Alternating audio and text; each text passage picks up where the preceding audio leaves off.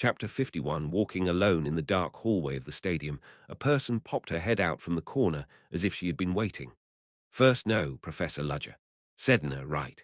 Sedna Rochen, who had brown, volumized hair. She brightened her face the moment she saw Ludger, as she had been waiting for him. After looking around for a while and checking if there were any other people, she opened her mouth when she thought it was okay to speak. Congratulations on winning the bet. Yes. More than that, are you all right? Maybe you've gotten too much attention from inside the academy because of this incident. The other members are worried as well. The part that Sedna was concerned about was that Ludger was hiding in Esren under a false identity. However, his recent moves had attracted too much attention in Esren. In that case, no matter what he did, their eyes would follow him, which would significantly interfere with him in a long-range plan. Ludger shook his head at her concern. It's okay. I prepared myself for when it became like this. You prepared yourself, Sedna. Do you know something about the principle of Esren? Sedna nodded immediately when the principal's name came out. Yes, her name is Alyssa Willow. She is a famous wizard who achieved the 6th rank of lecture class at a young age. She's now the principal of Esren. She's a woman whom you can never let your guard down to. Yes, she's currently suspecting me. Do you mean Professor Ludger? The principal is aware that our people are hiding in Esren. Maybe I'm now on the list of her suspects, even if I am a professor, that I need to get rid of her suspicions now. Because of that, it will be impossible for me to contact other members, but it can't be helped. You came here as a professor so you could be less suspicious, though it was something I had to do anyway. It's a profitable deal if I gain reliability from Esren through this incident, but we need a little more time to do that. As expected, it's like that.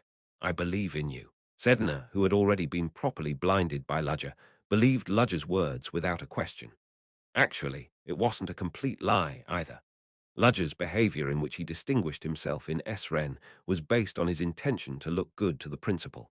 However, for Sedna, there were some concerns that Ludger might be receiving too much attention. In fact, when she secretly listened to other members, there were even talks that said Ludger was a first order, but that he didn't have anything to do to the point that it became weird. Yes, as expected, there's no way Professor Ludger was like that. She believed in Ludger, and she also wanted to believe him in the future. It was the first time there had been a person who listened to her so well. Having suspicions toward such a person itself felt like committing a crime that could not be washed away. Sedna, the same goes for you. Do your best as a student now, as you are now a student in Esren. Is that so? Yes. You are the only one among the other members who can make easy contact with because I am a professor, and you are a student. They won't doubt us just because we meet and have a conversation, but I can't thoughtlessly meet a student who has no actual business with me. Of course, you should make yourself prominent as a model student. The more you do that, the more suspicious eyes from others will subside. I see. Yes. In other words, it's a mission just for the two of us to adjust thoroughly to our own identities in our own position. Do you understand? A mission, just for the two of us. Sedna's eyes went blank when Ludger used the word us. Looking at her expression, Ludger thought that it was fortunate. If I've explained it to this extent, she'll understand quite well, right? He had been working hard because he was absorbed in his work as Esren's professor. However, Ludger had never ignored the existence of the Black Dawn Society, even for a moment. In their eyes, he was nominally an executive who held a title of First Order in the Black Dawn Society. The problem was that Ludger did not yet know what he had to do as an executive after he infiltrated Esren. All he learned from the interpretation of the cipher was for him to infiltrate Esren and gain their favor. And after that, had their original plan been decided, or was a new order going to be issued in the future according to the later situation? Ludger didn't know that, but he couldn't even ask Sedna. How could she know what kind of mission an executive had come for? In the end, I have to figure it out by myself. It was highly likely that he was directly ordered by Zero Order, or that another First Order was sharing the work with him together. The way to find out right away was that he had to find another First Order who had infiltrated Esren. However, in a situation where he couldn't find the other First Order, Ludger had to work as much as possible while clearing the suspicion of the Black Dawn Society. That was why he deliberately moved more eagerly as a professor. It's true that the principal suspects me, and it's true that I need time to clear her suspicions. Using that as an excuse, I can at least quell the growing discontent of the secret society. And it was also possible to extend the deadlines that were given under this pretext. In fact, even though he only explained it that way, Sedna seemed to be convinced immediately. No, can't she be a fair example because she's just extremely praising towards the First Order? But it was okay. If Sedna could go forward and explain it to the other members instead of him, it would be much easier for Ludger. In fact, Sedna was already full of such thoughts. As expected, Professor Ludger. We were worried that something might happen to him. It turns out that he had planned it all along. Sedna's social status had led to similar bullying within the organization.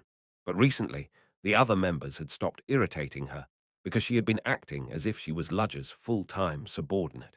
That made Sedna respect Ludger even more, thinking that it was also a blessing. He's even worried about someone like me and giving me that kind of advice. He's really awesome. As Ludger had said that, Sedna decided to obey the order even after she died.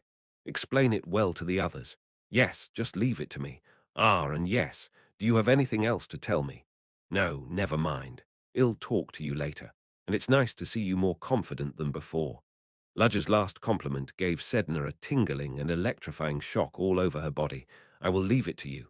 Yes, I will do it even if I have to die. Don't die. Yes, I will never die even if I have to die. Yes, whatever. Ludger left Sedna behind, who was becoming increasingly burdensome every time he saw her. Returning to my private accommodation, I entered the room and briefly summarized what I had to do. First of all, through this open duel, I have extensively developed the image of being on the principal's faction. I don't know how the principal herself will take it, but she has her own circumstances, so it will be hard for her to throw me out. For the moment, the principal's faction seemed to be more dominant, but the noble faction led by Hugo could not be looked down on either. No matter what anyone said, the biggest force among the students was Freuden's power, who had gathered the aristocratic students. The aristocratic professors, including Hugo, had joined hands with Freuden. The principal's power seemed strong, but if they properly opposed the principal's will, it would be difficult for the principal to decide anything recklessly. And thanks to the fact that I attracted the principal's attention, I got the justification that, even though I am an executive of the Black Dawn Society, I still can't move hastily.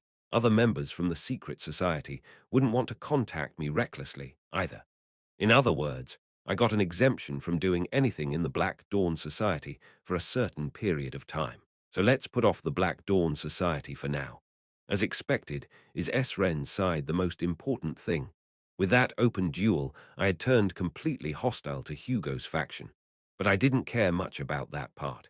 I was going to quit after 2 years anyway. Being obnoxious to the aristocratic teachers wouldn't cause me any major problems. They would mess with me a little unpleasantly, but it was only at a level of being cute compared to all the groups of people I had experienced in my whole life. Most of all, I saw some kind of possibility through that day's duel. Aiden, I've felt it before, but he's definitely a good guy. He has a moderate sense, a moderate good side, and he is a hard worker. It was just amazing that he had learned the moving magus in 3 days, although I had taught him a little intensively. Was it his talent, or was it more like a tenacious effort, considering that a wizard couldn't fully master moving magus just because they were good at using their head? He might have been born with the ability to use his body as well. His movement when he had cut the magic using anti-magic, it was definitely a performance that one could see from someone who had trained with a sword before. Considering that, Aiden was highly likely to stand out in a real battle. Indeed, that's understandable, considering who his teacher is. It could be inferred because I had met a wizard whom I assumed was Aiden's teacher. Well, I was actually quite certain about it.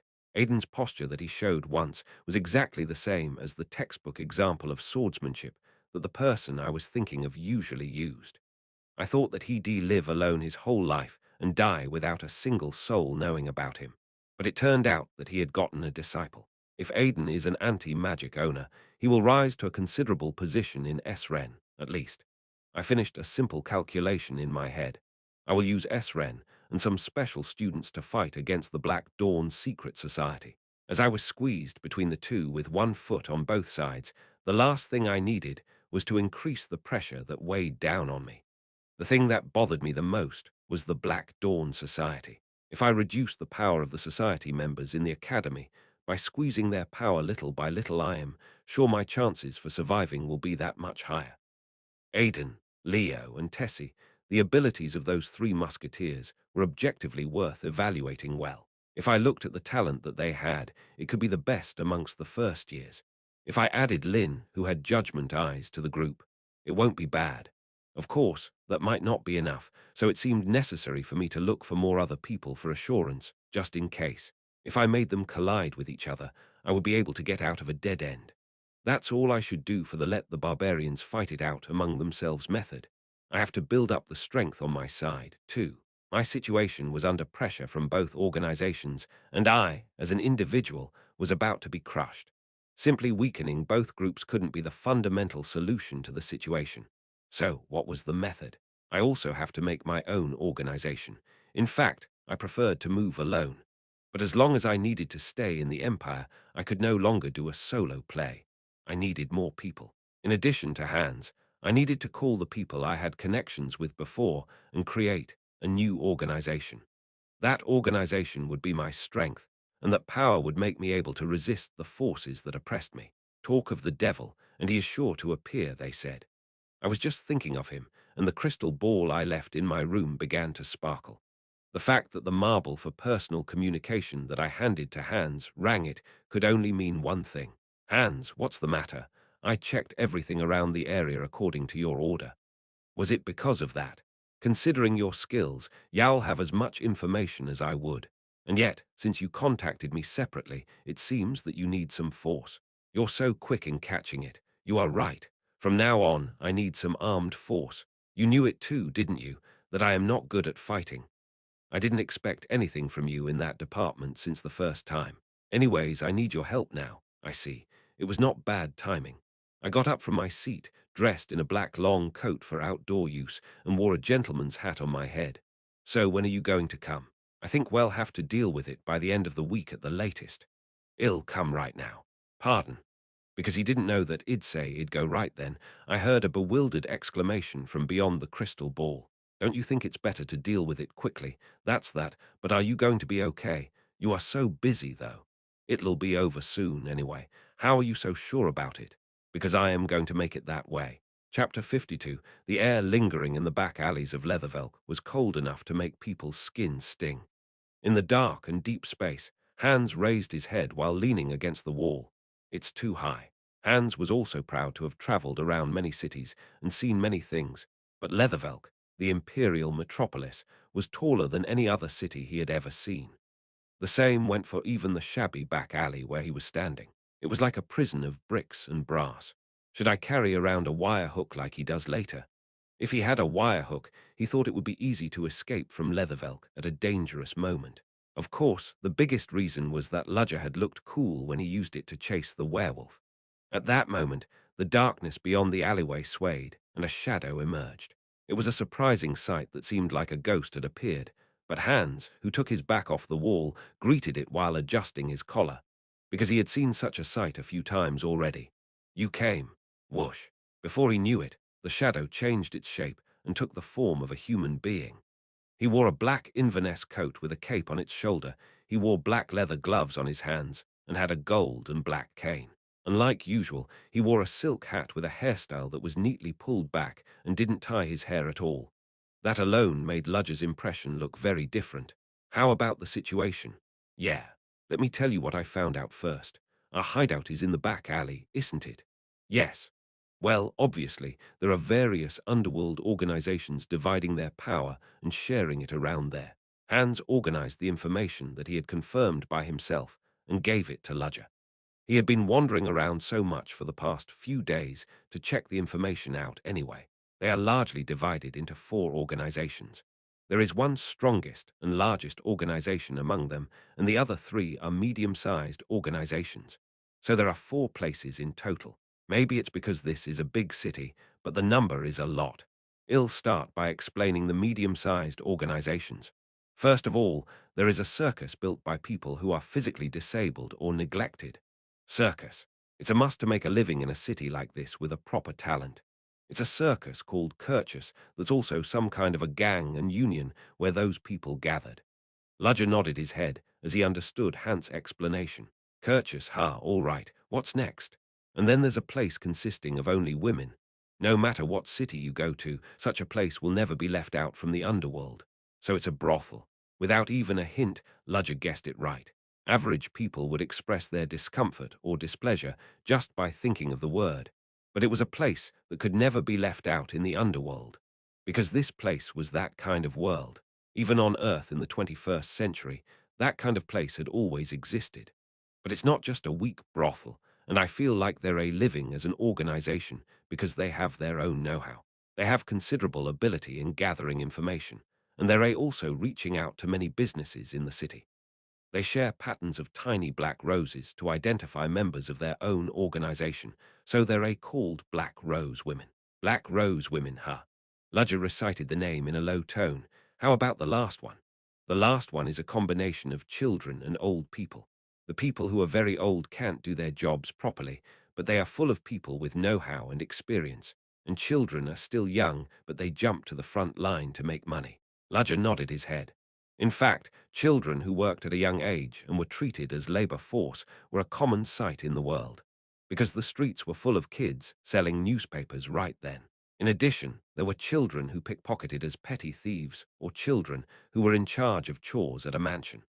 The worst of those child employment jobs would be those doing physical labor in factories or mines without getting proper rest. They call the place old kids, where old people and children gather. They are also focused on gathering information, making them, and the Black Rose Women, the two largest information gathering groups, because children can listen to a lot of things. To organize the information Hans gave Ludger, it was like this. Circus Group, Kirchhoff, the brothel, Black Rose Women, the labor union of old people and children, old kids. It was a total of 3 medium-sized organizations in the underworld. Now there's only one big guy left, huh? It's Crimson Society, a back alley gangster group. Crimson Society, huh? I think I've heard of that name. They're the ones who dominate the back alleys of Leathervelk. Kidnapping, intimidation, potion and drug distribution, the liquor industry, muscle work, and so on. There is almost no dirty work that they haven't done.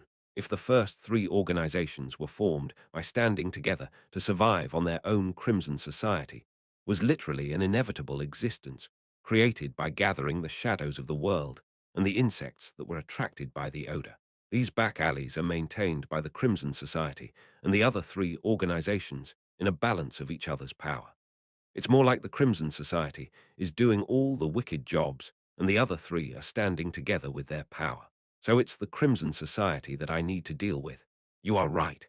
The other 3 organizations are the ones who don't even respond unless we're messing with them directly in the first place.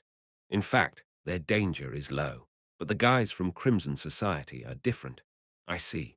It's because they're either going to overpower the small organizations under them, or they're going to destroy those organizations. Please be careful. They're so strong that it's hard to overpower them. Recently, they started to send some people to secretly watch our hideout. So first, just grab their tails one by one. Ludger shook his head and cut off Hans' words, who was speaking his own opinion. No, never mind. I don't have to grab their tail first. It's a waste of time. Pardon, hit their head, then the rest of them will bend down on their own. No, but how will you do that? Ludger smirked at Hans, who was bewildered. Of course, through taking the bull by the horns. He had purposely dressed up the way he was to do that. Hans was about to tell him not to say anything crazy, but eventually raised the white flag when he realized that Ludger was serious when he said so. Whatever Hans said, Ludger would do what he wanted anyway, and he would succeed because he'd always been like that. Indeed. That outfit too. Are you going to use that identity this time? You know that one, a self-proclaimed criminal consultant, an important figure who dominates the underworld. Yeah. Ludger replied while putting on a gold monocle that could only be worn on one eye from his pocket. His usual sharp and cold soldier-like appearance was erased at once. On the contrary, he appeared to be a man who seemed intelligent and calm, but seemed to have a somewhat venomous aura. That was one of Ludger's past identities that he would use. Are you really going to take the bull by the horns? Why are you like that? It's because the atmosphere within the Crimson Society is currently pretty chaotic. Unexpectedly, the members of the organization are all gathered together with keen edges to their blades. Chaotic, huh? I think I know why they're being like that. How do you know that? Hans was curious when Ludger replied that he already knew something that Hans had not found out yet. I think that's probably why the Crimson Society is in a mess right now, because of the death of millionaire Belfort Rickson. How come the death of Belfort Rickson? You've noticed, I see. Hans had become even more serious as his question had been answered, so there was some kind of connection between Belfort Rickson and the Crimson Society. Yes, Belfort Rickson was notorious for doing a lot of dirty work since even before this.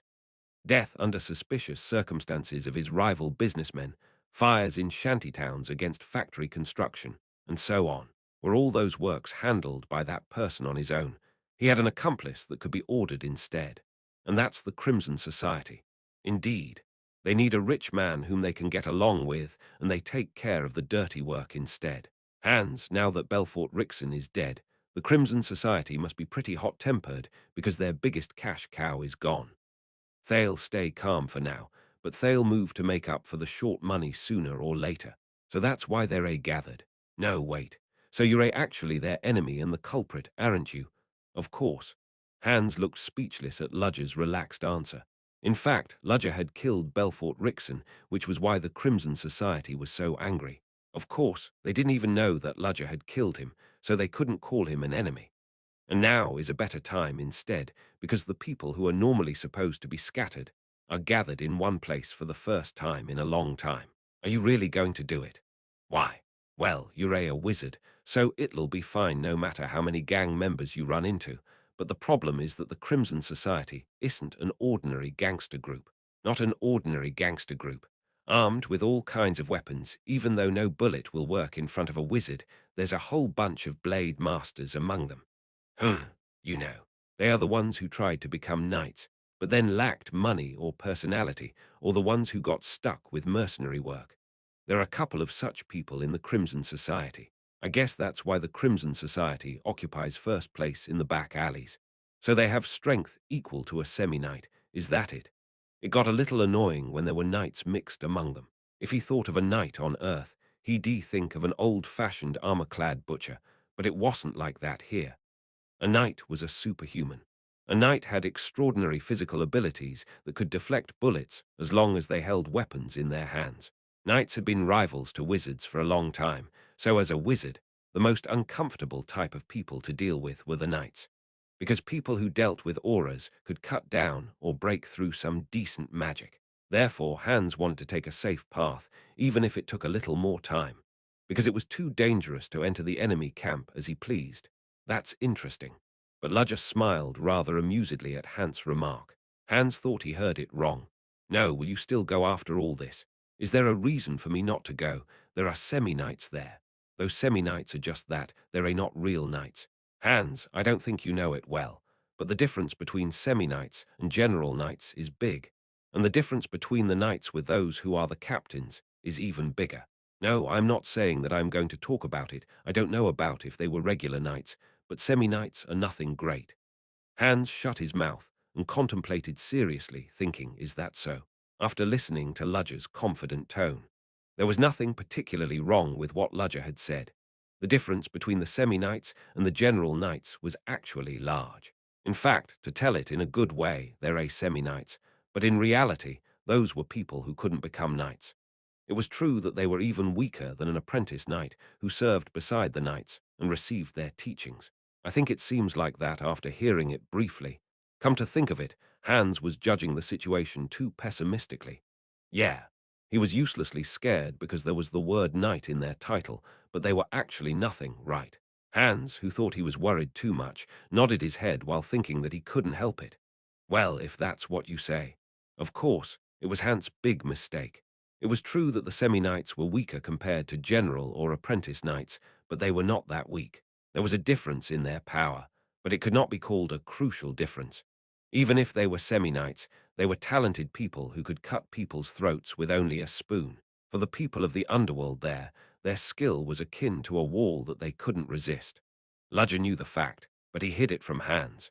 Even if Hans knew it anyway, he would still go into the Crimson Society's camp. It was just easier for Hans to follow him without knowing anything. Take this. Ludger threw something at Hans. Hans grabbed it and went to check what it was. I need your help a little bit. Are you sure? What Ludger threw at Hans was a wolf's fang. Chapter 53. Hans didn't bother to ask why Ludger had given him the wolf's fang. It was him who knew his physical type better than anyone else. Even so, if I go alone, the atmosphere won't be right. I need one big guy behind me to threaten them properly. I don't know if I get into a fight like this, I will escape right away. You don't have to worry about that. Hans sighed. He held the wolf's fang in his hand and stabbed it into the palm of his hand until it was bleeding. Whoosh.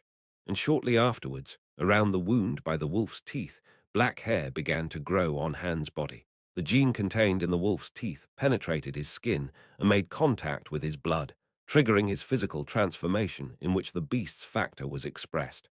Crack! With the sounds of bone twisting, Hans turned almost 1.5 times bigger than usual. In time, Hans was replaced by a black-haired werewolf wearing clothes that were almost about to burst. Hans carefully took off his top and placed it nearby as his clothes were stuffy. Is this enough? Not bad. Well, if I can do as I want, it'd say you don't need pants either, but please be careful about that. Yes, I should understand that part. If his transformation went away afterwards and he took off his pants as well, there would be nothing more horrible than that. Hans breathed a sigh of relief. That's a relief. Your size is not bad either. I am sure that your shape will change depending on which animal's teeth you use. Well, that's something that I've had to learn after an awful lot of experience, even though I didn't want to know about it. That's a shame. I wanted to keep the teeth of a bear or a tiger if I could get them. Hans didn't have to be bitten directly by the beast. His physical type was triggered only when the animal's factor touched the inside of his body. In other words, it meant that his conditions for transformation were met just by puncturing his skin with an animal's teeth. But I think this wolf's fang is especially amazing. Am I right? Hans looked around at his own figure and said so. Hans, who had turned into various shapes unwantedly, felt special how he was at that moment. His body was full of strength, and his muscles were 1.5 times thicker than usual. Hans was sure it wasn't just a common wolf's fang. Yeah, it's a fang of a black fang that exists in the North Continent. Who? Do you mean the especially ferocious beasts that are dangerous to kill? No wonder I became more powerful than usual.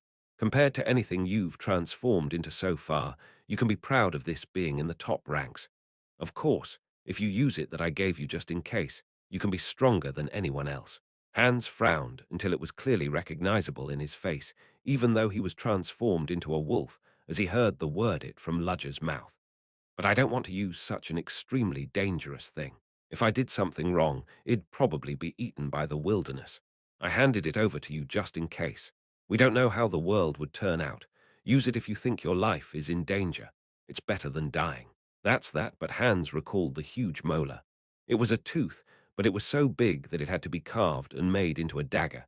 It was a special gift from Ludger for Hans.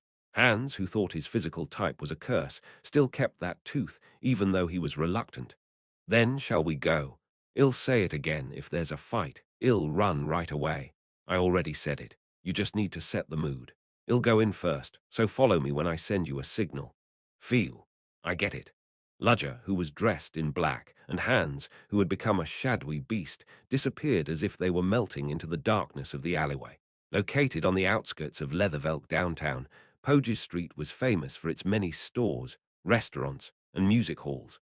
There was also a workshop to make a power device made of mechanical springs, which was an active place for children as well as adults. In the depths of Poges Street, in the boundary between the bright outside part of the city and the back alleys, damn it, there was a man with red hair who blew a bottle of alcohol and drank it. Compared to others who had muscular builds, his build was nothing remarkable, but his face was pretty much so. Having long sideburns, he had a large scar across one of his eyes, so his ferocity was extraordinary. When he became annoyed, his subordinates around him walked on eggshells. At that time, the subordinate who played the role of an advisor took courage and stepped up. Big brother, are you all right? Do I look all right to you right now? It's hard to say yes, honestly. The man was the Crimson Snake, Daughtry, the leader of the Crimson Society. It was an obvious thing for him to get angry right then. It was because Belfort Rickson, the biggest cash cow and supporter in the Crimson Society, had died all of a sudden. From Daughtry's point of view, who was the closest to Belfort and raised the Crimson Society with Belfort's power on his back. One of the big pillars that supported him had collapsed.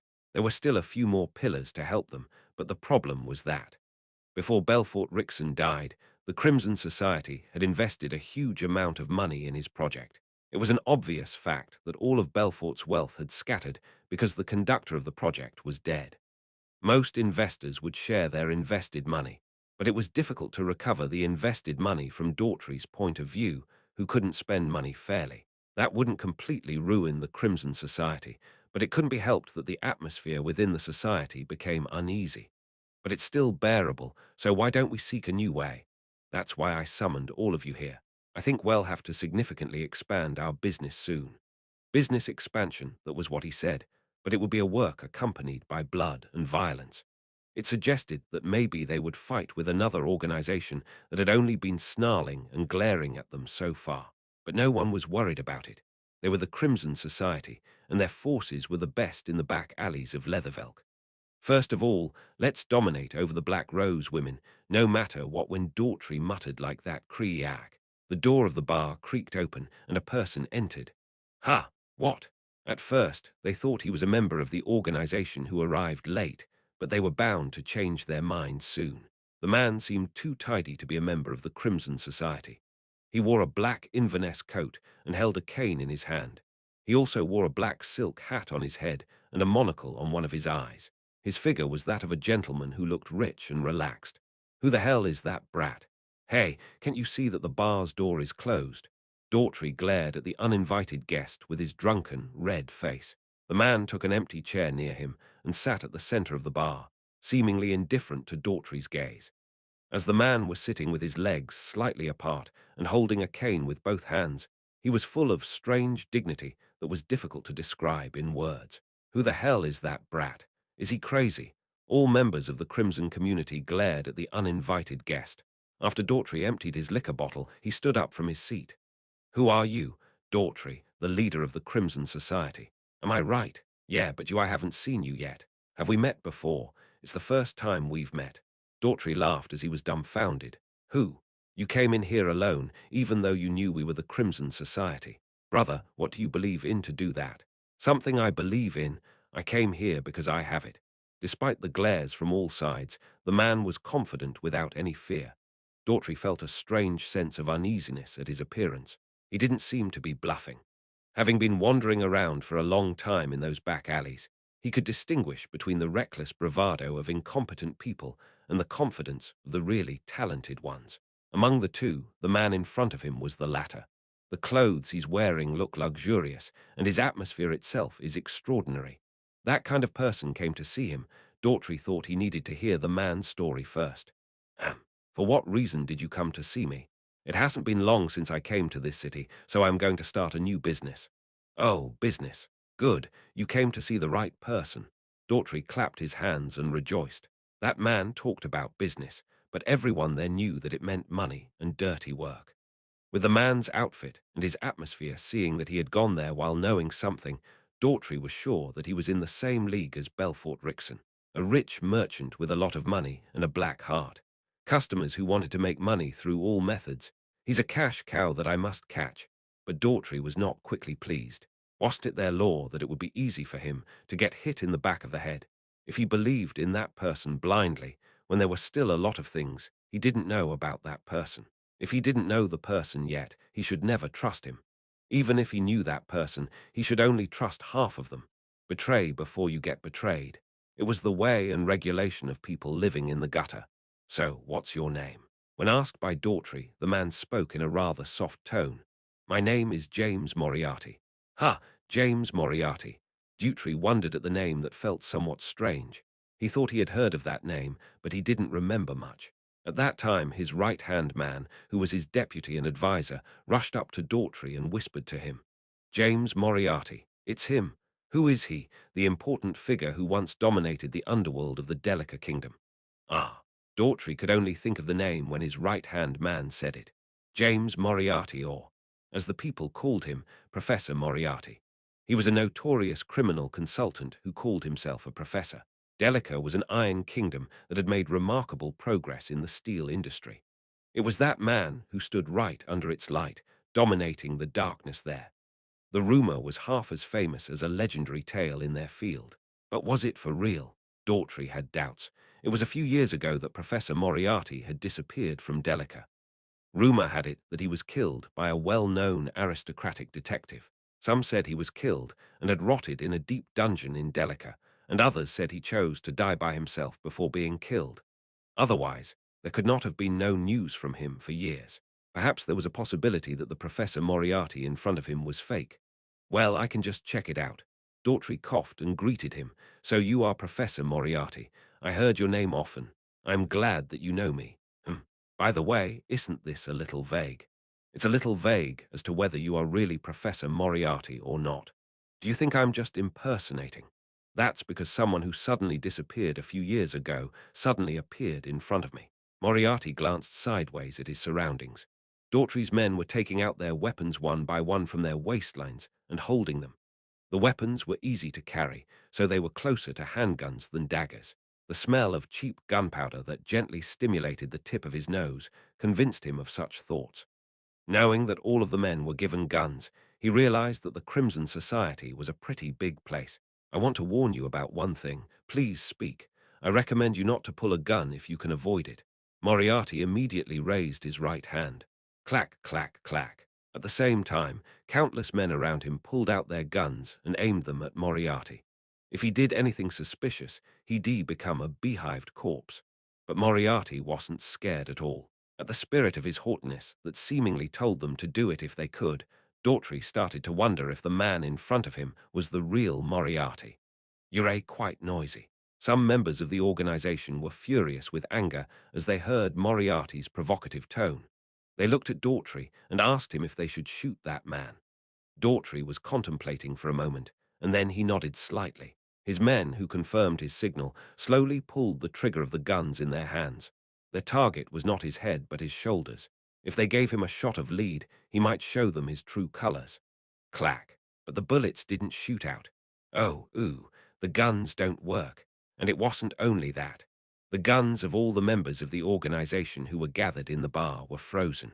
That's why I warned you. Moriarty laughed quietly at their confusion, not to pull the guns. Why, wizard? Daughtry knew why all the guns were suddenly frozen. It was clearly the silence of fire magic that the wizards used. That meant that the man in front of him was certainly a wizard, if nothing else. At that moment, Moriarty whistled. When the sound of his whistle rang within the bar and spread out beyond soon, the door of the bar was smashed, and a giant entered. Ugh, WH. What the hell is that? The giant was a huge wolf who was walking on 2 feet. It had a huge size with black fur all over its body and a body height of more than 2.5 meters and sharp claws that grew on both of its arms. Everyone knew about the werewolves crisis that had made Leathervelt chaotic not long before. Slowly entering the bar, the werewolf stopped and stood behind Moriarty, as if protecting him. Daughtry immediately changed his attitude at such an appearance. Oh my, so you are real. I didn't recognize the noble. Did I give enough proof? Ha ha, more than enough. Then we can finally have a genuine conversation. Yes. What kind of business do you want? What do we need to do? I have a message to tell you first. A message to tell us. Daughtry opened his eyes wide while asking the meaning of Moriarty's words. You know, I don't really like this kind of dirty and disgusting stuff. What? It means that the Crimson Society will disappear from this place as of today.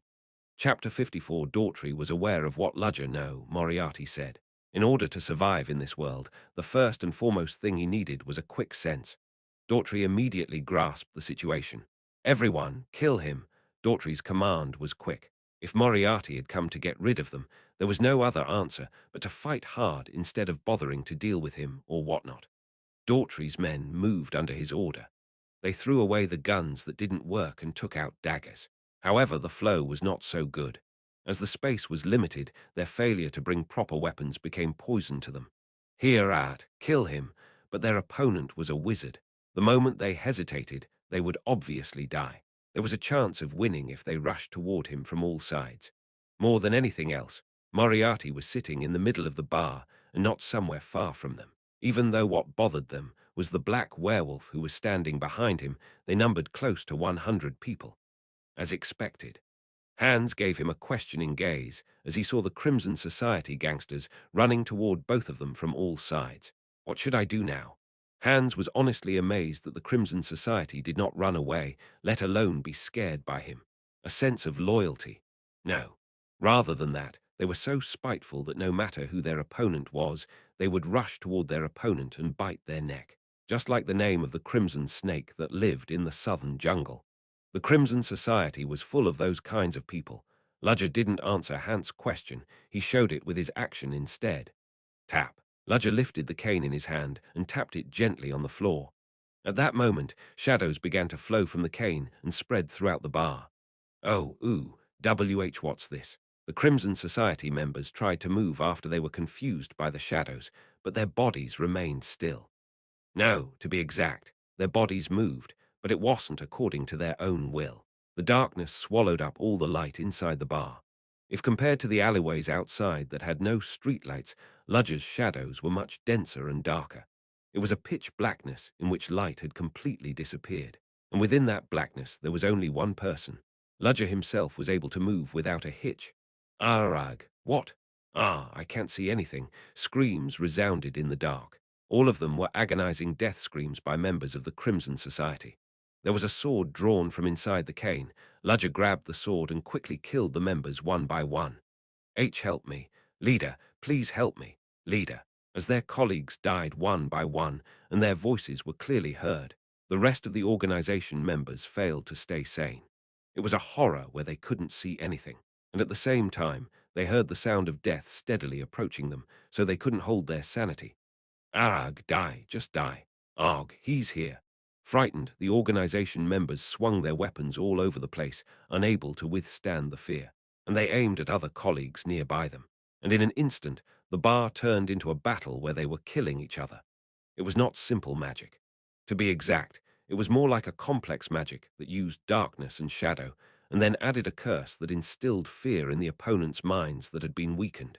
Based on the spellcasting elemental properties used, it was the third-tier darkness spell, the Dream of a Fool.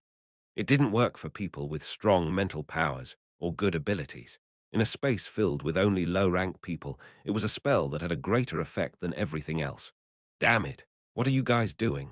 Hurry and stop him. Daughtry clenched his teeth and shouted. He could not see in front of himself, but his will was not shaken by that kind of darkness, because he had something to believe in.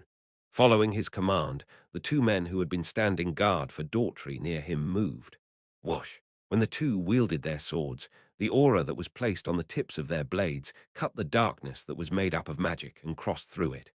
Soon, the magic was cancelled, and the surrounding light returned, plainly showing the appearance of the bar.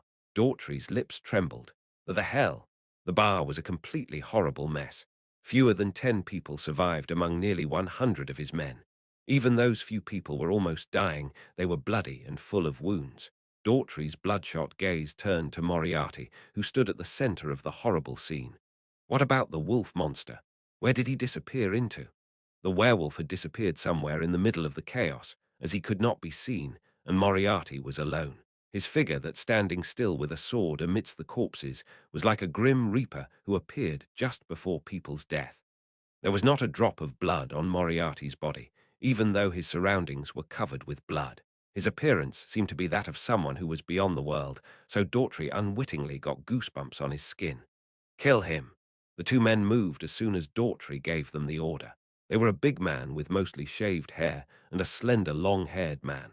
The two went to either side and rushed toward Moriarty at terrifying speeds. Their speed was extremely fast. Average people would have allowed both men to approach them at the moment. They said "oh" and immediately lost their heads. Semi-knight, those who could not become knights, but had far more physical abilities than ordinary people. They are not something to look down on. Not only did they split his magic just then, but they were also the ones who knew how to deal with auras. Their level was almost equivalent to regular knights, even though they hadn't managed to enter the knight's order. They were stronger than apprentice knights. I don't think I'm going to lose, though. Ludger slightly stepped back and spilled a bottle of pills under his feet. Whoosh. Immediately afterward, the bottle of pills exploded and purple smoke spread widely around. Poison. The long-haired semi-knight stepped back and protected Daughtry. No matter what anyone said, the battle was over when the leader died. The big man tried to resist the poison by surrounding his body with an aura. At that moment, flying daggers flew while piercing through the smoke. Clang, clang, clang. The big man calmly swung his sword to strike all the flying daggers. It was a sudden attack, but he struck them all away with transcendent reflexes. But there was something he overlooked. The fact that there were poison bottles mixed between the flying daggers. Bam! The poison from the exploded reagent bottle spilled all over his arm. Arog, wee. However, no matter how much aura he emitted, the poison that came into direct contact with his skin could not be easily cured. What Ludger threw was more like a chemical that dissolved everything rather than a poison that reacted in one's body. Unless he protected his body with an aura shield, he couldn't prevent it. Darn it. In an instant, the big man, who couldn't use one of his arms, swung his blade with his remaining arm toward the purple smoke with a murderous gaze. Whoosh! A large wind blew from his sword and the smoke was torn away. The big man, who was about to chase Ludger immediately, was confused when he could not see Ludger. Where is he? Be careful, below you. At that moment, his colleague, who was watching from behind, warned the big man, but it was already too late. Whoosh! Ludger's sword, which popped out of the shadow below, pierced the big man's chin and emerged from the top of his head. Just because I am a wizard doesn't mean I don't fight in close combat. Ludger said so and pulled the sword from the big man's corpse. The large corpse tilted and fell sideways. The reason for his defeat was that he had thought that because his opponent was a wizard, the opponent would distance himself and prepare for the next magic. Therefore, Ludger was able to win immediately by exploiting the opponent's preconception. The long-haired guy, who had no choice but to watch his colleague's death, clenched his teeth. You brat. What the hell are you? I told you before, I am Professor James Moriarty. There is no way that rumors about a wizard who fights like that didn't spread in the first place. It's strange that I haven't heard from Moriarty in years as well. Are you hiding your real identity? Do I have any obligation to answer that? You are someone who is about to die, though. Ludger sneered at the long-haired man and showed a mocking laugh over his shoulder and toward Daughtry. Daughtry's face turned pale. Kill him. Kill that brat. Do as I pay you. One of the two men who held the greatest power in the Crimson Society had been killed. The only person Daughtry could trust now was the long-haired man who protected him. The long-haired man clicked his tongue and read the atmosphere. Seeing Ludger's moves in killing the other semi-knight, he seemed very experienced in combat. From his psychological warfare that caught the opponent off guard to his moves that did not even hesitate to engage in close combat as a wizard, he couldn't underestimate Ludger even the slightest bit. You won't attack me? Will you let me live if I step back? You, Daughtry shouted with a pale face as he heard the long-haired man's words. Are you going to betray me now? Whether it's betrayal or whatever, look at our current situation. The guy who's as talented as I am died without having any chance. You want me to fight a monster like that? I gave you the money. That money is not more valuable than my life. Teetwise. No, I will give you thrice of the money, including the portion that was meant for your dead colleague. So kill him. When Daughtry said that it was going to be 3 times the amount of money he usually received, the long-haired man's ears perked up as he was tempted. Thrice. Then it was worth the challenge, because he was also usually getting a lot of money. Is it possible? Ludger's presence was quite intimidating at first, but he had already seen the method he used to fight. Originally, fighting was about understanding the other person's method and reading their technique. If he couldn't suppress Ludger with his strength, then the top priority was to get his guard down no matter what and pierce through an opening. Actually, Ludger also fought like that. If he was careful about that, then somehow at that moment, Ludger pulled a gun from his waist and shot toward them. Bang! Bang! Ooog! He deflected the 2 bullets fired at them with his sword, but the sense that he felt in his hands was somewhat strange. They weren't bullets. Rather, they were more like something with mana bullets. Crazy. He even uses this kind of thing. It was simply not the moves that the wizards he knew would show.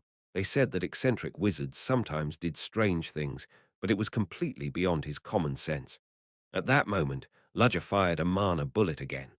The long-haired man, who was deflecting the mana bullet with his sword, thought that he should not distance himself like that, so he rushed to Ludger. Ludger stepped back again. The long-haired guy, who was a semi-knight, was running much faster, but reagent bottles were rolling where Ludger stepped back. Do you think he'll react the same to what I saw just then? He had already seen Ludger's way of fighting and had noticed his moves. That was a bottle that spread poison fog. The long-haired guy swung his sword before the smoke was invoked. He had planned to cut the smoke down before it was invoked, but his face soon distorted. The sword. When he cut the bottles down, the sticky liquid that popped out from them locked his sword to the floor. He tried to pull the sword off by surrounding the sword with his aura, but there was a gap of a couple of seconds. Ludger aimed his gun at the long-haired man's forehead. If I can't block it, I should avoid it. With his reflexes, he could avoid flying bullets just by watching the other person pull the trigger. Therefore, he, who was concentrating on Ludger's figure, had no choice but to look down due to the sudden, hot pain that he felt in his abdomen. Oh, there was something like a black spear piercing through his stomach. He turned his head and looked back, and the spear that was popping out from his shadow penetrated his abdomen from his back. How? The magic that wizards used wasn't it usually invoked from the spellcaster? Ludger had used magic and rotated it away to aim for his back. It wasn't like that. If it was, he would have recognized it because he hadn't taken his eyes off Ludger. Then there was only one possibility. The magic was literally aimed at him after being invoked from a different direction. The magic was coming from a completely different place. I have never heard of thigh bang. Ludger's magic bullet pierced his forehead.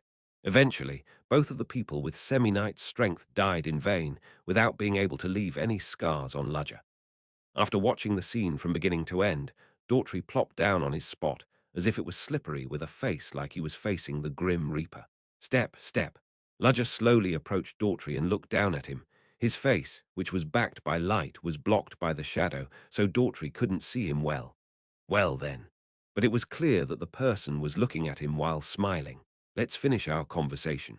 Chapter 55. Hans, who had run away under cover of darkness, crouched still outside the door of the bar and waited for the fight inside to end. There was no reason for him to step up in fighting the Crimson Society with Ludger. Even though he looked like a werewolf, he didn't know how to fight. The sight of a ferocious werewolf with black fur and a height of over 2 million sitting still was a strange sight that could only be seen in a dream. Oh, Hans, who was listening to the situation inside with his ears pricked up, eventually got up from his spot. So it's over. The sound of blows being exchanged from the fight inside stopped as silence subsided. The last thing he heard was the pained scream of the Crimson Snake, Daughtry, the leader of the Crimson Society. Maybe he was being tortured for Ludger to get the information he needed, or something like that. When even that sound stopped, it meant it was all over. As expected, when he entered the bar, he smelled the thick smell of blood. Ah! Hans, who had become more sensitive to smell as he had the shape of a wolf, clicked his tongue and moved carefully so as not to step on the corpses. Ludger sat on the front bar, sipping liquor quietly from a transparent glass. Is everything over? Yeah, Ludger replied without looking back. How about both of the semi-knights? Under my feet. Hans was surrounded by corpses. Hans decided not to ask exactly what had happened. Arg. I'm going crazy because I am sensitive to the smell while I'm maintaining myself in this form. Hans immediately inserted the drug ampule given by Ludger into his forearm. Shoot.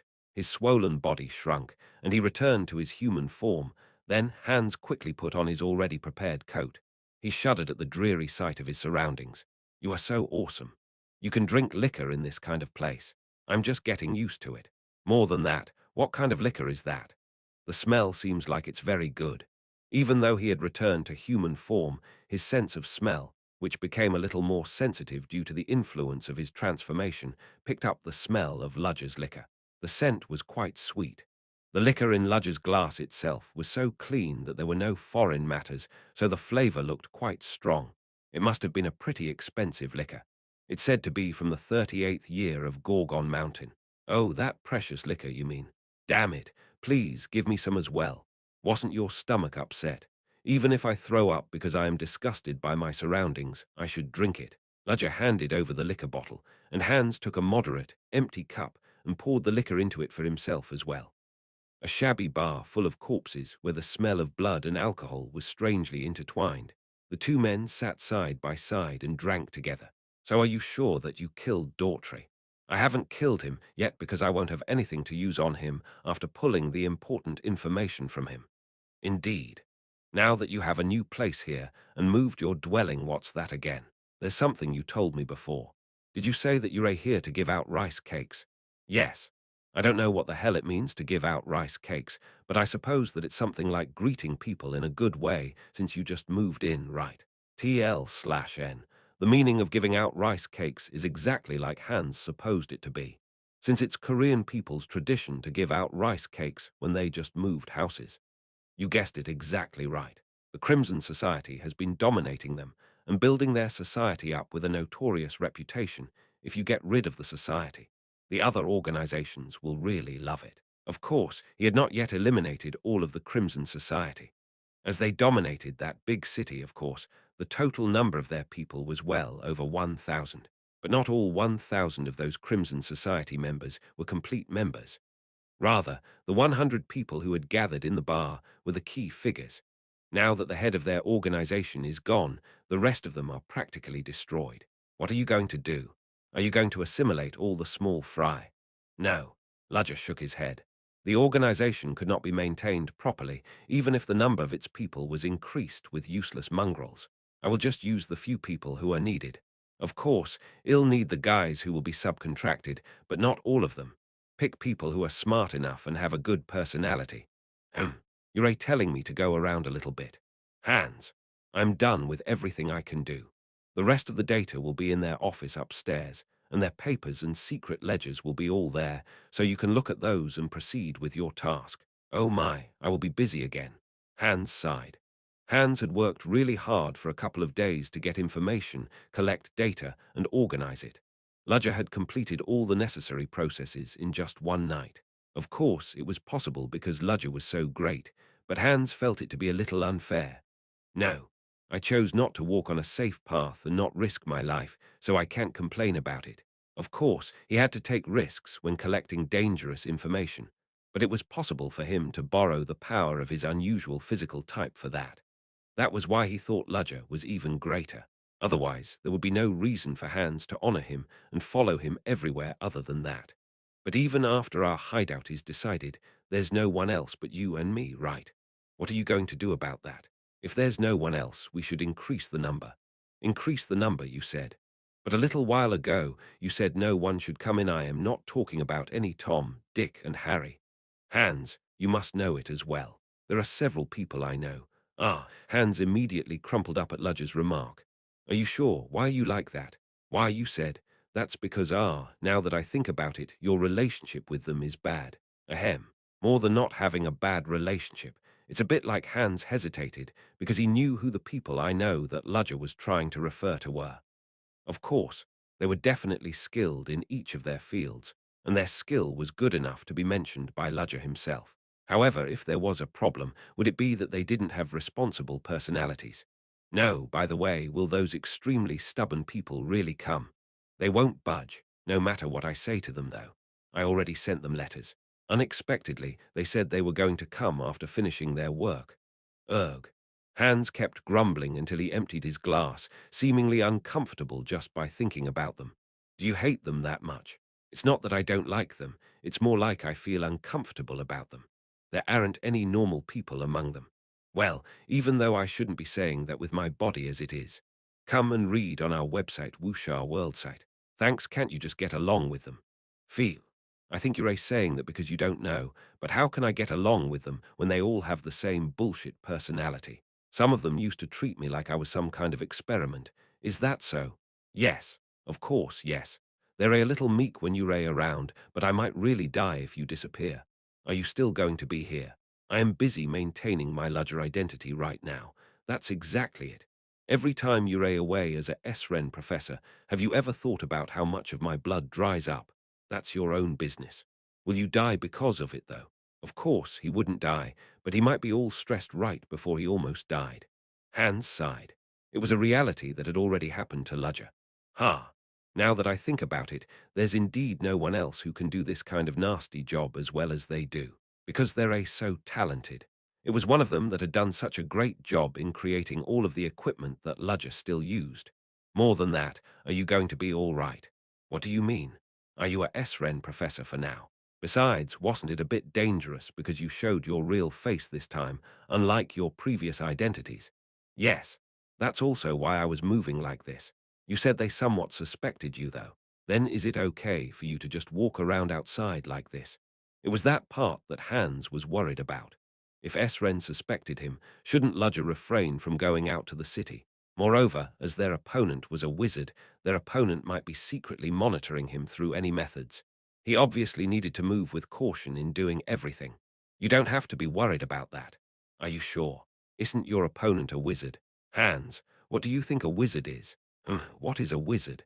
If they use magic, then they're a wizard. But if I have to answer that question, a very rational and cool-headed seeker, something like that, you are close. Just as you said, wizards are quite rational. No, I think they need to be rational. They won't tolerate the slightest of mistakes. It was essential to have a calm mind for a wizard to cast their magic. Of course, wizards could not be free from all mistakes, because they were human beings. However, it was the basic tenet of a wizard to do their best to reduce mistakes in whatever they could, especially because the higher the wizard's rank, the more they should be careful of mistakes. The principal is a 6th rank wizard. Moreover, she's smart as well. I understand your concern because she is suspicious of me. But are you okay, even after that? Let's say the principal is suspicious of me and keeps her eyes on me.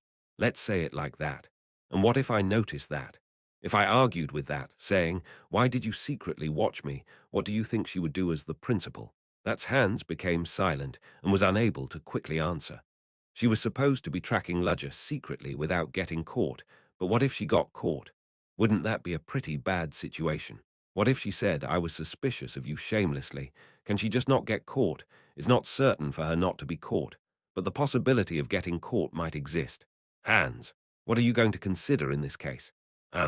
I'm sure it's the latter. If she's really not sure that she won't get caught, then she shouldn't mess up with you. Her opponent is a Esren's professor, and his real skills are not well known. If she tails such a target recklessly and gets caught, she'll be in a lot of trouble, no matter if she's the principal or not. So it's better to just not tail you rather than having to suffer loss by doing it. Wizards are like that. Besides, I've shown good performance as a professor so far. If she makes a mistake here and disappoints me, she will be quite embarrassed as the principal. A principal that couldn't trust the professor and told him that fact alone would put the principal in a bad position. Of course, considering the personality of the principal, she would prepare as much safety as possible. But she was already defeated the moment she even considered that as a possibility. The principal's position, even the principal can't do anything she wants at the moment. There are opposing factions, and not all professors follow her. She has to be more careful the more those kinds of factions exist, because her position is just like that. Aha, I see. So you don't mind moving around freely like this by using that chance. Of course, he'll get caught if I act too explicitly because the tail that's long is bound to be stepped on. That's why Ludger managed his image as a professor and made sure he strengthened his internal stability.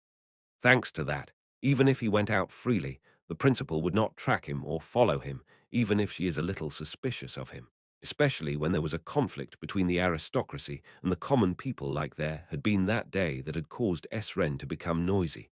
I understand, so I don't have to worry about it right now. Of course. So if we all get together and form an organization, have you decided what to name it? Name. Aren't you and I going to move and live in Leathervelk? Then we should definitely name the organization. Well, even if we're going to get rid of our organization's rank and stuff, would the atmosphere be alive without a name? You make a good point. Dribble. After pouring all the liquor into the empty glass, the bottle was empty before he knew it. He was disappointed because it was a luxurious drink and it tasted good. The liquor was still full just then. How many people in total will be gathering? Including you and me, it's about 6 or 7. Small, of course. The number is ridiculously insufficient to form an organization, but more people will come in. Maybe if we add a few more people, 10 people won't be bad. 10 people, it's adequate. So have you decided on the name? Name. Name. Ludger suddenly remembered a famous original novel and poem that had the same name that he had seen in his previous life. He had read it a long time ago, but it was such a famous novel that he still remembered it clearly. There was a character in the novel, a person who suppressed people's sinful acts and judged those who could not be dealt with by law. Someone who eventually got rid of himself. The organization's name is unknown. What's this? Did you just change the meaning of the word unknown with a pun? Yeah, I like the accent. Thus, the new organization that Ludger would create was named. One more glass. Yes, clink. In celebration of the birth of the new organization, Ludger and Hans shared a toast, lightly bumping their last remaining glass. Inside that alley it was a night in a bloody bar. Chapter 56, the day after the open duel Arag. I'm tired. Aidan staggered along the corridor. His footsteps seemed almost like a zombie's. Even then, as soon as the class was over, some students approached him and talked to him or pretended to be close to him. The excessive interest of other students was too burdensome for Aidan, and it was to the point that it rather made him have a sour stomach. Uag, why did it become like this? That's because you did your best in front of everyone. Are you stupid?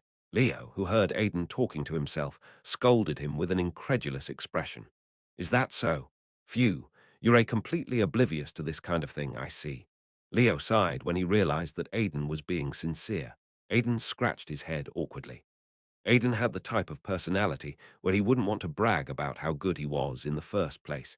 He was the person who had entered Esren purely because he liked magic rather than having a determination to succeed as a wizard. There weren't many people like that in Esren. It was not enough for you to win the magic duel against an aristocrat in the first place. You even used a strange spell to remove the opponent's magic. So of course, it'd be weird if you didn't get any attention. Is that so? Aidan, what on earth was the spell you used back then? Tessie, who was walking a step closer than usual next to Aidan, couldn't resist her curiosity. Her eyes showed a strong will to find out the spell Aidan had used. Aidan hesitated to reply as he saw her burdensome gaze. Oh, it's just something I learned when I was young. It's nothing much. Nothing much, you said. Hey, if that's nothing much, then what are we? Right, a spell that removed the other's spell. I've never heard of such a thing. Don't beat around the bush and answer us quickly. Hmm. Aidan hesitated to answer. That was because his teacher strictly warned him not to reveal the spell recklessly. That was why he had desperately avoided answering the persistent questions of other students. Although he had been told by his teacher that he didn't mind him telling those he could really trust, is it really okay? Aidan contemplated for a moment. Tessie and Leo, both of them were precious friends he had made there in Esren. He didn't think that there would be a mix of political calculations in their relationship because they had been close even before he used anti-magic. Suddenly, he remembered what his teacher had said. You'll always have to make choices throughout your life. In that case, follow your heart. Follow his heart. The teacher himself spoke about it lightly, but Aidan had never forgotten that lesson. Aidan made his decision. All right, I'll tell you. Oh, really? Tessie was rather surprised when Aidan answered their questions seriously. In fact, she was indeed pushing him too hard when she asked him, but she didn't expect much from Aidan, as she saw him keep his mouth shut to the persistent questions of the other students even after the class was over. She thought Aidan might have his own circumstances that wouldn't let him tell it to the others, so she was just going to poke him about the matter. That was why she didn't expect him to give her that kind of answer. Let's move to a quiet place for now. The three then headed to Rose Park, a place that students did not visit often. Rose Park was filled with a gentle scent under the dazzling sun. Aidan was contemplating what to say as he was sitting on a secluded bench in a park full of colorful, beautiful, full-bloom roses. How to start telling you about the spell then? When he thought that it was good to talk from the beginning, he opened his mouth. What I used is anti-magic. It's a spell to get rid of another spell. I understand that since I already saw it, so it's called anti-magic, huh? There was an opposite reaction between Leo and Tessie. Aidan smiled awkwardly and continued. And it was my teacher, a wandering wizard, who taught me this spell, but he said that I am currently the only one who can actually use anti-magic. What? Why?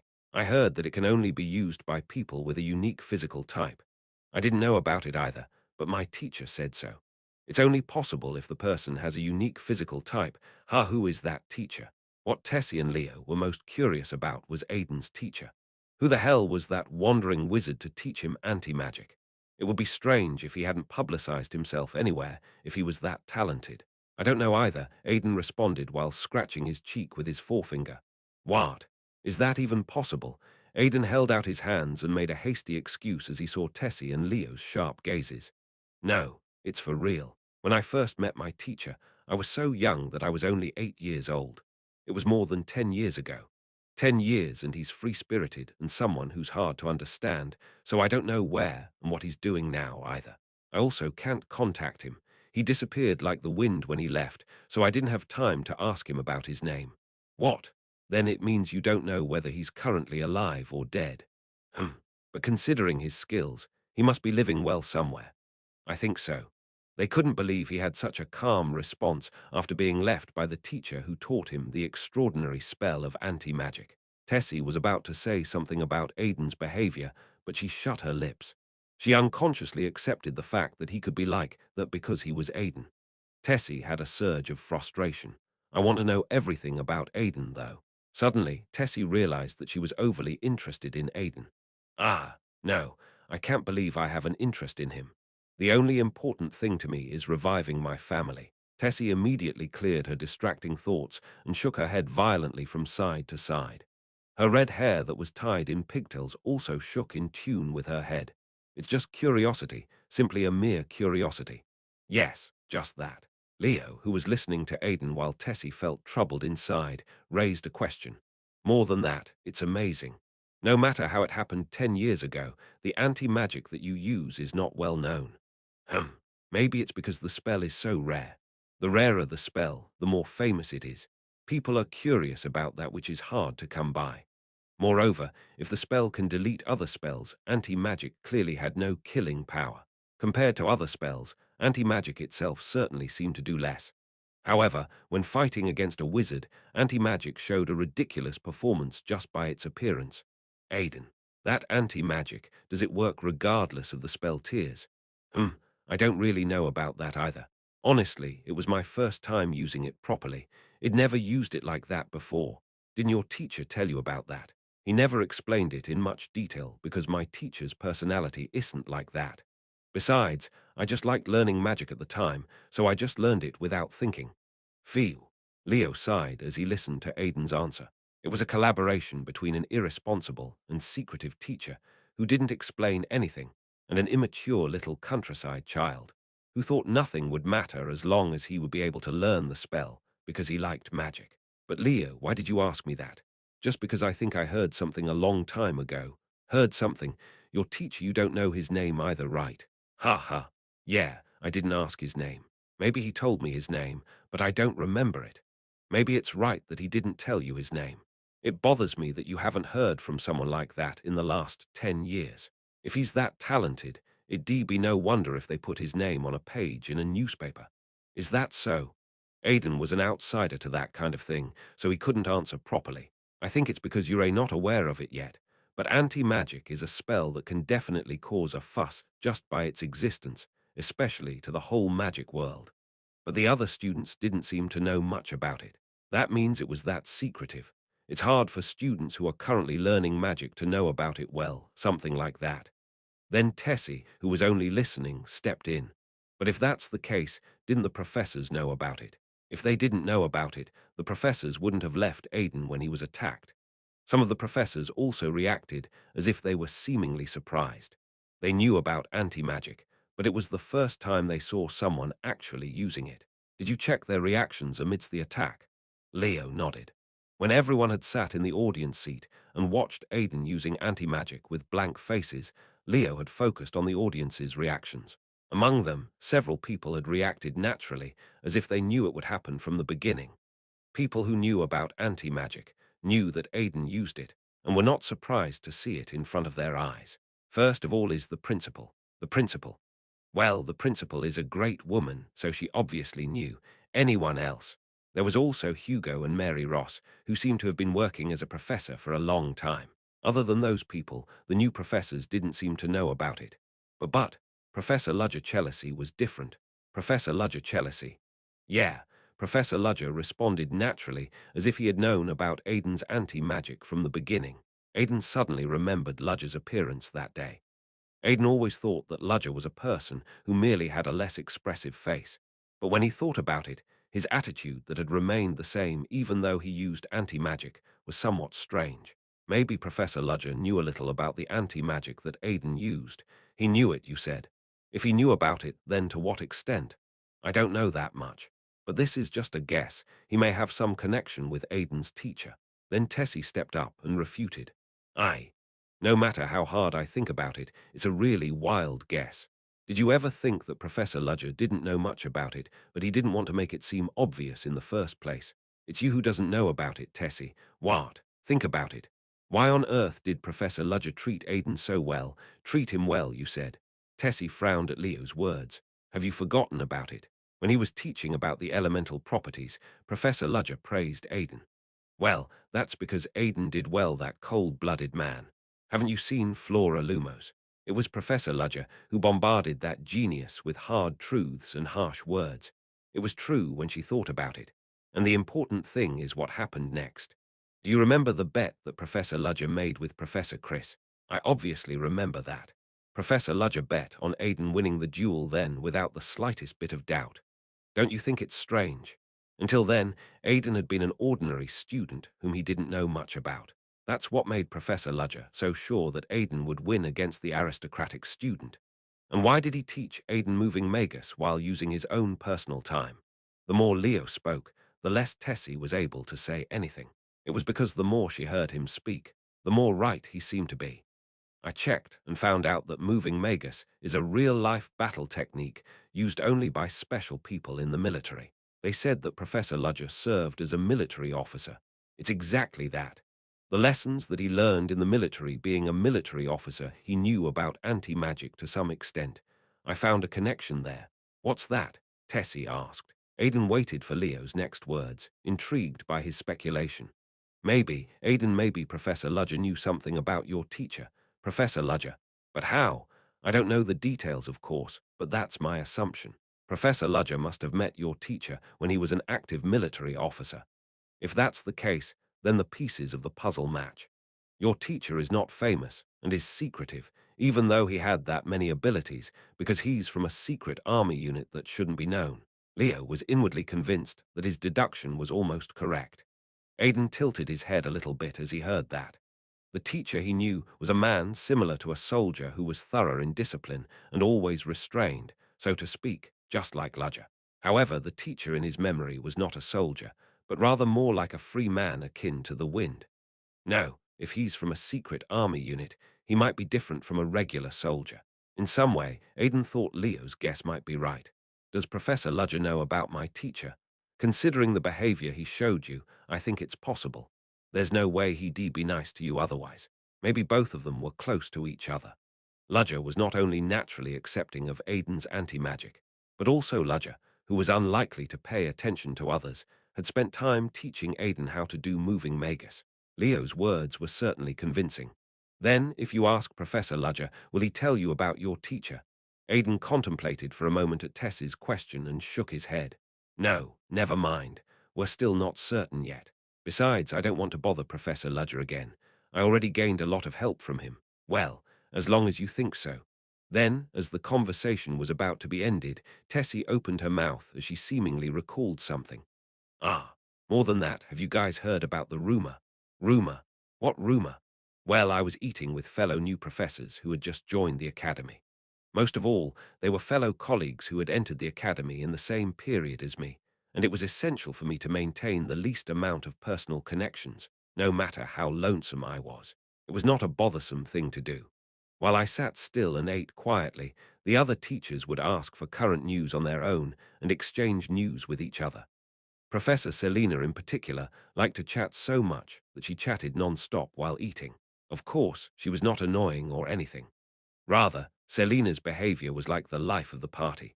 Still, I didn't pay much attention to the information that they were talking about because 10% of the information was of no importance. Among the 10 topics, only one topic piqued my interest. Ah, right, Professor Ludger didn't do that. However, the news was different from usual and was somewhat of an eye-opener for me. What do you mean by that? I looked back at Professor Selina and asked. You've been working alone all this time, collecting data, organizing textbooks, and even checking assignments, right? Right. Well, wasn't that the role and the job of a professor? As soon as I thought so, Professor Selina asked me innocently, why don't you have an assistant? There was something like that. Chapter 57, when Professor Selina asked me that, I quietly put down my dish on the table and spoke. I haven't felt the need to do so yet. It was a lie. Actually, I didn't even know there was a professor assistant role. Come to think of it, I don't think I've ever seen other professors go around alone. Most professors had people around them. At that time, I didn't know they were professor assistants, and I had thought they were just students who followed the professor to ask personal questions, or an employee whom they ordered to do chores. So they were professor assistants, huh? Then did everyone except me pick their own assistants and order them around, and only I didn't know that? Professor Selina was quite surprised by my answer. What? Then, so far, you have organized the assignments, student attendance, and materials for class preparation. I did it all by myself. Don't you feel tired? Had I felt tired due to it? Oh, it was certainly a little bothersome to guide nearly 80 students one by one, organize their data, and prepare the class contents by myself. The most difficult thing in particular in that matter was checking the homework submitted by the students one by one. But I shook my head because I didn't feel tired. It's not that tiring. I see. How many students did you have in your classroom? 80 people. It reached the maximum quota. The words caused breathtaking sounds from other professors who were eating together with me. So you alone have been in charge of 80 students since the semester started. Isn't it usually like that? It's not usually like that. Is that so? Yes, I see. Since I didn't look at the other professors deeply, they should have known that I did something wrong. Then did you pick an assistant as well, Professor Selina? Yes, but I didn't need a lot of helping hands, so I only picked 3 people. She said she didn't really need it, but she picked 3 assistants. Well, did the other people take 10 assistants with them? I skimmed my eyes around and suddenly found a professor passing by outside the restaurant. He was Chris Benimore, a professor who looked temperamental and hysterical. Since his defeat in the last bet, there had been 8 restless students behind Chris Benimore who had always been in a bad mood. There were a lot. I think you should take this opportunity to pick 1 assistant, too. Moreover, you said that there are 80 students who take your lectures, right? Then you'll need more than 5 assistants. I think so, too. Professor Merrilder also intervened in the conversation. It may be okay now, but you'll be exhausted after a while. Do I need it right away? You don't have to pick all of your assistants at once, but you can just increase the number little by little. I see. As they suggested that I pick assistants so much, I was also intrigued by it. In addition, looking at the reactions around me, it seemed that if I didn't have any assistants, I might attract the attention of others too much. First of all, it seemed necessary for me to select the right person in the near future. I understand. Then I'll try to pick an assistant as soon as possible. Since you are popular, if you post an official paper, there will be a lot of students who apply to do it. Thank you for the compliment, even if it's just a flattery.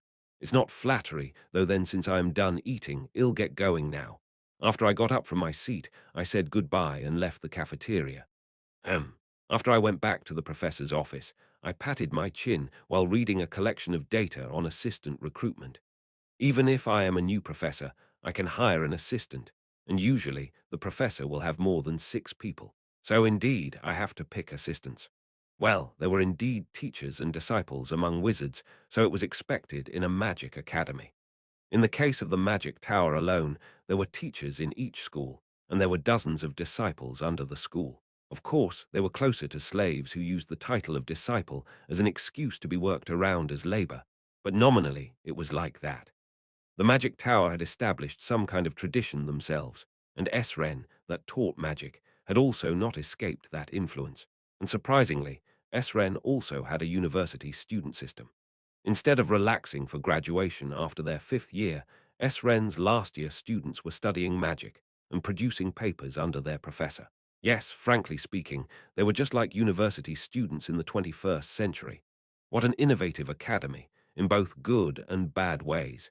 Anyway, aside from that part, I don't feel the need to hire an assistant right away because there's nothing among my work that's beyond my capability. But it wouldn't be bad if there was one person who handled the chores. Esren wasn't a real magic tower anyway, but an academy, so I didn't have to worry about the security issue of someone robbing my magic data. I just needed them to organize the materials related to the class. Being an assistant basically gives them more credit, or they can get a more personal instruction from the professor. There was no obligation to pass on my magic. If there was such a treaty in the first place, the professors would have protested. After looking through the clause with my eyes, I crossed my legs and folded my hands. If I have to choose an assistant, I'd better choose a competent person. The simplest way to pick an assistant was to post an announcement. If I said I'd recruit a few assistants under my name, there would be applicants, and I'd sort them out. Basically, it was said that people who were about to graduate were the ones who usually did the assistant jobs, but there was no particular age limit. New professors focused on picking the first and second year students who took their classes instead. Should I choose the students who take my class?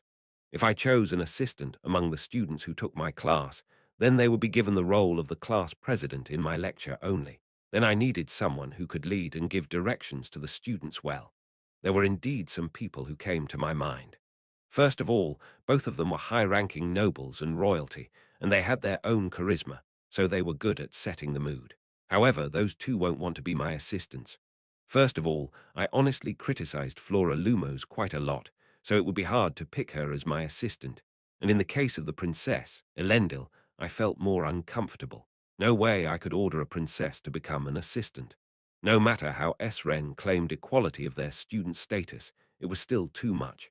Even if she told me that she wanted to do it wholeheartedly, I would have had to say no. Should I postpone the selection after all?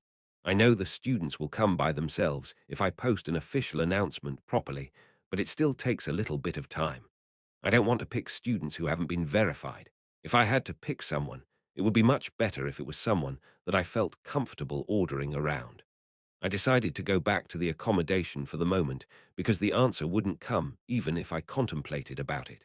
After coming out of the professor's room wearing an overcoat, I suddenly felt a familiar sense of presence, so I stopped my footsteps while walking in the hallway. Sedna. Why, yes.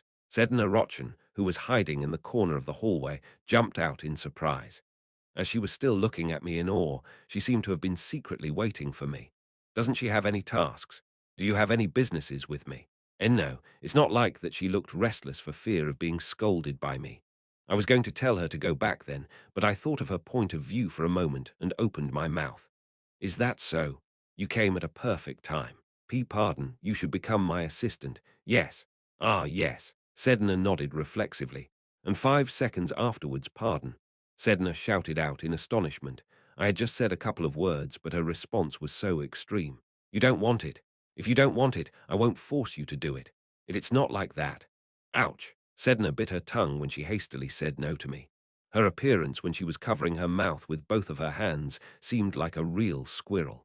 Then will you say yes? Nod, nod. Sedna shook her head violently up and down, unable to open her mouth. I'm glad that you want to do it. There's still some time left, so fill out the assistant application form and come to my office. Are you sure? Are you sure it's okay for me to be your assistant? There's no reason for you not to be. Or do I have a reason to lie? No, the deadline is 2 days. Remember it. I spoke those last words to Sedna and left.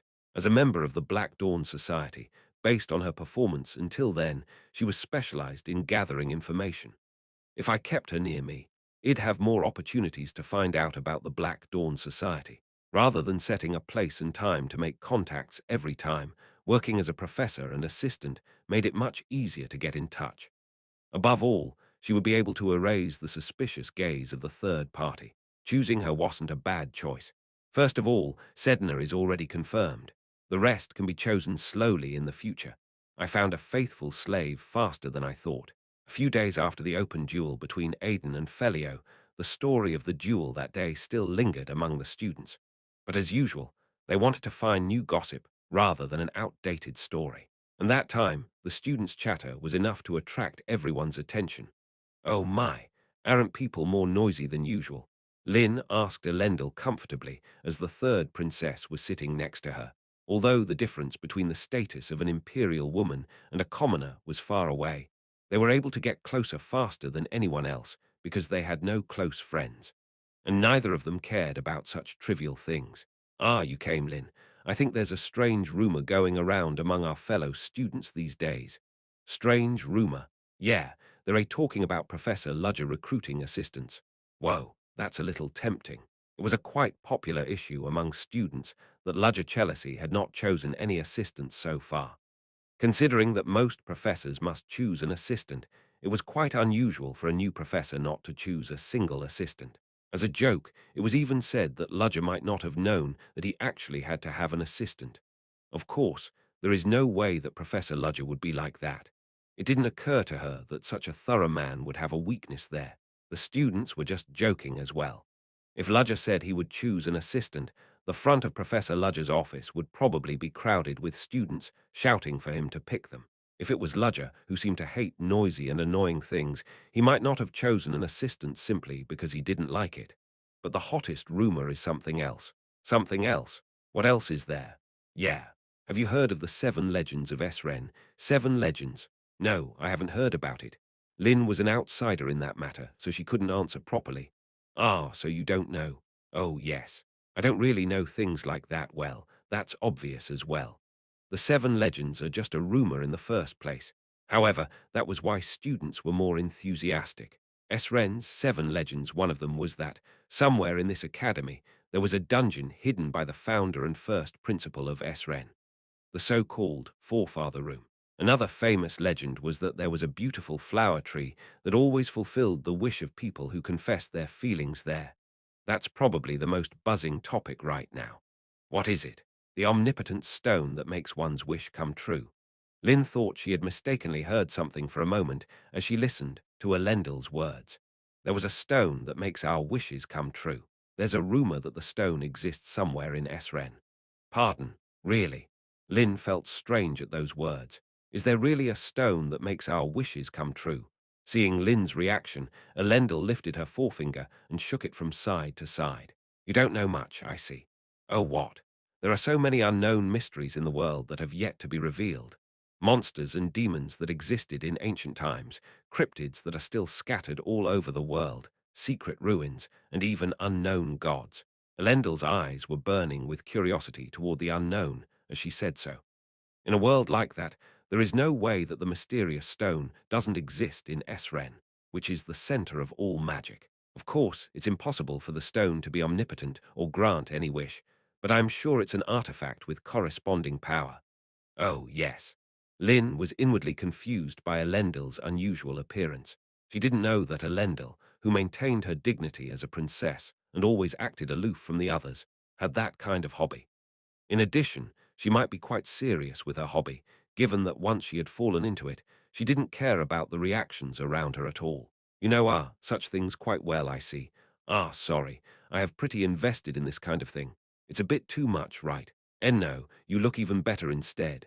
Lynn thought Elendil's appearance shone in a fresh way. If it was outside Esren, she would have been far too high for them to even make eye contact. The princess, who was always aloof and confident and had to shake off her charisma in front of everyone, was actually a person with personal tastes just like everyone else. There was absolutely no reason to look at it in a bad way. Anyway, Esren became noisy because of the omnipotent stone. So that's why. Besides Lynn and Elendil, all of the students were also talking about the omnipotent stone. HMPH. Omnipotent stone, huh? I can't listen to it because it's too childish. Flora Lumos snorted inwardly while eavesdropping on the students. If there was such an omnipotent stone in this world, the adults would have already taken it before it entered into students' ears. If such an object existed in the first place, it should have been taken at the national level. In the end, the omnipotent stone was just a false rumor that had been born on its own as people gathered. She couldn't believe they truly trust in that legend. Could they be called wizards like that? When she saw the students talk about it after school, she even felt embarrassed that they were the same Esren students as her. Well, I can just mind my own business. What Flora cared about was the news about Ludger that was sometimes being talked about instead. He's choosing an assistant, Professor Ludger.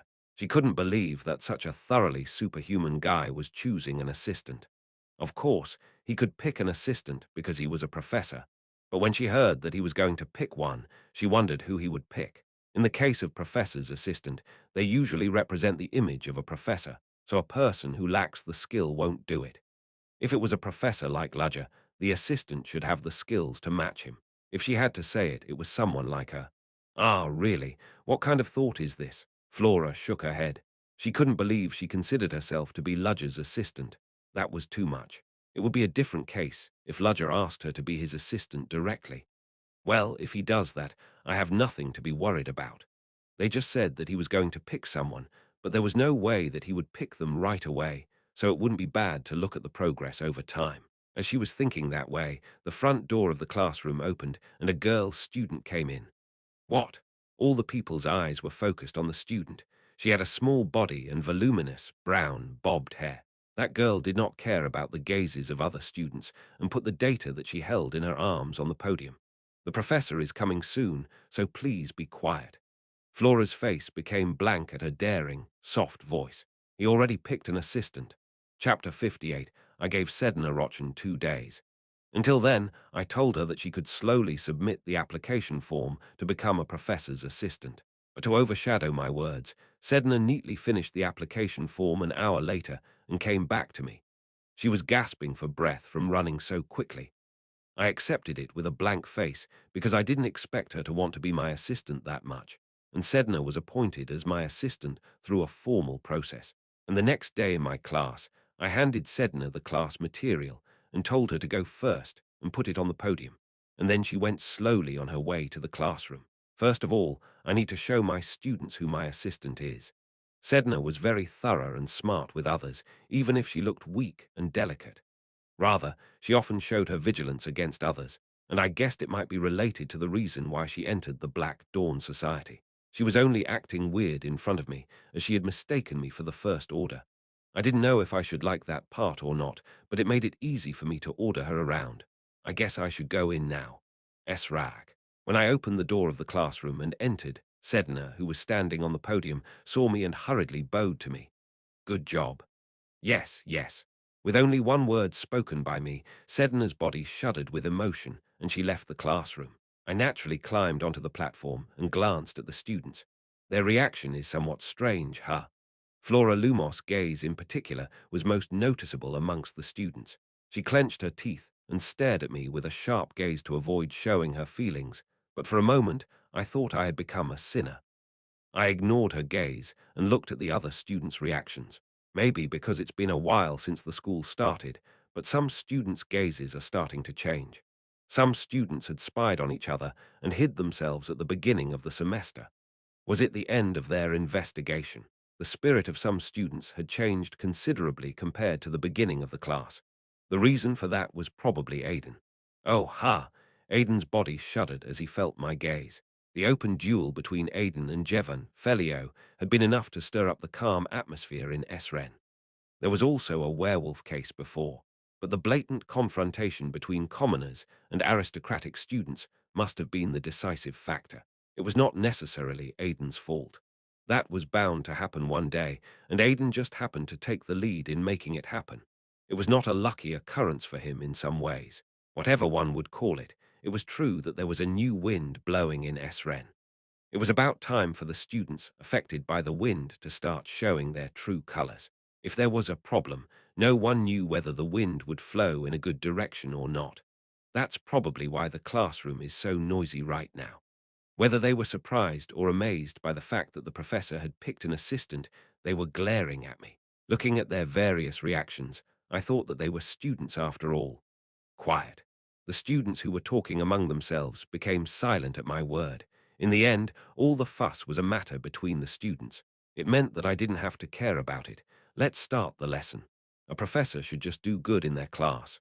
That's all. What you learn today will be in the next exam, so be sure to review it when you get back. After a 2-hour class ended, having given a simple assignment to the students, I organized the teaching materials and was about to leave the classroom. Professor Ludger, I have a question. At that time, one of the students raised her hand and spoke up. It was a principle that a professor shouldn't refuse personal questions, even after class, but it was the first time that someone asked me questions like that. Why? Until then, everyone had just looked at me and couldn't even think about approaching me. What are you curious about? First of all, since there was nothing I couldn't answer, I asked the student who raised her hand. The first thing I saw was white hair that resembled the snow. It was the same color as the perpetual snow that I saw in the northern Arret Mountains before I reached the Exilian Empire. The moment I saw the distinctive hair color, I remembered her name. Julia Plumhart. Oh my, so you remember my name, because you are a student who attends my class. Julia Plumhart, a woman with white hair, pale skin, and a strange atmosphere that made people feel like they would freeze just by getting closer to her. but she had a captivating yet subtle smile all the time. To put it bluntly, it was a somewhat dark smile. However, if I had to pick the most memorable reason for why I remembered her, it was because she was the top first-year student who had been first ranked in SREN's entrance exam. Not only that, but she was an unrivaled rookie that the Magic Tower supported and had expectations for. Before this, she was just taking my classes calmly. This is surprising. I was just trying not to make it obvious, but I couldn't believe she had a question. So, what are you curious about? If it was a question from a rookie whom the tower supported, was it something related to magic? I stood still and waited for Julia's question. How did you pick your assistant? I was wondering what she was curious about, so it was related to the professor's assistant. There was no reason why I couldn't answer that. I looked and picked her by myself. Do you have any qualifications then? For example, they have to be skillful enough at magic for them to be suitable for becoming your assistant. All the students stared at me curiously after hearing her words. Julia's question seemed to be just out of pure curiosity, but it wasn't. Her intention was to pierce through Ludger. He had suddenly picked an assistant, but was he sure that she had the suitable ability? Her question was implicitly interrogating him. Or, well, do they have to be from a famous place where people can tell who they are just by hearing their name? When Ludger didn't answer her, Julia asked a more explicit question. That was the intention of the question, after all. Did he gain something from his assistant? Her subtle attack might be offensive to some people, but Ludger just stared at Julia with calm eyes. Soon, when everyone's attention was focused on him, his mouth opened. When I pick someone as my assistant, there is only one thing that I see in them. What's that? Personality.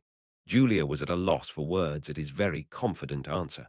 I don't see class, status, or honor when I see or pick someone. I only see their personality. I chose my current assistant because she has a suitable personality. Then you don't consider anything else at all when you pick your assistant. Yes, I welcome anyone as long as they have a suitable personality. Well, have a basic inquiry session. Ludger said so and gave Julia a warning. However, you don't seem to be suitable for becoming my assistant. Julia's face, which had been smiling, changed as she had been criticized. What he said indirectly meant that she had a bad personality. Ludger looked around at the other students without looking at Julia's reaction. Is there anyone else who wants to ask me a question? Ah, here. Ludger's eyes turned to where the sound came from. It was Aidan, Leo, and Tessie. It seemed that Leo was the one who spoke, but it was Aidan who looked confused. What are you curious about, Aidan? Thanks, oh, pardon. Weren't you curious about something and wanted to ask me a question? Aidan hesitated to answer Ludger's question. It was obviously Leo who had raised his hand, but suddenly the attention passed to him. Leo slapped Aidan on the shoulder next to him, saying, "Cheer up," with the movement of his mouth. But instead of blaming Leo, Aidan thought that it was a chance to ask Ludger a question. But the question that came out of his mouth was of a way different topic. Have you heard the rumor about a stone that listens to people's wishes? Aidan said it himself, and he wondered what a silly question it was. He was so confused that his brain went blank, so he just said anything without thinking. He had originally been intending to ask about his teacher, though. Tessie and Leo, who were cheering Aidan from next to him, also stared at Aidan with expressions like, "What are you doing all of a sudden?" I heard it. The students showed disbelief on their faces as if saying, "He answered this kind of question." That I heard it, but I want to say that it's a false rumor. Don't tell me that you're a student in my class, yet you really believe in such false rumors. No one could answer the question, because everyone knew that he didn't really ask the question out of curiosity. When you have time to care about such rumors, use it to sharpen your magic, if even a little bit. You know that the first evaluation day is coming soon, right? Ludger's voice, which turned even heavier, weighed down the entire classroom. The first evaluation exam, the examination hall, where all the SREN's students of every year faced the new semester. Those who don't produce the right results then will be considered to be distracted by rumors and not faithful to their studies. I'll know once I see the results. Some students gulped down at Ludger's last words. Does anyone else have any questions? If there's none, I'll be going. Ludger left the classroom at the end of his sentence. Sedna, who was waiting for Ludger with her back against the wall next to the door, welcomed him hastily when she saw him come out. "Ah, that you did good work for your class, PR professor. Have you been waiting here?" "Yes, somehow. Next time just wait comfortably in the assistant room. Don't uselessly waste your time here." Ah, yes. Even after Sedna answered so, she nervously fiddled with her hand, as she seemingly had something left to say to Ludger. Do you have anything else to say? Oh, that. Ludger saw the reaction of Sedna Rotchen and recalled Julia, who had asked him questions. Is it something related to Julia Plumhart? No, that's. Looking at your reaction, it seems that I am right. Don't worry. I don't want to pry into your personal matters. Yes. Sedna nodded with relief at Ludger's reply. Take this. Pardon. Ah, when Ludger handed over the pile of assignments he was holding, Sedna hastily reached out and accepted it. It was so sudden that she stumbled, but she managed to balance herself. Sort them out until I get off work for today. Yes, yes. Just answer once. Yes, all right. At that moment, the back door of the classroom opened, and a girl with long, blue hair approached Ludger. Flora Lumos. Along with her appearance, Sedna stepped back while holding the pile of homework. Flora Lumos, do you have any business with me? That I heard that Professor is picking assistants, as you can see. For now, I picked one person, but why are you asking me that question? That Flora Lumos wanted to ask Ludger about why he hadn't told her when he was picking an assistant. Then she belatedly realized what she was thinking. Oh my God. He would ask me why I didn't offer myself to be his assistant. Wouldn't it look like I was jealous? Flora thought that it was not her usual behavior. Looking at Flora, who kept grumbling inwardly and clenching her fists, then opening them, Ludger spoke apathetically. Or do you have any intentions of applying as my assistant? No. Why would I? Flora unknowingly raised her voice and shouted. Belatedly recognizing her indecency, she covered her mouth with her hands. Her white jade cheeks flushed red. Is that so? If you don't want it, then never mind. No, well, but the chance is always there. It doesn't matter if you apply after you change your mind. If it's you, then maybe it's possible. Ludger turned his back after speaking those words. Flora, who was left alone, stared blankly at Ludger's back as he went further beyond the corridor. It was possible if it was me, he said. What on earth did he mean by that? Flora clenched her fist tightly and chewed her lips. It's annoying. Either it was her caring about something trivial, or it was Ludger, whom she had been focused on since the first class. Flora was at a loss because she had no idea how it had happened. HMPH. Even so, she didn't reveal it outwardly, because she always had to be haughty in SREN. Returning to his private professor's room, Ludger could not rest and had no choice but to get back out of his seat. Professor Ludger, would you mind coming to my room for a moment? It was because the principal herself had called Ludger in person. Why the hell? Ludger had no time to ask about it, because the crystal ball turned off as soon as it was done with its business. Eventually, Ludger was forced to walk to the principal's office. He got on the elevator to the principal's office in the main building. Thus, Ludger reached the door across the corridor and knocked on it with his fingertips in a modest way. Knock, knock. It's Ludger Chelsea. Please come in. The door opened along with the principal's voice.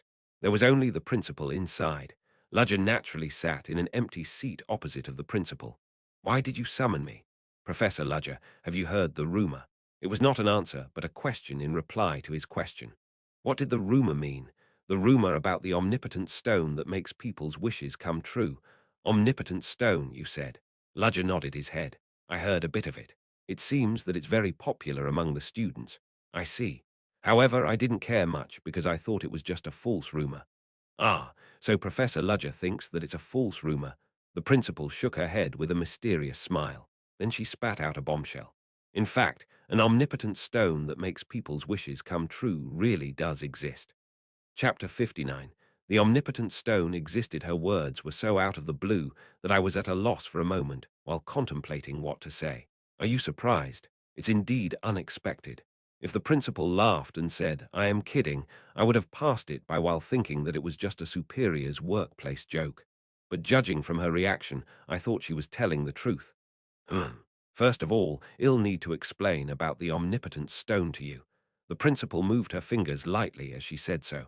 Her movement was too natural and light. But in the end, it wasn't like that. The enormous and vivid mana that was emanating from the principal's fingertips moved and formed a shape in front of me. It was obviously a hologram that was shaped like a stone in the air. I couldn't believe that mana could give shape to something like that. It was a surprising sight, but I controlled my expression and examined the shape of the embodied stone in detail. It was called an omnipotent stone, but it was more of a rough gem or gemstone than a regular stone. As you can see, this omnipotent stone exists, and it has been around for a very long time. It's an object that's existed for so long that it's hard to guess its age, but it still has unknown and mysterious power. There's a term in this world for this kind of object. A relic, I see. Relics, or in other words, antique objects. The word referred to old objects with mysterious power. So you knew? Yes, because I've heard about them as well. Relics and artifacts were different. Artifacts were more of a magical handicraft that was artificially created for a particular effect. But relics weren't like that. Unknown identity, unknown year, unknown ability, nobody had yet figured out who had made them, how they were made, or how they worked. And their effects or powers were at least 100 times more potent than the artifacts created by the great wizards. In some ways, they were second only to strategic weapons that required special maintenance for each of them. That was what a relic was. However, as they had great power, the number of relics was so extremely small that it was hard to find one in the entire continent. Such a relic existed in Esren. Since Professor Ludger must have heard something about it, it'll be easy for me to explain it. Yes, there was a relic called the Omnipotent Stone in Esren. It's been kept in Esren for a very long time, to be exact. Is that so? I nodded my head. Well, there was no reason for me to be surprised and say, impossible, when she was there. However, the problem was with why the principal had called me and told me the story. Wasn't it confidential no matter how you looked at it? I need your help, Professor Ludger. What is it? Currently, the rumor about the omnipotent stone is spreading amongst the students. It means that most people in Esren already know about it. I nodded my head, because that was what Aiden had asked me after class. At the time, I thought it was just a fake rumor and had scolded him to study hard instead. Who would have thought that it was real? I became embarrassed for some reason. Is there a problem with that? This rumor wasn't supposed to spread in the first place. So, in the end, it was that. The fact that the rumors about the relic that were supposed to be kept a secret spread means that inside information was leaked out. So you mean someone didn't keep the secret properly? Yes. Well, there's one reason for that. The omnipotent stone is a relic with such an extremely powerful strength that the place it's stored in needs to be periodically touched up. To sum up what the principal said, it was like this. The omnipotent stone that listened to people's wishes, the relic itself, was a stone that emitted a strong force. It was kept in a secret place that could not be seen by others, but whether it was a storage box or place, it couldn't do its role properly because of the strength that was emitted by the relic itself. Of course, periodical maintenance and repair is a must. Then, while fixing the storage place, the relic should be moved to another place for a while before being brought back. But the problem was that the information leaked during that preparation. That eventually became a rumor and spread among students. The principal seemed to take it quite seriously. Someone is intentionally leaking the information. I see. The reason why I called you is because of this. I need your help, Professor Ludger. Help, huh? I think I knew the help that the principal was talking about without listening to it. I'd rather not make it obvious and just accept it silently. If I argued with the principal there, such behavior itself could only be seen as antipathy toward her. To gain her trust, I needed to show that I trusted her first. Trust toward each other wasn't one-sided toward only one party, but it was given and received by both parties. Trust was built through this method. In other words, when I immediately said that I would believe and follow her, it was no different than answering that I was not her enemy and that I fully believed what she said. It is better to maintain a good relationship with the principal for the long run. If I accept her request here, it will also erase the debt of my heart. I answered right away because of such a calculation. Of course, I emphasized the countenance of a soldier who did not show their feelings on the surface and just silently carried out the orders from their superiors. Professor Ludger, please be aware of the students' rumors and let me know immediately if anyone shows any suspicious movements. Other than that, I'll need help with transporting the relic. Understood. When should I move? The faster the better. Is there any other professor related to this job besides me? Yes, indeed, but I don't think y'all encounter each other because you're in charge of different jobs. I see. It meant for me not to put too much concern on it. Even so, I couldn't believe she had called me out to do it, as I was just a new professor. She must have been very wary of me. Through my bet with Professor Chris, I had given a huge blow to Hugo's faction, but was that not enough? First of all, please behave as usual, Professor Ludger. We still have some time left before we move the relic. Understood. The incident would happen when the relic was out of its safe place. At that time, the people who deliberately spread the rumor of the relic would aim for it and make a move, and such people very likely belong to the Black Dawn Society.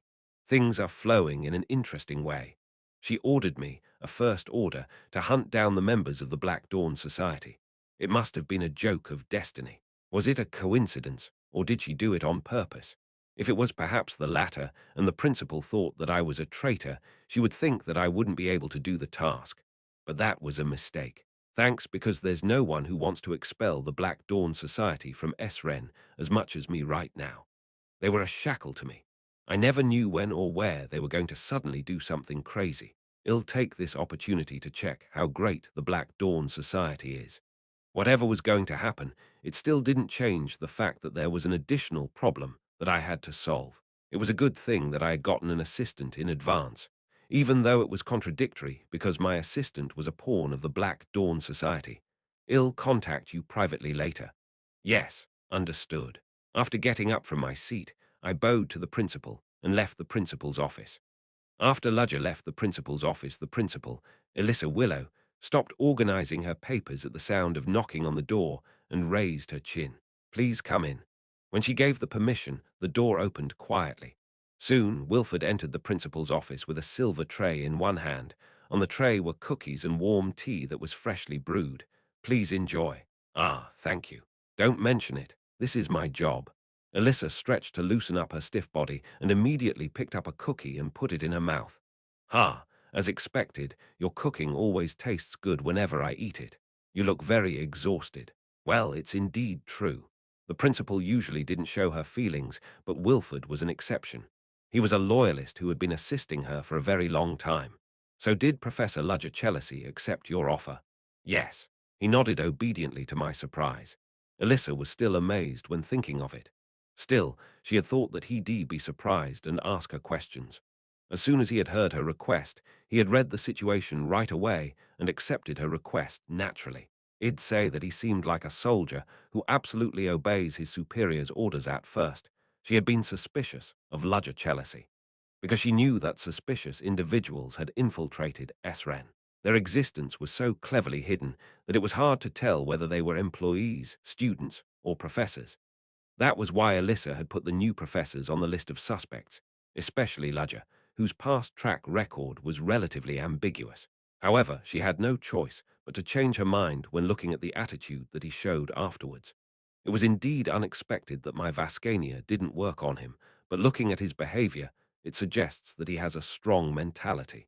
His evaluation among the students was also overwhelmingly good, especially the source code spell that he created, which was enough to stimulate Elissa's curiosity, even though she had only heard the rumor about it.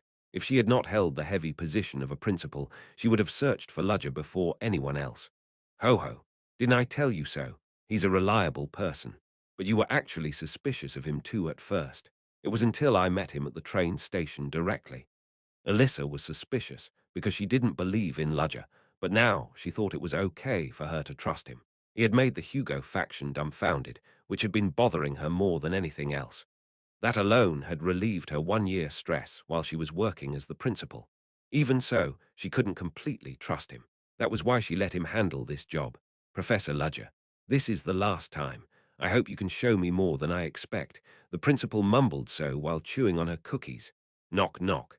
I was reading a thesis in the professor's office when I heard a knock on the door and raised my chin. Who is it? I'm Sedna, Professor. I'm here to look for you because I have finished sorting out the homework. So it's Sedna. Come in.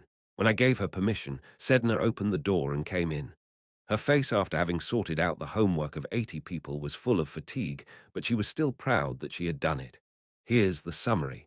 Yes, you have worked hard. Yes. I took off the rimless glasses on my face and carefully examined the data Sedna had been organizing. Sedna stared at me doing that with a blank look on her face. There's no issue. Good job. And no. It was a comfortable work because I just had to sort them out. Is that so? You worked hard. Now go back and take a rest. I'm also about to get off work. Ah, yes, you have worked hard. Sedna brightened up at my compliment and left the professor's office excitedly. As I was left alone again, I organized the pile of assignments Sedna had been sorting out, turned my head, and stared out the window. Before I knew it, the sun had set, and the sky turned dark. The twinkling stars embedded in the sky were so dazzling and brilliant that it was hard to see such starlight on the earth where I had lived. Was it already nighttime? The principal will call me again in the next few days. A relic that was kept in Esren and the Black Dawn Society organization that was after such a relic. The principal had long been aware of the existence of the Black Dawn Society. Perhaps that would be the first proper fight between Esren and the Black Dawn Society, and I had gotten involved in that. I can't jump to conclusions yet because what I should do hasn't been decided, but I am sure this is a big turning point. Rather, no matter how it was the biggest magic academy on the continent, I never imagined that a relic would exist in that place. A relic was not a simple object. They were objects with a huge mystery that even wizards could not identify. Tuck, tuck. I took the medicine out of the bottle and poured it into my mouth. After I felt refreshed and charged with mana, I suddenly remembered something, so I took an object out of my pocket. The principal would have thought I might have heard something about relics because I was a military officer, but that wasn't the case. There was only one reason why I wasn't surprised to hear about relic.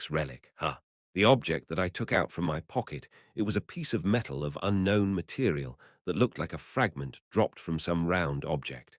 I didn't know I'd find it in a place like this, because I also had a relic. To be exact, it was a piece of something that used to be a relic. Chapter 60.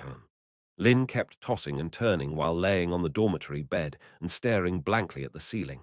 She couldn't sleep even though she closed her eyes to sleep. The night was deeper than she thought, but it was also because her mind was a little uneasy. So Professor Ludger chose an assistant in the end. It wasn't exactly something strange. There was no reason why a man as busy as Ludger wouldn't pick an assistant.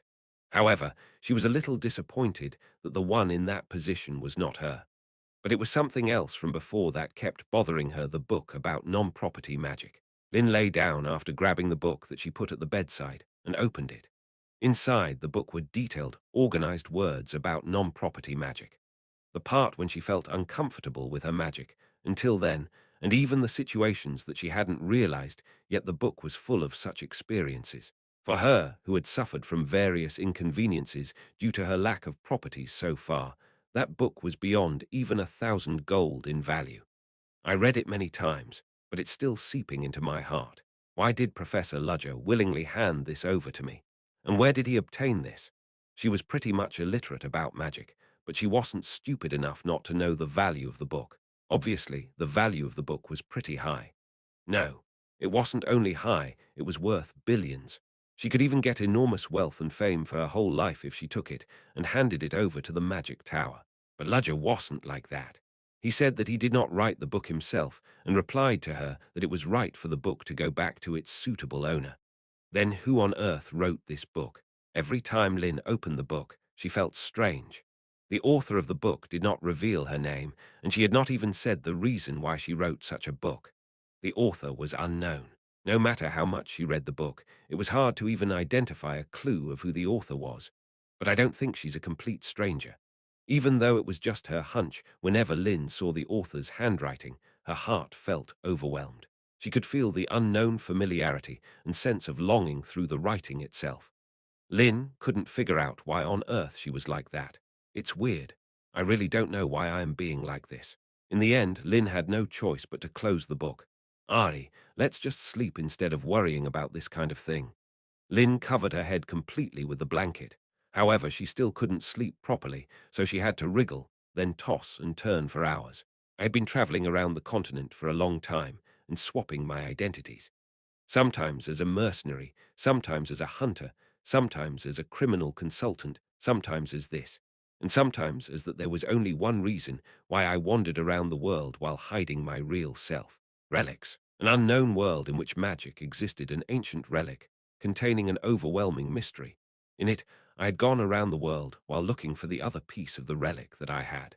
The sun had completely set, and a night full of starlight had emerged in the sky. I sat by the window of my accommodation and remained still on a chair under the moonlight. I came here after receiving information that there was a relic in this empire, but I didn't know there was one more in Esren. It felt like I had spotted an unintended gain. Of course, I didn't think that the relic I was looking for and the omnipotent stone in Esren were the same relic. The relic piece I had could be called a similar relic if looking at its categories, but its effects and performance were completely different. However, there must have been a good reason for why there was a rumor that it was called a stone that granted wishes. I don't really covet the omnipotent stone itself, but if I can discover another piece of the relic that I am currently looking for with the omnipotent stone, it was a slim chance, no matter how I looked at it. Relics themselves were so rare that they weren't easy items to be found just because I wanted to find them. Even for me, who had been wandering on the continent for a long time, meeting countless people and going through all sorts of incidents, there were only 3 pieces of the relic that I had gotten from that struggle, including the one I held. Guessing from the size and shape of the pieces, there are 4 left to find. A total of 7 pieces must be collected to complete one relic. If I did that, I would obviously. I stared silently at the first piece in my hand. I had first obtained it due to an overlapping coincidence. The miracle that the last remnant of power in that relic fragment showed me if only I could reproduce it again. Beep, beep, beep. After thinking that far, I slowly got up from my seat. It was because a signal came from the crystal ball that I had for private contacts.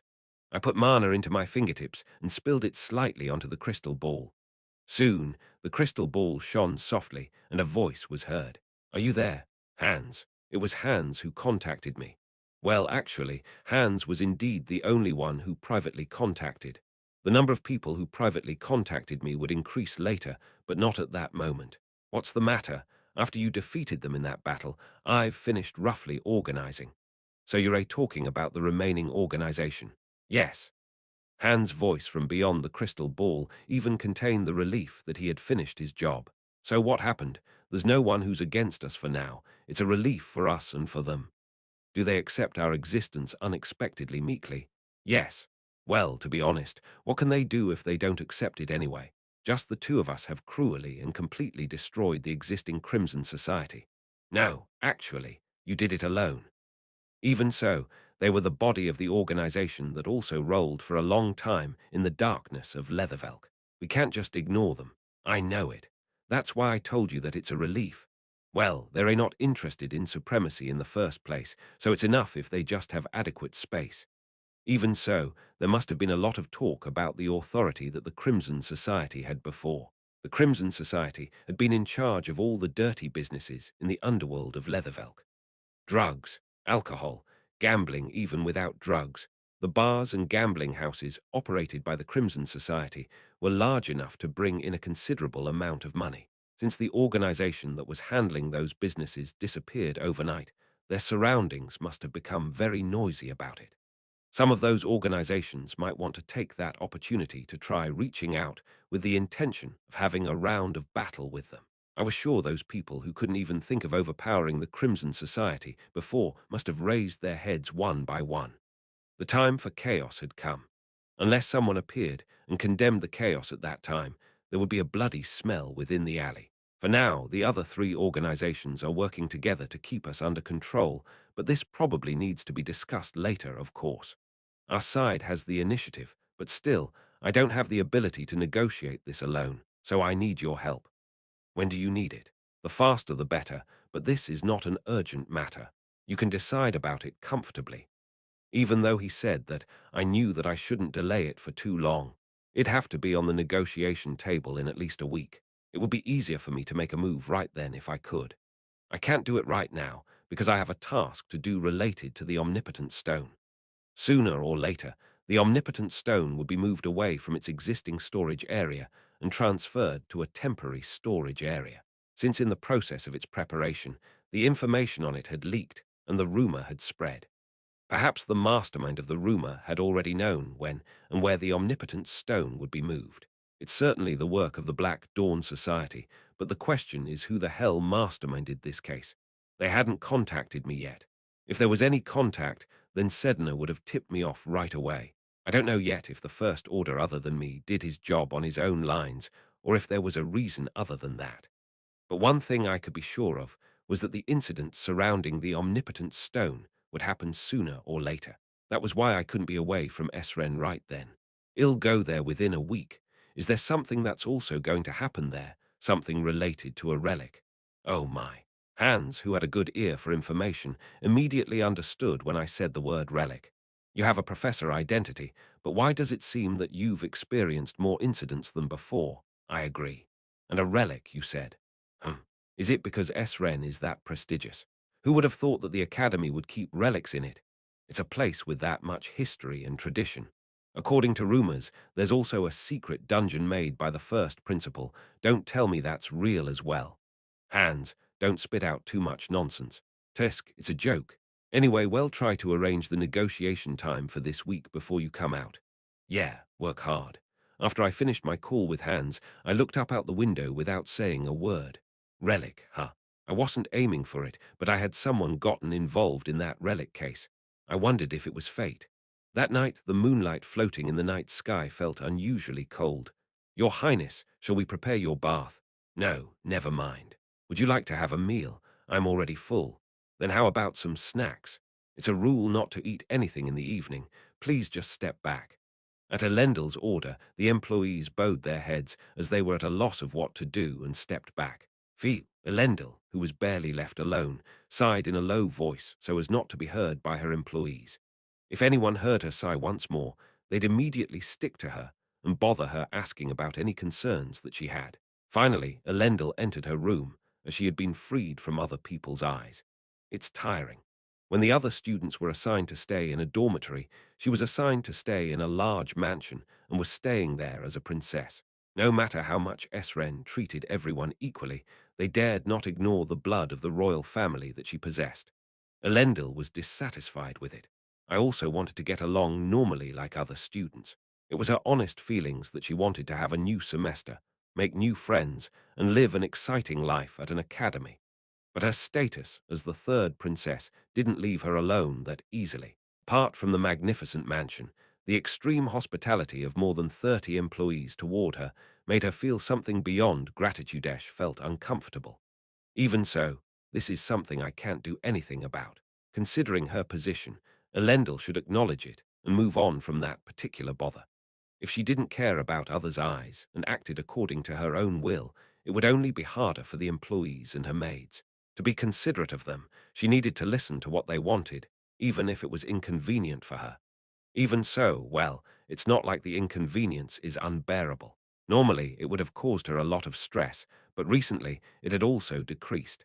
It was because Elendil also had a person she could call her friend. Lynn was a very pretty and nice junior. The fact that she was a commoner bothered Elendil. But it was because Elendil was worried about Lynn's treatment toward her. She had no intention of looking down at Lynn because that girl was a commoner at all. Still, maybe it was because she behaved in front of Lynn without constraint. Elendil felt good because she seemed to fulfill the life she wanted little by little. I hope I can make more friends like this one by one. At least the academy was where Elendil could get away from her aggressive older sister's touch. Just as she thought so, someone knocked on her door.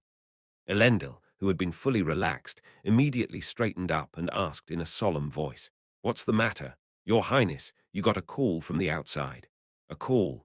Elendil was slightly concerned inside on hearing the word call, because it was impossible to contact the princess directly unless the person had a fairly high status. And usually in that case, the identity of the person who contacted her was always obvious. Don't tell me, it's not my sister, right? The first princess, although they were successors to the same throne, the first princess and Elendil were not particularly on bad terms. In fact, since it had been determined that the first princess would be the successor to the throne, competition between siblings could not be found no matter how hard one looked for it. All the more because Elendil didn't really want that position in the first place. However, her older sister, the first princess, showed a strange amount of affection for Elendil. Sometimes she even went too far. I'm not my sister's doll. The reason why Elendil entered Esren was also actually to escape from her sister's interference. In some ways, it was also natural for her to worry about whether her sister was trying to interfere in her life, even within Esren. Fortunately, however, it was not the first princess who contacted her. It's the Lord Protector, Miss Terina Lionhowl. Terina, The night captain. She was rather a completely unexpected person. Terina Lionhowl Elendil had never thought that Terina would contact her, considering that she was the strongest knight in the Exilian Empire. Bring it in. The employee immediately brought in the communication crystal ball that they had prepared. They then bowed their head and stepped back. After confirming that there were no people, Elendil activated the crystal ball. I heard that you were looking for me, Captain Terina. I apologize for calling you late at night. Your Highness, Elendil the Princess. This is because there is an extremely urgent matter. No, it's okay. Rather, I became curious as to why the night captain suddenly contacted me. So what's the matter? I heard that a werewolf appeared in Esren recently. Have you heard about it too, Your Highness? She knew about it, because she faced the werewolf right under her own nose. If Ludger hadn't shown up to help her then, she might have been severely hurt. However, if she told Terina about it, Terina was bound to say something about the prince's safety. So Elendil replied to her while hiding that fact for now. Yes, I heard about it, and I heard that it was also solved soon after. There is also a werewolf here in Leathervelk. Pardon, Dame Terina, then are you currently in Leathervelk? Yes, I am currently investigating an incident related to that. An incident, how we have to investigate this secretly, so please kindly forgive us for not telling you, Your Highness. No, you don't have to apologize. The fact that Terina stepped up meant that the security department had moved. She obviously had no choice but to be careful. While I was investigating the case, I confirmed that this werewolf case is not a common one. Read latest chapters at Wuxia World. Sight only Terina Lionhowl's powerful voice echoed throughout the room beyond the crystal ball. Your Highness, do you maybe perhaps who solved the werewolf case in Esren? Chapter 61, yes. Well, first of all, a Esren professor did solve it. Do you know who the professor is? He is Professor Ludger Chelisi. He is the newly appointed professor. A new professor? I see. Understood. Does that help you? Yes. For now, you'll have to meet Professor Ludger Chelisi as soon as possible. I hope there will be progress in your investigation, Dame Terina. Thank you for your concerns, Your Highness. Yes, goodbye then. Oh yes, Your Highness Elendil. Yes. What's the matter? As Elendil was about to hang up the communication, Terina Lionhowl remembered something. The first princess said that she wants to hear from you. She said that she was disappointed because she hasn't heard anything from you recently, so she asked me to tell you in her stead. My sister. Yes, I understand. Yes, then farewell. After the call ended, Elendil had no choice but to let out a sigh while dropping her shoulders. She was so uncomfortable to hear that her sister, the first princess, was looking for her, but she couldn't even argue about it, because Elendil knew that her sister was being as considerate as possible when she conveyed her message through Terina. Yes, she thought that she could at least say hello. More than that, is Dame Terina going to come to Esren? The werewolf case seemed to be more serious than she thought. Otherwise, the security department and even the night captain of the security department wouldn't have moved directly. If there was anything she could get from visiting Esren, then that would be a good thing. Elendil didn't think more than that about the case. What did she say? Lieutenant Lloyd, who was waiting for Terina to finish her call, asked while flashing his glasses. She said that the werewolf situation in Esren was solved by a professor. A Esren professor, you said. And she also said he is a newly appointed professor. Maybe I should meet him in person and talk face to face with him. Maybe he noticed something strange at the time. Then are you going to go there right away? Terina shook her head at Lloyd's question. The investigation in Leathervelk is not over yet. Enia, do you have anything special to report? Yes. Enia, who was standing by, responded energetically. I am certain that the burned-out factory zone was a secret laboratory that studied or developed something. The important thing is who was there and what was going on in that place. That's still other than that. Other than that, there seems to be nothing but the recent chaos in Leathervelk's underworld. It wasn't only a day or two that the underworld was in chaos. Knights were the ones on the stage who received everyone's attention, but those in the security department were different. Since they had been moving so secretly and seeing so many dirty things, they had a deeper connection with the underworld than with the normal route. In fact, the place where they got the most information about the incident was the underworld. Enia continued the report after a slight pause at Terina's words. Well, I heard that something unusual happened this time. Something unusual. There's a group that dominated the underworld of Leathervelt called the Crimson Society. Do you know about them? I heard about them. They're quite a bother, but I didn't feel the need to get rid of them directly, so I just let them be. I remember that their scale was quite large. Yes. Recently, that Crimson Society was destroyed and disappeared within a day. A day. The darkness that existed behind the city, it would not be surprising to hear that someone was dead, because there were all kinds of organizations fighting there. It also had something to do with the news that some organizations had suddenly been cut off. However, the Crimson Society couldn't just be called some organization. They were the organization that dominated the underworld of Leathervelk.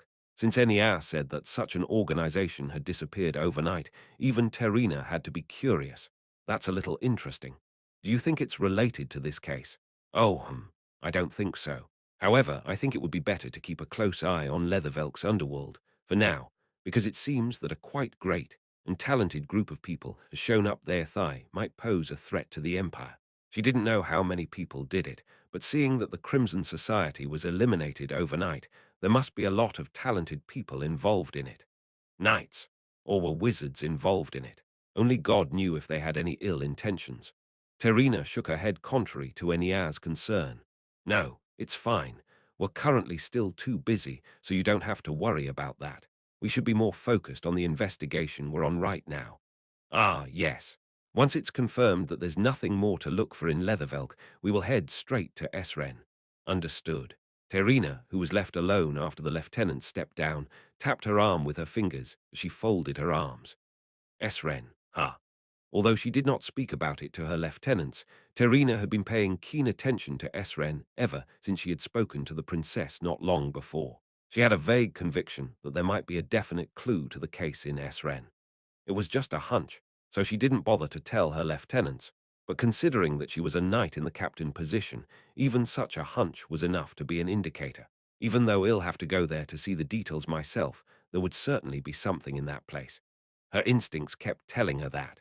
Even after the principal told me about the omnipotent stone, rumors still circulated in Esren about the stone that granted wishes. No, it was much worse than before.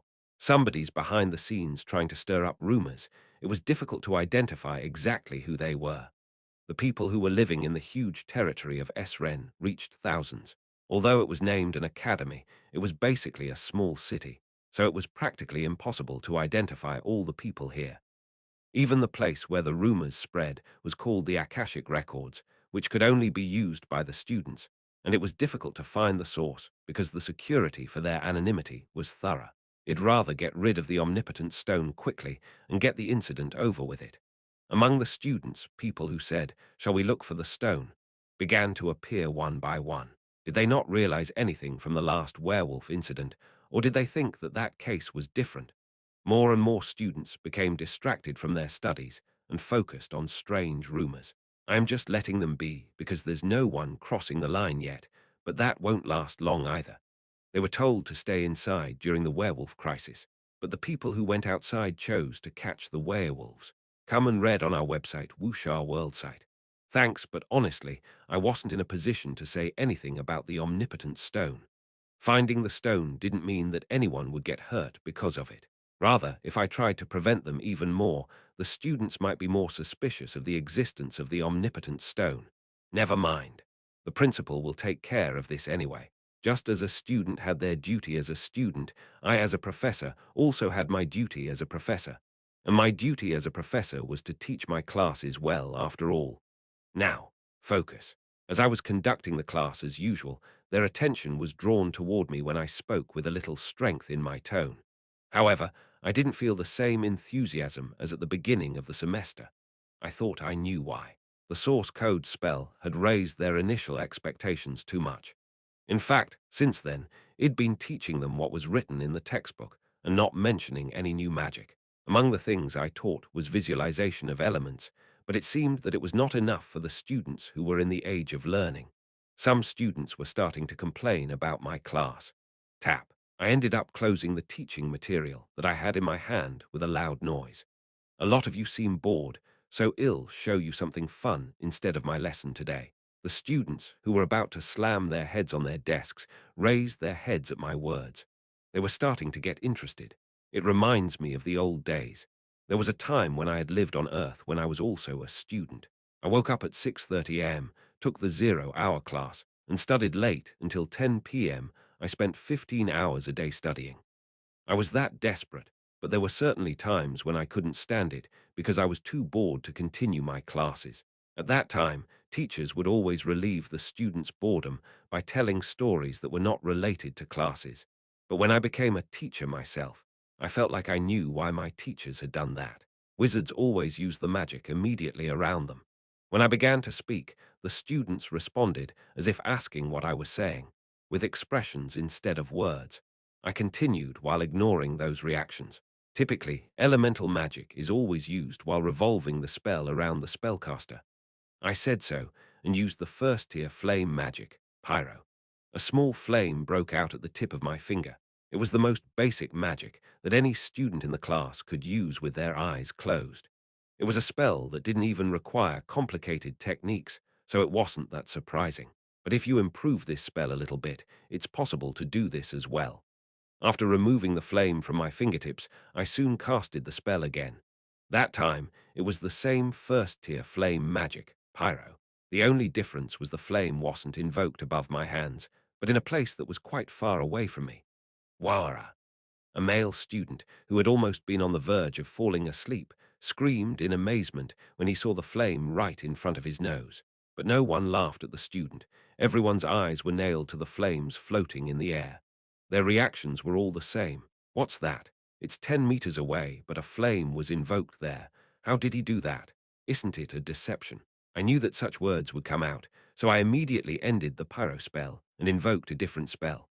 Small sparks of electricity splashed throughout the classroom, water droplets formed, and wind swirled slightly. Their locations were all different, but I was the only one who casted the spells. Only then did the students' eyes turn to me, as they had realized there was really something special behind it.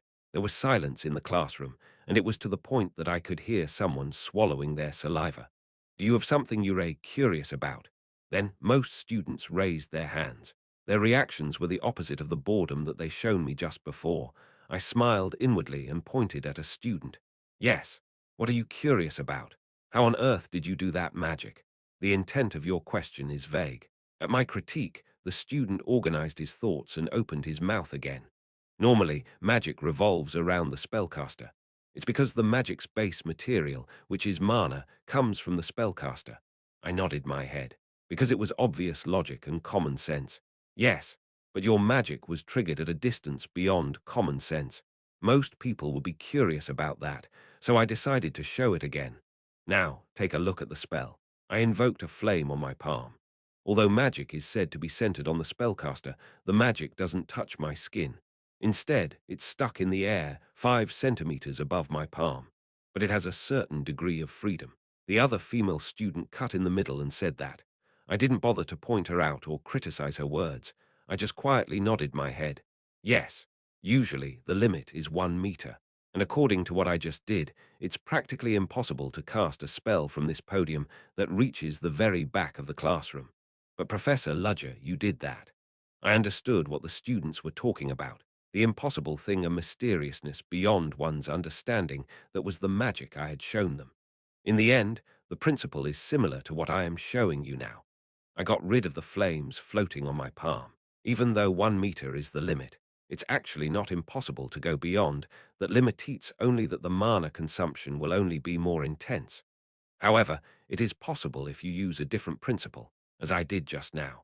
Instead of casting spells around the spellcaster site, only I used a method of casting spells at a distance by creating a spell at a particular coordinate.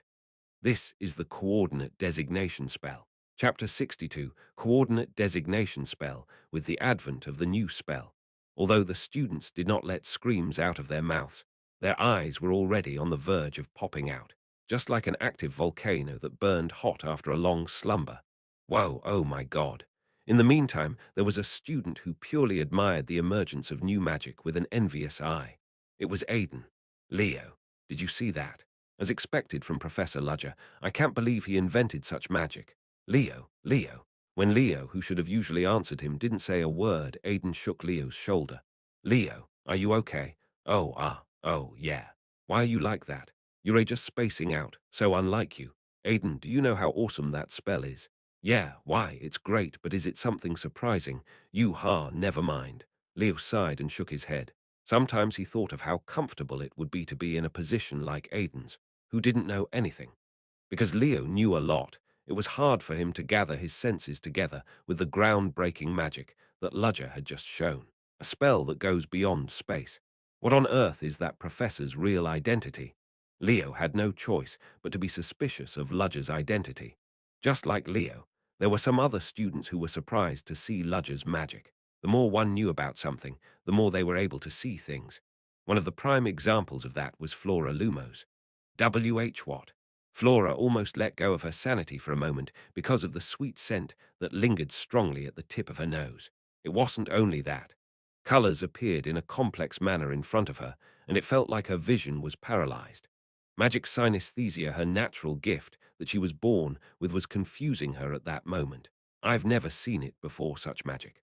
Although she had never heard or learned about such magic, Ludger's spell was just as unique as that. So far, the magic she had felt with her synesthesia had always seemed to be like looking at a painting in a frame to her. She could tell how well a spell was created just by looking at it. But the magic that Ludger used right then was different.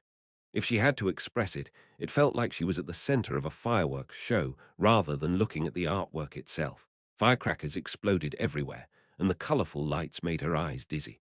Flora had a hard time staying sane.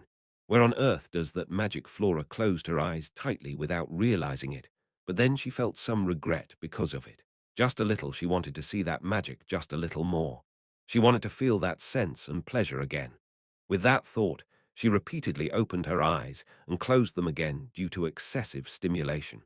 Elendil, the princess, also stared at Ludger's magic with a stiff face, and Lynn, who was sitting next to her, shed pure admiration.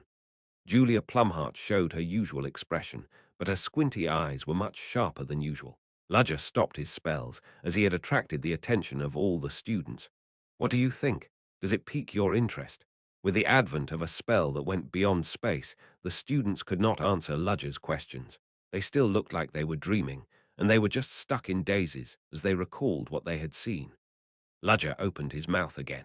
It may be quite a wondrous and surprising magic for all of you, but it also plays a very small part in this vast world because it's just a little bit of a modification in spellcasting.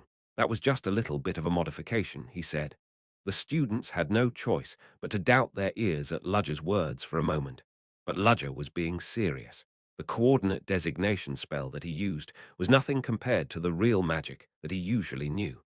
This spell that I used is also something that's simply inspired by a wizard's spell. Oh my God, is that for real? Ludger nodded his head to the students' questions. He didn't have to lie or brag about that kind of magic. There are still a lot more undiscovered magics in this world. Anyone here can create and develop their own magic as well. His words made it seem easy, but none of the students looked down on Ludger's spell. Even if they felt inspired by it, changing the spell into their own magic was another level. Of course, I didn't show this spell to teach you about this. Ludger's words made some students shed some regretful exclamations. Since it was a new spell that he showed after the source code, they had a little bit of expectation about it. No matter how generous I am, I can't share all of my knowledge. Just be satisfied with what I show you. Are you not going to tell us about the principle? Yes. If you're curious, think about it yourself and analyze it. Then why did you show it to us? Because I want you to see this and realize something. Some students looked at him as if asking why he showed something he wouldn't teach them, but Ludger also had his own intentions. I also made this magic based on the inspiration of someone else's magic. After all, magic isn't all about your own pure creative work. It was definitely a magic that was born anew by imitating someone's magic, because it was so hard and practically impossible to create magic purely from scratch. That was why Ludger had shown his magic to the students. Don't try to understand magic as something that's too difficult and complicated. Of course, if you dig really deep, you'll feel dizzy enough to have a headache, but sometimes you will look at magic in a simple way. Ludger's words awakened the students' spirits. Ludger showed that magic just then to evoke the mindset of the students who were tired of his boring class. An enthusiasm for new magic, and his advice that anyone could do it, of course.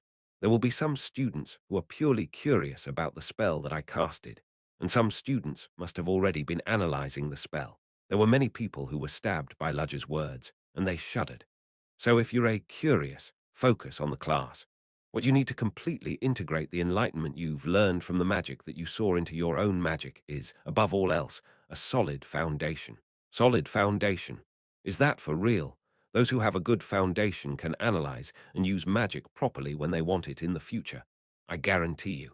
In some ways, it was really just lip service. But it was also true that the weight of those obvious and natural words became different depending on who said them. Come and read on our website, Wuxia World site. Thanks some students who thought that it was just a boring class without much to learn, had no choice but to reflect on their attitude. And if I have to give you a hint, this coordinate designation spell has the concept of space. Perceive space while focusing on yourselves and figure out how to send your mana there. Is that our homework? Someone raised her hand and asked. It was Flora Lumos, who still couldn't get out of the magic shock given to her by Ludger. Ludger stared at her for a moment and nodded with a blank face. You can think of it like that. If you can look at my magic and analyze it, and then vaguely imitate it, it's proof that you followed my instructions well. She was asking just in case, but she didn't expect him to answer so seriously. Flora was at a loss. If you think you've mastered this magic, you can come and show me. If you do that, I'll give you award points. A lot of them, too. His last words were enough to inspire the students' subdued motivation. Today's class ends here. Everyone seems quite tired, so I won't give you homework today. I think the spell I showed you is already enough for your homework. Whoa!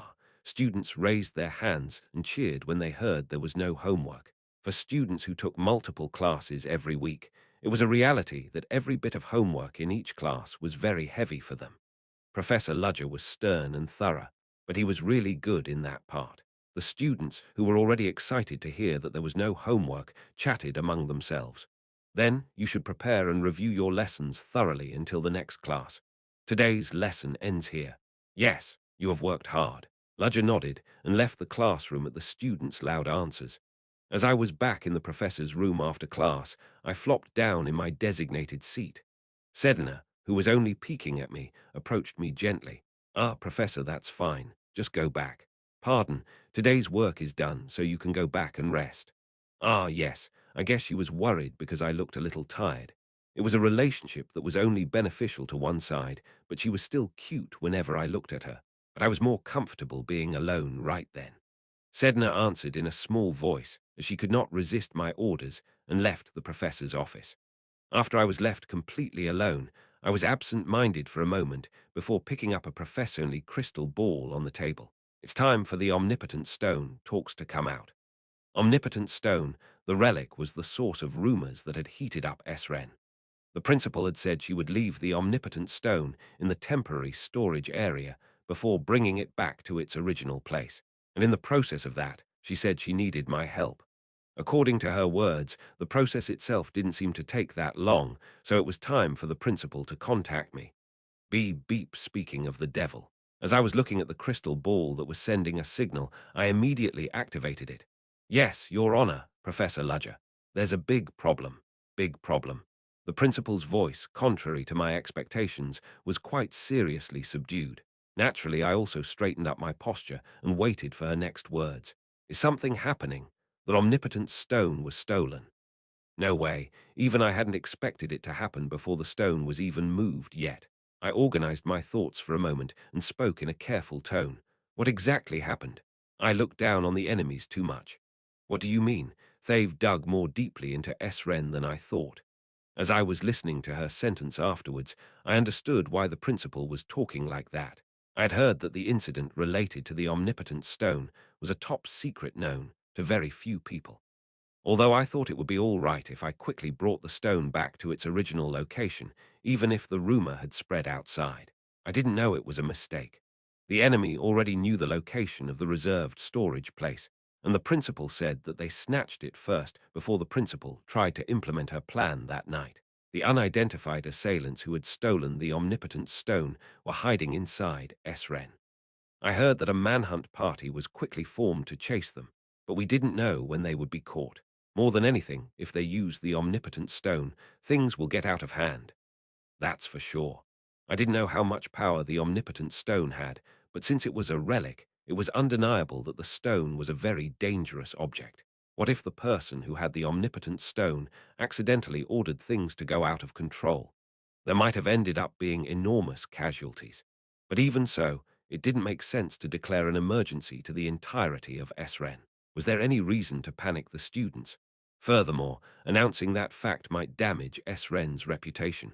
There was already a lot of talk about the werewolf crisis, so we couldn't cause more crises there. In the end, it was a time fight that required us to put out the flames before they had completely spread. What do you think is the golden time? It's until midnight today. I see. Understood. You won't ask me anything more than that. It would be better to move right away rather than asking you questions. I said those words and hung up the call with the principal. I couldn't act like a stranger to things that might get me involved. If someone used the relic incorrectly, it could be a dangerous weapon powerful enough to blow up a city. And there was no guarantee that the aftermath to that wouldn't affect me. If I ran from there irresponsibly, I would also be accused of being an accomplice without being able to completely clear the principal's suspicions. It was beyond control as long as I had already put my real face on it. Fee. I sighed and released the sound barrier that I had set before I spoke to the principal. Sedna. I called her in a low voice and felt a sense of presence from someone who got startled beyond the door. I had known for a while that she hadn't left yet and had been hanging about in front of the door. Come in. Sight only it was a good thing, because I needed to gather some information. Chapter 63. Sedna Rochin was hanging about in front of Ludger because she had to tell him something. That was why she didn't leave after Ludger told her to go and instead hung around the door, and it was fortunate for both of them. It seems like the subordinates are doing their own thing as they please. Ah, that yes. Sedna tried to explain something in Ludger's words, but she immediately nodded when she realized she didn't have to do it. Just as Ludger said, it was an undeniable fact that they had done things as they pleased. What exactly happened? One second order no. Someone tried to take care of things without any superior's order. Explain it from the beginning. Ludger's ferocious voice made Sedna's thin body shudder, but it was not a frightened response. It was a thrill, because her gaze was stuck on Ludger's face, who was staring at her intensely. It started with a third order asking for information. He was gathering information about some of the employees he had handled while hiding in SREN, and he realized that one of them had made contact with the source of the rumor. A stone that made wishes come true, he'd pass it by, saying it was just an absurd rumor that would be common in an academy of witchcraft and wizardry if I had simply heard it from someone. The Third Order had listened to that information as if they were attracted to it. That's how they found out the truth that somewhere in SREN, a fairly powerful artifact is secretly kept, and the report must have gone up. Yes, you are right. The Third Order informed their superior, the Second Order, about this fact, and the one who received the report didn't report to the people above them. Yes, it was not a strange thing to inform the First Order of something as great as a relic. However, the Second Order cut off and concealed the information on his part, and he did things as he pleased. Did they think I wouldn't know about it? Sedna responded hastily to Ludger's voice that even seemed a little angry. That I also don't really who's this Second Order. It's someone named Demires. Ludger tapped his chin and made a gesture for Sedna to say more. He is a member of the Second Order who is closely related to the Information Department and was in charge of their work. However, he wasn't as good as his own greed. What do you think is the reason behind why Demires did this? It's hard to judge, but I think that probably he wants to make a big contribution and move up to the First Order position. First Order position. Yes. The founder of our Black Dawn Society, the Zero Order, created the First Order position for 7 people, and that position can be changed at any time. When the story of the First Order came out, Sedna was unconsciously excited. The First Order had nothing short of her admiration. It was the same for the man in front of her. The First Orders are now firmly protecting their position, but there are not just a few Second Orders who are eager to take over their positions. I see. Ludger shook his head and clicked his tongue as he was thinking about the Black Dawn Society system. He already thought that they were notoriously cruel people who brutally dealt with traitors. But he didn't think there would be another harsh rule inside the organization. Does that mean that a person who is abandoned or can't handle things properly will lose their seat? It meant that the current First Orders might have been there by taking over someone else's positions. But what he was most curious about was the existence of Zero Order, the founder of the organization. Who the hell were they to make that crazy rule? I'm sure they won't lose their position. There was a basis for that conviction, and the obvious reason was also that he was certain of the Zero Order's power. He didn't know what kind of guy they were, but Zero Order was the most important person he needed to be careful about. So how's the current situation? Well, it seems that Demaz did it by calling the other Third Orders who agreed with him. Before the artifact was moved, he stormed the storage area, seized it, and is now on the run. His location. Judging from the situation, he just figured out how to escape. Other than that, he still hasn't escaped Esren. Yes. Ludger brushed his chin lightly with his hand. Sedna hadn't checked Demas' whereabouts thoroughly, so it must have been that urgent for her to inform Ludger first. Considering the time the principal contacted him, it meant that it hadn't been long since the incident had taken place. However, considering that the principal needed his help, Demise must have been good at running away because he was a member of a secret society. Is it a game of hide-and-seek? Pardon. No, I am just talking to myself. Ah. Yes, Ludger turned his head and looked out the window. It was time for the sun to set and the sunset to start burning. Spring was not over yet, so the daytime was not long. The darkness of the night would cover the surroundings early on. That would further interfere with his pursuit. It was the time when the one who was being chased would slow down, and the one who was chasing would feel some extent of relief. That was his time to step up. I need to move right now. That. Fino, Professor, are you going to move on your own? Of course. I have to deal with them before things get any worse. What should I do then? Sedna gathered her courage and asked so. If Ludger said he was stepping up and she didn't do anything, it would be uncomfortable for her. Besides, wasn't all she had been doing bringing in information? She couldn't say that she was working by only doing that kind of thing. Nothing. Pardon, Sedna, you've done your part sufficiently just by telling me about this. Me. She did her part sufficiently. Sedna didn't know that would come out of Ludger's mouth. No, it was questionable whether she had ever heard such a compliment properly in her life. Are you sure about those words? Yes. Ludger replied without the slightest hint of doubt. You did a good job. Sedna felt a lump in her throat at those words. It was the first time that she was being acknowledged by someone else. She was always treated like trash. That was why she had tried to run away from her family, but no one welcomed her after she had fled from that place. She had thought many times that maybe she was at her limit, but Ludger had acknowledged her. Her eyes became red, and it felt like tears were going to flow from there. But she desperately held it in. She couldn't show such an ugly face in front of the person she admired the most. Flutter. Ludger took his black long coat from the hanger. I will go now. I'll leave the rest to you. Come and read on our website, Wuxia World site. Thanks, he said that as he passed by Sedna, who bowed her head while desperately holding back her tears. It was no wonder she was hurt by the indifference that he showed when he seemed not to care about her. Sedna knew that it was because of her own feelings towards him. No, I just said a few words. What was wrong with her?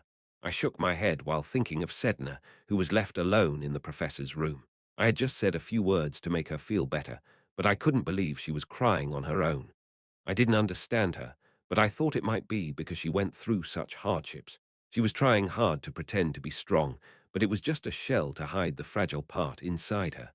Is it the Rochen family? I had also heard of the Rochen family, although it was not quite right to call it recently. It was undeniable that the family had an emerging power among prestigious families. However, a lot of rumors came out from their family, too. It was not well known, but I was sure the family had grown in all sorts of dirty ways. If I had to put a grade on their evil deeds, they would be as bad as Belfort Rickson, who died by my own hands directly. Perhaps the Rochen family was much worse off than him. However, it has nothing to do with me now. That was obviously Sedna's personal business. Her hatred of her family and her connection to Julia Plumheart had nothing to do with me.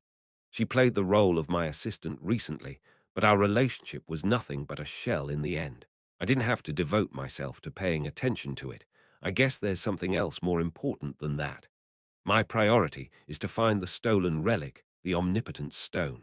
Once I heard where the other Black Dawn Society members fled to, there was no problem in chasing them. Even though Esren was so wide and had a lot of spaces to hide, that didn't mean I would never find them. Coming out of the building, I slowly walked down the street and looked up at the sky. Time was going slowly. When the sun had completely disappeared beyond the western horizon, the light disappeared without a trace, and coldness was mixed in the wind. When my surroundings became dim, I began to hear the noise of grass bugs one by one. Stop. I stopped my footsteps. I looked around, but I couldn't see anyone. No, there were actually students leaving school one by one or people walking around chatting among themselves, but it was true that no one was interested in me. Well, it was because I was already perfectly assimilated with my surroundings. Aeta nocturnus. The black shadow that covered my body was swaying and hid my existence from the surrounding scenery. It was my original magic, called black nocturne in Latin. Unusually, however, unlike its appearance, that magic was not a dark, attribute elemental magic. It wasn't even the spellcasting type of magic that I taught the students. To be exact, it was a summoning type magic. One of the 5 magic affiliations, summoning magic. There were 4 specialties in this summoning magic. Spirit, which followed the will of nature golems that were made of metal and earth creed that invoked and applied the remaining will of the soul, and the last one was the magic beast I was using. All wizards dealt with mana, and that mana was a mysterious power that had not yet been properly defined. When a person dealt with that mysterious power, the mana itself was affected by the person's tendency, whether it was their body type, living experiences, the spellcaster's wishes, or hidden talents. It didn't matter what it was. All of those elements were woven into one, and the mana itself had its own will and had a shape as a summoned beast. That was a magic beast. The magic beasts, which had different forms and abilities, were in a different track from ordinary living things. Even the magic beast I was handling right then was taking the form of clothes rather than a normal summoned beast, and its role was also heterogeneous. Let's go. Siyuak. The shadow at the end of my coat flowed like ink that was dropped in the water and moved on the ground. Soon, a shadow that was clearer than the darkness laid like a carpet on the ground, creating a road. I moved along the path that it led me to. Ha, what's wrong? No, it seems like there was something passing by just now. I didn't feel it, though. Was it bird? No one that I encountered in the dark could recognize me. They couldn't even recognize my existence. It was one of the abilities that my magic beast, Aeta Nocturnus, possessed. It devoured and got rid of the abstract power called the existence of its summoner. It did not just hide its summoner, so it showed great performance that let its summoner conduct a magical search without even getting caught. However, it could not be used for a long time. Because my presence was being eaten, if I wore it for a long time, it would devour my existence. Esrag. I took the pills out of my pocket and put them in my mouth. I would not be able to use it for long because of its extreme consumption of mana, because even though it followed my order well, it didn't listen to me all the time. It followed me because I fed it like that or else it would eat me at any time. Every magic that I use is missing some screws. As I was teaching the basics after coming to Esren, I realized that fact even more. Still, I had no choice but to use it. I kept moving in the dark while thinking so. Ha, Flora, what's wrong? After finishing the day's study, Flora Lumos stopped in her spot while walking along the street with her childhood friend, Cheryl. Cheryl was confused at Flora's sudden action, but Flora didn't answer her. Just now, something passed by me. It couldn't be seen with her eyes. It couldn't be felt with her skin either. If it was someone else, they would have mistaken it for wind. But Flora wasn't like that. There's a scent. A strong scent came toward her and then moved away from her again. It wasn't a mere scent. It was definitely a magic scent. If the usual magic scent was sweet and stimulating, the scent of magic just then was a little darker and deeper, like black coffee full of flavor. What on earth was that? A magic that can't be seen by my eyes. Even the fact that the magic passed by her Flora was curious, even though her pride was slightly hurt by her curiosity. The scent still remains. The reverberation of that scent still remained like a path. Let's go. Flora thought so and immediately took action. Sight only Flora. Flora. Cheryl Wagner anxiously called out to Flora because of her weird behavior. Chapter 64. Before I knew it, the sun was completely gone, and night had come. I headed to the depths of the forest that the students couldn't reach. Inside that forest, the members of the Black Dawn Society who had stolen the omnipotent stone were hiding. Whisper, Esren's guards who were chasing after the members were seen near the entrance to the forest, but they were guarding the outside of the forest without going into it. I easily broke through the loose part of their security. They didn't recognize my shadowy existence. There are a lot of dense forests here, maybe because it's Esren. There were three major forests inside Esren's land. The first one was the secret forest, where no living beings ever lived. The second one was the silent forest, where all sorts of eerie events and bizarre psychic phenomena occurred. The third one was the forest of fantasy dream, where all kinds of spirits and supernatural phenomena existed with enormous vitality. The forest itself was a prohibited area that went back and forth between danger rank 2 and 3. It was indeed surprising that such a place existed inside the Academy's land. But it was even more surprising to know that the Academy let those forests be. I can't consider the sense of safety of people in this world the same as those who lived on the Earth in the 21st century, but I can't help my inability to understand it. I thought I was quite used to living there, but I still couldn't help feeling the gap from my past life. In any case, there were three places designated as dangerous areas that were simply considered as forests inside Esren. Among them was the Silent Forest, which was the place where the men who stole the omnipotent stone ran away to. A forest full of evil hands and powerful, wicked minds that were designated as dangerous entities. It was said that the land was used as a cemetery before the foundation of Esren. The corpses and death, which had been accumulated in the cemetery for a long time, had spread to become a supernatural phenomenon of the magic sort since Esren's establishment.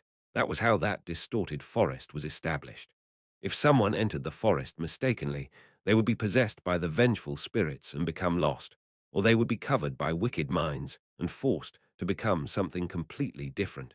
It was a place where one had no choice but to witness disaster fall on a person with weak mana or mental power if they entered the forest. That was why it was called the Silent Forest, because the people who went into it would disappear without any sound or news. They managed to maintain this kind of forest, I see. It was what I said, but in fact, Esren had taken measurements a few times regarding the Silent Forest. It seemed that some of the principals in the past had argued that the forest should be disposed of due to its danger. Nevertheless, there was only one reason why the Silent Forest still remained. It was because all of the disposal efforts had failed. When they cut down the trees, they will grow again the next day. It was said that some people who had cut down the trees even went crazy or became idiots. Even the wizards who had strong mana suffered from nervous breakdowns and nightmares. However, even when they tried to set the forest on fire, the forest did not burn down, as it seemingly had its own will.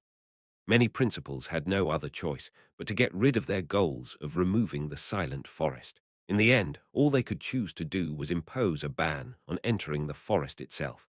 But the Silent Forest has its own boundaries, as if it had drawn a line by itself. If the trespassers don't cross that line, they will bear no ill effects from entering the forest. It didn't matter if they kept staring at the Silent Forest beyond its boundary. They would be all right as long as they didn't go into the forest. The problem was that those guys were inside the Silent Forest.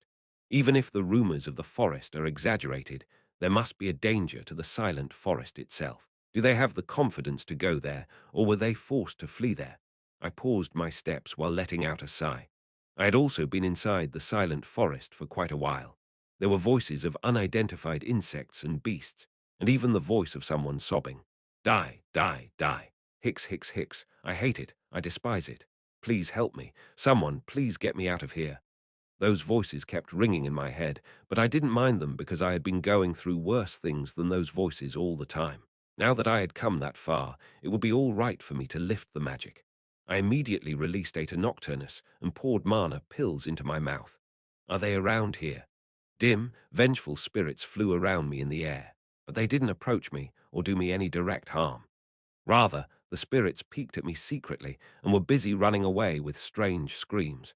I ignored those vengeful spirits and searched for the traces of the secret society members who had fled. I found them. There were footprints on the damp ground. They numbered around 5 people. Their number is unexpectedly small. I heard that there were at least 10 of them, though.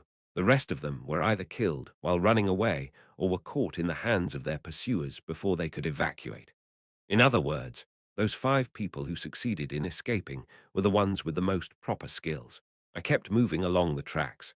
The forest was dark because there was no light, and even the night fog made it so I could not properly distinguish the direction I was headed. But it didn't really matter to me. I followed the traces of the ground with unshakable steps and headed deeper into the forest. Those people standing by outside right now, they'll only stand by at the entrance to the forest, but if enough of their people gather, they'll begin to go straight into the forest. So before that, I had to finish the portion of my work, not as the Professor Ludger, but as John Doe, the First Order of the Black Dawn Society. Chatter. As I continued to walk, I stopped at the voices coming from beyond the hazy fog. I naturally eliminated my presence. Those voices were not made by vengeful or wicked spirits. Conversations. Walking along the trail, I finally reached my destination. Phew, Mr. Demires. What should we do now? There's a tracking party outside the forest right now. Right. In addition, just by staying still in this forest, our sanity keeps getting consumed. We can't continue on if we keep being like this. Just shut up. Demires, who had been keeping his mouth shut, screamed at the complaints of the Third Orders. I have a plan. So stop talking nonsense and just follow along properly. The Third Orders shut their mouths at Demires' half-threatening words, but their anxiety was not something to be resolved with just a few words. Because one of their colleagues who had already entered here went mad because he couldn't stand the magic power of the silent forest. They couldn't afford to help him either, so they had thrown him away in the middle of the forest, and they didn't even want to imagine what had happened to him. Damn it. If the tracking party comes in, aren't all of us going to die without being able to escape? The Third Orders had the same thought in their minds. They had been believing everything Demires, the Second Order, had said without question and following him. But they must have sensed that things had already gone awry from there. Demires had acted without telling any First Orders about it with the irresponsible words that he would take responsibility for everything. There are two First Orders in Esren right now. No matter how he's the Second Order, can he really sort this out? I don't even see any way to survive in the first place. Everyone closed their mouths and only rolled their eyes. Come and read on our website, Wuxia World site. Thanks, in fact, Demires also felt uneasy. It was good that he did it at first, but honestly he didn't care much about the aftermath. Damn it, they said it's an omnipotent stone, but it's not worth anything. Demires looked down at the fist-sized stone in his right hand. It was the omnipotent stone that had made him confident in his plan. The stone that was wrapped up in cloth was emitting mysterious power just from being held in his hand. But that was all. The omnipotent stone itself was emitting powerful force, but it never granted any wish. I trusted the power of this stone and did this thing. Demires felt like he was on the edge of a cliff. It was his original plan to make a wish on the stone there to gain strong power and to rise to a higher position. That was why he had even kept it a secret from the First Orders. Damn it. How do I use it? The force flowing out of the stone was obviously real. But the force was something else that didn't mix with the mana he dealt with. It played a perfectly separate role, like water and oil. As a result, Demires had no idea how to deal with that force. Even if he made a wish earnestly in his heart, the stone was silent. Even if he stroked the stone with his hands or spilled his mana into it, it wouldn't budge. At that point, it was nothing more than a pretty and powerful mana stone. Esrark. There was a sudden sound of footsteps on the grass. The members of the Black Dawn Society, who were surprised, were all nervous and stared at the place where the sound had come from. Who is it? It was when Demires stepped up and shouted like that a man dressed in black appeared in the dark. Is he an enemy? It was when everyone thought so and aimed at him with their wands and weapons at him. Is this everyone? The members of the Black Dawn Society unconsciously flinched at his sharp voice that was full of irritation. It was some kind of reflex. They wondered why they were like that, but at the same time, they were bound to realize who the man was. You managed to run away without getting too far, I see. Still, you're a members of the Black Dawn Society. Huh, why you are. Demires, whose eyes had become accustomed to the dark, recognized the man's face and hardened his expression. First Order, Mr. John Doe. Oh, it's really him. The rest of the members also recognized Ludger and knelt down in front of him with pale faces. Demires also bit his lips tightly and bowed his head. Ludger nodded satisfactorily at their sharp response. Demires slowly raised his head and managed to move his lips. What kind of business does Mr. John Doe have here? Second Order Demires. Yes, Mr. First Order. Why do you think I'm here? Ludger's question forced Demires to shut his mouth. Why was the First Order here? Demers had only received a question back instead. No way does he know everything. There was only one reason why the First Order, who was hiding in the professor's position, had come to that place. It was to hold them accountable for causing the incident. Demers quickly racked his brain. His opponent was an executive of which there were only 7 members of in the organization of the Black Dawn Society. There was no way that position could have been gained simply by personal connection or luck. It must have been because he had the skills to match the position. Even the man with the code name John Doe was famous for having a trashy personality. A man who even killed fellow members of the Black Dawn Society when things went awry. The man was a symbol of fear from the perspective of the lower members. The reason why he didn't get scolded by the Zero Order for doing so must be because there's something that he has that makes him able to keep his position that firmly. Such a First Order was holding him accountable. Then what should he do? No, there were a lot of tracking parties out there in the first place, so how did John Doe get there? Demers had complicated thoughts. You're racking your brain, I see. That. Demas' mind went blank at Ludger's voice, who spoke as if he was seemingly piercing through him. He was bound to rack his brain hard as he had gotten to that situation. He raised his trembling hand. He politely held the omnipotent stone previously gripped in his right hand with both of his hands. He politely offered it to Ludger, and he recited the most optimal words to be spoken there, which were chosen by his instinct. This is the relic called the Omnipotent Stone. Yeah, I offer this to Mr. First Order. He didn't say any lame excuses of why he did that to obtain the stone. He was just offering the item that he desperately obtained, as if he was offering it as a tribute to his superior, Ludger. It definitely hurt his pride, and he thought it might be better to cause a mutiny right away. However, Demers wasn't like that. Ludger didn't give any answer for a long time. The rest of the men's lips dried due to his silence. It was after 10 seconds, which seemed like 10 years, had passed rather than opening his mouth. Ludger showed his action instead. He took the omnipotent stone that Demers handed to him. All right. The men, who were very nervous, became extremely relieved at his words and loosened their bodies. Because of that, they failed to respond properly to Ludger's next words. And farewell, pardon, what does that shoot? The darkness of the ground fluttered, and soon thorns popped out and penetrated everyone, holding them in their places. Demers stared at Ludger with incredulous eyes. His pouting mouth was about to say, "Why the hell?" However, Ludger only looked down at him with a cold stare that held no emotion and gave him no answer. Drop. The corpses whose vital points had been pierced rolled around the ground. Ludger had no intention of keeping them alive in the first place. If he kept them alive and they stepped on his tail, his position would be in danger. It was better to shut them up forever in that silent forest. Is this the omnipotent stone? Ludger untangled the cloth that covered the stone. Sight only Ludger's eyes turned sharp when he saw a dark green emerald stone. His usually expressionless face frowned very slightly. Chapter 65. I had actually seen relics, and I had a fragment of relic. I couldn't say that all relics were all the same, but I still knew why it was called a relic, so I could be sure. This omnipotent stone was not a relic. The principal told me that someone had stolen the omnipotent stone, and she said that the stone was a relic. But the omnipotent stone that I held, in reality, wasn't like the relics that I knew of. It was just a stone that possessed a lot of magic power. At that moment, I was bound to assume the worst. Shiver. And at the same time, an eerie sensation flowed down my spine. The silent forest was not worthy of its name, as countless vengeful and wicked spirits wandered around and wept. Sometimes mutated beasts or spiritual beasts also roamed around. But at some point all the sounds were snapped off. It suited the name of Silent Forest. My surroundings become quiet. I looked up at the sky. Far above the dense, grey coniferous forest, underneath the sky that was hidden by the clouds of the night sky, something was floating. It was far away, but I saw it clearly. And even the fact that it was gradually gathering power and light. I immediately invoked my mana. At the same time, I summoned the magical beast of Aeta Nocturnus and quickly wrapped it around my body. Weera, a shadow that was similar to a black cloth wrapped around me like I was a mummy. At the same time, a star fell from the sky. Boo-oom! A white and dazzling explosion occurred in the center of the silent forest.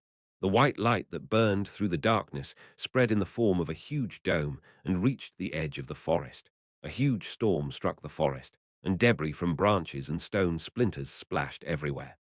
The white dome, which was spreading as if to devour the entire silent forest, soon stopped its explosive expansion and slowly disappeared. Shah! There was nothing left in the place where the light had been. The trees that formed the silent forest, the wicked spirits that were floating in the air, and the spiritual beasts who were eroded by the forest's energy, because they had also stepped down in fear and awe of one being. That's the end. The clouds lifted, and the moonlight fell from the sky. Her white hair shone faintly in the moonlight, Principal Alyssa Willow. She descended from the sky and landed in the center of the ruins she had created. It was a terrifying view, as if a star had fallen from the sky. There was only one thing that was left in shape where everything was gone, and I brought the fake omnipotent stone. The principal muttered so and looked around. At the same time, she lightly scattered her mana, but nothing was caught. In other words, she had dealt with the guys who were hiding within Esren in a single blow. It was all thanks to the bait, which had the name of the omnipotent stone. I wanted to catch bigger fish, but I can't hope for it. The principal shook her head lightly from side to side. She didn't want to stay there for long. Thanks to the high-tier spell that she used a while ago, the surrounding area had become quiet, but the silent forest would fill the ruins back into its own space. I wish I could completely erase this forest. No matter how she was a high-ranking wizard, she was not enough to destroy that forest alone. But if someone entered the silent forest with their poor skills, they would become crazy due to the magic power of the forest. It was annoying, but she had no choice but to leave it alone. I can just say to the other people that I've taken care of it properly. Alyssa deliberately asked the other professors for help in order to deal with the matter in secret. Ludger Chelsea was a representative example.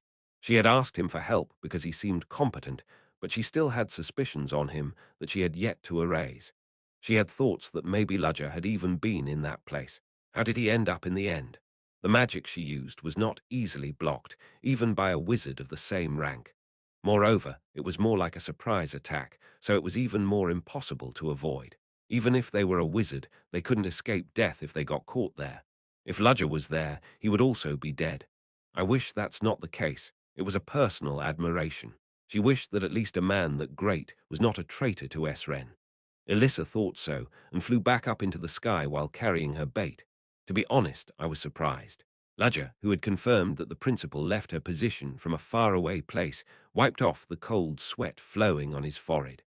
I didn't expect the principal herself to come forward. It would have been a disaster if I had been even the slightest bit late in reacting.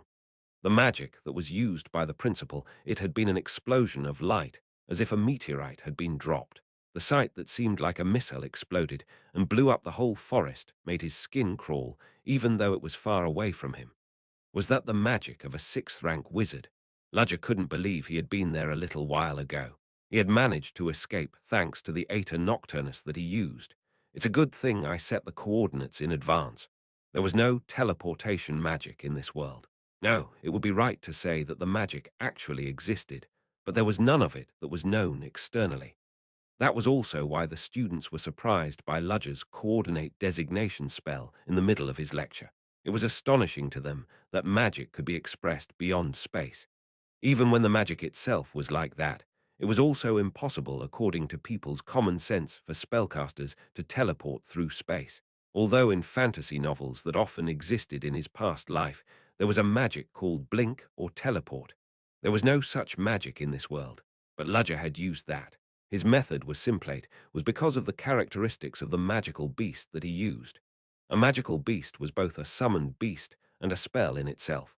Unlike most summoned beast shapes, Ludger's magical beast was an attire, and it maintained its shape by wrapping around Ludger's body. When this Aether Nocturnus was moved by a coordinate designation spell, Ludger himself also became a mechanism that moved together with it. He knew how to use the coordinate designation spell, and teleportation was possible thanks to the characteristics of Aether Nocturnus. In other words, it was a unique teleportation technique that only Ludger could use. I feel dizzy. Come and read on our website, Wuxia World site. Thanks. With a slightly trembling hand, Ludger took the pills from his inside pocket and poured them into his mouth. Only then did the tremors of his body subside as pure mana was supplied to his brain. The downside of such teleportation magic was that the number of its uses was extremely limited. Ludger suddenly remembered that the principal had asked him for help. No way was she aiming to do this. He shook his head immediately after thinking that far. Then there was no way that such a bothersome method could have been used by her, even though she had said that she would leave it to the other professors on the surface. The case must have been very secretive for her to take care of it by herself directly. The only thing Ludger overlooked was that he had come into contact with the enemy faster than the principal had assumed would be possible for an innocent. Elissa, the principal, must have intended to take care of things by herself and was going to tell Ludger and others later. She wouldn't think that Ludger would find the enemies before her in that silent forest, and even that omnipotent stone was fake. As expected from the leader of Esren, I can't let my guard down. Even if he was a professor in Esren, she should hide the truth from him for efficient work. Ludger's body shivered a little bit. Again, he remembered that she was an extraordinary human being. He'll have to be more careful to not get caught. If the principal found out that he had a fake identity, or if he was caught by the Black Dawn Society, it didn't seem that the outcome would be good if he got caught by either group. He definitely realized it even more after seeing the blow from the principal a while ago. He must be careful of that person too. The only benefit I could gain from this mission was the omnipotent stone, and even that stone was fake. No matter how he looked at it, he only suffered a loss. Ludger didn't feel regretful. A trace was left. The omnipotent stone that Demaz stole was a fake one made by the principal. It wasn't a real relic. However, he could not affirm that the omnipotent stone did not exist just by that. When the principal called him out and told him about it privately, Ludger hadn't found her words strange at all. Demaz and other members of the Black Dawn Society couldn't have been fooled around like that just from a fake item. There must have been a real item that they were bound to be attracted to. When the principal found out that they had discovered the real item, she had made the fake one and wiped them out. It meant that the real item still remained. Since I have left a trace on the fake item, I am sure the principal will go to check the real stone. I can just remember the trace that I left on the fake one. That was why, when the principal was on the verge of dropping her attack, Ludger had carved a trace on the fake stone by himself that even the principal wouldn't be able to notice. The fake stone itself emitted such powerful mana that even the principal would not be able to notice that. I moved at the right timing. The moment he was about to exit the silent forest while thinking so crack, there was the sound of someone stepping on a branch that echoed from behind him. Professor, Ludger slowly turned around. There stood Flora Lumos, who was staring at him with trembling eyes. Did she see it? Ludger did not question why Flora was here. Just the fact that she now encountered him in that silent forest was all that mattered. Ludger clenched his fist and released it again so she wouldn't be able to see that. What should I do here now? He thought of destroying the evidence immediately, but Ludger opened his mouth while thinking it was too much. Flora Lumos, why are you here? Pardon, no. Well, that's Flora Lumos could not answer why she had entered the silent forest hastily. That was because how can I just say that I followed him because I smelled a nice scent for the first time? And if even the someone that she encountered at the end of the scent was Ludger Chelsea, wouldn't she look like a pervert if she said it like that? Aren't you going to answer? That why are you here, Professor? In the end, that was all Flora could say. Ludger sighed low at her confused response. Seeing that she didn't quibble over it seriously, she didn't seem to have seen the scene that happened in the darkness. Even so, people were guarding the silent forest outside. Did she accidentally arrive there by using the other path? Flora Lumos, this forest is dangerous for a student like you. Hurry and go back. I'm not that weak. The silent forest was a dangerous place, even more so for students. However, if it was a student like Flora, she could endure the silent forest. Moreover, because she had a unique physical type of magic synesthesia, she was able to avoid it if the mana of the forest was dangerous. Flora wanted to ask since she came all the way there. Was it right that he came all the way here using magic to cover his appearance? And what on earth was that magic? Flora, who was about to ask that, found out that Ludger was holding a medicine bottle in one hand. Professor, what's that? It's nothing. Ludger said so and put the medicine bottle into his pocket. Flora stared suspiciously at Ludger. She had come into the forest after chasing the scent, but there was a big light flashing from a distance. She went all the way here to follow the scent, and there was Ludger. Flora, where the hell are you? Hugh. At that moment, Cheryl Wagner's weeping voice echoed as she searched for her from afar. Flora and Ludger both shut their mouths at the same time. Flora, I'm scared. Where the hell did you go? Ha, Ludger sighed and walked. Follow me. I'll help you get out of this forest safely with your lost friend. Flora also calmly followed Ludger because she had given up on questioning him in a situation where the mood had been broken. Ludger saved Cheryl, who was being bullied like a ring around the Rosie by the vengeful spirits, then took both of them out of the forest. Just in time, the guards who were exploring the outside of the forest found the three people and approached them, then asked for the whole story. The students entered the forest and got lost. That's why I took them and led them to the way out. Ludger then replied that it wasn't a big deal to them. The tracking party who had been stationed near the forest were dissolving at the order of the principal. Cheryl repetitively said, I am sorry while crying, but Flora wasn't like that. Why was Professor Ludger in that forest? Sight only, and what on earth was the magic that he used? Flora couldn't erase her suspicious gaze as she was looking at Ludger's back.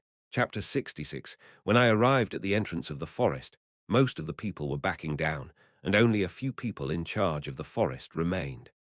Among them, the most prominent human being was, as expected, the principal. Her distinctive toothed hair stood out, even during the night. Your Honor. Ah, Professor Ludger. The president greeted Ludger with a grin. Then she opened her eyes wide when she saw two girl students standing restlessly behind Ludger's back. Oh, what happened with both of them? Because they entered the silent forest recklessly, I took these students who got lost and came here. The silent forest. The principal squinted her eyes for a moment. The shivering Cheryl Wagner quivered her body even more, as it was hard for her to bear the anxiety, and Flora Lumos shut her lips tightly. To go to a dangerous place called the Silent Forest in the middle of the night, what on earth was the reason for that? WLI, Cheryl was choked up and couldn't speak properly.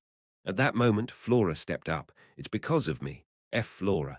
I went into the Silent Forest on my own. Cheryl was just chasing me. Flora Lumos. Flora Lumos, a second-year SREN senior, was also a student whom the principal had been watching with interest. Her family, appearance, and magic talent. Such a lady went into the Silent Forest on her own. Did something happen? No, it just happened because I was walking thoughtlessly to lift my mood. Then Professor Ludger saved Cheryl and me. I see. The principal did not ask Flora why she went into the Silent Forest, because she already knew that Flora Lumos was innocent. It was not nonsense to say that they went in by mistake. Because the Silent Forest was so wide, it was practically impossible to manage all of the forest's areas, even in SREN. Especially on dark nights like that one, students were sometimes attracted to the magic power of the forest without realizing it, so that could have been their reason. She was just possessed by the magic power of the forest. The principal stared at Ludger, who brought the two students. Thank you for taking such a long walk, Professor Ludger. It was a matter of course. But what can I do but apologize? The case is already over. Have you finished everything, Your Honor? Yes, I did it myself due to the urgency. The principal apologized and took a close look at Ludger's expression, but Ludger's expression remained unchanged. He wasn't surprised, relieved, or annoyed that he had walked in vain. He just accepted the situation as it was. Understood. Oh, your feelings weren't hurt. I asked you to do it and ended it on my own.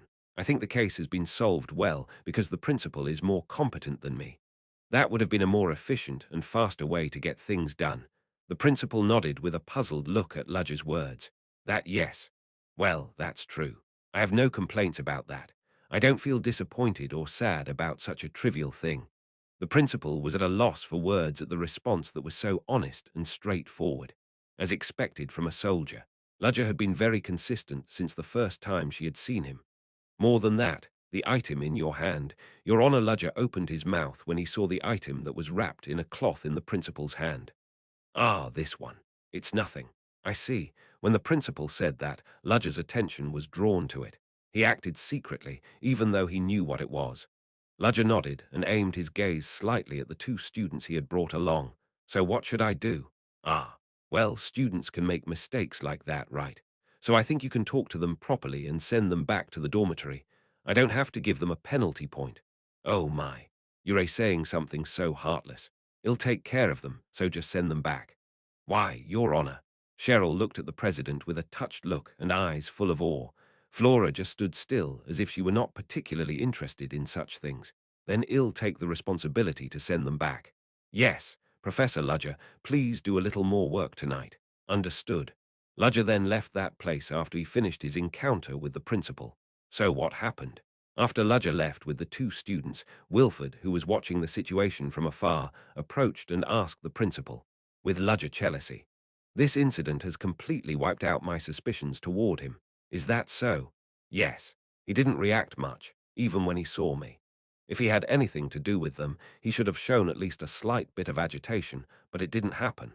In addition, Ludger had even taken two lost students out of the woods. Maybe because she had asked for help, he had rushed over there and found the students in the woods. He's quick in managing his work, and I like his attitude as well. Most of all, he has a strong mentality that doesn't fall to my captivation. You must like him. Well, I think so. I think the same goes for Mr. Wilford, though. Ho ho. Well, I won't deny it either. Wilford was a former knight, so he especially liked Ludger. He had a restrained and sharp devotion that was unmatched by the other weak wizards. His remarkably trained body in particular, which stood out subtly under his attire, showed that he was different from common wizards. His physical training couldn't have been sloppy. That part made a pretty good impression on Wilford. Anyway, I think this case brought an alert to them. I am not sure. I hope so. Or should I have captured them alive and questioned them? The principal shook her head violently at Wilford's words. You know about it very well too, Mr. Wilford, that it's not gonna work on them. That's true. They were the members of a secret society that hid in Esren. No matter how many of those guys she caught and interrogated, it would be impossible for them to tell her the information about their organization. If they were that meek in the first place, the organization wouldn't have recruited them. Furthermore, some measures might have been taken by them to prevent another possible leak of information. It was much better to get rid of the visible ones. Come and read on our website, Wuxia World site. Thanks, I hope this will calm them down for a while. Now go back. Ludger, who escorted Flora to the dormitory, turned his back without hesitation as he had finished his work. That what's the matter? Flora called Ludger and was about to say something. However, no matter how many times Flora mumbled with her lips, her voice didn't come out properly. It's late at night. If you have nothing to say, I'll go. Ludger had no consideration or concern, even when the other person was Flora. He disappeared like the wind as he was seemingly busy. Cheryl, who was next to her, even got astonished. Whoa, as expected from Professor Ludger. He's so ruthless. Flora, are you okay? Yeah, I'm all right. I was worried why the hell did you go into that forest all of a sudden, just because. There were times when I just wanted to go around without realizing it. And then out of all places, I went into that forest. Phew, I got it. But you need to be careful next time. I was also very scared. Yeah, thanks a lot for your concern, Cheryl. Flora went back to the dormitory with a weak smile. After washing up and changing into her pajamas, she flopped down on the bed. She kept remembering Ludger's appearance, whom she had seen in the silent forest a while ago. Professor, what you held in your hand was obviously some kind of medicine bottle. Ludger was slightly startled when she had asked about it. Even when she first discovered Ludger from a distance, she could only see his back, but he had definitely been shaking. Why was he being like that in a place where there were no people? Did he get hurt anywhere? A hypothesis suddenly came to her mind. Flora unconsciously propped up her upper body. No way is it the truth. Once she was immersed in her thoughts, the other thoughts came consecutively, and she couldn't let them go. It had certainly looked like that his body shivered, because he was in pain, even his behavior of hiding in a remote place where people couldn't see and taking medicine secretly. There's no way that Professor Ludger is taking bad medicine. He's been pretending to be strong, but it doesn't mean that he's not feeling well, right? Flora shook her head, realizing that she was thinking too much. No, I can't be sure yet, so let's not think of it too much. However, no matter how much she inwardly denied it, she couldn't help but keep thinking similar thoughts. Next time, if she had the chance, she could check it then. Flora closed her eyes while thinking so. She didn't think she would have a nightmare, unlike the usual that night. A night when everyone fell into a deep sleep. Beyond midnight, the principal finally checked with her own eyes where the real omnipotent stone was. It's working, huh? She turned her eyes to the fake stone and moved the real stone safely and stored it. For that simple distraction, she had taken measures to get rid of the roaches that hid in Esren herself. She had even gone as far as keeping secrets from others. It was inevitable if she wanted to get things done properly. But it was a relief. Thanks to the bait, she was able to wipe out some of the enemies, and the real stone was kept safe. It was a storage facility, similar to an altar. The principal breathed a sigh of relief as she looked at the omnipotent stone at the center of the altar. It looked exactly the same as the replica made to deceive others, but the real relic was so dangerous that one shouldn't approach it recklessly. Just like a stone that made one's wishes come true, it responded to its owner's desire and made their wish come true. The problem is, there's no limit to its ability. That was the scary point of its omnipotence. That stone responded to the darkest and most powerful desire that was hidden deep inside the user. Even when someone begged on the stone to make a lot of money, it wouldn't come true unless it was their real desire. Rather, the stone often forcefully granted what the user did not want to happen. Most human desires were based on darker evils. Rather than making money and being happy, human beings secretly wanted the person they hated and despised to be ruined or suffer. The stone granted that very wish. But if it doesn't have an owner, the relic scatters the wavelength of its own magic power and lures in the person who is sensitive to it. Therefore, the omnipotent stone had to be stored in an enclosed space covered with countless partition walls, so that its magic power wouldn't leak out. And those who guarded the surroundings of the stone had to be people who would not be easily seduced by its magic. That's how much I have to be careful with it. In the pieces of literature of which only a few remained, there was a record that a kingdom disappeared in the past because of that stone. One might wonder why such a dangerous thing should be stored in Esren. But in other words, because it was located in Esren, the item could be stored safely. If it had fallen to the hands of the Magic Tower or any other kingdom, a war would have been raging already. It's a relief that everything went well. The principal closed the entrance to the partition walls completely after checking the omnipotent stone for the last time. The metal outer wall that had a thickness of 3 million, which blocked the wavelength of the stone's magic power, closed with a thud, and darkness emerged within the storage. Only the green light emanating from the omnipotent stone dimly lit up the surroundings.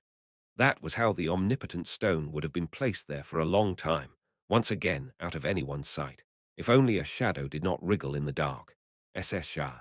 A man rose from within the shadow. Feel.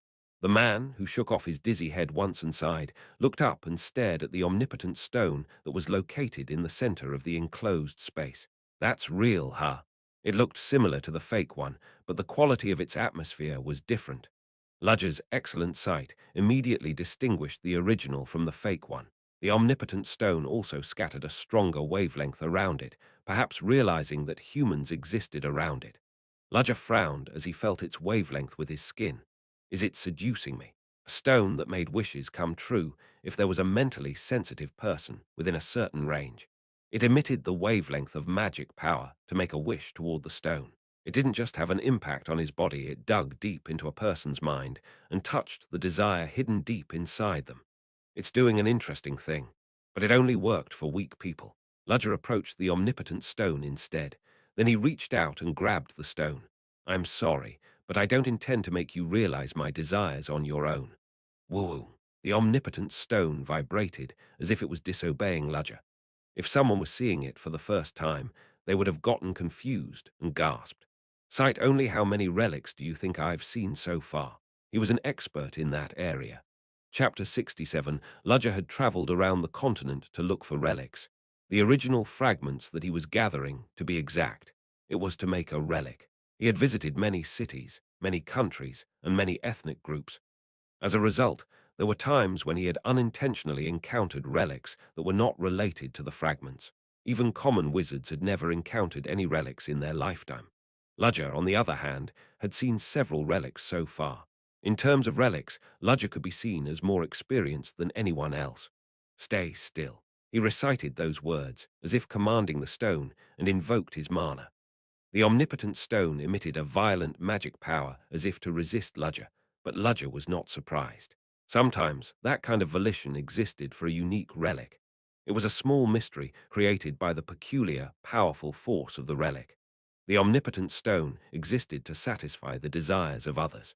Its reckless purpose of listening to one's desire was sublimated to the will and influenced the surroundings of the relic by spreading the wavelength of desire to its surroundings.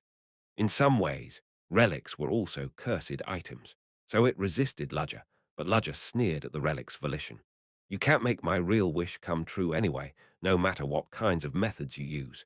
Even in front of the omnipotent stone, Ludger did not believe in the omnipotent stone itself. Was it going to grant his wish? He was sure that the stone would listen to it, but it would only be within the limits of the stone's power. He couldn't say that the stone would grant his wish. A wish with limitations was not a wish after all. It was nothing more than a mere fake wish fulfillment. If you're a fake wish fulfiller, then just do as I say. The omnipotent stone didn't give up. Instead of scattering the wavelength of its powerful magic power to its surroundings, it focused more on Ludger. Green magic power coiled around Ludger's body. Ludger frowned at the magic power that permeated his mind. A useless struggle. However, he did not push away or block the stone's magic power. Instead, he committed a bold act by increasing the mana in his hand that was holding the stone. Wu Wong. Then it was the omnipotent stone that was flustered. What on earth did this human do? Instead of raising his defense, I received more magic power. The omnipotent stone didn't stop invading Ludger's mind while questioning his actions. The moment it went into Ludger's inner mind while thinking that it was a good occurrence, instead bump. The magic power that the omnipotent stone flowed into his mind was blocked at some point, as if it was hitting a barrier. What the hell blocked its magic power? The omnipotent stone, which aimed to respond to a human's innermost desires, questioned the situation in which it could no longer enter Ludger's inner mind. Did Ludger pretend like he let the magic power into his inner mind, but actually block it off? Why? It found out right away that it wasn't the case. It wasn't Ludger's mana that had blocked the omnipotent stone. It was a disparate force that was completely different from Ludger's manate. It was a strange force that could not even be classified that blocked the omnipotent stone. It was a force that was impossible to understand. The stone could not even analyze the force. Mana. No, that kind of disparate energy was different from that. It was higher than mana. It was as if something else was watching and protecting his mind. You'd better stop there. Ludger warned against the volition of the omnipotent stone. If you go beyond that, it won't be good for either you or me. Ludger's warning was not a mere bluff, it was sincere advice. The stone was sure that something worse would happen if it attempted to go beyond that. If the omnipotent stone had feelings, the stone would have been deeply moved by Ludger's warning. However, the volition that the omnipotent stone possessed only commanded the stone to do its role as best as it could. There was no emotional factor within the stone. The omnipotent stone accepted Ludger's advice. If it attempted to go further, it would be destroyed and never see the light again. If that happened, it would not be able to perform its role in the future. SSSHHHH. Good job. The omnipotent stone gave up on its will. It was similar to stopping after hitting a barrier, but it was the volition of the stone that made the choice. Ludger put his strength on the omnipotent stone as it was, forcing his own wish into it. The fragment of the relic that I currently have with one of his hands that wasn't holding the stone, he took a fragment out of his inside pocket. Tell me where the other 4 fragments are. At that moment, a brilliant green light burst out of the omnipotent stone. The light was clear and would have been strong enough to be seen from quite a distance if emitted in an open area. However, in an enclosed space that blocked the wavelength of the stone's magic power, the light only shone inside. When the light of the stone was completely gone, Ludger removed his hand from the omnipotent stone. 2, huh?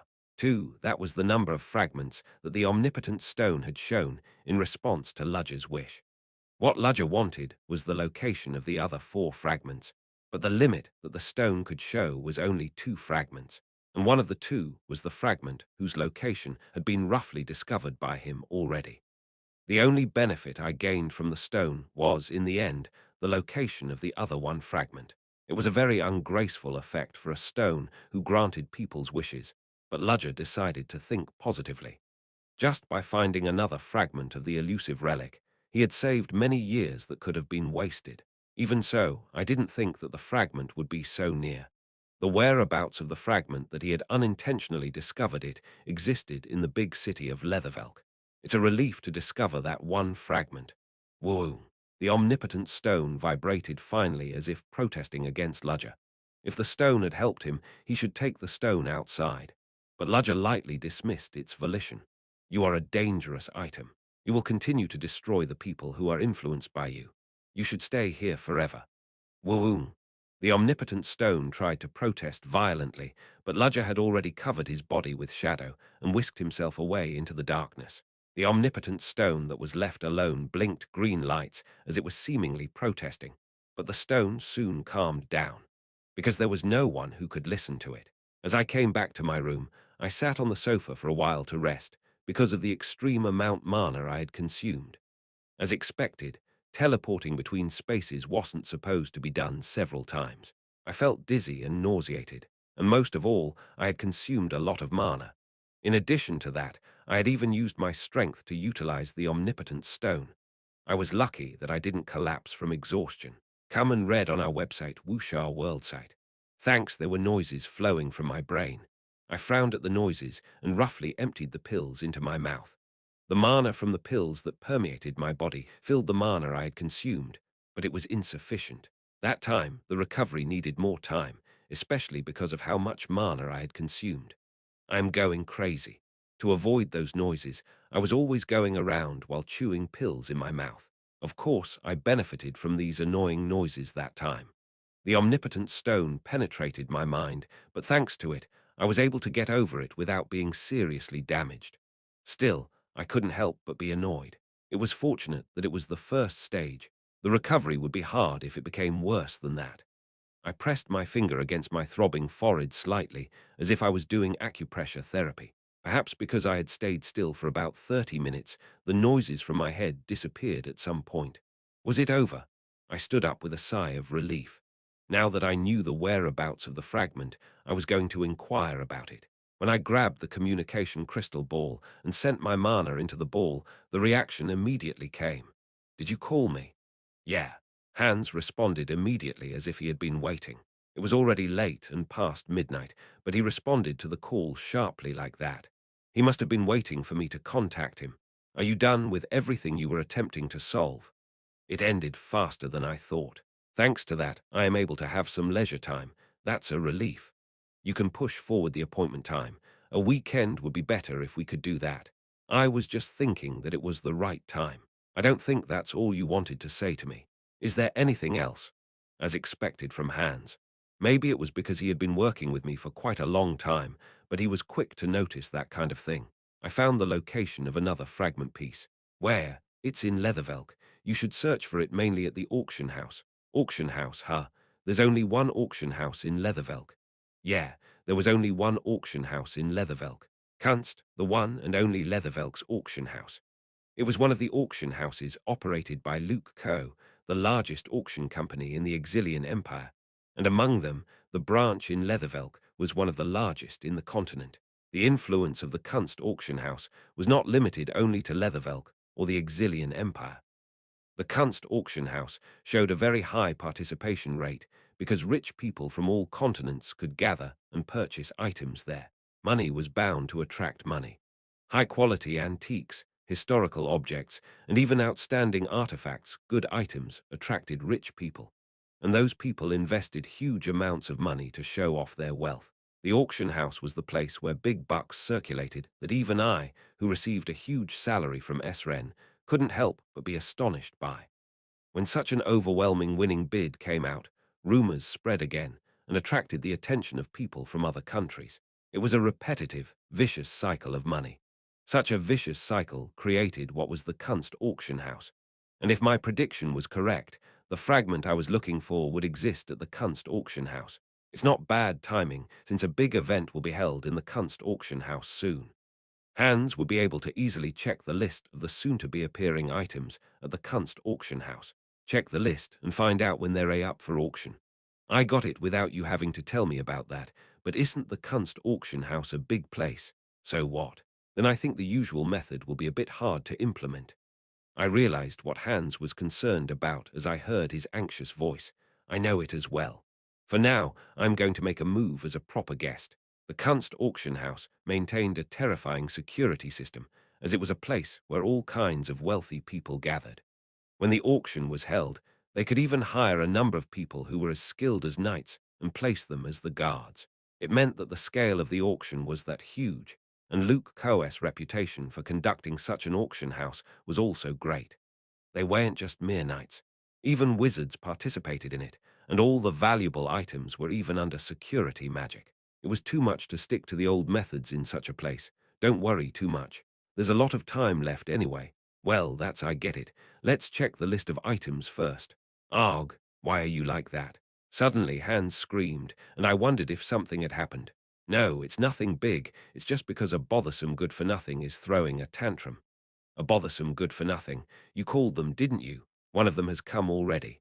Ah, I see. They arrived faster than I had expected. At that moment, a shout of something was heard from beyond the crystal ball. Arg, wait, I am coming.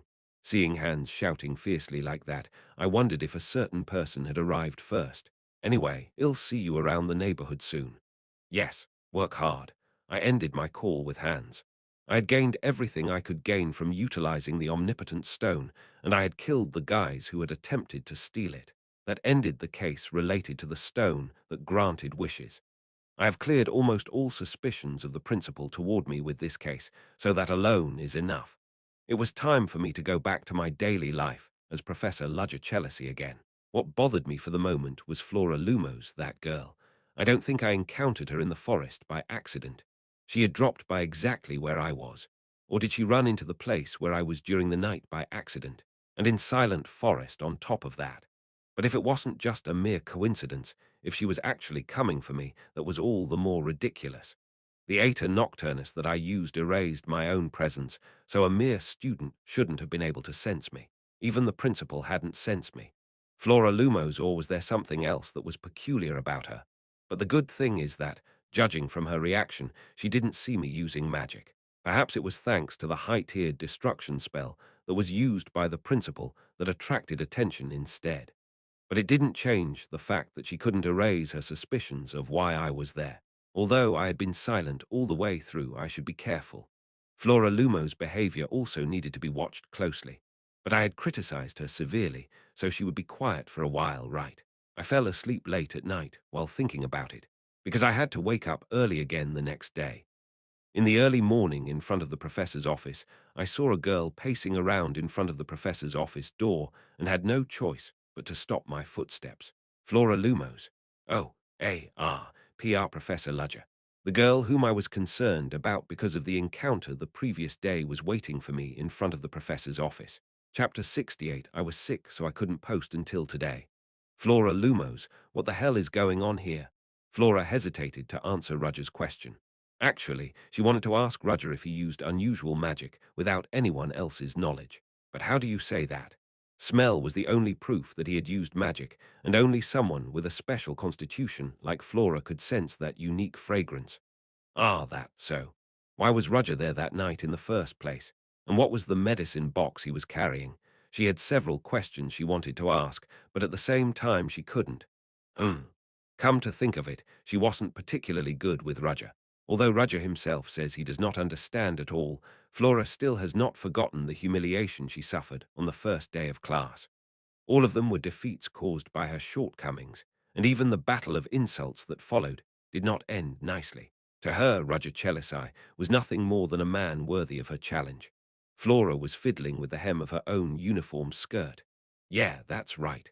Calm down, Flora Lumos. Even Mr. Rudger is sick. That's not my business. Until Flora had put her thoughts together, Rudger just stood still and stared at her. Flora coughed a little, and she looked at Rudger, and she unwittingly turned her eyes to the side. She felt ashamed when she finally made up her mind and met Rudger's eyes. What? Those eyes? Rudger was just staring normally, but not at all in his predicament. Rudger is a man who turns into a picture just by keeping his mouth shut. His impression is sharp, and charisma is felt just by looking at him. Those who receive such a gaze from him will automatically feel embarrassed. That intense, unshakable gaze had something that was difficult to face for more than 3 seconds. It was as if she was dealing with beings higher than the nobility. Is there nothing to say? Rudger was not at all embarrassed, as he was going to work early in the morning, and a student was standing in front of the door, especially a student who may have witnessed his secret. Have you seen it? So you want to threaten me with it? Flora, unaware of his thoughts, panicked at Rudger's gaze. In the end, Flora had no choice but to bring out her purpose after hesitating. I heard that you are hiring assistants. Actually, she didn't come here for anything related to teaching. She tried to ask what she had seen in the forest, but she dared not speak, so she switched the topic. In fact, when Roger hired an assistant, she was intrigued. Obviously, Roger nodded her head and agreed with her. Flora clenched her tiny fist tightly and spoke with courage. Can I help you with your work? Raised one of his hands and put it on his chest. For a moment, Roger wondered if he had heard something wrong. What did you just say? I said that I could help you with your assistance. So, did you say that you want to be my assistant now? No, not that. Flora pursed her lips. Still, she said that he would come and help with the work, as she is a senior in the second year. If it were another teacher, they would thank her immediately and hold her hand, but Roger's reaction was blunt. Hey, even though I look like this, I'm very talented at magic. I know. If you know, why are you reacting like that? Because I no longer need an assistant right now. Yeah. Flora's eyes widened as if she had heard something wrong. Her long, dark blue hair shook due to her emotions. What now? It's as you say. I've already hired one assistant, and I don't need another assistant right now. Above all else, I look at things other than magical skills when I hire an assistant. I've already explained this in class. Yes, Roger does not hire assistants simply because of their magical abilities or their background, but because of how diligent and faithful they are to their role. That was the condition Roger put forward. Flora was a little shocked because what she said with courage was so harshly rejected. She slightly bit her lip and lowered her head. At that moment, Roger's voice rang in her ear. But I appreciate your kindness. Yeah, Flora shook her head. That weren't you just here to help? Oh, wasn't I? Didn't you misunderstand me? Roger couldn't understand her and decided to act like an adult. Then do that. Well, it's not like that. If there is nothing else to do, I will go in first. No, I have one more question. One more. Roger hoped that the last question would not waste his time, or he would be really bitter. As he stared at Flora, she roused her magical powers even though she was pouting. Isn't that what Mr. Roger said back then? If there is anyone who understands my magic, please come and find me. In the last class, Roger showed his students the coordinate designation magic and said that if there is a student who can imitate it, he will give them extra points accordingly. Look at this, Flora said, and created a tiny drop of water in the empty space between her and Roger. She didn't stop there, as small pieces of ice formed on the ceiling and the wind blew from the other side of the hallway. Roger's eyes widened as he watched the scene. That was obviously the coordinate designation method he showed in class the other day. It wasn't as sophisticated and neat as he showed, and even the effect is only at a weak level, but the basis is definitely the same as what he showed. You were successful because I am a genius. As Roger graciously admitted, Flora naturally raised her nose. What do you want? Do you want to get the extra points as I said then? At first, I thought I would just get the points. Flora didn't think it would be fun then, and halfway through, she changed her mind. I want another reward that is equal to the points. Another reward. Yeah, Flora's request was bold, but she deserved it. Roger pondered for a moment and then nodded his head. Good, really. She didn't expect that Roger would agree to her request. Of course, she also had her own inner intentions. She can't openly ask him to show her another magic, and can't ask him to tell her a secret either. But what if she left that judgment to Roger? She was sure that he would give her a suitable reward, because Mr. Roger is surprisingly knowledgeable. Roger Chelisai is blunt, hard-headed, and sometimes rude, but he is confident in his words. Come in, Roger said, and opened the door to the office. Yes, I told you to come in. Flora swallowed her saliva. Is he saying that the two of them are going into the office alone now? Flora had a strange thought without her knowing, but then she shook her head. Yes, he just told me to come in. Let's not think strange things. She said yes, and followed Roger into the office. The office was just like Roger, neat and tidy. It was well organized, and there was a strange sense of stability thanks to the pleasant smell of wood and the scent of ink and paper, and even the light that softly illuminates the interior space. This is it. Roger guided Flora through a door on one wall of the office.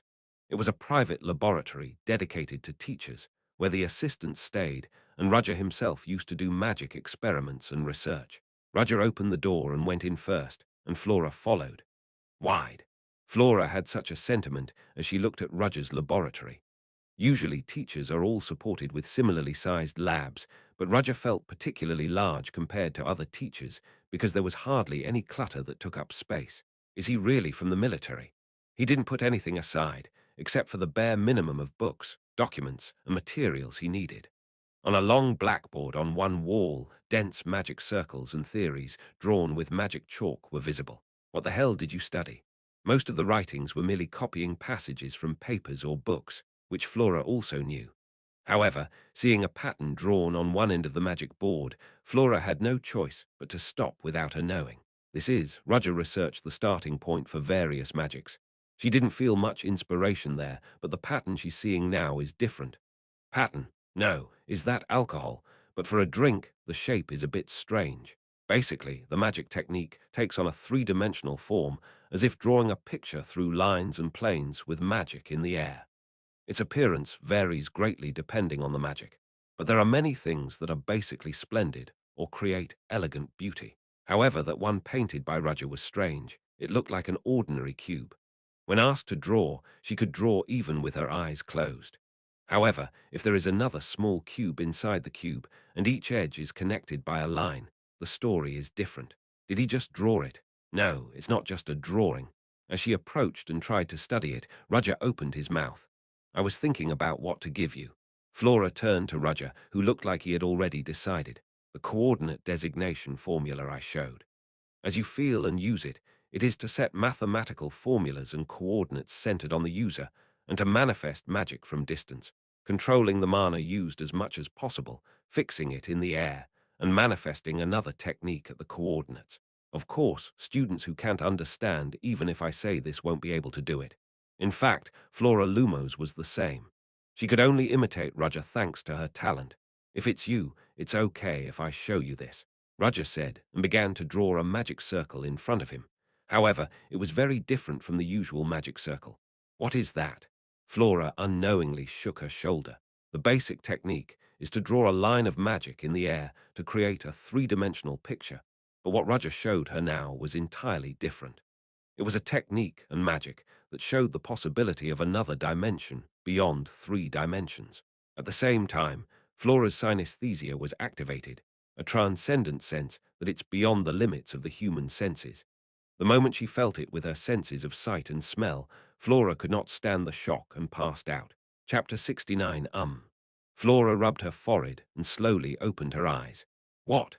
She fainted when she saw Roger's magic and had a dream that made her feel nostalgic and sympathetic. Her body felt warm, as if she was in the arms of her mother, who is now dead. Belatedly, Flora realized she was lying on the sofa. Ah! Flora slowly raised her torso and discovered that the coat covering her body was running down. She recognized the familiar black frock coat with golden thread. This. Are you awake? Unknowingly, she turned her head toward the place where the voice came from and saw Roger Chelisai sitting at his work desk reading. Instead of the coat he usually wears, he wore a pure white shirt and a black vest. His long bangs were slightly pushed back, revealing his forehead, and his usual sharp gaze was diluted thanks to the rimless glasses he wore on his face, further accentuating his intellectual feeling. You don't remember? Yeah, I showed you one magic. It was only then that Flora could remember what Roger was talking about. He showed her a magic, and stunned by the intense sensation, Flora fainted. No, that's. Flora got up from the sofa, but perhaps because of the shock, her legs lost strength, and she fell back on the sofa. Keep sitting. It seems that you have not yet recovered from the shock of fainting. How long has it been? About 30 minutes. About 30 minutes. Flora shook her head and stared at Roger almost as if she was about to eat him. What the hell was that magic? What do you mean? What you showed me right before I passed out. That. Roger replied in a muffled voice as if it was nothing. It was just something I just came up with. It's called Klein disease. Klein disease. Did such magic exist? It is not practical magic in the first place. It's more of an experiment. Is it an experiment? Flora wiggled her lips in disbelief. Others would have thought that it was an unusual type of magic, but Flora knew that Klein's disease was different. It was an innovation. The level of magic that's limited to 3 dimensions was raised. Even after seeing it, Flora could hardly believe that such a magic existed, but she accepted it. Yes, but to Roger it seemed as if it wasn't a big deal. This is an experiment to see the extent to which the magic created through mana can reach. Is that great thing just an experiment? Teacher is. What the hell are you trying to do? Flora couldn't bear to ask about it because she couldn't possibly fathom the magic Roger was trying to create. Hmm. The reason he created the Klein disease was because his curiosity for mana was not satiated. Does mana exist purely materially? If so, does mana receive full physical effects? Mana manifested in the form of magic. Mana was already something beyond the laws of physics. Magic is the embodiment of mystery, and mana it's the base. The unknown that has not yet been revealed. With mana one can jump through space, and Klein's disease was created to prove that as it was a magic that can be manifested in 4 dimensions. Mana goes beyond mere space and can interfere with dimensions beyond that. However, Klein's disease only serves to prove the hypothesis because there was still not enough research to apply it to other magic. Anyway, I'm glad you woke up. Yes, come to think of it, Flora fainted in the lab, but when she woke up, she was in Roger's office. Did teacher bring me here? I can't leave a fainted student in the lab. Flora recalled the figure of Roger who caught her when she fainted, and her face turned red in an instant. That, Flora Lumos, are your eyes and nose okay? Yeah, why all of a sudden? Before Flora could question it, Roger spoke first. Hey, don't you feel magic in a different way? Flora was astonished because Roger discovered the secret of her peculiar constitution that no one had noticed until now. Damn, how are you? Because I saw it. Did you see it? Every time you look at my magic, your pupils dilate greatly. I found out that you were not looking at the magic spell itself, but the secondary phenomena that resulted from the spell. Flora could not believe that Roger had noticed such a reaction that she was not aware of. And every time you saw a new magic, your fingertips trembled. It's a reflex behavior that occurs when you feel momentary pleasure. In particular, it is good to change the habit of twitching the bridge of the nose. From the looks of it, it seems that you can accept magic with your sense of smell, but it wouldn't be good if you open your nostrils like that. Ah. Flora couldn't stand it and screamed. Why are you screaming? What disrespectful words are you talking about a lady nose? I was talking about your habit. Be careful not to get caught by others. Flora muttered as if fed up with Roger. Roger sighed, stood up from his seat, and walked slowly towards Flora. Don't come near me. I don't know what the misunderstanding was. Roger took his coat from Flora, and after waving it in the air a few times, Roger hung it neatly on the hanger. Seeing you screaming so loudly, it seems that your body has recovered properly. You should leave. Yeah, can't you hear me telling you to leave? Flora asked Roger, still having not cleared her suspicions. Are you not curious? What do you mean? About my unique body? You mean the fact you feel magic in a different way? Right. Flora nodded her head frankly. Her magical synesthesia body had 2 of the 5 senses. If he had been any other wizard, he would not have been able to turn his eyes away from this unbelievable constitution. That's why Flora asked in a worried voice. Not at all. But Roger was different and answered in a firm voice. Yeah, I am not interested in what you are like. That what? However, it would be better not to tell other people about that constitution. Magicians are very dangerous when they discover something they don't know. Flora read something in Roger's attitude because he seemed to be aware of the magical synesthesia she possessed. In extreme cases, someone might abduct you and use you as a test subject. Gulp. Flora swallowed at Roger's heartfelt warning. At the same time, she couldn't help but think, why are you so calm? Have you ever met someone with a similar constitution besides me? Teacher, do you know anyone other than me with a constitution similar to mine? Roger didn't answer. Instead, he raised his hand and pointed to the door of the office. Flora wiggled her eyebrows at the action, but did not follow it. It was a moment, but Roger's face had a somewhat sad look on his face, so she did not dare to ask and had no choice but to leave the office. Teacher knew. He must have met someone else besides me. No, rather than that, how did he know that it would be dangerous if her constitution was discovered? And the subtle expression he showed at the end. Did we know each other? Then Roger's behavior was understandable. He said that he had an acquaintance with a constitution similar to her, and that acquaintance suffered harm. If so, who was that person? Man? Woman? If it was a woman, what kind of relationship did the two have? No, Flora shook her head and stopped thinking about it. Yes, let's just move on today. Just as she was thinking about it, Flora suddenly had such a thought. By the way, I haven't received another award instead of the extra points. Roger showed her Klein's disease and did nothing else because she fainted. Flora looked back at the office door. If I go back in now and ask for the prize, that'd be a bit. I'm stupid too. Why did I forget the most important thing because O was so caught up in something else? Flora wanted to rip her hair out, but time that has already passed cannot be turned back.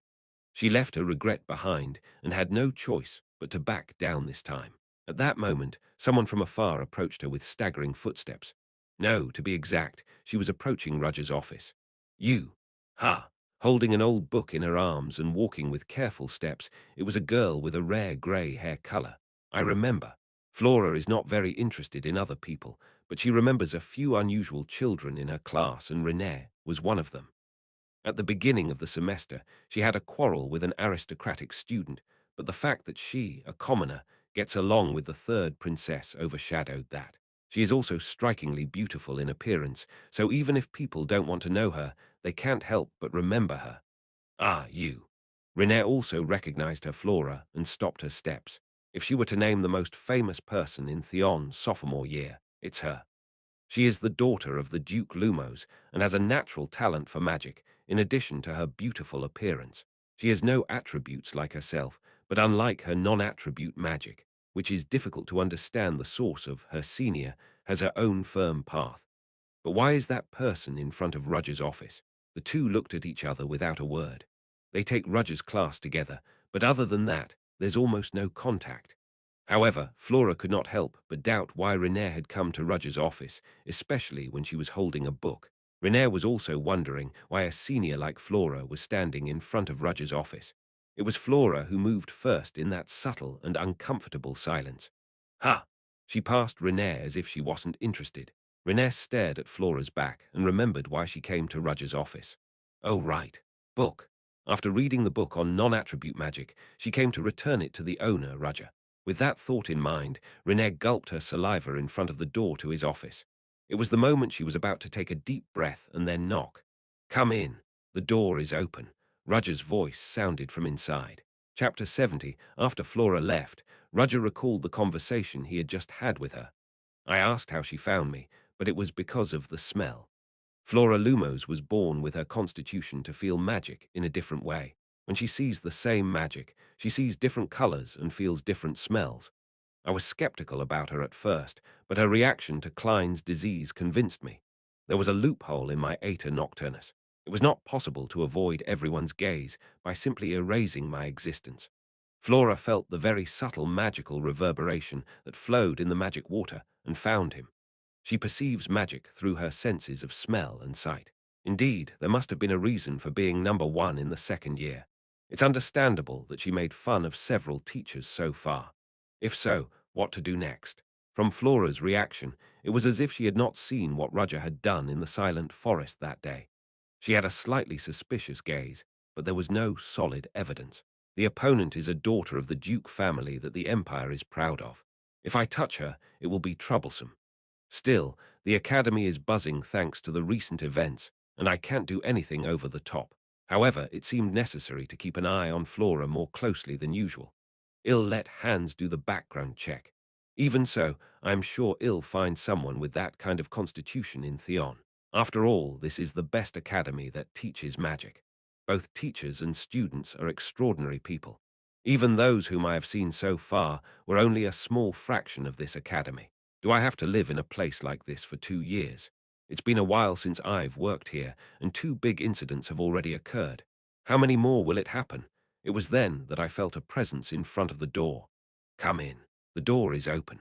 As Roger said that, he felt a shudder through the door, and then the door opened cautiously. A girl with dense facial features, clear blue eyes and grey hair that is hard to find in Theon poked her face through the half-open door. Is it Renee? Yes. What did you come here for? The book, I finished it. Book. Roger recalled that he had handed Renee a book about non-attribute magic. With only her face sticking out, Renee entered the office with her careful steps. She looked as if she couldn't make the slightest mistake. I thought I should give it back to teacher. You mean that? Yes, Mr. Roger. Roger shook his head and said, the book is not mine. I, too, am only giving further what I have received. Then this book. Keep that book with you. Yes. You may have read it many times, but you will always need it. Sometimes you won't remember parts of it, so it's better to have it just in case. Still, some things show their value only when they have a suitable user. The book about non-attribute magic will shine more when you have it than if it is in my hands. Roger took a moment to catch his breath and took off the rimless glasses he wore on his face. I believe that you will take good care of it. Renee couldn't say anything because Roger's words cluttered her head. Do you believe in me? Renee was dizzy as Roger's words kept echoing in her head. Why do you believe? Do you have a good reason for that?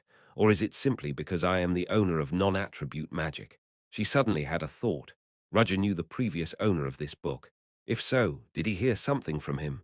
I what? That so? Renee couldn't help but ask. Even when she opened her mouth, only unlisted languages come out. It was because of Roger's outspoken words that her head was not spinning properly. If you have nothing to say, just leave. Classes are starting soon. Yes. In the end, Renee gave up and was forced to leave the office. She walked down the hallway with staggering footsteps as her head was still a mess. Oh, right. It was only after she wandered aimlessly and reached her sparse garden that Renee finally regained her sanity. I was going to ask about the assistant position as well. She was so embarrassed and out of context that she didn't even think of asking. By the way, it seems that Senior Flora also came to see Mr. Rudger. Did she come here for Mr. Rudger's assistant position too? As a senior in the second year who holds the title of genius, which is rare in Theon, Flora Lumos was pretty popular even among the freshmen. Although she comes from a great family, she does not belong to a faction unlike other nobles and stays with her childhood friend. No, let's stop paying attention for now. I have to start preparing for the next class at the library during the rest of the time. Just as I was thinking about it, I heard a conversation coming from over the trees in the garden. Ah, Renee had no choice but to stop her steps when she saw the students who had finally appeared.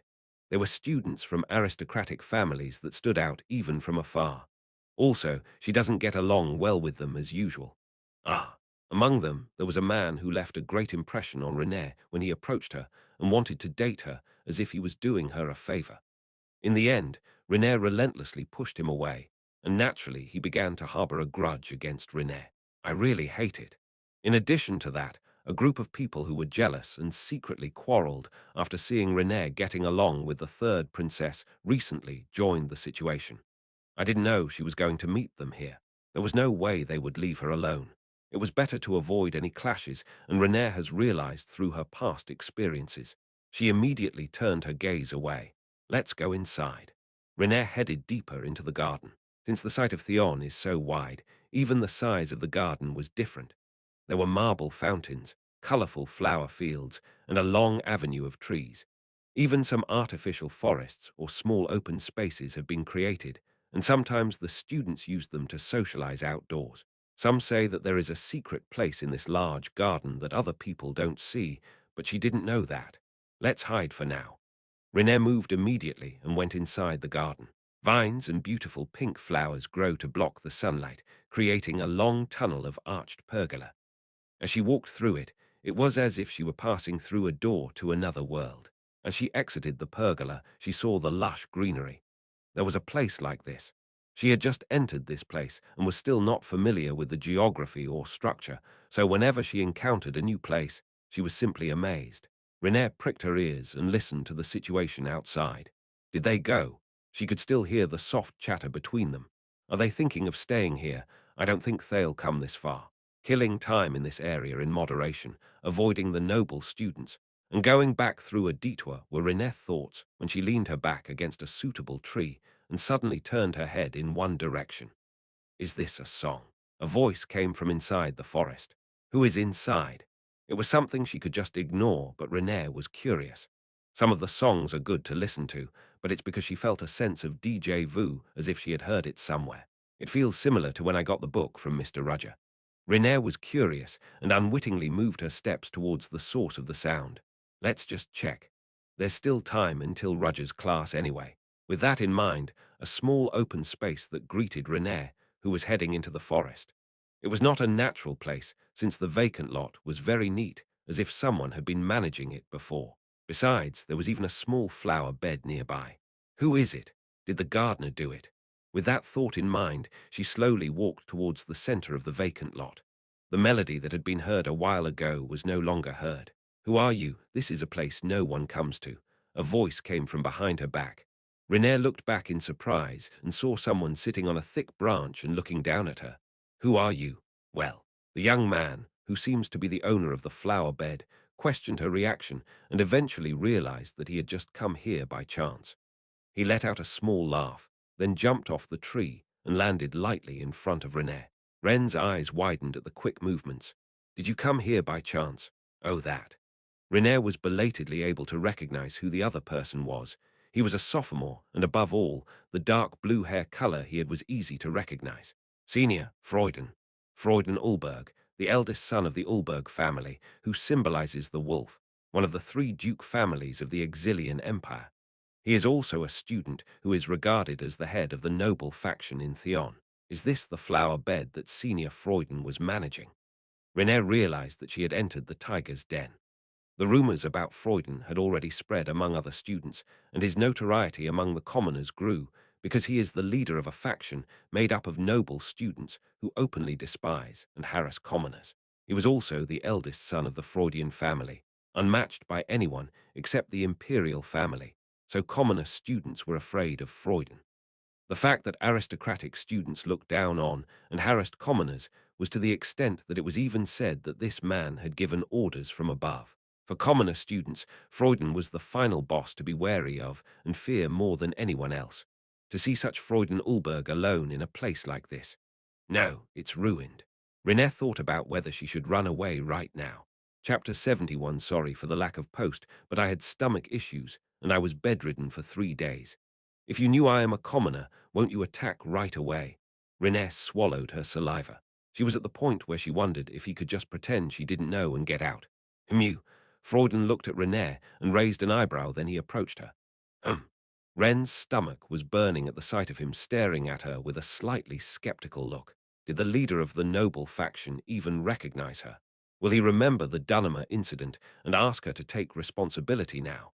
Ren's head was spinning in a complicated way. According to the rumors she had heard, Freuden was famous as a demon that hated commoners and had no mercy.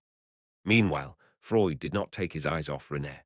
When his gaze finally settled on the book about the non-attribute magic that Renée was holding in her arms, she hid the book behind her back without realizing it. Freuden narrowed his eyes. Yes, no, nothing. When Renée reacted too violently, Freuden shook his head. How did you get here? Ordinary students would not come this far. Well, that.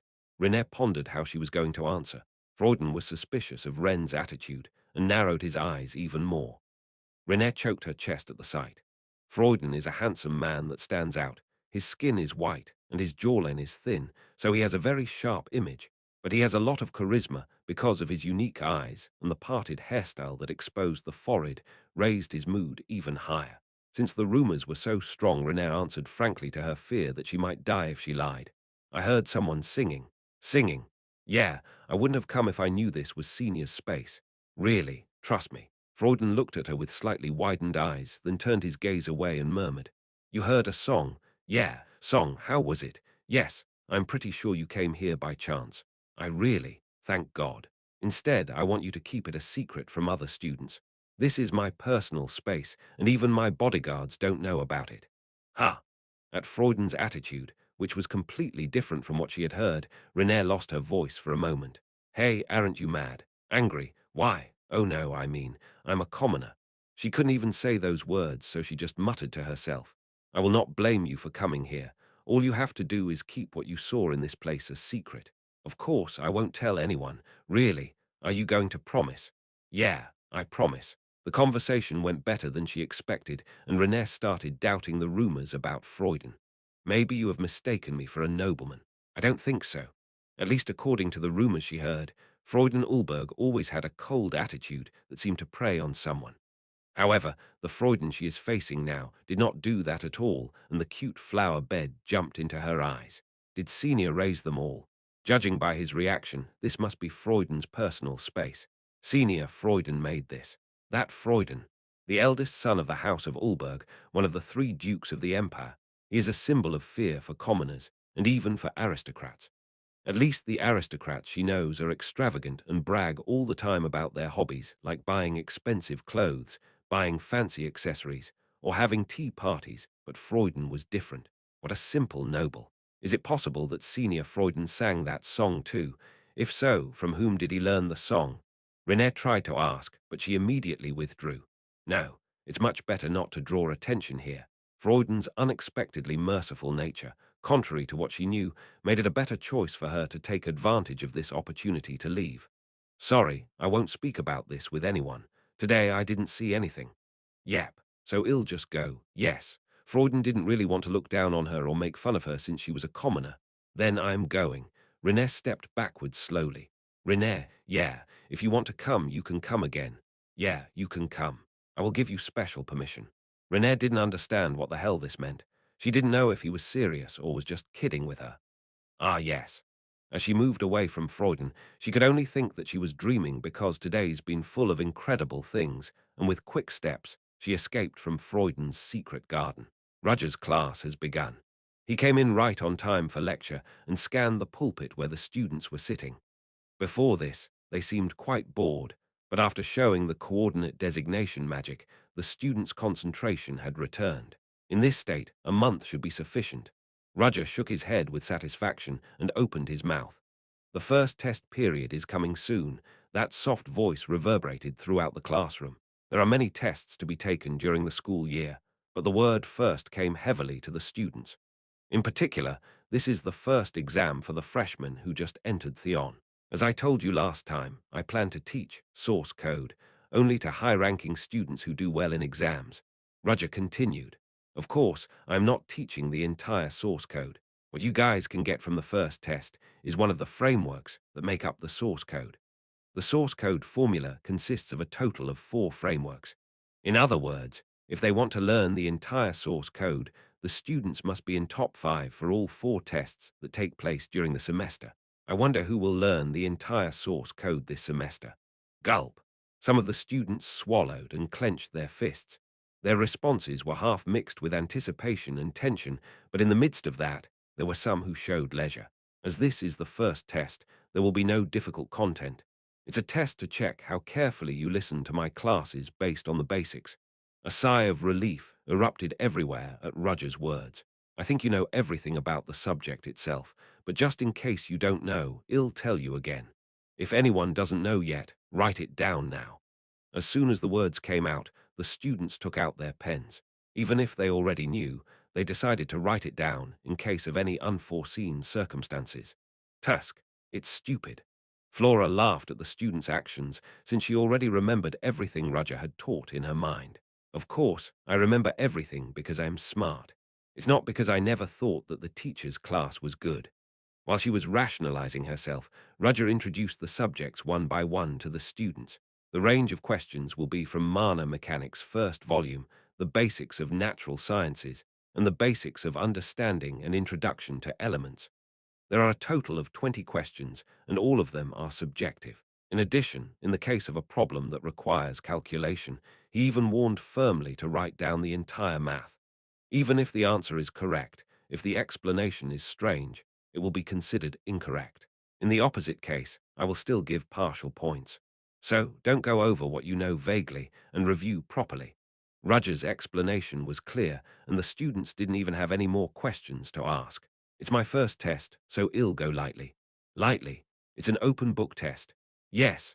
To that call, some freshmen responded by asking why, while an unexpected reaction burst out among the second graders. You're still a freshman, so you don't know the meaning of the open book test. People think an open book test is a very easy test because you just have to look at the answers and write them down, but it's the opposite. There is only one case when a teacher has allowed students to open books. He will make the exam so hard that it will be difficult to solve it even if the students use the book. The second graders laughed at the first graders. Renee, who knew what open book meant, did not stop writing notes even though she had a slightly blank expression on her face. Then she suddenly felt a gaze and turned her head. Ha! Flora Lumos was looking at her, but that gaze just disappeared as if passing by. What? However, Renee felt a strange sense of uneasiness. She felt as if Flora was somehow looking at her with a slightly wary gaze. The explanation of the test ends here. I will start the class right away. With the following words of Roger, Renee had no choice but to put an end to her doubts. Soon after the class was over, the night came, announcing that the holidays were approaching. Roger immediately finished getting ready to go out and rode a wagon down to Leathervelk. Today was the day of the meeting about how to deal with the behind-the-scenes world of Leathervelk. Dressed in a long black coat, he pressed his hat deep down as he stood on the sidewalk. At that moment, a black-coated car stopped in front of him. One of the car doors opened, and a familiar face appeared. "Brother, let's go. Where did you get the car?" Roger asked, sitting in the back seat naturally. Hans, who took the steering wheel, responded while starting the car. Well, the enemies of the Red Society were working on this and that. Among them was the transportation industry, and I just brought the best performing vehicles they had. Hmm. Oh, of course, I'm not saying that I use it for personal purposes. We have to be stylish when we go to the meeting. Yes. How are you going? Roger pulled out his one-eyed glasses from his inner pocket, put them on, and cleaned his collar. I will go as I always have. Ha ha, you are my brother. Hans drove to the meeting point. Eventually, they stopped at a street-side bar lit up with colorful lights. From the entrance, customers were swarming, and nearby women were waving their hands in thick makeup to solicit. It's needlessly flashy. Well, wouldn't it be better than doing it in a dirty and dreary place? Yeah, let's get off. The two got out of the vehicle. Chapter 72. The pub was cluttered by the laughter of women with heavy makeup and perfume, and men approaching like bees, drawn to the smell of honey. There were people who were drinking and shouting loudly, and there were people playing musical instruments. It's pretty noisy. Because this place is quite famous, and it is a bar with a total of 4 floors, so there are bound to be many customers. Roger and Hans entered and looked around. Where is the meeting place? 4th floor. Is it at the top? Up to the 2nd floor, the general public can use it, but from the 3rd floor, it is agreed that only authorized people can enter. The two had a light conversation and went up to the 2nd floor. The 2nd floor was not much different from the 1st floor. The place was full, and it was noisy like the 1st floor. The only difference is that there were guards on the 2nd floor. As Hans said, the stairs leading to the 3rd floor were blocked by 2 guards with a strong body. Only authorized people go further. Here, Hans held out the invitation he had prepared in advance. The guard checked it, and without saying a word, he turned to open the way. "Let's go, brother." "Yes." Hans took the lead and Roger followed. The guard's gaze lingered on his back, but he lightly ignored it. Eventually, when he reached the 3rd floor, Roger immediately understood why this place was a high-end bar. It's so quiet that it can't be compared to the noisy 1st and 2nd floors. Even though it was so noisy below, the 3rd floor was soundproof. The interior is more luxurious, and the customers were all dressed in neat and tidy clothes, enjoying the moody atmosphere and sipping alcohol lightly. The scarlet light made the atmosphere dreamy, but Roger and Hans' goal is 1 floor higher. It was the highest place in this bar, where only the most important people could gather. The two climbed the wooden stairs and arrived on the 4th floor. Unlike the 3rd floor, which was like a wide hall, the 4th floor had a long hallway. Is it a room type? It was a very suitable place for a quiet conversation. What room? At the end. It is the innermost place. Is there no one guarding this place? Ah, maybe it's because this place is so special. A special place. Hans explained the information he had picked up. It is said that this bar has been used a lot as a meeting place for the organizations behind Leathervelk from before. As a result, an unwritten rule was set among themselves, and it was that they would never fight within it. Don't fight. Well, even those who betray each other and live a damn life have iron rules or beliefs that they follow. That's right. Roger shook his head. As you know, this world also has its own rules, and this is where the discipline is most strongly applied, inviting us to such a place. It's just to make sure we're really following the rules. It's fun. Roger smiled slightly. They have guts to target someone who destroyed the Red Society alone. If Roger had been a little more eccentric or cruel, blood would have flown through the 4th floor of this bar today. Still, to invite him would mean that they were confident. Come in. Yes. Eventually, the two of them reached the end of the hallway, opened the door, and went inside. Various foods were placed on a large round table made of wood, and those who sat at the table kept a certain distance from each other. The number of important characters is 4 in total. Roger's gaze first turned to the person seated to the right of the table. He had a beard on his face, but what caught his eye the most was his absurdly small stature, unbelievably small for an adult. Dwarfism. Also called short stature, it has the same body structure as a normal person, but is close to a kind of disorder with only the height being too small. Is this person the leader of a group? In a world where human rights are not yet sufficiently developed, his disability must have made life difficult. Roger noticed that this dwarf man was the leader of the circus, Pinion. Next he looked at the two people sitting in the middle right opposite to each other. Is it an old man and a girl? This, too, was a striking combination. An old man with grey hair and a grumpy impression, and a cute blonde girl like a doll. However, since they are gathered here, those two are also the heads of one organization. They are the leaders of the group old kids, Marcella and Dion. The child is surprisingly the one who has the initiative.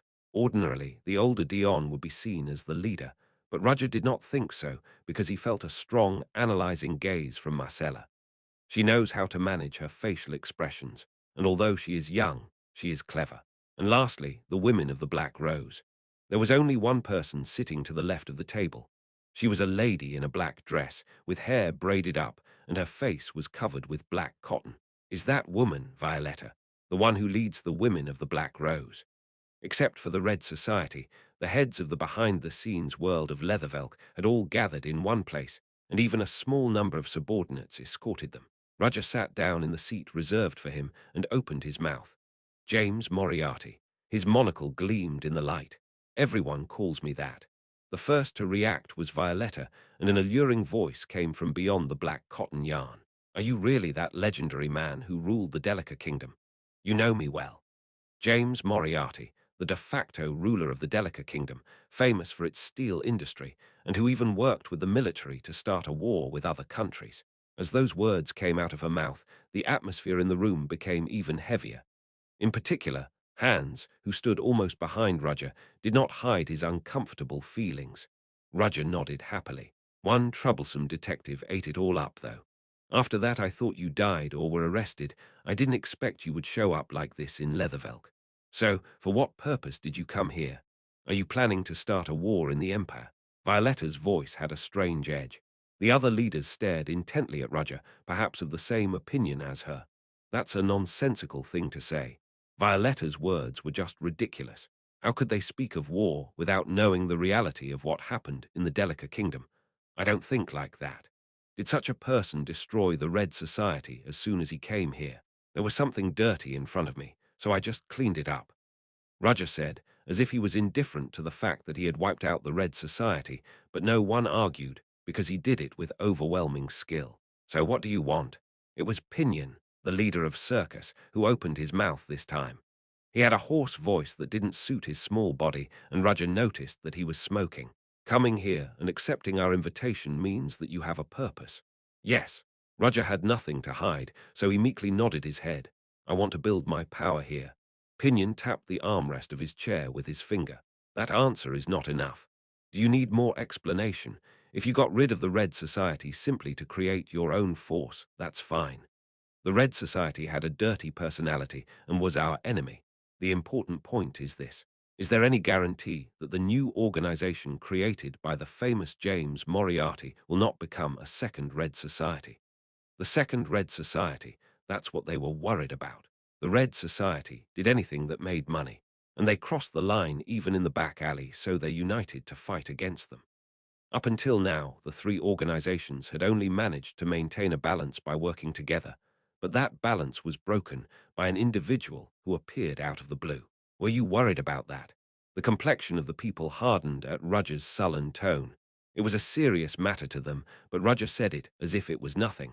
Of course, he had the qualifications to do so. Roger smashed the Red Society alone, and in a way he was more dangerous than them. Then it would be better to clear up the misunderstanding. Misunderstanding? What misunderstanding are you talking about? Dion raised an eyebrow and asked. Roger shook his head once and then pointed at Marcella with his chin. Say it yourself. What? Grandpa Dion, it's okay. Marcella stared at Roger with her curious eyes. You've noticed that I've done it. A child with innate talents and circumstances is far more frightening than an old man who does nothing in the world. So what are you saying we are misunderstanding? If I was going to get rid of you because I thought you were annoying, I would have done that long ago. It was a blatant remark, but no one was angry or upset. But the reason I didn't do it is because I also have a line that I must keep. So what are you trying to say? At least you guys are far better than the Red Society dead at my hands. I don't have to pretend with you guys. That's why I joined this meeting. At least, when he hinted that he had no hostility, their vigilant gazes faded a little. However, they didn't trust him. So what are you going to do now? All of the infrastructure and businesses of the Red Society are nominally owned by you. Pinion wiggled his mustache and ate the turkey leg that was in front of him. Pinion, can't you please stay still, at least in this place? I'm sorry, Auntie. I'm not as noble as you. Auntie, that's why you uncultured people, both of you, do it in moderation. Marcella came forward and mediated. Roger seemed to have a rough idea of how these three organizations worked. Their relationship is bad, but there are people who can mediate the situation in moderation. So, are you going to keep the structure of the Red Society intact? At Marcella's bold question, Roger shook his head. I wouldn't keep such a messy thing. Then you must be thinking of something great, right? Yes. When he decided to create an organization, Roger had already made a plan, and Leathervelk will be the cornerstone for that. I am going to start a new business different from what the Red Society did. A business that can be carried out more proudly. Business that sounds really interesting. Violetta said in a sarcastic tone. How proud would they be if the business they were running in the back alley was honest? Even if they don't do drugs and human trafficking like the Red Society, they can't brag about their business. Reading their thoughts, Roger grinned. If you think that way, that will be your limit. I beg your pardon. Since everyone is gathered, let me make one suggestion. It was the time to reveal his purpose. Everyone, come under me. That will bring you success. Chapter 73. The room was filled with heavy silence. What the heck? Violetta's voice trembled as if she could not believe what Roger said, and the rest had a similar reaction. In the case of Pinion, his lips were twitching and he wanted to start spewing insults. Brother, what are we going to do now? Hans, who was standing behind me, signaled me urgently and asked. He also seemed a bit embarrassed by what I said. Did you think that I was here to have a peaceful discussion? If so, it's time to correct that misunderstanding. I think you didn't understand, so let me tell you one more time. Everyone will come under me. At his arrogant words, Violetta showed her objection. Disgusting. She didn't hide her feelings. I thought you would be different because you got rid of the Red Society and still decided to have a conversation with us, but you and the Red Society are the same. Same? Aren't you forcing us to work for you? Did it look like that?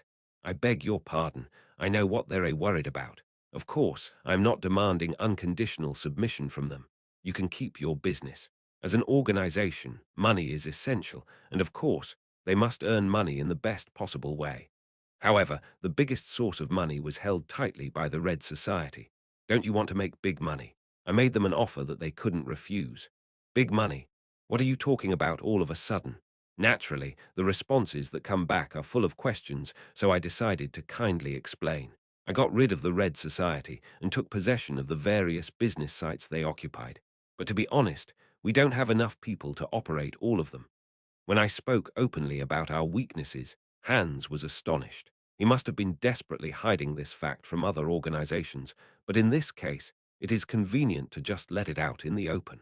Our organization is not yet large. As a result, inevitably, there will be fields that have not been covered yet, so I will hand over the business to you. Marcella asked suspiciously. What do you mean? I shrugged. Didn't I say, you come under me? You mean you're letting us take over part of your business instead of going under you? If you don't want to come under me, you don't have to, but I will give you a part of the business that I don't need anyway. How you use it is entirely up to you. I do not understand. What do you want? At this point, they will have no choice but to feel something beyond their doubts. As you know, I am in a difficult position to be active right now. If I try to act as James Moriarty, the Imperial Security Agency will probably move in and try to catch me, as was the case with that detective kid. What I want is to build my own firm power. However, I didn't want to make pointless enemies. I don't want useless disputes. Ha! Is the person responsible for eradicating the Red Society saying that it was necessary to get rid of them? Had they been left, they would have caused problems in some way, says the one who started a war in Delica Kingdom. Violetta said sarcastically while I shrugged lightly. If you don't want to believe, you don't have to. However, I would like to hear your answer here. Will you join hands with me or not? Of course, I'm not going to force you. Even if they don't hold hands with me, they will get a part of the business. For them, there is nothing to lose. The chiefs exchanged glances with each other and weighed whether what I am saying is true and whether it's really good to hold hands with me. Can I know exactly what that business is? Pinion coughed and asked. Pinion, what are you doing? Don't meddle, Violetta. At first our circus said that it was short on supplies. If we can make money, we will do anything. This snob, let's talk straight. In the end, this is what matters in this world. Pinion made a money shape with his hand and shook it left and right. After all, without money, we are nothing. Doesn't it mean that people who are despised need money to live like human beings in this world? I don't understand the way you live your life. When it comes to business that makes money, we welcome it with open arms. Pinion said that, but he didn't fully believe me. Of course, I want to hear in advance what that business is. Well, no matter how dangerous it is, isn't our life like that? Don't feel bad. I understand. I nodded. Pinion's attitude is understandable. He has a disability called dwarfism, and the organization he leads is similar to a circus troupe of people with disabilities. There is a thing called a freak show, a show that gathers deformed people and turns them into spectacles and makes money through the circus.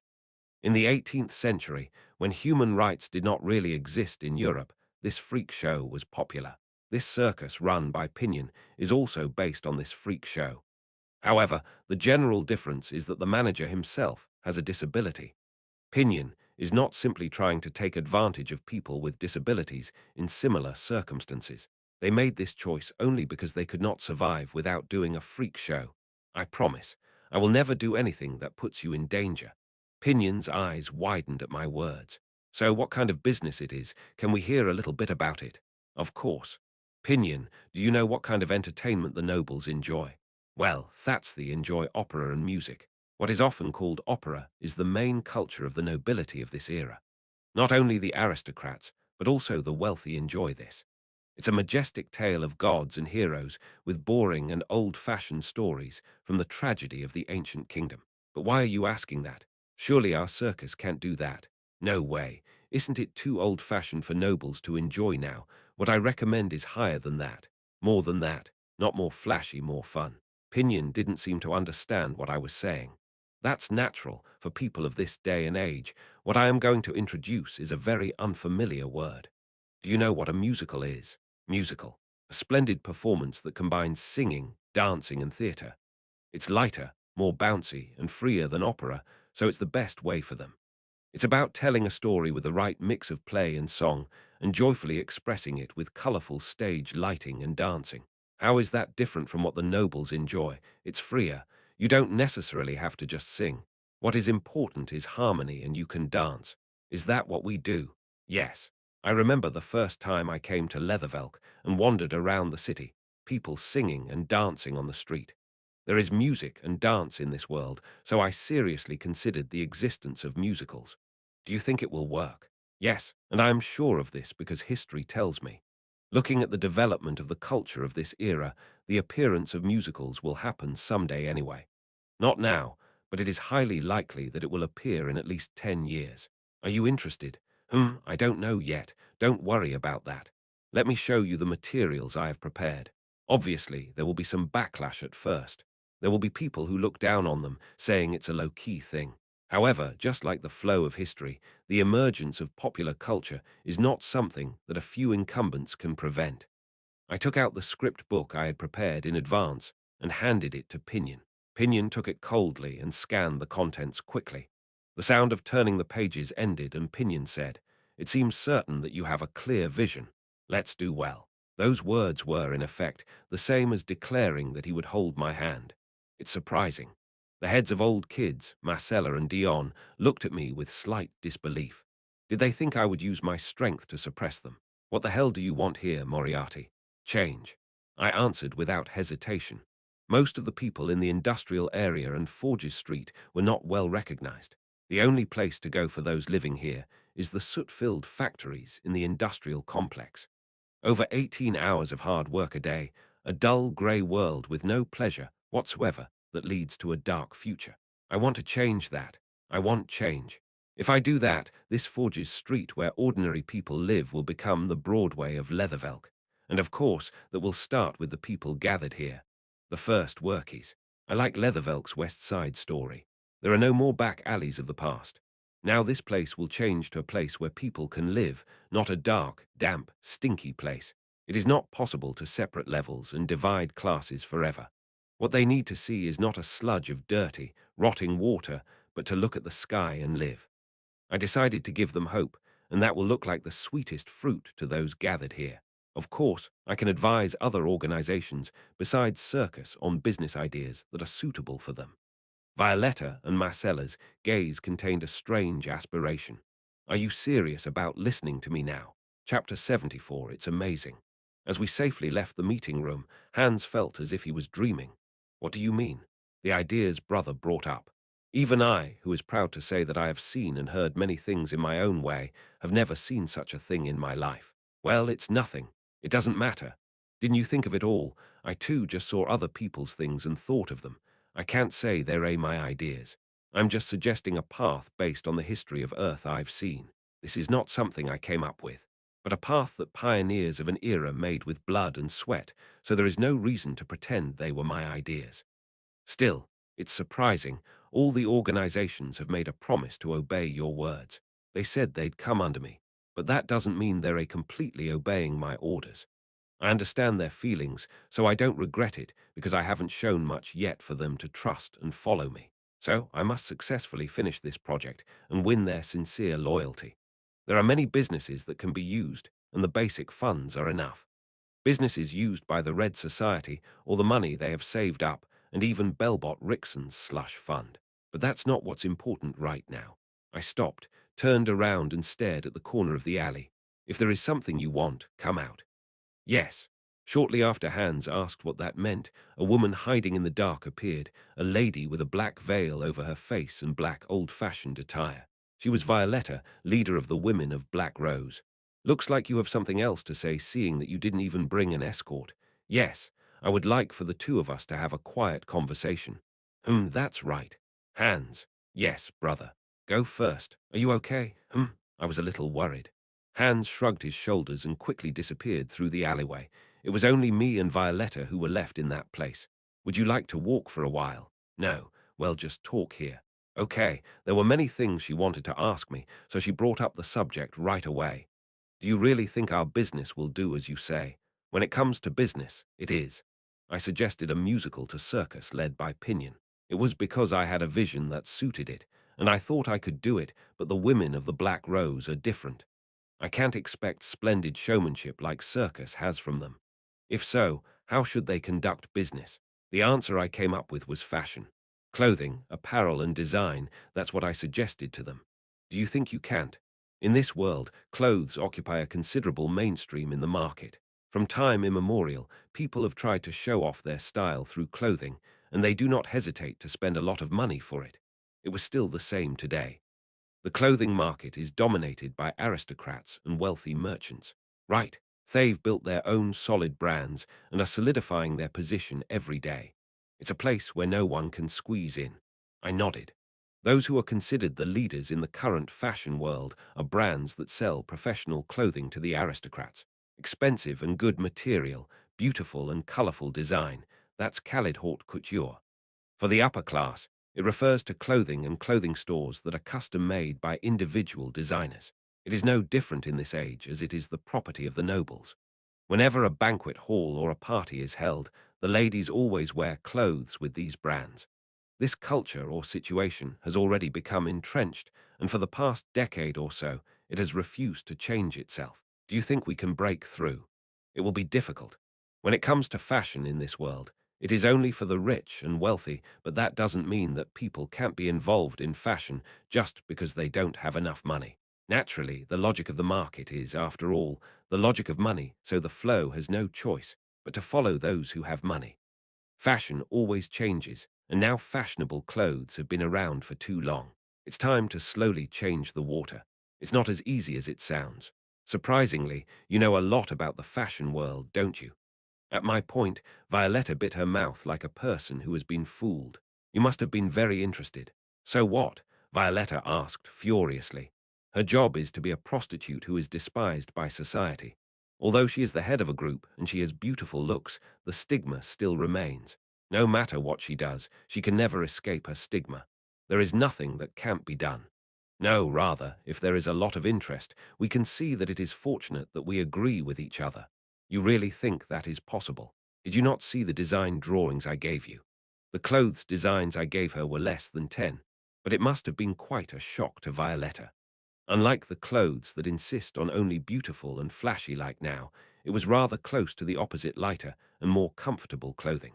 It is not a fashion that only a selected few can lead, but a method that the public can choose.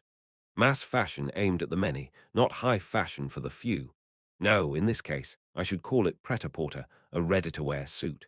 The clothes that clothing brands are selling now are just for show, and it's difficult to wear them in everyday life. So, clothes that have been sublimated into more practical designs were born. Clothes that can be worn on a daily basis, but with the image of luxury. It was not the exclusive property of the nobility, but a path that could be chosen by a larger number of the population. In fact, even in the history of Earth, after the Industrial Revolution occurred, large-scale production became possible, so the old fashion faded, and these popular clothes began to take shape. The upper-level culture was left behind and inevitably pushed aside by the popular culture. Yes, I saw them, and they were definitely surprising. I didn't think a man like you would come up with such an idea. It's not mine. I also got it from someone else. Whatever it is, this is definitely innovative. Of course, there are a lot of things that need to be fixed, and there are things that are annoying. It's up to you. What I am trying to do in the first place is to bring those who were in the shadows to the sun. At the same time, it is no different than declaring an all-out war against the culture enjoyed by the high society. It is said to be a change that will come someday, but as long as it is pushed forward, clashes with the older generation will be unavoidable. But we will definitely win. History has proven it. Although magic that did not exist on Earth exists in this world that is full of mysteries, there are bound to be some similar situations in places where people live. Wherever people live, the winds of change are sure to blow. How long can we live under the hood? It's surprising. What do you mean? At first I thought you were a hard and cold man, but now I see that you have more ambition than anyone else. Thanks for the compliment. I answered by gently lowering the fedora hat on my head. Anyway, the ladies of the Black Rose will open a clothing store based on some of the businesses I handed over. It is premature to start dealing with luxurious things like a tailor shop from the start. Right now, they will be selling mainly clothes that the public can wear, but they will be different from the clothes that are now widely spread on the street. We will start small but gradually expand our scope. In particular, the woman in front of me has a better eye for fashion than others. Was it a natural talent, or was it that she worked hard? Maybe it was both. It seems that she has been holding back for a long time because of her lowly origin, but she doesn't have to now. She is free to use whatever she wants. Now, I don't have to worry about protecting my sisters from others. If you are such a person, then I will come forward. In order for them to freely do what they want, they need support, and I will do that role. Is that so? If you want to get some ground, you should think about applying magic to fashion. At my words, Violetta trembled greatly. Her expression was invisible because of her black yarn, but it was easy to see that she was astonished. Did you think I didn't know? How did you know? A wizard recognizes a wizard. Violetta, who was only a high-class prostitute, was able to create a power like the women of Black Rose in Leathervelk Underworld because she was a wizard. Yes, it is at a level that is insignificant. No matter how insignificant it is, if you don't have talent, you won't be able to learn even that magic. Who did you learn from? It was just one of those rich wizard guests. He gave me a little candy because I served him while wearing a mask, and he was so happy that he taught me some magic. I see. Yeah, I couldn't cast off the status of a high-class prostitute. No matter how much she knows how to use magic, in the end, her identity is fixed there and does not change. Are you really going to lift us up like this? That is Violetta's true intention after all. She had ambitions, but she had no choice but to hide them. That's how the weak are in society. They are despised and despised by everyone, and for that reason there is only one place to lean on, the deep bottom of the class system. The wall, they felt, was so large that they had no choice but to give up before even trying to do anything. Even Violetta, who is trying so hard to pretend to be strong, has anxieties about this business in her heart. so other people will be shocked. Sure, seriously. The important thing is not who does it, but how well you do it. Aren't you curious? What? When they saw the people they had been ignoring and looking down on, horribly chasing up from below, how will those high-ranking people react? Ahaha! At my words, Violetta grabbed her stomach and chuckled. It was not like a lady who had been polite before this, but like a girl who had thrown off a heavy load. Ha ha ha. That would be really fun. Yes, it is well worth the challenge. Okay, I'll admit it. James Moriarty, you win. We women of the Black Rose will trust you. As Violetta said so, she lifted up her veil that covered her face. Since we've decided to be together, I can't hide it forever. As felt by her voice and graceful behavior, she was quite a beauty. However, a terrible burn was engraved on one side of the woman's face, which should have been more beautiful than anyone else. Is it a burn caused by magic? Well, what can I do? A crazy wizard who mistook his twisted possessiveness for love did this because I decided to endure from the moment I learned magic. I didn't ask what happened to the wizard because a wizard will not be punished by the state for only inflicting a wound on the face of a prostitute.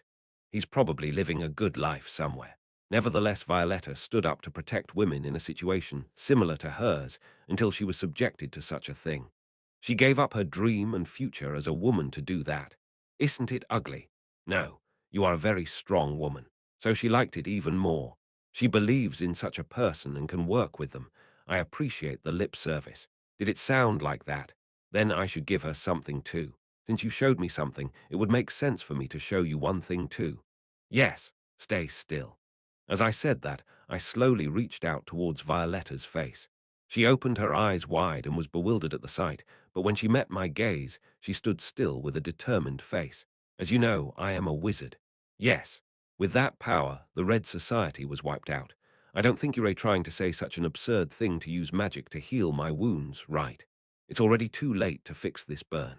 Healing priests of the Lumensis Church also gave up. That would be the case with normal magic. Normal magic.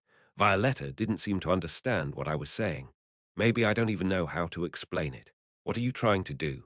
Just keep in mind that it's real magic. Real magic. I said only that and raised a small amount of magical power. At the same time, I used some of the power I normally suppressed. In a dark alleyway, where only the moonlight that comes down through the cracks illuminates us, a pure white light that warms even the heart gently rose and disappeared. Okay. Eventually, I let go of the hand I had placed on Violetta's burn marks. Yeah, check your face. Violetta immediately took out a hand mirror and looked at her face. The burn marks that had covered a side of her face had disappeared as if washed away. Her trembling gaze turned to me. Damn, how are you? What did you do? Didn't I tell you? I shrugged my shoulders lightly. It's real magic. Chapter 75, you don't have to cover your face anymore. You have a beautiful face at best, but wouldn't it be better to show it off? Violetta's face reddened. She hurriedly backed away from her and pulled down her black veil to cover her face. Thank you for your words, but I'm comfortable with it for now. Roger did not respond, and Violetta calmed her pounding chest. That's weird. Why is her heart beating so fast? It feels like someone is stomping their feet. No way. While doing this, I promised myself that I would not give my heart to anyone. She thought that her heart would not like and longing for someone because she is a prostitute who is despised by everyone. She has been that way to this day and will always be. Yes, it's just the joy of having the old scars go away. Having sorted out her feelings, Violetta barely regained her reason. She touched the spot where her scar had been with her hand. The rough touch disappeared and her smooth skin was felt. He healed scars that even priests have given up on healing in an instant. Is this real magic? Magic is magic, but what is real magic? Even Violetta, who had learned magic over time, couldn't understand the words. He seemed to shake her whole definition of magic. So what are you going to do now? For now, I am going to do the work as directed, starting from tomorrow. It's good because it's fast. Violetta has also seen and heard many things. How dangerous is this man named James Moriarty in front of her, and how great he is. His abilities were clearly demonstrated a while ago. It was only a small favor that he erased her scars. He gave her good intentions, as if it was only natural. The more he places a greater meaning on it, the more he loses. Naturally, Violetta realized in this dark alleyway, facing each other, that he is a different person from her. Today's meeting was impressive, but ill be going now. Violetta. Roger's voice catches Violetta as she is about to leave, and she stops walking. What? Roger was staring at her back as complicated thoughts rushed through her mind. His gaze glared over as if penetrating the darkness. Why are you calling me, Woe? Violetta couldn't finish her words. Roger stretched out his arms and hugged her back, pulling her tight. Violetta was taken aback by the sudden event. What are you doing? Just as she was about to argue like that, an arrow flew past her cotton yarn. The tip of the arrow that pierced into the wall trembled. Violetta saw it and murmured as if in dismay. Surprise attack, I think so. Roger said so and roused his magical powers. Come out. As soon as those words were finished, people with weapons appeared one after another from all over the alleyways. Roger narrowed his eyes as he looked at them. They didn't bring a firearm. In other words, knowing that he was a wizard, they even prepared for it. Come to think of it, an arrow that was fired during the surprise attack. Is it a crossbow? They are even using stuff like this. It's a deliberate way to target a wizard. Roger had no choice but to nod his head as he recalled whether he had caused someone to resent him to the point where he was suddenly attacked in a back alley like this. Is it the rest of the remaining Red Society? James Moriarty. Among the besieging crowd, a man in his mid-30s with a messy beard revealed his yellow teeth and grinned. I can't believe that such a giant is walking around alone without an escort. Thank you for giving me the opportunity. I don't know who you are. You are going to die soon anyway, you fool. Do you not know how the Red Society disappeared? Yeah, I know that you are a wizard, but you think we weren't prepared for that. Roger realized that the magical energy he had been generating was not working properly and sighed inwardly. Things aren't very good. It took a lot of energy to fix the scar on Violetta's face, and it takes time to recover. He didn't expect to be attacked at this time. Let me go. Excuse me. Violetta glanced at Roger over her black yarn, and she then took her position. Are you going to fight? We are already surrounded. You're not trying to tell me to run now, are you? Violetta said as if her self-esteem has been damaged. Roger shrugged his shoulders. I apologize if I sounded like that. That's okay. As Violetta said so, she pulled out a black parasol from the inside of her skirt full of black frills. This is no ordinary parasol. It was obvious that it was made from a special material. Roger realized that it was a self-defense weapon used by Violetta. You have some pretty interesting stuff. The hot sun is poison to a lady. Roger grabbed his wand and laid his back against Violetta. With James Moriarty, there is even Violetta who leads the women of the Black Rose. I didn't know when the meeting was going to end, so I was curious, but I was really lucky. You waited so long for this. Those words bring tears to my eyes. Are you pretending to be relaxed in this situation? I'll see if you can keep that attitude after your limbs are cut off. The remnants of the Red Society drew out their weapons and slowly approached them. Roger scrutinized their faces, but he did not soften his vigilance. The one who shot the crossbow is not here. The man was nowhere to be seen. He hid immediately after shooting. Are you trying to hide yourself in the crowd and save your life? It's not a behavior that a back alley bum would have. Even if he was a member of the Red Society, he shouldn't be at this level. Pro. A type of person who has a knack for killing people, also known as contract assassin. It seems that the remnants of the Red Society raked up money and hired them. If they kill him and take back the lost business, they can make money again. Roger inhaled calmly. A subtle smell was felt through the stagnant air of the narrow alleyway, not the musty smell of a dark and humid alley, but a scent that tingled the tip of his nose. Is it diffusion, a drug that interferes with the operation of magical power? It's a type of drug that interferes with the magician's operation of magic and causes a major setback in the manifestation of magic techniques, but brings no harm to the body. The effect of diffusion incense is not to nullify the magic, but the opposite, by increasing the conductivity of the magic too much. And instead of condensing the magic, it is spread around a wide area. In other words, even if I try to make a fireball, the flame will spread around me, so the power cannot be concentrated and the caster suffers damage. It's used to make artifacts, so it's hard to obtain and it's expensive. Are they trying to use something like this? Sealing the attack magic is painful for a wizard. Of course, magic like Silence of Fire spreads more widely, so they didn't bring any firearms, but the most important thing would be the contract assassin hiding among them. There is nothing more fatal against a professional than showing a momentary gap. They are just waiting for me to panic. Foolish. Even if you didn't use this expensive diffuser, it was difficult for me to use magic right now. In fact, Roger could use magic, however, there are disadvantages. The power is reduced, and the casting time is quite long, but in the case of the casting time, using source code makes it meaningless. Even so, if there is an assassin, this drug must be quite deadly to wizards. Even deliberately putting up these meat shields, is he cheating? Roger, in a quiet voice, warned Violetta as she turned her back to him. It is a scent that interferes with the operation of magical power. For the most part, I recommend not using attack magic. It will be scattered before it is even completed. Do you know anything about that? The more you experience, the more you know. It's annoying. I don't like to use my body. As she said so, she was prepared to face the enemy. Did she learn something like swordsmanship? Well, in such a difficult world, you have to learn anything. It was the same for Roger. He was a wizard, but he didn't just use magic. The number is about 30, but there is a dangerous one hiding among them. There might be more than one person, maybe a team about 3. Are they the ones who shot the crossbow? Those who take money and kill people? Are you acquaintances? Well, they're a little bit famous, so I got an idea who it is. There are people from the southern desert. I know that they are very expensive, but the work is definitely done. It looks like they spent a lot of money to kill you. Exactly me. I am already on your boat, so I am the same. Oddly enough, she is very stubborn in this area. Roger shrugged his shoulders and grinned.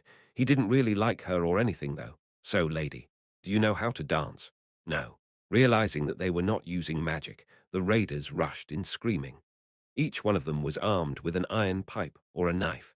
However, the look on Roger's face as he greeted them was somber. A harsh noise erupts from the alleyway, and a huge shadow flies in the sky and is thrown onto the garbage. The face of the remnant of the Red Society, who had seen his comrade beaten by Roger, became pale. He can't use magic, so why can't you defeat him? A black parasol was swung towards the face of the man who spoke. His face is deeply depressed, and his broken teeth splatter while feet in black shoes slammed down hard on his slanted head. Die! The remnants of the Red Society rushed behind Violetta, who had just put one down, and a long sword swung towards the back of her head. Roger cut in the middle and raised his staff to block it. The sword and the staff clashed, but surprisingly, the black staff could not be cut. What kind of wand? It's a special product. Roger said so and swung his wand gently. The upper body of the man who had been giving strength to the long sword was thrown forward. The moment the man panics and tries to step forward with his feet. To stabilize himself, the wand that Roger was rotating slammed upward towards his lower jaw. The moment he was about to turn his head backwards, the parasol's ring-shaped handle popped out and hung around his neck to prevent him from dodging. Once more, however much. Roger swung his staff as hard as he could. After being hit in the forehead, he spins several laps in midair and falls to the floor. More than 10 people were already lying around him, foaming. You're a magician. Why are you fighting so well? They are just 2 opponents. One is a woman. They are tired. Just push it a little bit more and it will be over. Seeing the members of the Red Society chatting among themselves, Violetta shrugged her shoulders and took a deep breath. I am a little tired. Maybe it's the lack of exercise. After this is over, let's start with stamina. You give encouragement at times like this. It's a pity that I can't have such a friendly personality. Moriarty looks really good. Actually, this is close to my main job. As Roger replied, he did not forget to watch the assassins. That man. The assassin from the south clenched his fists almost involuntarily, almost at Roger's gaze. I've been waiting for a gap to open for a while, but he never allowed one so far. Fortunately, the female side had a few openings, but every time that happened, the man named James Moriarty blocked them. I've been vigilant here ever since the fight started. Normally, when such a large number of people do joint work, it would be impossible to not get distracted by it, but Roger was always on guard against him. Even in the midst of that fight, his eyes kept busy searching for something. That man, it's like us. No, maybe more. It's not the first time something like this has happened to me. I heard he killed a sorcerer and 2 Quasonites, so I spent a lot of money to use the diffusion incense that interferes with the operation of magic. There must have been a mistake with the information, so he had to level up his assassination target. Even if we receive 10 times or more of the existing down payment, it is not correct. But the contract has already been made. They said they were going to do it, so they had to do it. It was their absolute credo. Once the woman is tired, we focus on that part. The number of people still standing is quite large. If we wait a little longer in this state, we will have a chance, but Roger was suddenly behaving strangely. What are you going to do? He got rid of his cane and ran away with the woman. Damn, I didn't know he was going to run away at this moment. Several people have fallen, and the encirclement is loose, so there was enough way for Roger to get out. Chase, what are you doing now? If we keep fighting on the spot, it's our loss. Roger grabbed Violetta and ran quickly into the alleyway. Take me down. I can run too. Aren't you tired already? Aren't they going to catch up quickly anyway? Be careful not to bite your tongue. Yes. Before Violetta could even ask anything, Roger used a mechanism mounted on his left wrist. With the wire launcher, Roger's body soared straight into the sky along with Violetta. The assailants who were chasing from behind stared blankly at him. He's going to the roof. The assassins who were hiding from the crowd climbed the wall with agile movements. Two climbed up the crevice of the window frame and the wall, and the other ran up the iron stairs attached to the exterior wall of the building. They couldn't have gone too far. The blade of the sword stick greeted the assassin, who reached the roof first. The assassin, who had his forehead pierced, fell backwards down the alleyway without stepping on the roof properly. There are two left. Roger was waiting for this moment. Chapter 76. Roger had been waiting for this situation from the beginning. He already knew that the assassins were hiding in the crowd, waiting for them to wear out. If we try to break the loose siege and run away quickly, they will have no choice but to come out.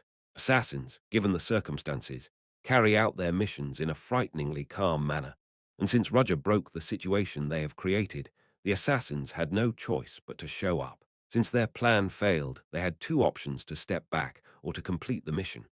As Roger climbed onto his roof, he didn't forget to watch for the enemies following him. Indeed, as he expected, the assassins quickly climbed up to the roof, revealing their true colors. The number was 3, as he initially guessed, and he waited for the guy who was the first to climb up the outside stairs, quickly, then pierced him with the sword stick at the right time. 2 are left. What are you? Violetta stared at Roger in disbelief. How the hell did you know they would move like that? That's usually the case with southern assassins. The reason Roger was certain was because the opponent was an assassin from the southern continent. To be precise, Kalsapa assassins, led by the Fatima dynasty. They are the most famous assassination group on the continent, and they are also the most infamous. Usually assassins retreat when things go like this, but they don't. When a task is given, it is accomplished no matter what. Its near-indoctrination teachings, combined with the doctrines of the religion they believed in and followed, made the Kalsapa assassins very famous. Because of strict discipline, they were able to grow and become stronger. But the rule that the mission must be completed binds them. It was impossible to point out that they were stupid when they had a bad opponent who was a mage, who knew how to engage in close combat and was armed with strange devices. I just poked that loophole. You are also knowledgeable about southern assassins. I've been targeted a few times. Yes, Violetta asked in disbelief, and Roger suddenly recalled the past. When he was still a kid, he was targeted by the Kalsapa assassins. At that time, he thought he was really going to die. If it wasn't for Master, I would have already died. Because of that experience, he was able to deal with them so easily now. Compared to those who chased him in the past, those who are aiming for him now are like children. They were in Leathervelk because they were kicked out since they failed their mission or came to improve their skills. Whatever it is, if Roger looks at them from an objective level, their level was far below the real ones in the south. Are you coming again? Roger's gaze, standing on the railing, was directed down the alleyway. The two assassins are busy moving in the darkness. It's because they're a Kalsapa assassin, isn't it? Their comrade is dead, but they're a not affected. What are we going to do now? While Roger was troubled, the assassins who had hidden themselves in the dark moved. They popped out of the building crevices and quickly threw their daggers. Ha! But Violetta did not stand still. She opened wide the black parasol she was holding in her hand. As if proving that it was not made of ordinary material, the sharp daggers could not penetrate her parasol. This. It seems that the parasol has no resistance to poison at all. The poison applied to the tip of the dagger corroded her parasol. Meanwhile, the assassins hid themselves. Hey, how have they done this? It is a special poison used by the Kalsapa assassins. When it comes into contact with the skin, it seeps into the body and is quite dangerous, and it disassembles any armor. They can throw it with a knife. It's a special dagger. To be precise, it was coated on the dagger by melting selvantium, a rare metal from the south. Selvantium is the main export product of the Fatima dynasty, and it is a special product called the metal of the gods. It is very resistant to corrosion. I see. When information leaked from Roger's mouth, Violetta decided not to ask him any further. She had accepted that what this man said was not strange. So how do we respond? You have to hold out until they run out of daggers to throw. Can we? Since the parasol has melted, we can't, and we can't even use magic right now. In other words, if they do not dodge the next attack, they will die. Then we should move first. Where? Back down.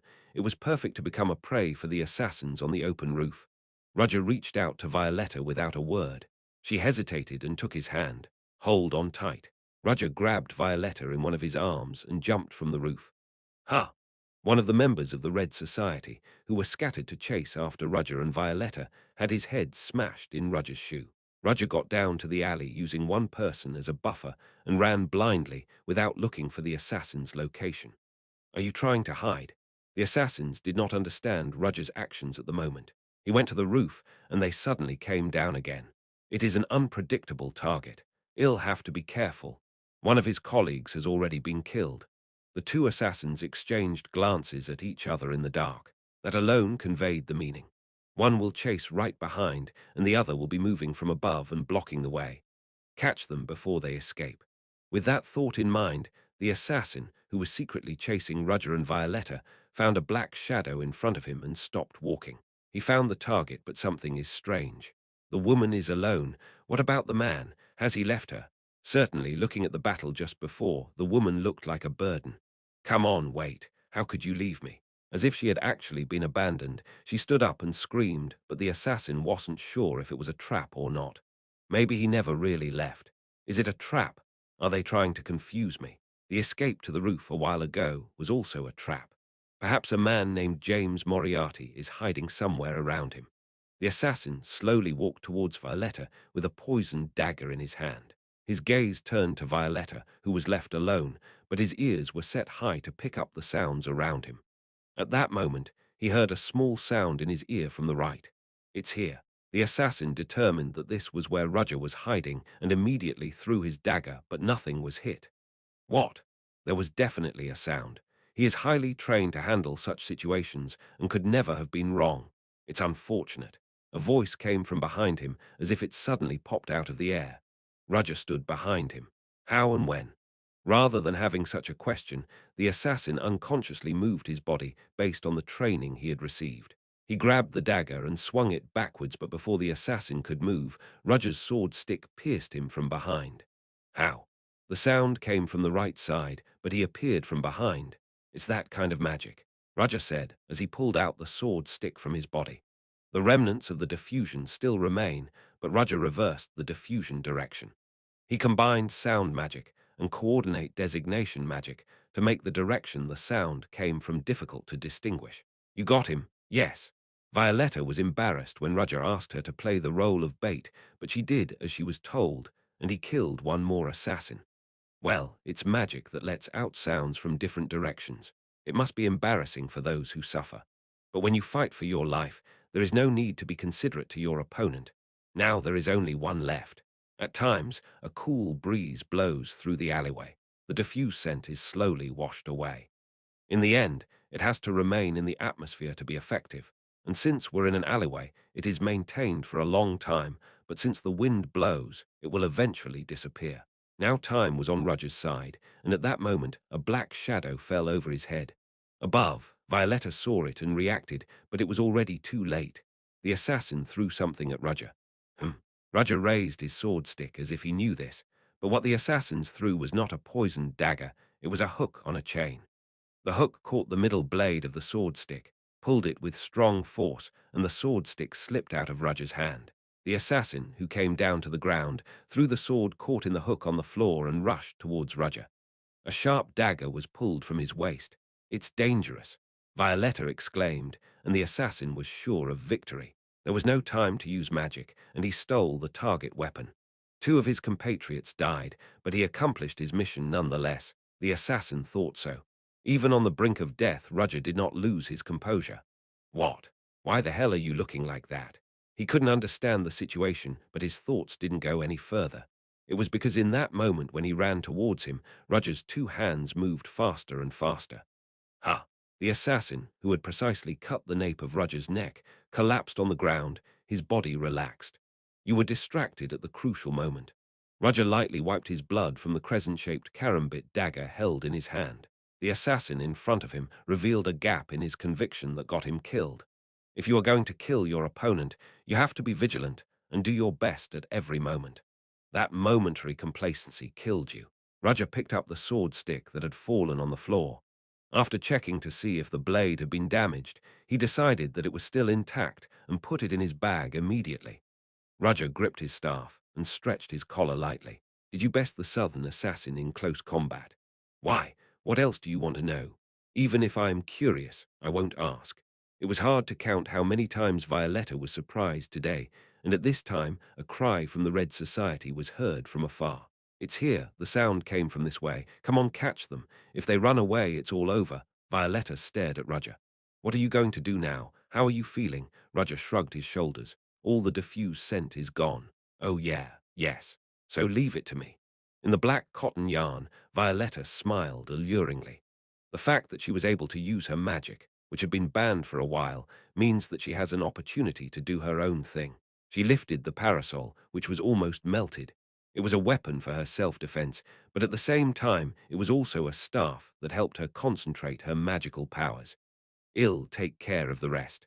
The sound of footsteps getting closer, and a horde of the Red Society members appeared. It's here. They are. And what greeted them was a blade of wind that sharply cut through the darkness. Chapter 77 Violetta's active use of wind magic made it possible to quickly deal with the remnants of the Red Society. There must have been quite a bit of commotion. But the cops don't come all the way here, since this is a sparsely populated alleyway.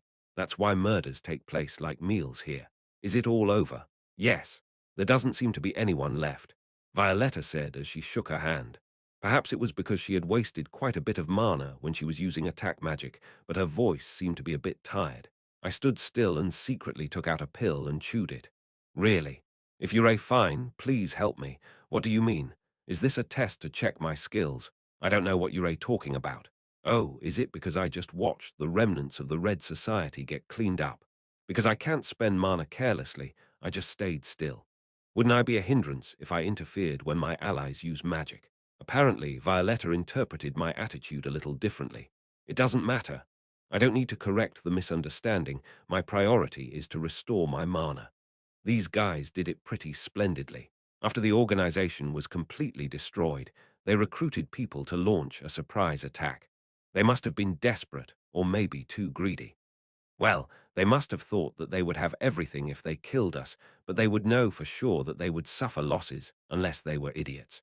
Violetta couldn't finish her words properly because she had something to do with it. Come to think of it, the Red Society hired the Kalsapa assassins.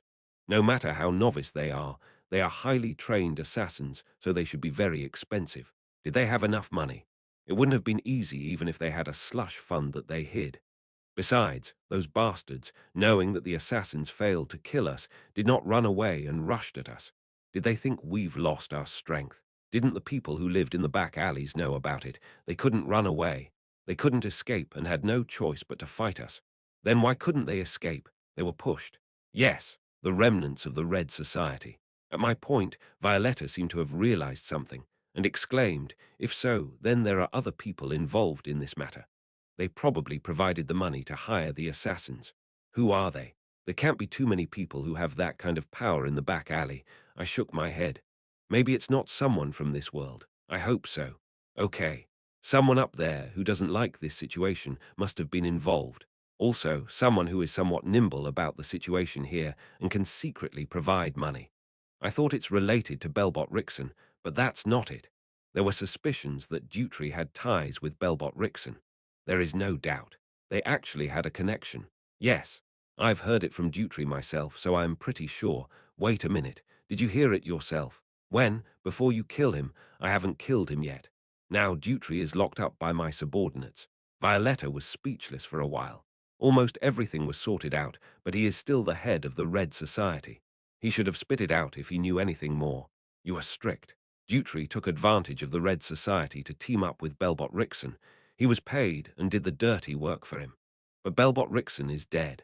I saw in the newspaper it said he was attacked and killed by a werewolf. I killed him. Yes, I was the one who killed Belbot Rixon. It is said that he was attacked by a werewolf, but the reality is different. Belbot Rixon secretly used the Red Society to make tests on humans. Why did you tell me that? When the story of the incident came out of my mouth, Violetta looked very embarrassed. It would be rather embarrassing to hear a truth that you didn't expect. So I killed Belbot Rixon. I gave a worthy end to a man who violated human dignity, and when I searched his safe and ledger, I caught the tail of the Red Society. So you got rid of the Red Society. Anyway, I also have to settle here, and I didn't really want to stand with them. Well, I understand the surprise, and you'll wonder why I am saying this. I will make sure this is a secret. It's good that you understand quickly. This will prevent Violetta from thinking of betraying me. Although we had already fought together, and I gave her a vision for her organization to move forward as a human being, even if she received various benefits, later she will quickly forget and might betray me. This is a kind of intimidation. I killed Belbot Rixon, one of the richest people in Leathervelk. In other words, unless it was a noble, I could kill everyone else if I wanted to. This fact alone will make my presence even greater for Violetta. You are a smart woman. You will understand what I am trying to do. This time, we have to find the person who instigated the Red Society that attacked us. Okay, I will be very busy. I have to carry on the business you told me to do. Can't you? At my question, Violetta shook her head. That's a statement that hurts my self-esteem, but I'm sure I can take care of it. So be it. If you can't show that level of performance, you'll be in trouble. I'll hand over Dutry to you as a reward for your hard work. Aren't you still holding him? He's in a state of disrepair, unable to walk properly. You are free to use him to extract information or kill him. I could hear Violetta swallowing her saliva and smiled softly. There were a lot of things that were piled up, so you can use any method. This is also my gift to you. The reason Dutry was spared was not to extract information, but to leave him alive and leave a good impression on the other three organizations. As they had many connections with the Red Society, they must be the ones who want to kill Dutry more than anyone else. I will work hard, more than you would expect. Good answer. I'll see you later. The bodies. In the back alleys, people don't ask the reason for death because the dead do not speak. Yes, I know. Violetta bowed her head politely towards me. Nominally, she is an equal partner with me, but already she has sworn allegiance to me. It wasn't a bad feeling. Is brother done? Yes. Somehow, a mysterious group was going to the place where brother was. Have you met? Instead of answering, I slowly removed the one-eyed glasses from my face and took off my coat. Hans nodded his head knowingly. I think you've got it all sorted out. They even hired the Kalsapa assassins. Those crazy. They were newbies out to gain experience. But isn't Kalsapa still Kalsapa? So you have to move a little. Yes, there are people behind the scenes who ordered us to be killed. It seems that the Red Society is disappearing and a new one is coming in, which is not a small thing. No, I am dying to check the listings at the Kunst auction house right now. If you can't, don't. No, I will. It is directly related to my life, and I cannot afford to waste it. As soon as I hung the coat on the hanger, the door swung open with a loud bang. This is our secret base, where people rarely come, even in the back alleys. It was a place where ordinary guests would never come, but the door was opened and she appeared. Is it Sheridan? 5. At my words, the little girl who had just entered the room looked at me and her eyes lit up. It was Nari after all, lightly tanned brown skin and white hair tied in too comfortably. The raised eyes and corners of the mouth look full of playfulness. She was wearing loose-fitting trousers and a loosely draped shirt with a lot of oil on it. Iron Feet Sheridan is a dwarf girl who is the developer and inventor of the wire launcher I use.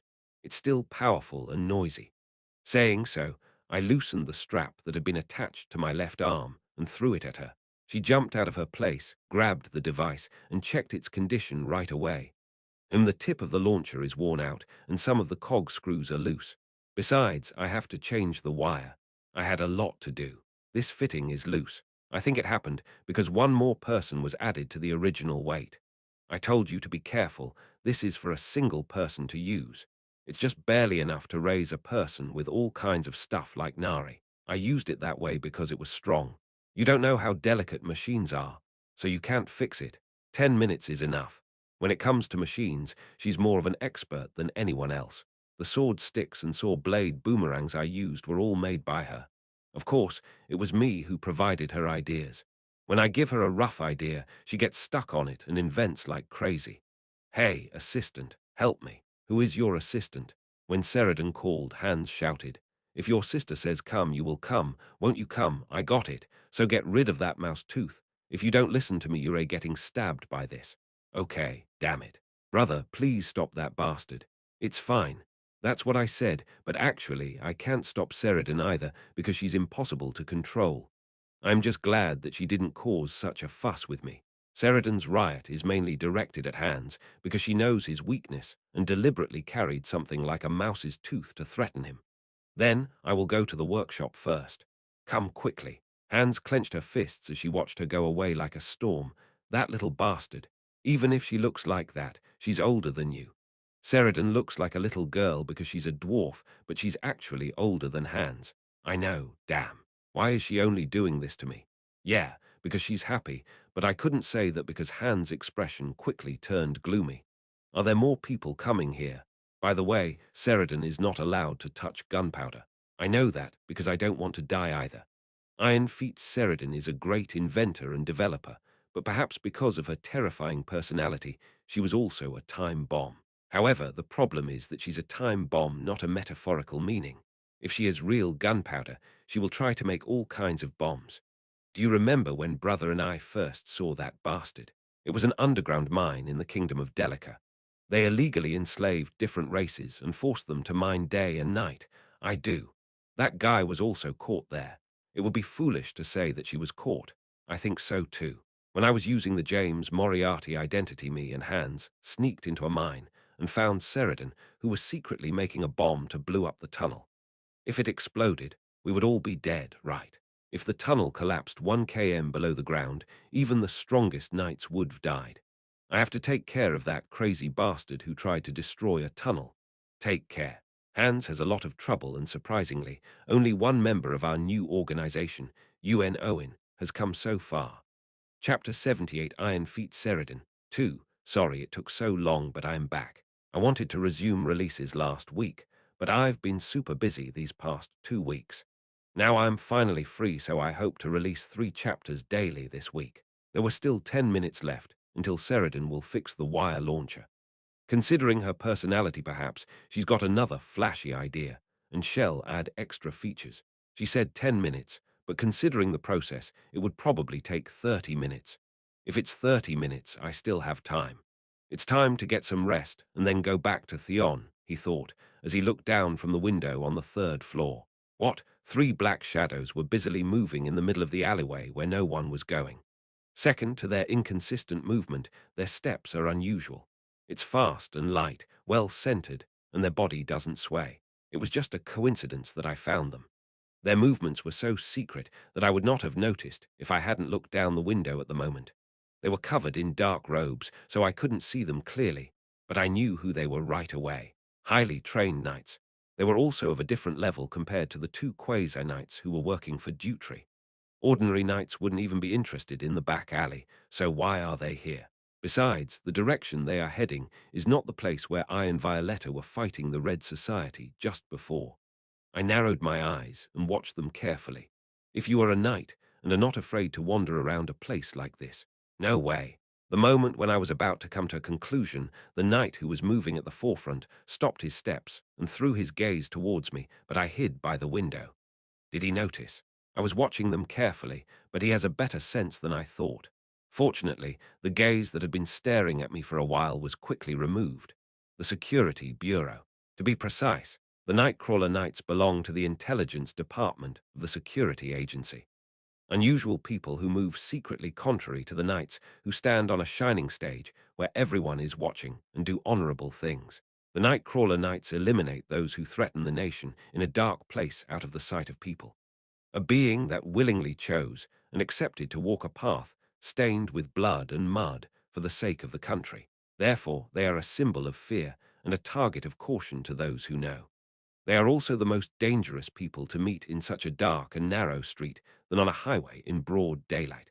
When I looked a little while ago at first glance, it looked like silver hair. When it comes to knights with silver hair in the Security Bureau of the Exilian Empire, there is one person that comes to mind. No way is she here. The General Commander of the Security Bureau and the Commander of the Nightcrawler Knights, which consists of only elites, a guardian angel who protects the Empire, Lord Protector Trina Ryanhowl. Why is she here? Maybe it was because of the werewolf incident. He vaguely guessed.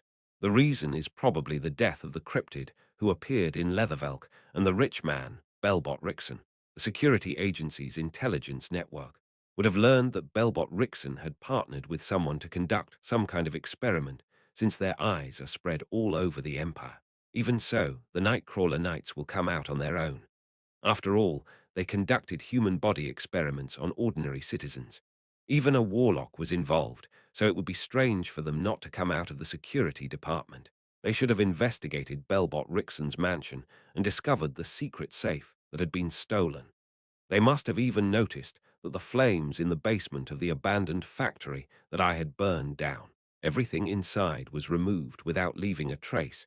But the problem is that no matter how much fire burned, the fact that something was there cannot be erased. They may have launched an investigation in response to that.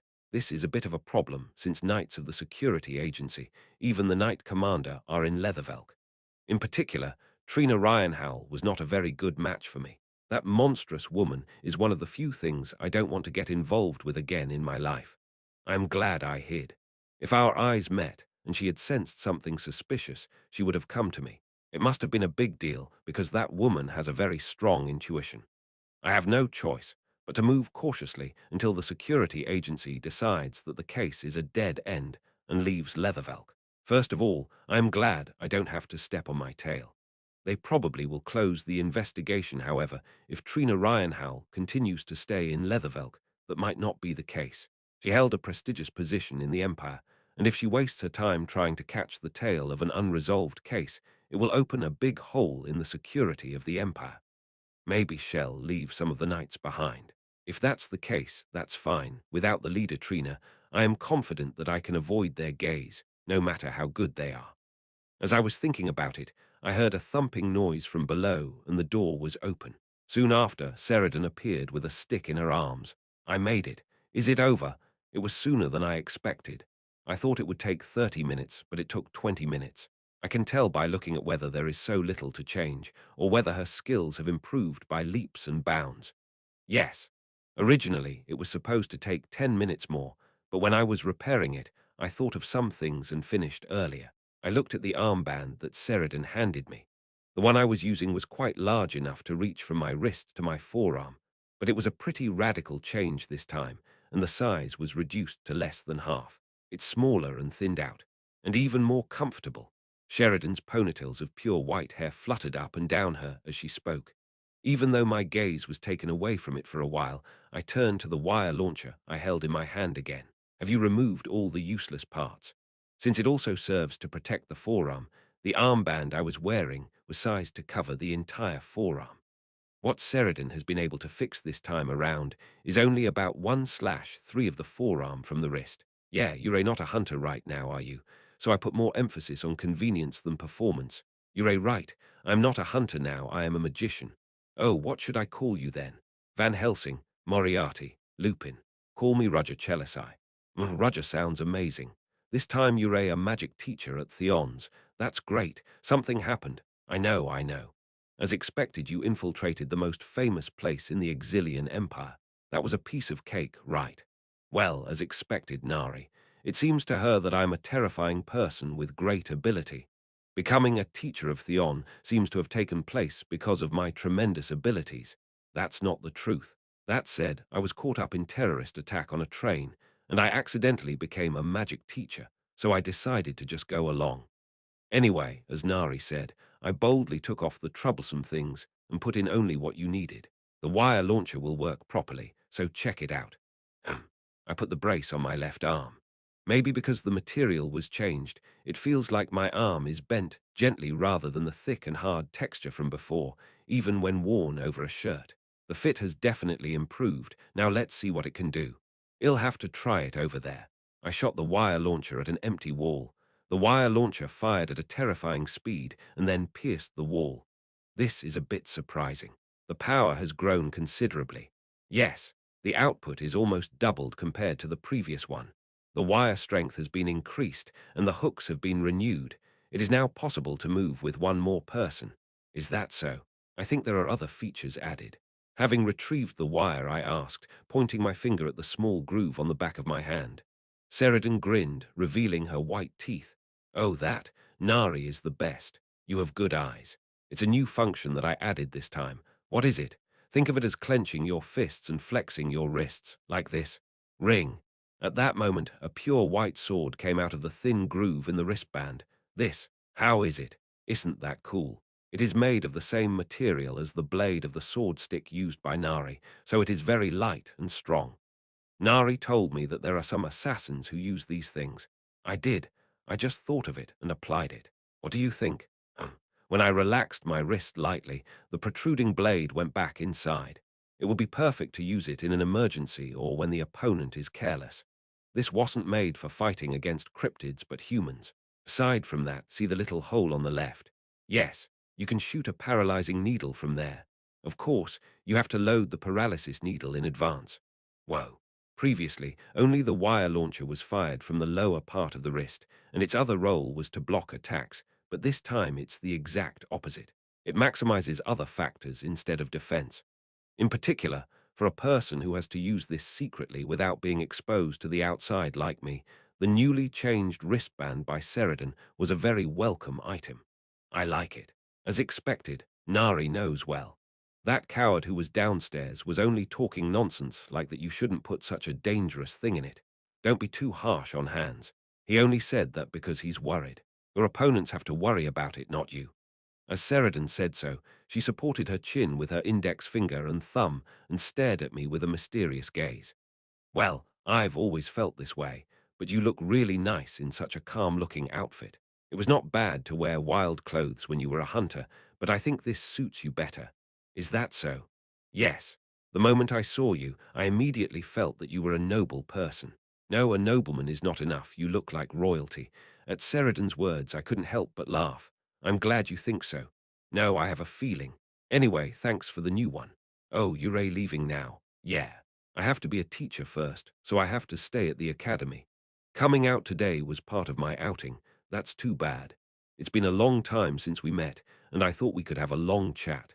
I'll take a rain check on that since we haven't all gathered yet. Besides Sheridan, there are a few more I have called. Sheridan nodded gladly, perhaps because she knew it. I know. They're members of the new organization, right?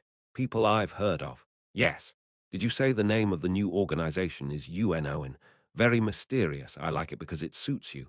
So I became a member of this secret organization, an executive. Executive. Did she like her position as an executive? Her eyes sparkled even more. If I am an executive, I can make anything without being interfered with by anyone, right? Was it because of that? I'll allow it for a while, but won't you refrain from making bombs that will blow up the surrounding area? Of course I know that. I also know how to read between lines. You're telling me to make enough bombs. It's best not to make them at all. Well, banning this crazy inventor would be crueler than forcing a bone marrow smoker to quit. Just do it in moderation. Heh. Don't worry about it. So, Nari, have you decided on that? What do you mean? If it's a secret organization like this, there must be a code name. A code name. She must have heard something from somewhere. I didn't really care much about it, but seeing Sheridan like that, I know she'll be disappointed if I don't agree with her. If that happens, Hans won't be able to handle her irritation. A code name. Well, there's nothing you can't name if you want. Wells would be nice. Wells, that's a good code name. Good, I'm Sheridan, the executive of UNON from today. I'm glad she's happy. Where did this Wells come from? It's the name of the greatest inventor I remember. Oh, if you say so, he must be a great man. Of course. He is the creator of a machine that travels through time. The name Wells I gave her is from Herbert George Wells, the author of the novel Time Machine. In fact, I wanted to give her the name of the main character of the Time Machine novel, but the original story only mentions Time Traveler, not his name. However, in the sequel that was officially recognized, George, the artist's middle name, was attached to respect the original author. But George is not a good codename for a girl, so I gave her Wells instead of George. Sheridan seems to like it, so everything is good. Then what about the assistant lying down there? Does the assistant have a code name too? Sheridan asks with a twinkle in her eyes. She seems to be bothering him all the time, but did she still care about Hans? Considering Hans' characteristics, his code name should be Kafka. Chapter 79. The approaching night crawlers. 1. Trina Ryanhowell, who was leading the way, stopped and looked back. Leader, what's the matter? No, nothing. I just felt like someone was looking over here. No way. Lloyd said so by fixing his glasses under the hood, but Eniao was different. The leader has a better sense than us, so just in case. That's why we're here. It was Trina Ryanhowell's fault that the three men, sent to investigate the mystery of Belbot Rickson's death, are now roaming the alleyways in the middle of the night. She, who has a good sense, came here with 2 deputy officials as if she were hooked on something. Lloyd was dissatisfied and complained.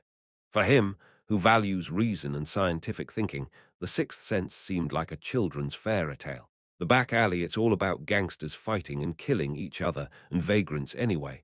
It's a little different this time. What's the difference? That's what my hunch is saying. Another hunch. Lloyd couldn't say anything to Trina because Trina was clearly his superior, and above all, her senses were surprisingly good. She made a lot of achievements that didn't make sense thanks to her good senses and has been successful in missions, which others thought were impossible. Therefore, Lloyd did not show it on the surface even though he was unhappy. It's here. There were several bodies scattered at the scene. It's quite a lot of bodies. Is there some kind of war going on here? There must have been a fight between the organizations. Trina strode toward the bodies and confirmed it by squatting in front of one of the dead bodies, especially one that stood out. An assassin. What? This body. It's not just a regular assassin. Trina frowned at the sour smell from the bottle hanging from the waist of the body. It's a poison. A special poison used by Kalsapa assassins. The body itself seemed no different from the others around it, but it was nothing more than a disguise to avoid being noticed by the other party. At Trina's words, Lloyd and Eniao also came closer and checked the body. Indeed, there are definitely signs of training, rough hands full of calluses, and even the small scars on the body. This is not something we can see in the back alley bastards. Wow. The Kalsapa assassins are the famous assassination group from the southern Fatima dynasty, right? They are terrifying bastards who don't even spare their lives to kill their targets. But why is he in this back alley? Trina got up. Leader, he's a Kalsapa assassin, but maybe he came all the way here because he was wandering around to gain experience after training, or he was kicked out for lack of ability. But isn't he a highly trained assassin? Yes, it's true that there are not the kind of people who would be stuck in this place.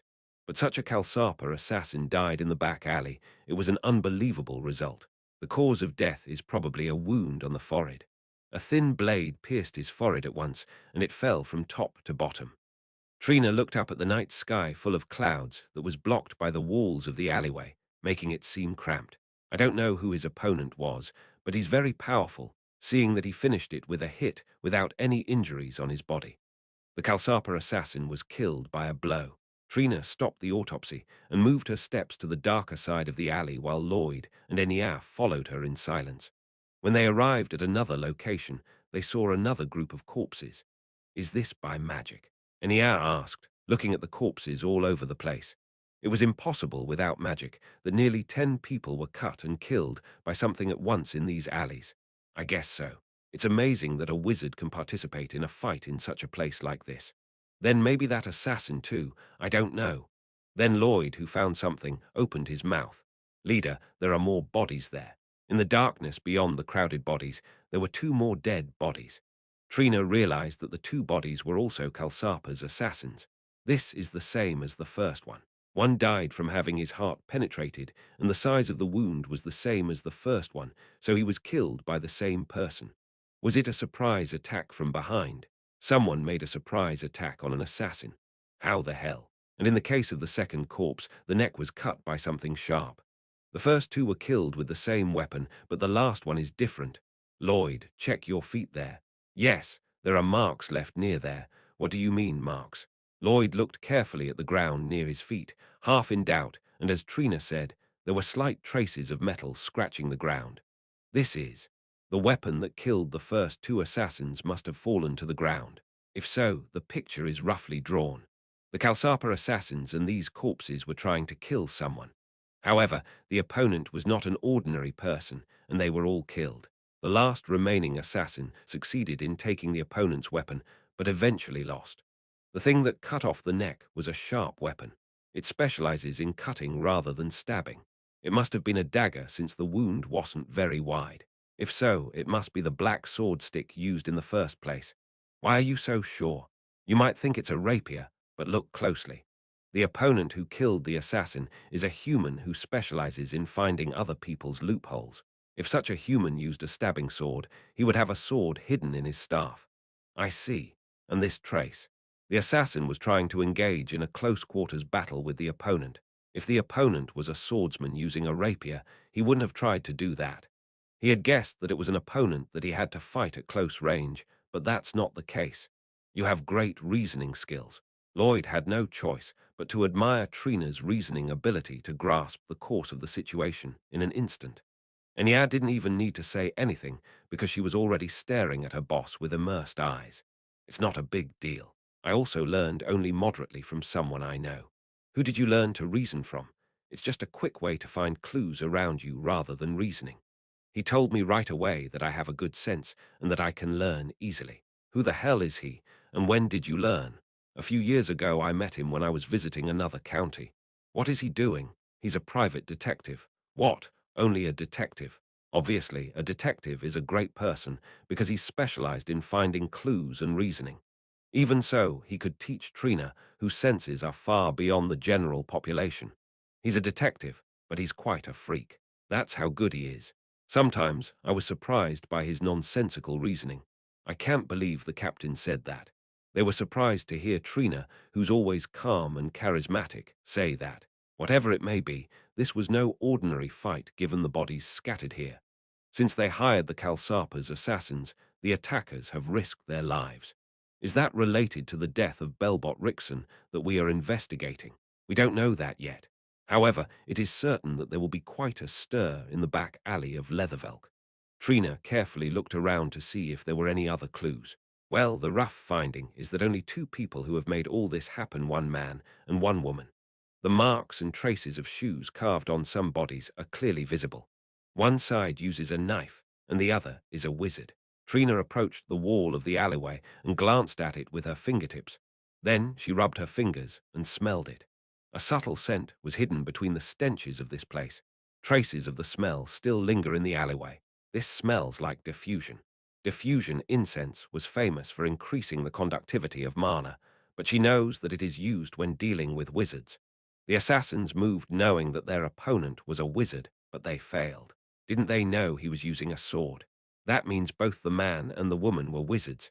However, one of the two also handled the sword well. The assassins didn't know that, so they died. A wizard good with swords. Trina's eyes shone sharply because there was a similar guy in her memory, a man who wore black shadows and stole all kinds of expensive things. The most famous thief she tried to catch again and again when she was not yet a knight commander, Arsene Lupin. The safe in Belbot Rickson's mansion has disappeared. Is that him? At one point, she thought he had disappeared without a clue, left this job and went into hiding. The mysterious thief that suddenly reappeared, a werewolf cryptid, suddenly appeared, and the secret abandoned factory that was burned. Trina was sure that all these clues were connected. The confirmation is complete already. Yes, I got everything I could get here. So what do we do with the bodies? Leave it alone. I am sure the cleaners in the back alley will take care of the bodies in these places anyway.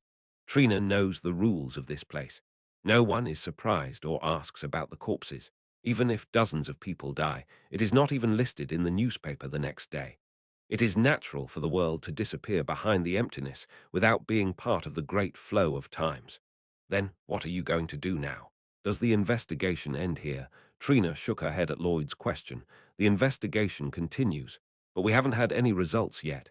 If we keep going on like this. Yeah, so this is actually the last time. Yes. So let's go to the place where the last clue might be. Trina turned her head and stared in the direction of the place. I am going to Theon Academy. Early in the morning, the birds were chirping. Roger worked steadily in the teacher's office, even on days when there was no class, but he decided to rest in his private accommodation today. It was because of the accumulated fatigue from having been too busy lately. He had to deal with the incident, and after that was over, he has to take care of Leathervelk back alley. But it's a good thing. Roger sighed, lying on a fluffy sofa. He was able to use the excuse that he was giving the test questions because it was the first test period. Thanks to this, he didn't have to go to the teacher's office and stayed in his accommodation and rested. Knock, knock. A knock on the door woke him up. Who is it? He tried to pretend he wasn't there, but if he dared to come all the way here, he must have known he wasn't in the office. Roger immediately got up from the sofa and opened the front door. Ah, Mr. Roger, Miss Selina. So it was Selina who came to visit him. What are you doing here?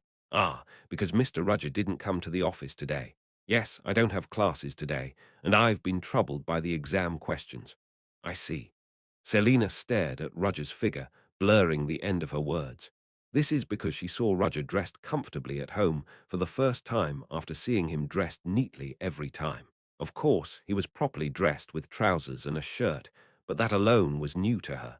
You've loosened your hair too. The hair that he usually ties looked different because he completely untied it. Maybe he didn't sleep well because he has dark circles under his eyes, but even so he has a decadent beauty. Selina sighed in admiration and remembered why she had come here. Mr. Roger. The reason I am here is because I have a guest looking for Mr. Roger. A guest? Yes. Why don't you send an employee and Selina herself? Heh heh. I can stop by on my way anyway, so I decided to come. That's good for each other, right? I see. So what kind of guest came to see me? Selina replied with a bright, innocent smile. Knights from the Security Bureau. Roger frowned, but Selina didn't notice it. Chapter 80. The approaching night crawlers, too. I'll be ready in a minute. I closed the door and returned to my room. I stood still in front of the closet and pondered why this happened. Did they come from the security department? If they were knights, of course it would be the Nightcrawler Knights. Is it the ones I saw last night? Why did they come here? They must be busy investigating the incidents that happened in Leathervelk, so why did they come to Theon to find me? Are they sure that I am the culprit? I am worried for nothing.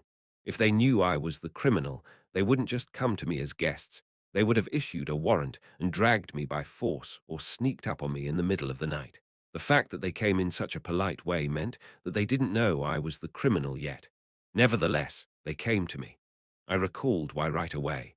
The death of Belbot Rixon in Leathervelk was determined to be caused by a werewolf, and that werewolf also appeared in Theon. I was the one who killed the werewolf. That's probably why they came to see the teacher named Roger Chelisai. They are having a setback in their investigation of the case. I guess they know what happened, but the core of the puzzle is gone, and the only clue left is in Theon. However, it is too early to let my guard down.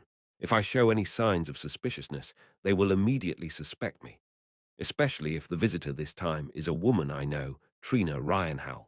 Now, in a way, it could have been the biggest crisis of my life, because her senses belong to something higher than a human. Even so, I cannot refuse to meet them. When a new teacher suddenly refuses to visit the Nightcrawler Knights, he will appear suspicious. And if I don't meet them now, that will give them an excuse to stick around. I'll have to meet them for now. After all, they know me as Theon's new teacher, Roger Chelisai. They don't know about the past me. In this meeting, I just have to lightly respond to the investigation. With that thought, I adjusted my collar and dressed neatly. I put on a black frock coat and tied my flowing hair with a string. Since it is still morning, the air is a little cool, so I put a muffler around my neck. After checking my clothes in the mirror, I put on my shoes and immediately opened the front door. And what I see is the pink cotton ball under my eyes.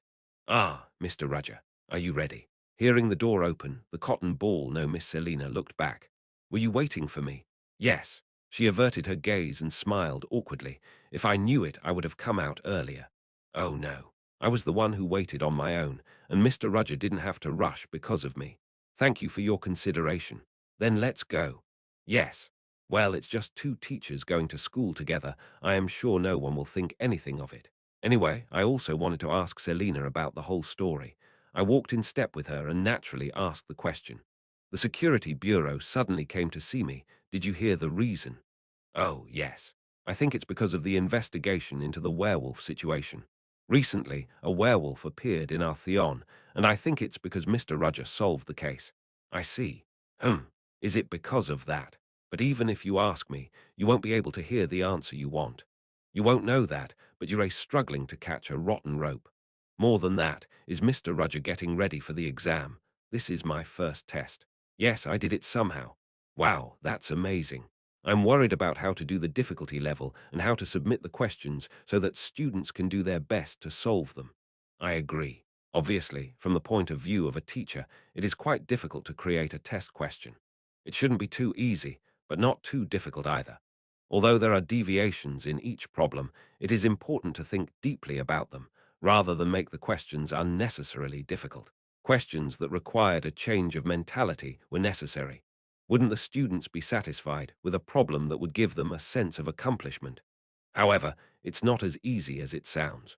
Every man has his own way of accepting things, and it was not possible to give everyone proper satisfaction. It was quite a headache for the examiner. Well, the first exam should be made easier anyway. The important thing is to make sure the students have a solid foundation. It would be appropriate to give tests that require advanced courses only after the third examination round. At least I think so. The on-main building was up ahead, so it was time to say goodbye to Miss Selina. "I'll go and greet the guests now. Keep up the good work." "Yes, good luck, Mr. Rudger." As she was about to leave, waving her hand to me, she called me as if she remembered something. "Oh, by the way, Mr. Rudger." "Yeah, anything else you want to say?" Teacher Selina opened her mouth with a slightly meaningful smile at my question. "They are quite scary, so be careful." Then she turned her back and walked away with fast steps. Be careful, I was already fully aware of that. They are scary. Did you meet them in person? But why would Selina tell me that? Is it a deliberate warning? Or is she just giving me advice because she thinks I am nervous? I don't know why, but that wasn't the point right now. I lifted my head and turned my gaze to where my office was. I went into the main building and headed towards my office. It was quiet inside, and I didn't meet anyone on the way because it's the middle of the class. When I arrived at the teacher's office, I took a deep breath and opened the door. The door opens, and what I see is my office and my personal space as it was before I left. The only difference is that someone was looking through the books in the study. I stared at the guest silently. Ah, Ure Rudger. It wasn't who I thought it was. Instead, a man with a stern look, hair neatly pulled back and no-rimmed glasses on his face was standing in front of me. He wore a black uniform and gold epaulette. It's clear from his attire that he's a member of the security agency. Wasn't it Trina Ryanhowell? Maybe I was wrong that day, so I sighed in relief and accepted his greeting. "Nice to see you. I'm Theon's teacher, Rudger. My name is Lloyd, an agent from the security agency." Lloyd, there is no last name, but I can't conclude that he's a commoner because the agents of the security agency do not properly reveal their identities. He didn't even say he was a knight. He just said he was an agent. Is he deliberately hiding it, or did he feel that there was no need to brag? I rolled my eyes slightly and looked at his outfit. It is a neat outfit with no wrinkles. His head is also free of clutter, and his posture is straight as if a ruler was raised. I guessed it from the outward appearance, but it is clear that he's a pretty neat seeker. Is his hand bare without gloves on? His stout physique and clunky hands exposed over his uniform clearly proved that he was a knight. "I made you wait a long time." "No. Rather, we apologize for not contacting you in advance. Sit down. Do you like coffee or tea?" "Sorry, I don't eat during office hours." "I see." I sat facing Lloyd, with the guest table in the middle. He was staring at me with intense eyes, as if he was trying to pierce me. I was worried about the appearance of a lion, but only a wildcat came. "So why did you come to see me?" I got straight to the point. "I heard that a werewolf appeared in Leathervelk this time." "Yes, but it's been a while. And I heard that you were the one who got rid of that werewolf, Mr. Rudger." "You're right. I took care of it." "Awesome. I was just doing what I was supposed to do as a teacher." The questions and answers were light, but there was subtle air current flowing through them. "So, Lloyd takes the rhyme for a moment, and I thought it had come. Didn't you notice anything strange about the werewolf?" "Something strange." The security agency also noticed that the werewolves were strange, but I didn't show my feelings on the outside.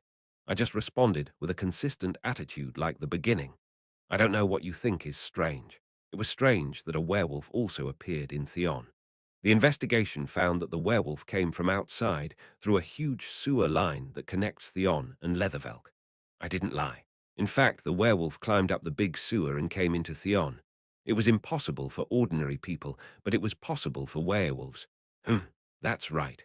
I heard that Mr. Rudger fought a werewolf head-on. Yes, that's right. It tried to hurt the students, so I stepped up. How did you fight? It was a strange question. Maybe it's probably because he's nervous that he didn't receive the answers he wanted, but instead of asking why he asked that, I answered the truth as it was.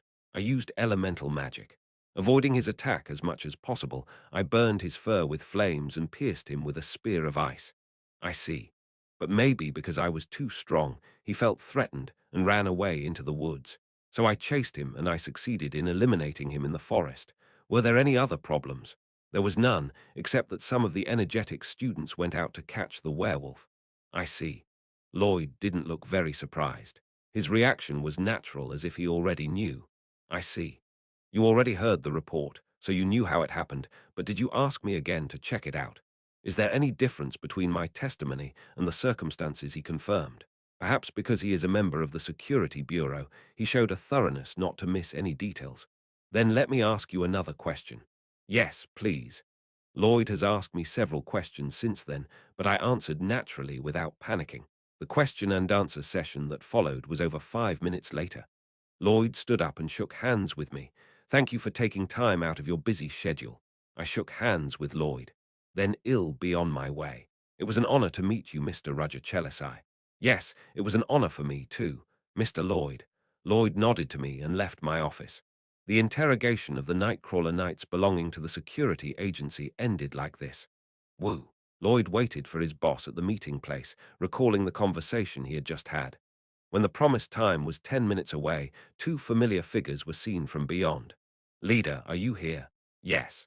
Trina Ryanhowell, the leader, and Enia, the deputy, were also visiting Theon. However, unlike Lloyd, who met Roger Chelisai, the two went to check the scene. Did you find any clues? I got permission to investigate with the president's help, but I didn't find anything. What have you got? I didn't gain anything. Was anything about Roger suspicious? First of all, to the best of my knowledge, I didn't feel anything strange. Trina didn't get the answer she expected, but she wasn't disappointed. Just in case, she gave Lloyd one order. Lloyd, did I do what I said? Yeah, before we parted ways, I did as you told me. Lloyd nodded solemnly at Trina's question. So how was it? As if this was the most important thing, Trina asked with a sharp gaze. Does his hand, which you shook, belong to a trained man? Chapter 81, The Approaching Nightcrawlers, 3 more chapters later. Trina gave Lloyd an order before he went to interrogate Roger. Lloyd. Yes, boss. If you don't get a proper answer from him, just give up. Is that okay? Yes, but shake hands when you say goodbye at the end. A handshake, you say. You have to do it naturally. You know what I mean. Lloyd didn't even ask why. The night before in the alley, Trina explained everything. The one who killed the Kalsapa assassin was a wizard who specializes in close combat, so she wanted Lloyd to check Roger's hand for traces of training. Did you shake hands with your bare hand? Yes, but he was wearing gloves. Is that so? But there's no way you didn't notice with just one layer of gloves. Lloyd nodded. In the end, all he was aiming for was a handshake at the end. The questions that he asked before were a trick to divert the other person's attention. So how was it? Yes, I felt it as I shook hands with him. Lloyd delivered what he had confirmed as it was. He's an ordinary wizard without any training. What? Trina frowned. Roger, who was left alone in his office after Lloyd left, sat in front of his work table and clenched his fist. Handshake, okay. In the eyes of a third party, it would be thought that it was just a polite way to end the meeting, but from Roger's point of view, he had no choice but to think that it was a show of deceit. Lloyd of the Nightcrawler Knights under the Security Bureau. Age is late 20s, glasses were worn on his face, and his hair was neatly parted. It must be said that he has an unshakable gaze and a personality that gets things done neatly. He felt it during the conversation. As if he had prepared all the questions in advance, Lloyd calmly and confidently asked them one by one, like a well-written script. Roger had the illusion that he was building bricks when asked. The bricks piled up and piled up, surrounded him before he knew it, so he wouldn't escape. And lastly, Lloyd's handshake.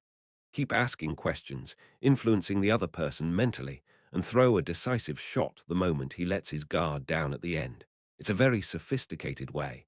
If it was a stranger, he would shake hands with him without much thought, but Roger guessed right what he was thinking. That man named Lloyd must have checked my office before I came. As Roger entered through the door, his eyes were on the window sills and shelves, and his fingertips skimmed through the books in the library. He checked the places that are difficult to reach and where dust is easy to accumulate. His behavior was restrained, and he even refused the light refreshments he offered. Roger was convinced that a person like Lloyd would not ask for a handshake without gloves. He was trying to confirm something by shaking hands. So what was he trying to confirm? Was he trying to measure the other person's skills by letting the magic flow through the hand he was holding? That is a very rude act that can be considered an attack on the other side. Even the Nightcrawler Knights cannot do such a thing carelessly.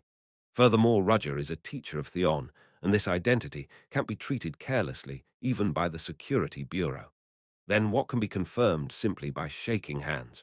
That's right, traces on the palm of his hand. Last night, the security officers visited the scene where I and Violetta fought. I don't know how they got there, but it was a close call, and he must have gotten a clue from the traces of the fight there. The culprit is a wizard, but he also handles weapons well. How is that possible? Even if asked like this, it would be possible for Nightcrawler Knights. There was magic, and there was a corpse stabbed with a sword. As they belong to the security agency, they are also elite, so they should have noticed right away. Was he trying to see if I was the one by shaking hands? They're a smart people, using a handshake to confirm if a suspect is the culprit. However, since I knew about it, I could cope with it. Roger recalled the conversation he had with Sheridan before leaving his hideout. Sheridan. Ha! What? Before I go, I have a favor to ask of you. What is it? What do you need? Can you make some kind of gloves for my hands? They must be similar to human skin, but from a very soft material. What? Is it possible? Sure. However, it is difficult right now to be completely identical. I have to work on the material, and that takes time. That's fine. I can do the rest with my magic. Okay. There are ingredients left from making the infinitesimal sphere that Nari used, so it will work somehow. Oh, but what happened to the infinitesimal sphere? I tore it up and threw it away. What? Roger added a portion of the artificial skin he received from Sheridan to the palm of the inside of the glove. That's right, the skin Lloyds felt in the glove as they shook hands was not Roger's real skin. Even if you're a security officer, you won't notice it. Sheridan's skills are the real deal, and the artificial skin she created is comparable to real skin. The face mask made of artificial skin can easily pass even thorough inspections in the border area. Officers of the Security Bureau have good brains, but that's it. Roger rolled up the corners of his mouth and began reviewing the test questions for the first test. Senior, is that true? Are you not mistaken? You think I don't even know that? No, but stop it. There's no way Lloyd didn't notice. But sir, Trina was quite disturbed since Roger was their only clue, but nothing suspicious about him was found. Then is the case back in the labyrinth. In other words, the real culprit was hiding somewhere in Leathervelk, but she couldn't figure out who it was because the city is huge, and she doesn't know many people. Arsene Lupin, I thought I found his traces. Is she going to not catch him again? Trina Ryanhowl clenched her fist. During the time when she was called the Patriotic Frontier and made her name as an elite of the Knights, she was always on a roll without knowing her failure, but she experienced defeat for the first time. She was born as an aristocrat, had natural talents, and with appropriate efforts, she never experienced failure until she met him. A man who steals what can't be stolen and plays a lot of tricks, Arsene Lupin. She wanted to find him right away if she could, but I can't spend my time on an investigation that doesn't make any progress. Her role ended at the point where she couldn't find any clues. She is the leader of the Nightcrawler Knights belonging to the intelligence agency, and because of her position it was difficult for her to move around. Lloyd, Nia. Yes, I am leaving for the capital again. Then the investigation into this case. Without a proper clue, we can't go any further. I'll report to the top that the investigation is temporarily suspended. Then is it over? I can't stay here forever because I am busy. So, you stay here. What? Stay here in Leathervelk, and if anything suspicious happens, don't hesitate to report it to me. Do you understand? Yes, but what about Senior? No, Lloyd has something else to do. Lloyd, do you agree? If it's your order. But if you say this all of a sudden. Enya, please. Enya nodded with a determined face when she realized that this was an order from Trina Ryanhowells, the individual, not from the security agency. Yes, sir. I'm sure y'all do well. Trina answered and was about to leave, but at that moment Lloyd exclaimed, All right, boss. Are you going to keep going? Will you meet Mr. Rudger in person? No, I can't do that. What? Why? The reason I came here in the first place was because of that kind of condition. I can't believe it. It was incomprehensible to Lloyd. Is it that hard to meet someone? Trina tried to explain the whole situation to her confused lieutenant, but felt someone approaching her and turned her head. Just in time. What? Lloyd and Enya also stared in the direction that Trina was looking at. There was a woman approaching slowly towards them. Since when?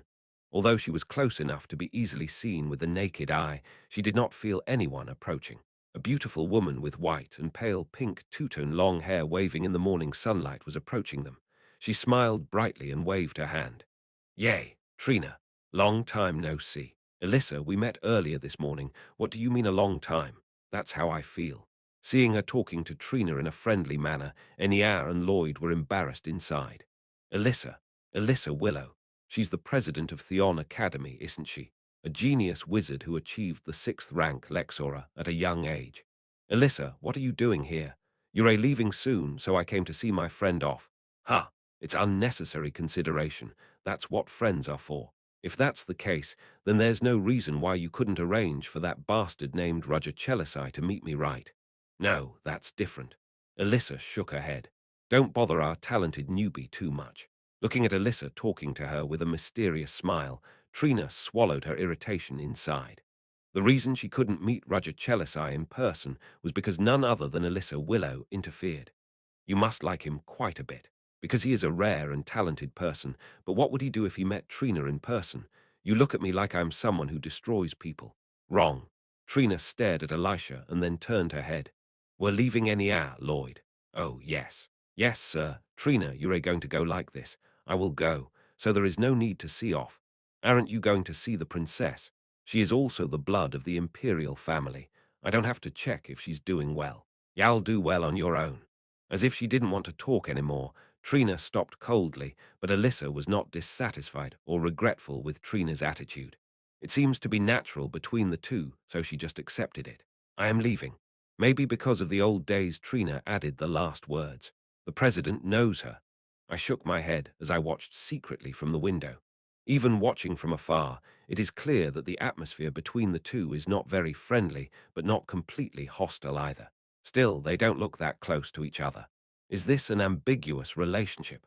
Two people who were originally friends meet each other as leaders and keep each other in check.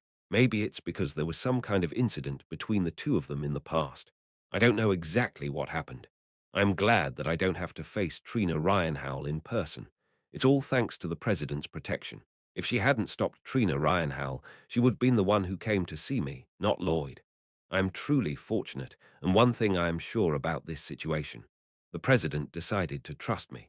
After the werewolf affair, Aidan and Jevan Pelio's duel, and even the almighty stone incident that followed, I thought that the president acted. When the knights of the security agency came to visit me, the president promised to take care of me. In other words, I have taken a big step toward becoming a trusted teacher of Theon. However, this is different from unconditional trust. Now, she thinks I am a good guy, so she's protecting me. If there were any signs of doubt, the president might come forward and try to kill me. So I have to be as careful as possible to avoid that. Now, all that remains is to find the first order of the Black Dawn. Chapter 82, The First Test. 1. The day of the first test was near. Roger finished reviewing the final exam questions in his office. Across from him, his assistant, Sedna, was sitting and diligently organizing all the papers. Sedna, yes. Fur, no, Mr. Roger. Did anything happen recently? Roger asked Sedna, keeping his eye on the test questions. Seeing his concentrating look, Sedna looked at the scene in a blank slate without realizing it, and then she came to her senses and answered, Well, there really wasn't anything. Well, what are the others in the organization doing? Everyone is taking care of themselves. All of them are cautious in their actions, probably because the Security Bureau recently visited Theon. I see. Roger shook his head. He was quite relieved that the Black Dawn Society was not active at the moment and remained still. He doesn't know if they'll do anything during the first test. That would have been quite embarrassing. She's helpful at times like this. Trina Ryanhowell was a troublesome opponent in many ways when he met the enemy, but now it is different. Thanks to her visit to Theon to investigate the Leathervelt case, the members of the Black Dawn Society had to resign themselves. Being the shield that protects the Empire and the tycoon of the Security Bureau, she is considered the most dangerous existence for the Black Dawn. Considering her achievements so far, it is natural for them to lay low. How many secret organizations have been smashed by Trina's hands, and how many criminals have died in her hands? If Trina felt anything suspicious and started an investigation, there was a high possibility that the power of the Black Dawn Society would be greatly reduced. Of course, since this is an unprecedented secret organization, there are many powerful members hidden. If the two fought, no matter which side lost, Roger would not be disappointed. Perhaps that's why the members of the organization are careful and meet each other outside of Theon. Is there a meeting? Yeah, that's what I think. Sedna, didn't you go to such a meeting? Yes, I just. Seeing Sedna getting pale, Roger wanted to ask something. In the first place, she is also a member of the Black Dawn, so she should have been invited. Still, Sedna would have been visibly depressed in the past, but this time she didn't think much of it. There was no one around her back then, but now there is Roger. Just as the two of them were about to end their conversation, Sedna opened her mouth as if she remembered something. Come to think of it, there was one unusual thing. There was. Yeah. Actually, it's kind of weird to report to Mr. Roger, but explain. I'll judge after hearing it myself. Oh, yes. 3 days ago, 3 members of the organization were caught by police. They're all only third orders, though. Caught by the police? That was a little strange. Well, even if they were third orders, they wouldn't have been so stupid as to be caught by the police. Yes, that's right. Someone else got involved in the case. Who is it? It's said to be a student of Theon. Student? Roger took his eyes off the questions and stared at Sedna. Embarrassed to receive that gaze from him, Sedna shrugged her shoulders even more and nodded her head. Yes, there are 3 students in total, 2 boys and 1 girl. I don't know if you know, but there are also students in your class. Students in my class. 2 men and 1 woman. Roger could immediately recall the unusual combination. Aidan, Leo, and Tracy Fried. Yes, that's right. I can't believe you remembered right away. As expected, first teacher. How did those kids caught the third orders in town right? It was because of that. Roger remembered the existence of the bulletin board in Theon. The exact name is Application Board. It is a legitimate means of making money that Theon students can use. Did the students carrying out the quest find any traces? Yeah, I guess so. Of course, this quest is similar to what the mercenaries do. Some difficult quests will be formally requested through the mercenary request office, but there are also miscellaneous quests that mercenaries do not take. The tuition is expensive, and although there is a scholarship system, it covers the pure educational expenses, but does not cover the cost of living expenses or other materials necessary for research and experiments. It is said that if you enter a club, research costs will be paid steadily, but establishing a club is not easy. After all, for students who are short of money, this is the only way to make quick money. Other than that, working part-time in Theon was also possible.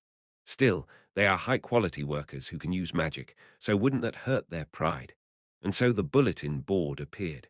It's mostly used by low-income students who lack money. A noble family or a wealthy merchant family is never short of money in the first place. The rich students always get plenty of support, and they can get most of what they want. Naturally, the main students who used this request board were the commoners or those who lacked money. Very often, there are nobles who apply for entertainment. This application board is said to be available to anyone, but of course there are conditions. There is also a difficulty or risk in the request, so the grade is important to receive the request. The higher the grade, the more difficult the request can be, but the lower grades could only take the easy requests. Of course, even if the student grade is low, a temporary will be issued by Theon if they pass a test. Even so, they're still in their first year. No matter how special Aiden magic is, he cannot receive high-level quests.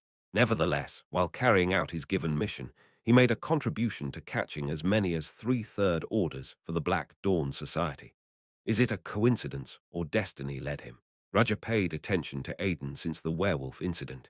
He felt that there was something about him that attracted the incident. Roger thought of a board in his head, a large chess board made of black and white tiles. He checked his pieces one by one. The pieces I can use. The members of the UNON organization were elites who were united and had extraordinary abilities. Their roles are rook, knight, and bishop. Aidan and his friends, on the other hand, are actually pawns. He was still an idealistic kid, but the presence of pawns in chess was sometimes more threatening than anyone else. The pawn that survived could become a bishop or a knight. It could be a queen. Pawns are nothing but junk, but they have infinite potential to become anything. Roger rated Aidan quite highly. He possessed talents, but in particular, his mental strength and tenacity were way above other students. Reality is different from chess, so even if he survived for a long time, he could not be promoted unconditionally, but Aidan might go beyond queen and become a king. Mr. Roger, what's wrong? Roger returned to reality at Sedna's voice. I asked about the treatment of those students. Treatment? Yes. No matter how coincidental it was, they have been instrumental in the capture of our members of the Black Dawn. Besides, that student named Aidan also uses bizarre magic to nullify magic. Sedna made a suggestion to cut out the sprouts of the student named Aidan in advance, since he's dangerous. Roger shook his head. All right, let it go. Are you going to leave it as is? Yes, it does not pose a threat to us right now. Moreover, if we mess with Theon's students, we risk revealing our existence. But more importantly, those who were beaten by students and arrested are useless to our organization. It's a good thing. I see. Sedna admired Roger's words. Perhaps because he was a First Order, he had a different perspective on the incident. He may seem like a terrible, cold-blooded man, but Sedna, who was by Roger's side for a while, understood an executive's point of view. Anything else, Sedna? Yes, the members are just saying to take care of ourselves until the test is over. Is that so? I see, Roger said and rose from his seat. Sedna stood up as if she had been waiting and picked up a bunch of test papers. Let's go. Yes, it was time for the first test. There was tension in the 80-person lecture hall. It was natural to be nervous now that the first test was approaching. But this time, the situation was a little different. Opening the long-awaited relay for the next 3 days is the test of Roger Chelisai. Even as it is an open-book test, it was no exaggeration to say that the final boss came out from the beginning for students. Arg, I studied, but I have no idea. Wouldn't you get the answer if you read the books? How hard are you trying to make an open-book test? All the students who were seated had no choice but to tremble as they watched the flowing second hand. Some shook their legs, and some bit their nails. The moment when the endlessly rotating clock hand points to the right time, the sound of the door opening thundered through the quiet classroom. At least the students waiting for the exam had no choice but to feel that way. It was Roger who opened the door and came in. Unlike usual coats, this time he wore a simple style with a grey vest and suit pants on top of a white dress shirt, but his sharp gaze was still there, and his mood never softened. As everyone knows, today is the first test. A small-sized assistant who was standing next to Roger whined and placed the test paper on the platform. The total duration of the exam is 3 hours. As previously announced, it is an open book test. Well, start in 5 minutes, so if you haven't been to the bathroom yet, go now because once the test starts, no one can leave until the answer sheet is submitted. It was to prepare for any possible negation. In fact, there are many cases like this every year. If you study hard, you can do well on the test. There's also a partial score, so you don't have to give out a blank paper because it's difficult. And the important warning was this. I'll warn you of one thing. If you're caught cheating on my test, Roger's voice, which was usually cold, fell even heavier. Then I promise you I'll make sure you pay the price. The whole classroom was frozen by Roger's warning. The students didn't even dream of cheating since they were afraid of Roger, but hearing the warning it became clear. Don't ever cheat. Of course, I will be the supervisor of this test. If he was the supervisor, they would never dream of cheating even if they were confident in their magic skills. Some students had no choice but to close their eyes when even that last hope was trampled. The wind blew on the platform as soon as Roger finished speaking. Under Roger's spell, the test papers were scattered in all directions and came down slowly one by one in front of the students. Wow! Passing test papers to 80 students with wind magic made them realize how ridiculous and great that Roger is. It seems that no students want to go to the bathroom. Looks like everything it's ready. Roger took a golden watch out of his pocket. The test is starting now. This was the first wall Theon's students had to face. Chapter 83, the first test. 2. I checked the Ko-Fi page, and I saw that it was taken down, so I made another one. The link, it's now working. I also worked on the comments issue. Maybe you didn't notice, but the comments didn't appear even though they were approved. Leave some comments to this chapter so I can check if everything works.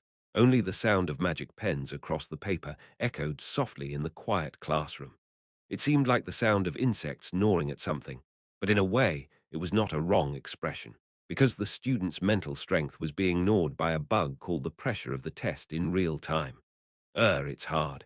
What is this? I saw it in the book, but why can't I solve it? Is this a real problem? How could I be so stupid? He didn't say those words out loud, but he can see the student's thoughts. It will be very painful. Roger stood upright on the platform and stared at the students. As previously warned, the test is held in an open book test. It means that it doesn't matter if you look up the contents related to the problem in the textbook. But if you look at the textbook and know the answer right away, can it be called a test? It's not just about asking for one-dimensional knowledge. I twisted the questions over and over again, so you won't be able to see through the hidden trap. He added a trap in the middle of the problems. It's in all the test questions, so students will be troubled. There are only 20 questions, but that is the reason why the exam time was 3 hours. Oh my gosh. Even though I studied hard, it's difficult. Renee also felt steam coming out of her head. Her eyes are spinning, and the letters on the test paper seem to be dancing. It was very difficult, although she never missed a review. She was confident that the first test would check the basics, and from the moment she faced the first problem, her hair felt white. Question 1. The magic liquid serves to store mana inside in the process of absorbing mana from the atmosphere. After 10 years of exposure to nature, the magic liquid can be converted into a magic stone that supplies mana that wizards can use. In order to induce crystallization with magic stones by refining this magic liquid in its pure form. First of all, the relationship between magical liquid and magic stones is basic knowledge that is learned in the magic release class. The magic liquid that has matured for more than 10 years crystallizes and turns into mana stones, and then it's processed in order to make artifacts or magic tools used by wizards. The ones that wizards use are made by mixing special wood with mana stones. I expected this to be on the test. Mr. Roger said over and over again that it's going to be in the test, so she studied carefully and in order to not forget anything. But it's still too hard. Renee kept on reading the question while screaming inside. Hereinafter, the magic solution was added to an aqueous contra-solution and melted to form A and B, which was aggregated by adding calcidium metal. And you try to grind these A and B substances in the same laboratory under the same conditions. Describe the formula for which of the two can be made first. However, the temperature of the laboratory remains constant at 30 degrees, and the pressure is 0.982 atmospheric pressure. The crystallization reaction of B applies the standard rate of change. This is only question number 1. What's even more surprising is that this question number 1 had the lowest score. She wondered if she was the only one who thought so, and the other students around her were also grunting. They were prepared, but the questions were more difficult than they expected, so the pressure felt by the students must be considerable. Get a hold of yourself. Renee thought she was fine so far, and she glanced over the problems. Yes, it's all difficult, but if she read them carefully, she could see that the questions were only from what she actually learned. Roger did not lie. The questions were from what he taught in class. She could be sure because she listened to his class more enthusiastically than anyone else. Maybe it's because Yurei a sophomore, but Yurei solving it right away. Princess Erendia, who sits next to her, is already in the middle of solving the problems. She is a model student, and Renee felt motivated seeing her. I can do it. Her eyes sparkled. It's a pretty complicated formula. Flora Lumos solved the test questions with a blank face. Her hand, holding the pen, did not rest for a while. Rather, it was almost twice as fast as other students who work hard. She also vaguely felt it. Roger said they were given 3 hours of time, but that was cutting it close. If I write continuously without resting as much as possible, it will only take about 2 hours and 45 minutes. The questions were also tailored to the level of freshman, because Roger understands the average abilities of students. Moreover, it is not just difficult to solve the problems. This matter follows the Empire's basic standards, but it's actually a trap. The Raplamosk experimental formula came from the Durman Kingdom, not the Exilian Empire, so of course I have to follow that standard. The standard itself is a kind of deception. He taught very little in class, and if students neglect to take notes, they are bound to be wrong. Flora grasped the intention of the examiner at once and wrote down the correct answers. While looking calm on the surface, she continued to explore the problem inside and was admiring the way the examiner made it. You're going to change the magic formula like this. Example 1 and example 2 are superficially similar, but the direction of the flow is fundamentally different. Students who don't know will think it's the same. That's a good question. Flora thought she could solve everything in an hour at this rate. Realizing something, she suddenly stopped her pen. Am I really enjoying this test right now? It was unbelievable. For her, tests were nothing more than a boring event. Writing down and explaining all the facts that she already knew in a way that is not difficult. What could be less interesting than that? It is possible to fall into contemplation in a class where teachers with insufficient ability talk freely, but in a test, it is annoying to move your hands directly. Nevertheless, she did not miss the top spot. She is not only gifted with the ability to feel magic, but also has an excellent brain that understands magic. Therefore, it was true her life in Theon did not have any particular stimulation. She finished most of the tests in less than 30 minutes, but for the first time she was interested in test questions and found them interesting. It can't be. I can't believe I am having fun on the test. What a disgrace. Flora shook her hand without a pen and clenched her fists. I can't help but solve the problem to build up my self-esteem. Flora imagined Roger's reaction when she submitted a blank paper. Is that a blank sheet? I see after all this was your limit. Yeah, I'm sure he'll say this.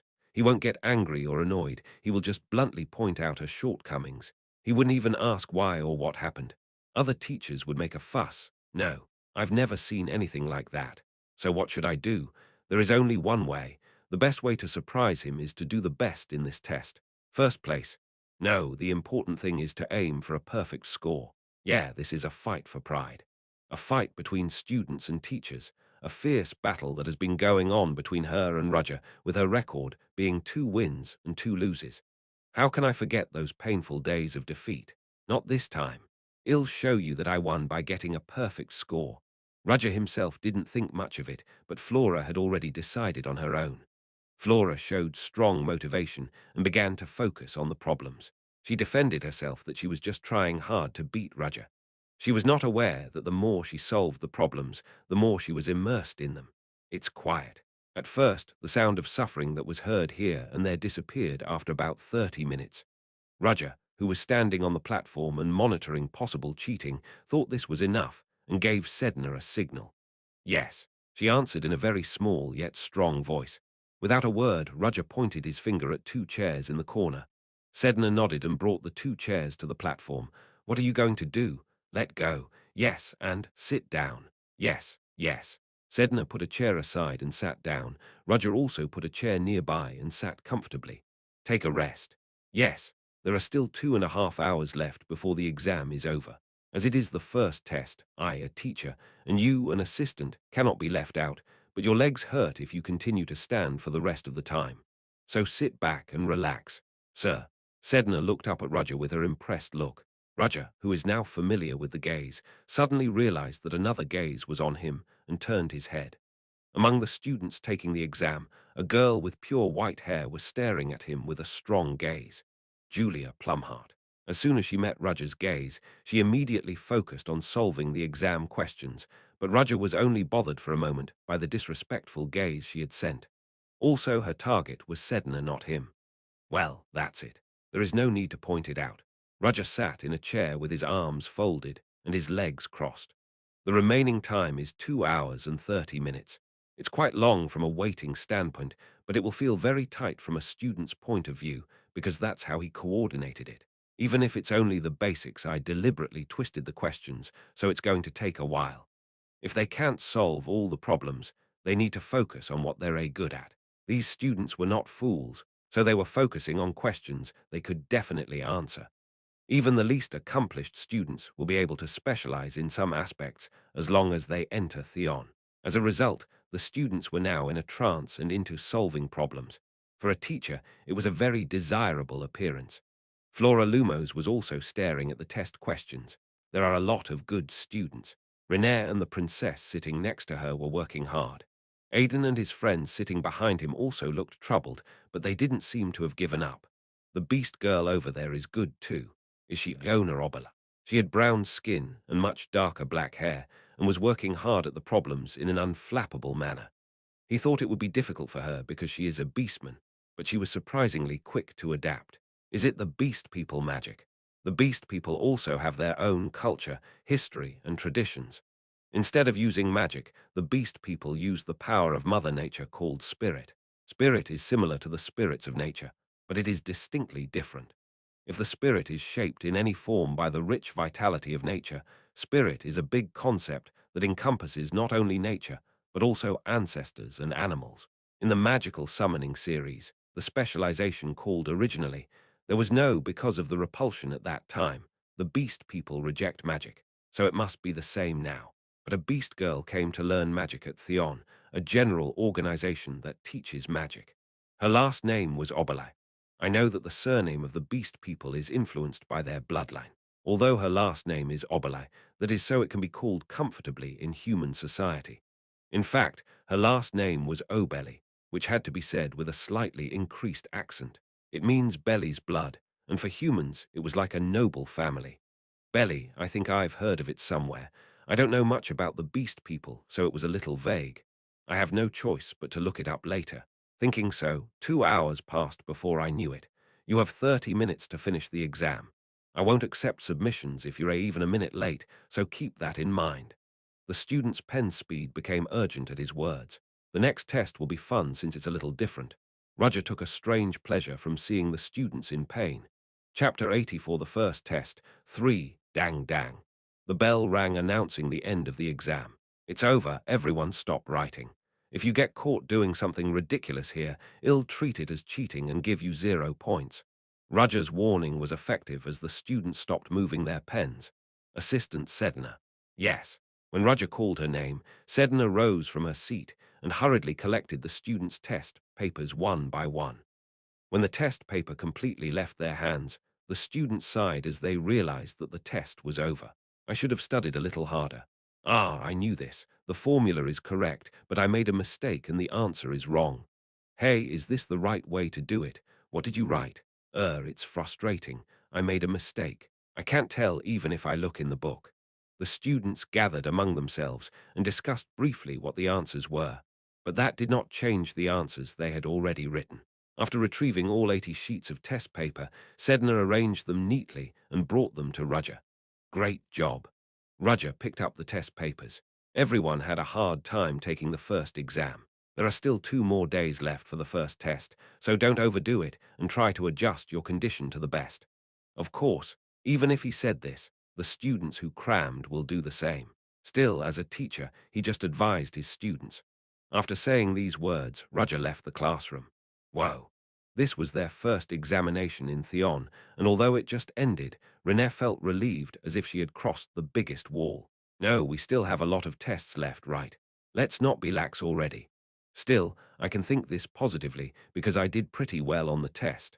Thanks to her constant review, none of the 20 questions were submitted blank. When I first saw the test questions, I wondered what was so difficult, but when I looked carefully, I realized that it was not necessarily the case. As she felt the flow and solved the problems in a trance, 3 hours had passed. It's a relief that there was enough time to solve everything. Renée looked around with a little relief. She was going to ask Erendia if she did well, but since she's a princess and a senior, she must have done better than me. Unlike her, who was puzzled at first, Erendia immediately began solving the problems. Renée, who was going to ask Erendia, had no choice but to postpone the action for a while. Senior. Ha, what's wrong? Oh no. You looked a little bit embarrassed. Oh yeah, is that so? It was as Renee said. Erendia was restless after submitting the test paper, and her confidence was gone. Her legs were shaking, and she was stuttering like a person who failed the exam. Oh no, there's no way, right? Renee ignored her negative thoughts and asked Erendia, "Senior, did you do well on the exam?" As Mr. Rudger said, everything was from what he taught in class. Oh, really? What do you mean, really? As soon as she heard Erendia ask back, Renee felt the corners of her mouth twitching unconsciously. Her anxious thoughts were gradually coming to reality. "Senior, that I don't know if I can ask you this question." "Huh, yeah, it doesn't matter. Ask me anything you're curious about. Test have you ruined it?" Erendia, who answered confidently, closed his lips tightly. "Senior." She was even turning her head to avoid her gaze, and her ears were flushed red in the midst of her colorful blonde hair. Erendia was ashamed. "Senior, don't tell me." Even her own imagination seemed to insult her, but she couldn't help but ask, "Did you really screw up on the test?" Flinch. When asked by line, Erendia shook her shoulders. From that gesture, Renee realized that Erendia, the third princess of the empire, who was called everyone's idol, ruined this exam. "Really? No, is it because you're not feeling well today? Recently, you had too many things to think about. A review of the future of the country. Because of that, right?" Erendia focused on the test more than anyone else, but Renee was so confused that she had to believe it. At least, she thinks the princess is a great person who can easily occupy the top ranks in any field. Junior Renee. Erendia, who regained her composure to some extent, opened her mouth. "People are saying that everyone has their own field. If there is something you are good at, there is something you are bad at. So what this means is that no one is good at anything. Do you understand? I mean, you're not in a bad condition. You're not particularly tired today. You just failed the test. Junior Renee, I didn't pass the exam because I wasn't good enough. Just in case, what was your ranking last year?" As Renee remembers, Theon has more than 800 students per grade. Of course, the higher the grade, the more students drop out. So the number of senior students decreases considerably, but every year, a corresponding number of new students comes in. Erendia is a sophomore this year, so it would be no surprise if her grades were based on the 800 students when she was in the first grade. Why are you asking that? Don't tell me you're judging people by their rankings, too, are you? You're not in the top 500, are you? The moment she saw that Erendia's eyes widened as she turned around, Renee was startled. Erendia, who looked like a model, is actually really bad at studying theory. It was a great shock. Even the other nobles were overwhelmed by her atmosphere and could not approach her recklessly, so the princess was always alone. She looks like a typical model student, but she is actually in the middle and lower ranks in theory class. In the practical classes, my ranking is high. Erendia exclaims desperately. It wasn't a lie. In the theory classes, she was ranked 500 out of 800 students, but she was in the top 30 when it came to practical skills. Because she was born into a good family and has a strong bloodline, her magical powers are far greater than that of other students. Her rank in the practical exam was only possible because she received a thorough early education before she came to Theon. When she saw that Erendia looked like she might burst into tears, Renee hurriedly nodded and responded, "Oh, well, that's possible. Besides, these days, there's a strong trend of putting more emphasis on practice than theory, right? Right. I admit that I am not good at theory and knowledge, but I'm also proud of my skills as a wizard." Renee responded to Erendia's words while sweating, but inside she was a little disappointed. As expected, you shouldn't judge people by their appearance. She felt that the noble image of the third princess she knew was ruined. In her office on the top floor of Theon main building, the president, Alyssa, looked down through the window. The first test has finally begun. Wilford, who brought the refreshments, nodded at Alyssa's words. "I hope all the students get good results. If they've tried, they'll definitely get them. I guess so. A total of 4 tests are held in one semester, and a year is divided into 2 semesters, so students have to take as many as 8 tests a year. Not only students, but also teachers who made the tests were tired. Above all else, because their job is to raise elites called wizards, the tests were quite intense and radical. That's why there were a lot of dropouts in Theon as each grade level went up. In the first test of the first semester, students who were proud of themselves as geniuses competed with students who were in a similar situation for the first time and realized how narrow the well they were living in was. In the case of students whose hearts were broken, it was not uncommon for them to leave Theon after the first test was over. I hope many students can hold out this time. That's why you asked them to take the first test lightly. I did. Of course, the kids who will fall away. Elisha felt sorry for that. She didn't view the competition itself as bad. However, it was her honest opinion that she wanted to avoid the fact that some students were ruined due to excessive competition. As Theon's president, she wanted to make sure a large number of students get a great education and spread their talents. How about the new teachers? They must have given exam questions while working as a teacher for the first time. Weren't they nervous? Would you like to take a look? Wilford brought the prepared test paper and handed it to the president. In the case of exam questions, it was possible because the president had the right to see it directly. Among the new teachers who gave theory tests were Bruno from the Golem Studies class, Chris Benimor and Roger Chelisai, who are in charge of the manifestation system. In particular, this test was a matchup full of curiosity among Theon's teachers, as the two new teachers, who are polar opposites, gave a theoretical test in the same field. Well, Mr. Bruno asked about the magic circuit that drives the golem and the structural mechanics of the golem. The difficulty itself seems to be okay. Yes, he has a special affection for golems, so I think it's okay. Alyssa glanced through the exam questions Bruno had made and nodded her head with satisfaction. He didn't show anything that exceeded expectations and was just average, so it didn't seem like a problem. Next, it's Chris Benimor and Roger Chelisai. Do I have to compare them? Actually, you can't do it without making a comparison. Wilford nodded with a wry smile. Alyssa quickly scanned Chris' test questions. Well, Chris asked questions on the side of mana release and elemental attributes. Yes, and it's. The same goes for Mr. Roger.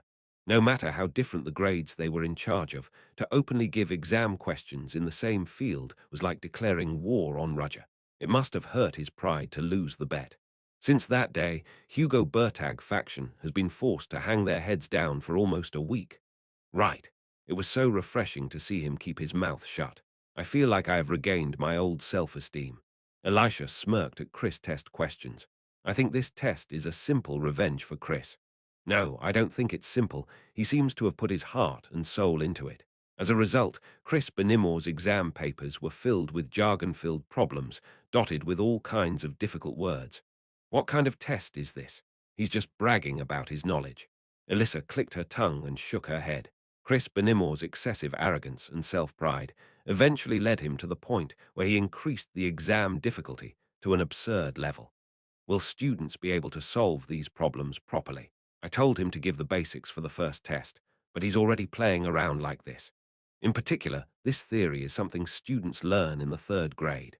Of course, even though it was something that was taught in the third grade, there were students who already learned it, the aristocratic students of the upper class, because they were educated before they joined Theon. On the other hand, the commoner students weren't.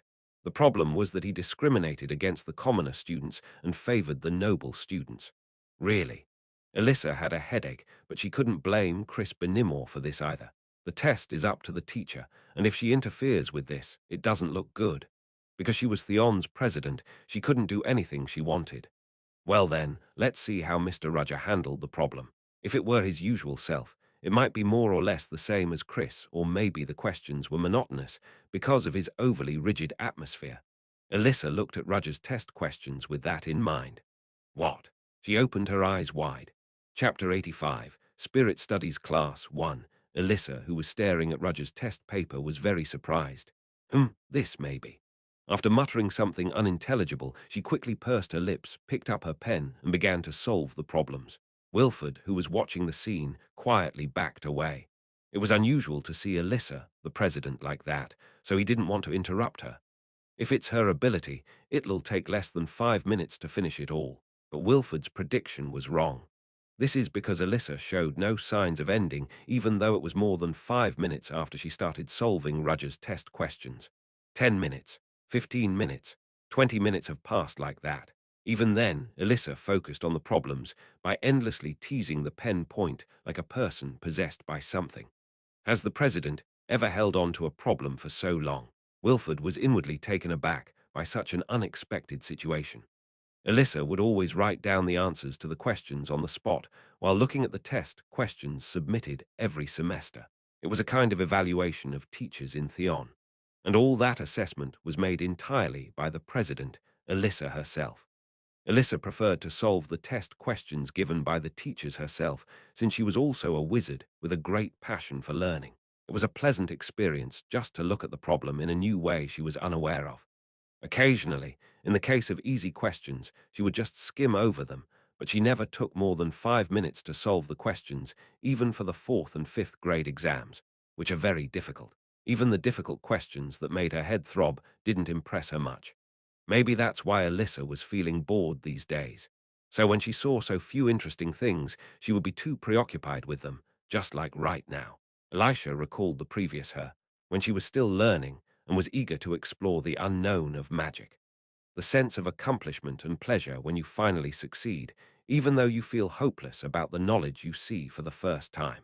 It took Alyssa 30 minutes to solve Roger's test questions, but it was also because of her desire to slowly savor the delicious dishes, although Roger's questions were demanding in the diversity of thinking. Of course, it would have taken at least 15 to 20 minutes, even if she did her best. It's amazing. Are you finally done? Wilford, who was waiting, asked in a surprised voice. I'm sorry I made you wait. Ha ha. No, I'm glad. It's been a while since I've seen the president so motivated. Well, that's true. Elisha did not bother to deny that she was absorbed by the problems. She thought these were really good problems. While demanding a solid foundation, it asks for diversity of opinions and a flexible way of thinking.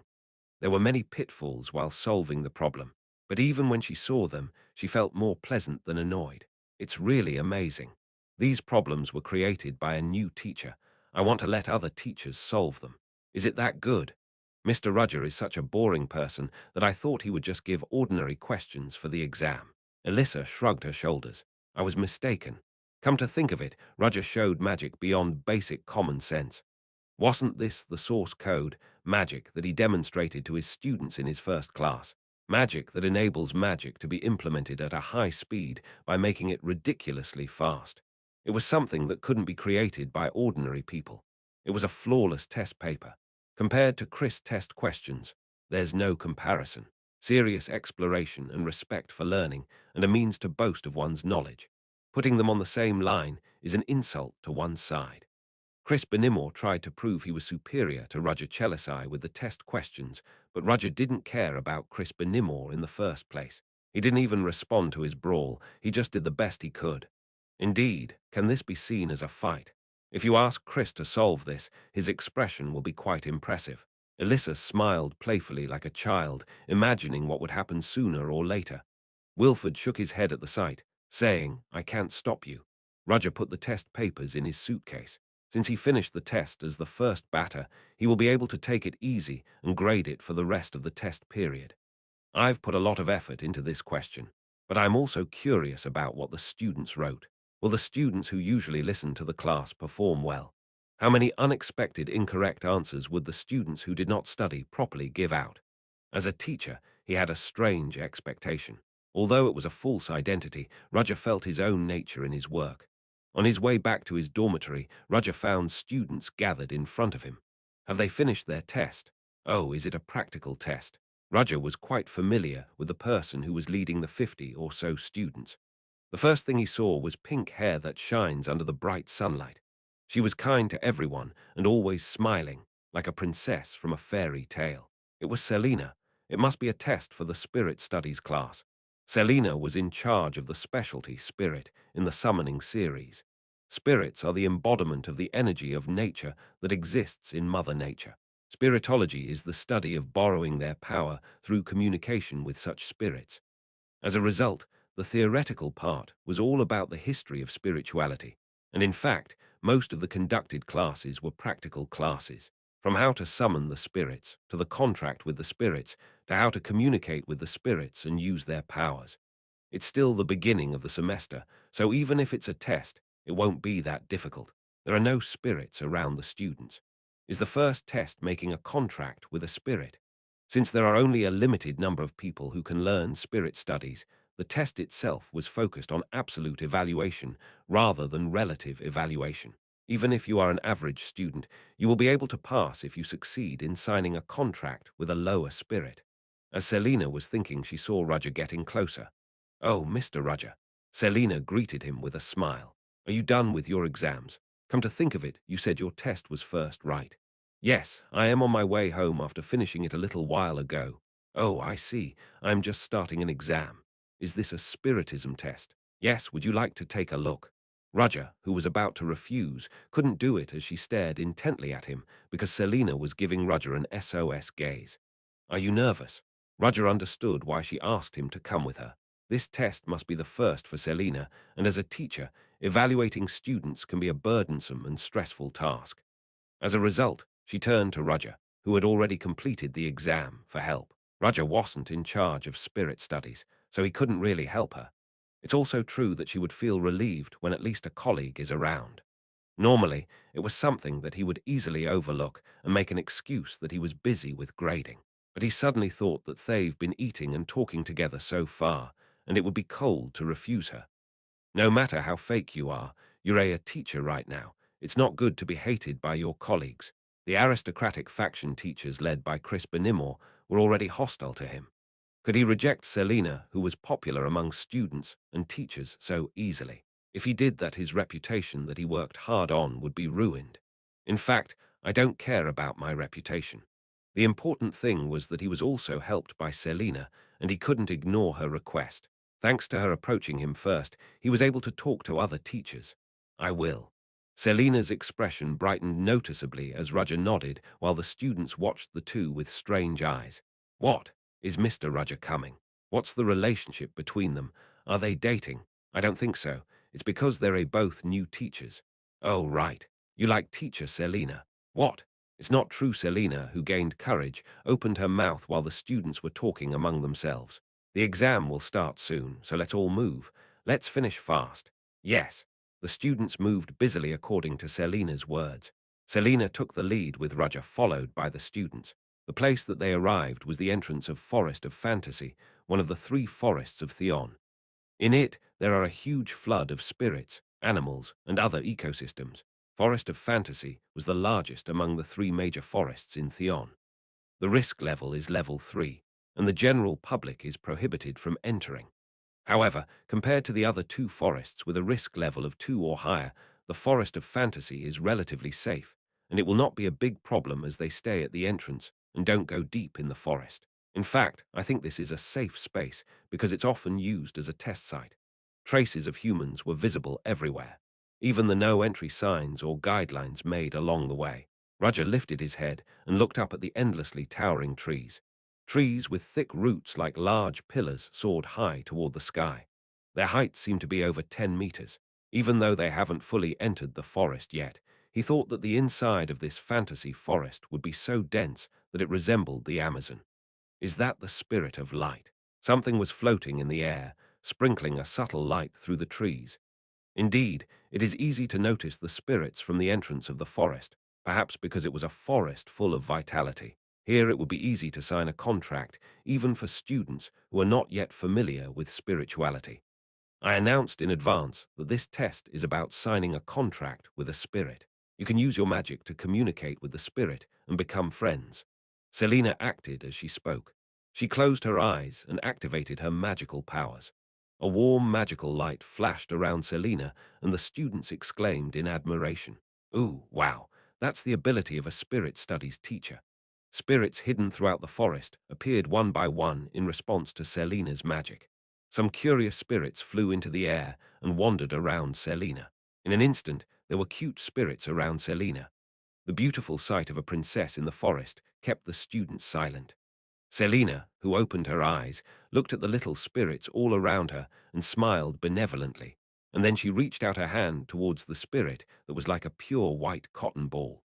"Hello, Peepyung." The pure white cotton ball accepted Selina's greeting. Roger also watched the scene silently. He, you all saw it, right? It's not difficult. You just have to do it like teacher." Maybe it was because her words gave them courage. The students immediately activated their magical power and attempted to communicate with the spirits. Small spirits gathered around the students. "Wow, it's working." Oh, he's so cute, hello, the students' joyful shouts erupted everywhere. The scene where spirits and students gathered was quite pleasing to Roger's eyes. Not wanting to disturb them, Roger stood a little far from the students. Would you like to try, Mr. Roger? Selina approached Roger and said. He was going to ask how the students' tests were going, but shook his head when he saw about 3 assistants working hard to guide them. Thanks for the offer, but I refuse. What? Why? I'm not very welcomed by the spirits. What? No way. The spirits are so nice. Let me introduce you to a cute spirit. It's the spirit of light who signed a contract with me a while ago, and I named it Pong Pong. Selina said so and held out a ball of white cotton on her palm to Roger, but soon she opened her eyes wide. Ha! Pong Pong! The spirit in her palm was shaking. Po, Pong Pong, what's wrong with you? Selina immediately understood why the spirit was doing this. Are you afraid? It wasn't just Pong Pong. The other spirits who wandered through the forest didn't approach Roger either. Roger replied familiarly to Selina's bewildered look. I told you. What? The spirits don't like me very much. Chapter 86. Spirit Studies Class 2. Spirits are born from nature. They have existed since the existence of Mother Nature in the beginning, and of course, they have lived in this world longer than humans. Spirits derived from nature retain the power of nature. That is why they are strong, beautiful, and the purest. There are only 2 kinds of emotions that such spirits feel toward humans, like an indifference. Therefore, when spirits sign contracts with humans, they determine the criteria based on curiosity. No matter how cruel the opponent is, even if they are pointed at by the same people, the spirits don't care. Because the standard of good and evil that humans share in front of Mother Nature was nothing more than a speck of dust. Nature is not afraid of humans, and humans are also a part of Mother Nature.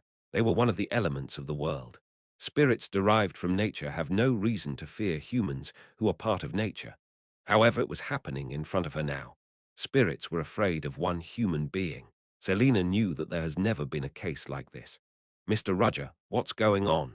Teacher Selina, you don't have to be so surprised. Seeing Selina staring at him like he was something strange, Roger thought he should calm her down a bit. There are so many different people in the world. There is nothing strange even if there are people who hate spirits. You look hateful to the spirits. Yes, I have such a unique physique.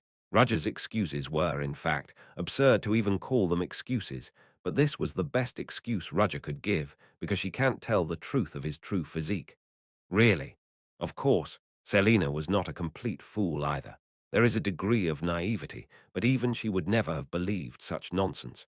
However, if the person who said it was Roger, the story would be different. Roger was a mysterious man. Since he came to Theon, he has shown great skills one after another, unbelievably good for a new teacher. Among them, the most famous is the creation of a new magic called source code, which has never existed before. Even her, who is a teacher, feels like she's going back to her student days whenever she sees Roger. Even if people say the same thing, the persuasiveness of it depends on who the messenger is. The existence of Roger to Selina now was reliable enough to believe whatever he said. And look, it's mostly the low-level spirits who hate me, other spirits do not. But are there only low-level spirits around? Then you can check out the spirit that Selina is calling. Most of the spirits floating around now are low-level spirits. Selina, on the other hand, has signed contracts with intermediate spirits or higher, as she was invited to become a teacher at Theon at a young age. She already signed contracts with 3 kinds of intermediate spirits of water, wind, and earth attributes. Oh, it was as Roger said. Her contract spirits, invisible to the eyes of others, existed around Selina. The 3 intermediate spirits weren't afraid of Roger, like the other low-rank spirits. The intermediate spirits that were only visible to her were rather curious about the appearance of other lower spirits. What do you think? Oh, that's true. The intermediate and higher spirits who contracted with me are quiet. Selina's eyes glittered as she discovered something new. It's more amazing than that. I've never seen low-level spirits be afraid of anyone. Selina closed her face and Roger pulled his upper body back slightly. There are many kinds of people in the world. I'm sorry. I wish Miss Roger had also been friendly with her spirits. That's all right, Selina. Is it okay for you to lose this much time with me? The students are waiting. Yes. Ah, what was I thinking in the middle of a test? Thanks, Mr. Roger. Don't mention it. Seeing her hurriedly approaching the students and arranging contracts with their spirits, Roger sighed in relief. It passed like this because it was Selena, but if it was someone else, he might have questioned. I'm glad I didn't run out of magic. Roger was fully aware that the spirits were afraid of him, but it was not exactly him that the low-level spirits were afraid of, but something else that was behind him. I still have a lot of magical power now, so I don't think the intermediate spirits saw it. But when he consumes a lot of his magic, and if the noise resonates in his head, the intermediate spirits will respond. Otherwise, it would have been hard to even explain to Selena. Even in my condition, the lower spirits are aware of it. Ironically, being the weakest being, they are aware of this strange power. Far away from the students, Roger chewed and swallowed a magic potion to avoid being caught by others. Roger's gaze turned to Selena, who praised the student who had just successfully signed a contract with a spirit. She was genuinely delighted with her student's success, as if it were her own. More than that, did Selena only contracted intermediate spirits? First of all, she is known to have a total of 3 intermediate spirits. Intermediate spirits of water, intermediate spirits of wind, and intermediate spirits of the earth, respectively. That was definitely a great skill, but to become a teacher at Theon, she should have one more thing she is confident in besides that. Roger thought so, and narrowed his eyes at a sudden strange sensation. Sight. Roger rolled his eyes and followed the owner of the gaze that was directed in this direction. Where is it? First of all, it was not the students. The direction of the gaze was among the dense trees, but it was hard to guess the exact direction, as if a fog had spread around. Is it a spirit? Low-level spirits fear him and are reluctant to even come near him, and intermediate spirits roam only around Selena. The strange heat felt with the gaze. He must be quite powerful. Yes, this is definitely the spirit of fire. Just being a little interested in it is enough to affect the temperature of the surrounding atmosphere. It's at least an advanced spirit. When compared with wizards, they exert at least the power of the 5th rank. Especially in the case of strong individuals, up to the 6th rank is possible. Above all, the gaze is full of vigilance. There's no way a superior spirit would appear in a place like this, because it's the entrance to the fantasy forest. Besides, this is literally a forest. Spirits living in the forest are basically spirits of plants, light, water, wind, and land. Fire spirits were often seen in hot places, mainly in volcanic areas and deserts. But in this forest, even in the outskirts, an advanced fire spirit appeared. Other students didn't seem to be aware of its existence. Neither did Selena, who is very sensitive to spirits. He is not a guy that exists in a natural state. Someone artificially beckons him. From the gaze facing this direction, I can even feel the intention of criticizing what kind of person I am. Indeed, is he trying to confirm whether I am really a threat because I am feared by the spirits? It was a little annoying for Roger, but he didn't mean to make it obvious in the current situation. Is there someone else in this forest who commands spirits? Or is someone hidden among the students controlling this spirit? He wasn't sure yet, but if he shows his strength to identify the spirit of flame, he will run away immediately. For now, he had no choice but to let it act as it pleases. A person who commands higher spirits while hiding his identity. A spirit studies teacher in charge of senior students. The chances were extremely low. Rather, there is only one being who could do that, a First Order. A member of the Black Dawn Society hidden in Theon. Him or her, student or teacher, an existence that has not even been identified yet, since unlike other Black Dawn members, it is the only one who may notice his strangeness. I don't know why he's suddenly looking at me like this. Or is it some kind of signal? If so, how do you react here? If he reacts explicitly, it can be counterproductive. The opponent is a First Order of the Black Dawn Society. As an executive of a secret organization, he will be careful when contacting an executive of the same rank. If so, what should he do? Roger opened his mouth, just in case. It's a little hot. A spontaneous murmur to oneself. It's nothing more than a normal reaction. However, the meaning was clearly conveyed to the person staring at this side. There's a response. The source was not something that even Roger could do. It can't be removed, and it's not something that can be ignored. On the contrary, if he doesn't maintain his mana all the time, that source would try to encroach on him. It was for this reason that he kept taking magic pills on a regular basis to keep his magic power to the maximum. There are a total of 3 restrictions, so only the low-level spirits respond.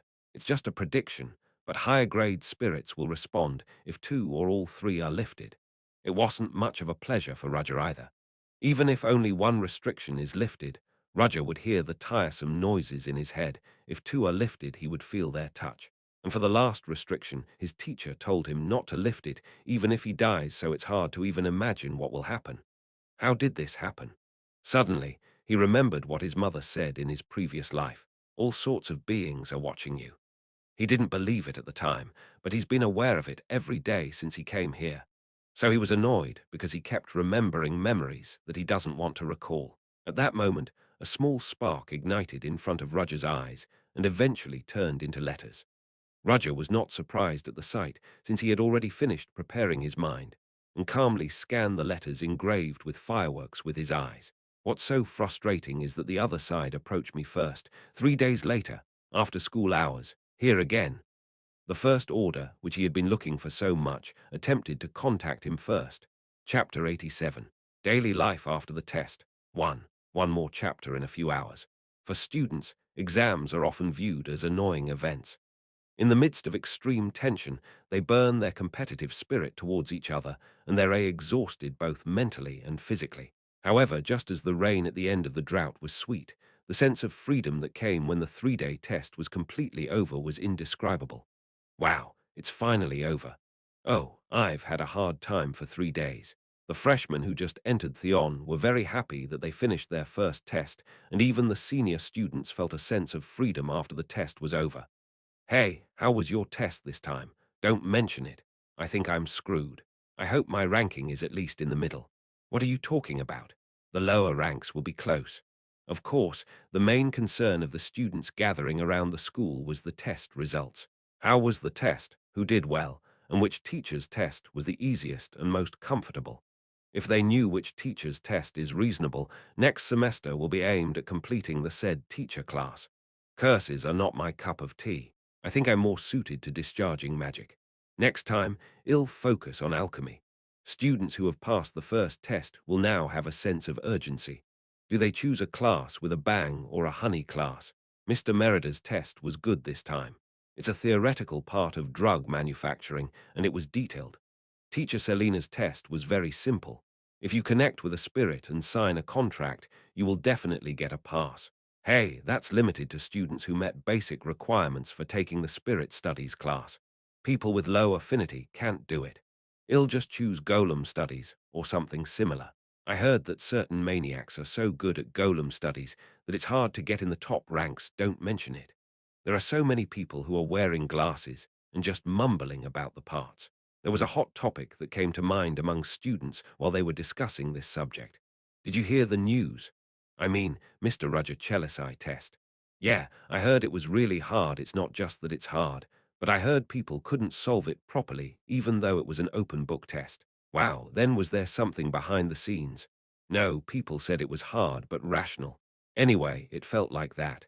In addition, the questions were given exactly from what they were taught. Doesn't Mr. Roger teach manifestation? Ah, it overlaps with Mr. Chris Benimore. Originally, Chris Benimore, who is in charge of the first grade, and Roger Chelisai, who is in charge of the second grade, never bumped into each other. However, as Roger accepted to teach first graders, the two could not avoid comparison. How was Mr. Chris' exam? Don't ask. We were tested in areas that were not taught. Really? I heard it's a course that you can only learn if you're in the third grade or older, and I just made a hard bet. It was ridiculous, really.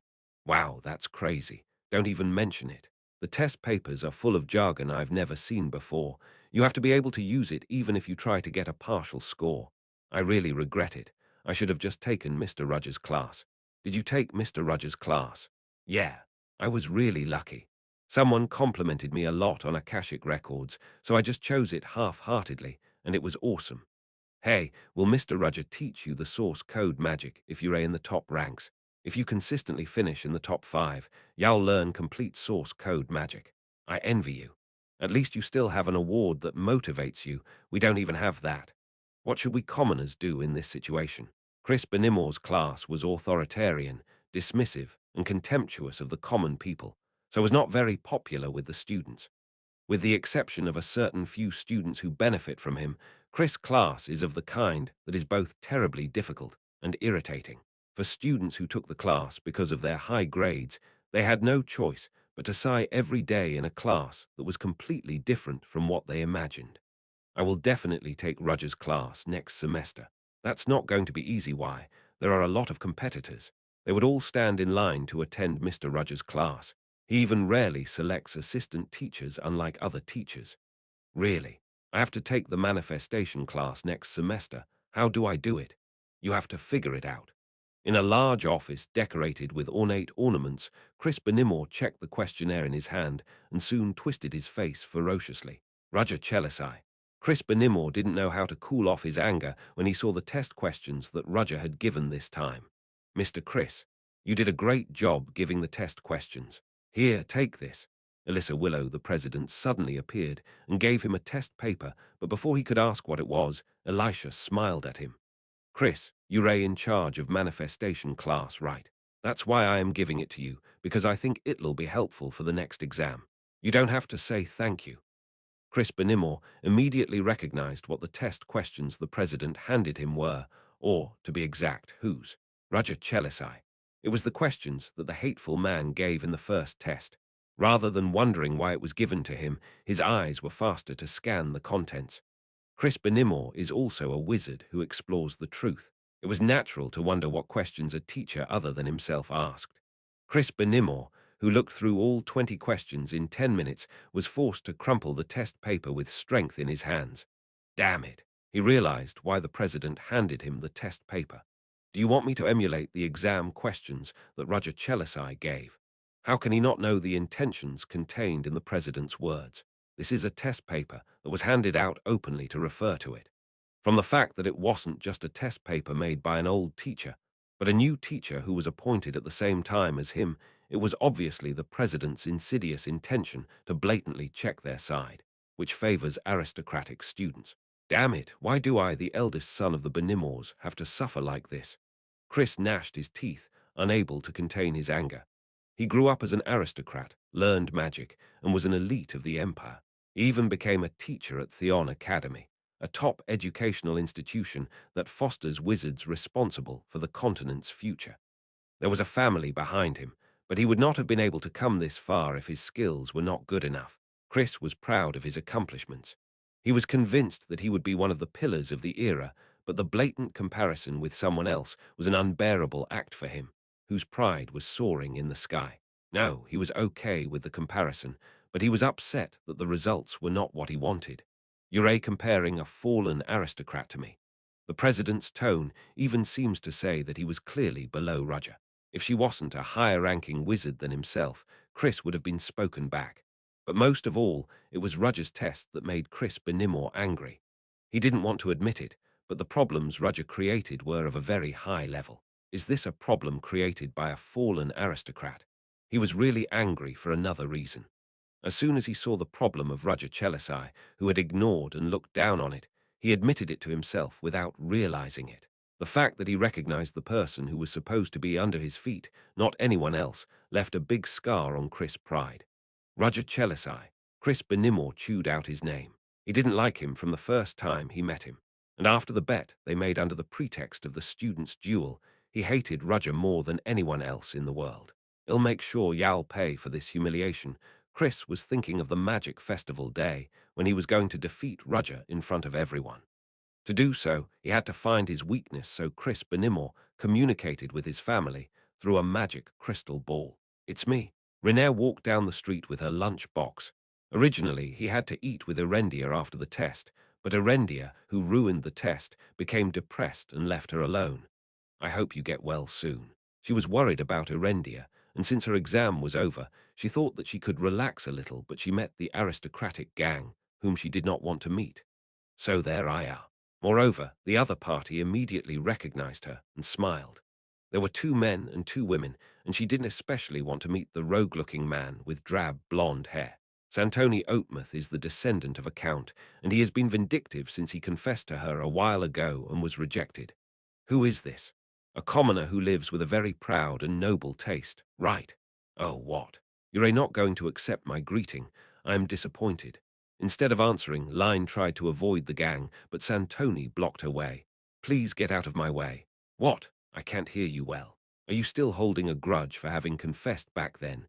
You are so narrow-minded and don't deserve to be an aristocrat. Renee also responded harshly. In the first place, she wasn't the type to bow down. She got into a fight with Dunham Romley on the training ground for actually saying what she had to say. You. When Renee revealed his dark history, Santoni grimly face distorted.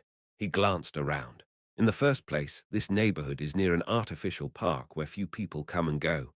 Before long, a sadistic smile lingered on his face. Follow me. What is it? Let go of me. Santoni grabbed Renee by the wrist and dragged her into the park. Renee resisted desperately, but the difference in power couldn't be made up. In addition, other students with Santoni laughed, saying it was fun to see her in pain. Isn't it the job of the nobles to educate the cheeky commoners? What are you talking about? Santoni, who dragged Line to a place where no one else would come and pushed her. Line collapsed weakly on the floor, and the lunch box in her hand rolled around on the floor. Her lunch, which had been kept inside, spilled on the floor. Renee raised her eyes at Santoni. Do you know what you've done now? Wow, look at these eyes. Do you still not understand the situation you're in? Santoni expected Renee to beg in front of him, tremble, and apologize. Contrary to his expectations, however, Renee glared at him venomously. Facing her unshakable eyes, Santoni felt as if he had become a loser. Suddenly, he was fascinated by her appearance and remembered when I was dumped. How dare you raise your eyes at me? She was a dirty commoner, but he treated her a little nice because she had a smooth appearance, and now she was arguing with him. That's why commoners need education. Santoni pulled a cane from his waist and aimed it at Renee. It was the moment when magic gathered on Santoni's staff. What are you doing? Santoni hurriedly turned his head at the sudden voice. There was a man with his arms folded and his shoulders leaning against a tree in the garden, pale-looking skin, sharp eyes, and dark blue hair. Santoni, a nobleman, recognized who he was at once. Sir Freuden Ulberg. Although he is a sophomore in Theon, he is the leader of the noble faction, a man who is both awe-inspiring and a symbol of fear. Sir, why are you here? That's strange. I asked a question first, and I haven't heard the answer yet. Freuden eyes went back and forth between Renee, who fell on the floor, and Santoni, who pointed a cane at her. I'll ask again. What are you doing? His voice was as cold as ever. Chapter 88, Daily Life After the Test. 2. Renee was just confused by the situation. It is true that she ran into Santonis' gang, was in danger, and she thought it would be good if someone could help. However, she did not expect that the one who would help her would be Freuden Ulberg, one of the 3 dukes of the empire. Even at a young age, he led a faction and stood tall on the heads of aristocratic students. Of course, Theon is full of geniuses and superhumans who solve everything on their own without being ruled by anyone. But that doesn't mean that the light of the name Freuden is fading. That Freuden was now staring at Santoni with cold eyes. Senior, you're really a scary person, as the rumors say. The rumors of Freuden were also popular among the common people. So, when she first encountered him, she was afraid, and she was surprised to discover that he was an unexpectedly easygoing person. But now Renee realized that rumors about Freuden were never wrong or misleading, and the energy he exuded proved it. Why aren't you answering? Did I ask a difficult question? Santoni sensed the danger and hurriedly opened his mouth. I was just educating a cheeky commoner. Freuden's eyes turned to Renee. Renee trembled involuntarily. She froze up without even thinking of getting up from the ground. Come to think of it, it wasn't exactly a situation she would like to be in. The opponent was Freuden Ulberg, leader of the aristocratic students in Theon, and she is just a commoner. Between Santoni and her, it was obvious who Freuden was going to turn to. So, Freuden, who understood the whole situation, opened his mouth. Are you saying that the 4 of us are educating one commoner? Yeah, you. What's your name? It's Santoni Oatmouth. Oatmouth. Is it the Earl of Oatmouth? I think I vaguely heard him. He never heard of a count's family. Even Santoni, who was likely to feel insulted, accepted the fact as if it was natural because Freuden's someone who's in a position where he can do that. So, the son of the Oatmouth family, along with 3 others, is in such a remote place bullying a commoner girl. What do you mean, bully? One of the girls from Santoni group made an excuse in haste. That's not true. We're just educating her. Yes, I was just trying to educate her. That's education. Yes. Freuden was popular with young women not only because he was the head of the aristocratic faction, but also because of his beautiful appearance. Therefore, the two girls who were with Santoni desperately made excuses to look good in front of Freuden without knowing that their actions were irritating him. It's the common girl's fault. She dared to stand in front of the nobles and ignore us. That's right. We were just trying to lecture such a cheeky commoner. At some point, Freuden frowned at the four people who started to talk, believing that their actions were justice. Noisy, Mr. Freuden, not just noisy, it's disgusting. Yes, yes. The four didn't understand why Freuden was so hostile to them. Why is he staring at them like that? They were just punishing a commoner. Why is he so angry? Come to think of it, why was Freudian here, Mr. Freuden? Is it because we interrupted Mr. Freuden's rest? They thought he was angry because they were interrupting his resting time. However, Santoni made a big mistake. You really don't know. What? What do you mean we don't know? No way. Because we're doing something about a commoner girl. Ha ha ha, no way. That didn't make sense, and Santoni laughed senselessly. That Freuden Ulberg was worried about the commoner girl and got angry at this situation. Santoni figured that Freuden must have felt bad because they showed a dirty commoner in front of him and nodded his head in a wild guess. I am sorry to interrupt your break. I'll take care of it in a quiet place right away. You really don't seem to understand me. Do you still not know why I am angry? What, if it's not? I can't believe it. Freuden clicked his tongue and let go of his hands. I can't do this. What? What's when Santoni was about to ask something, the atmosphere became several times heavier and pressed his body from top to bottom. Santoni fell flat on the floor and looked like a frog. Freuden looked down at Santoni, who was lying face down on the ground and couldn't even raise his head. Mr. Freuden, what are you doing? Santoni's friend stepped up and asked. However, his protest was extinguished as easily as a candle in the wind when he faced Freuden's gaze. Freuden's gaze went beyond him and reached the two noble girls who were observing the situation from behind. The noble girls trembled at the feeling of their skin getting cold. You still don't know why I am doing this? Yes, yes. We do not know why Mr. Freuden is doing this. That's enough. It's not worth it. Freuden released his crushing magic and, barely free from the pressure, Santoni gasped and rose, his face covered with dirt. His gaze toward Freuden was a mixture of anger, embarrassment, and fear. Leave the child and go. Are you defending the commoners, Mr. Freuden? Commoners? That's funny. Freuden rolled up the corner of his mouth and laughed. I just didn't want to see the garbage that wasn't aristocratic. Why? Are you angry because you suddenly got into a rough situation? Oh, no. Santoni bowed his head immediately. Even if he is the son of a count, his opponent is the son of a duke. Besides, he felt how strong Freuden was when he was under his spell a moment ago. There was no sign of the magic manifestation process, and he was beaten without knowing how. He was angry, but also afraid of him. Go away. I won't say it again. Freuden hated repeating the same thing. Seeing Santoni and his lackeys running away like defeated soldiers, René could not close her slightly open mouth and could only watch the scene. Freuden sighed and approached René when Santoni's group completely disappeared. Line finally came to her senses. Sunby, get up. Freuden said and held out his hand to René. Line looked at his face and hands alternately and soon stretched on her own. Freudian shrugged his shoulders and put his hands away, and René bowed. Thank you for your help. I just did what I had to do. Well, then I'll go. René said and sighed as she looked at her lunchbox lying on the floor. I'm having a hard time with the textbook costs these days, and I can't believe the rice I barely prepared is now on the ground. Was it lunch? It was. That'll be hard to eat. What are you going to do? No, no, it's okay. But the potatoes can be eaten if I shake off some dirt. It fell to the ground. Line also smiled awkwardly and covered it up. Hee, I'm just kidding.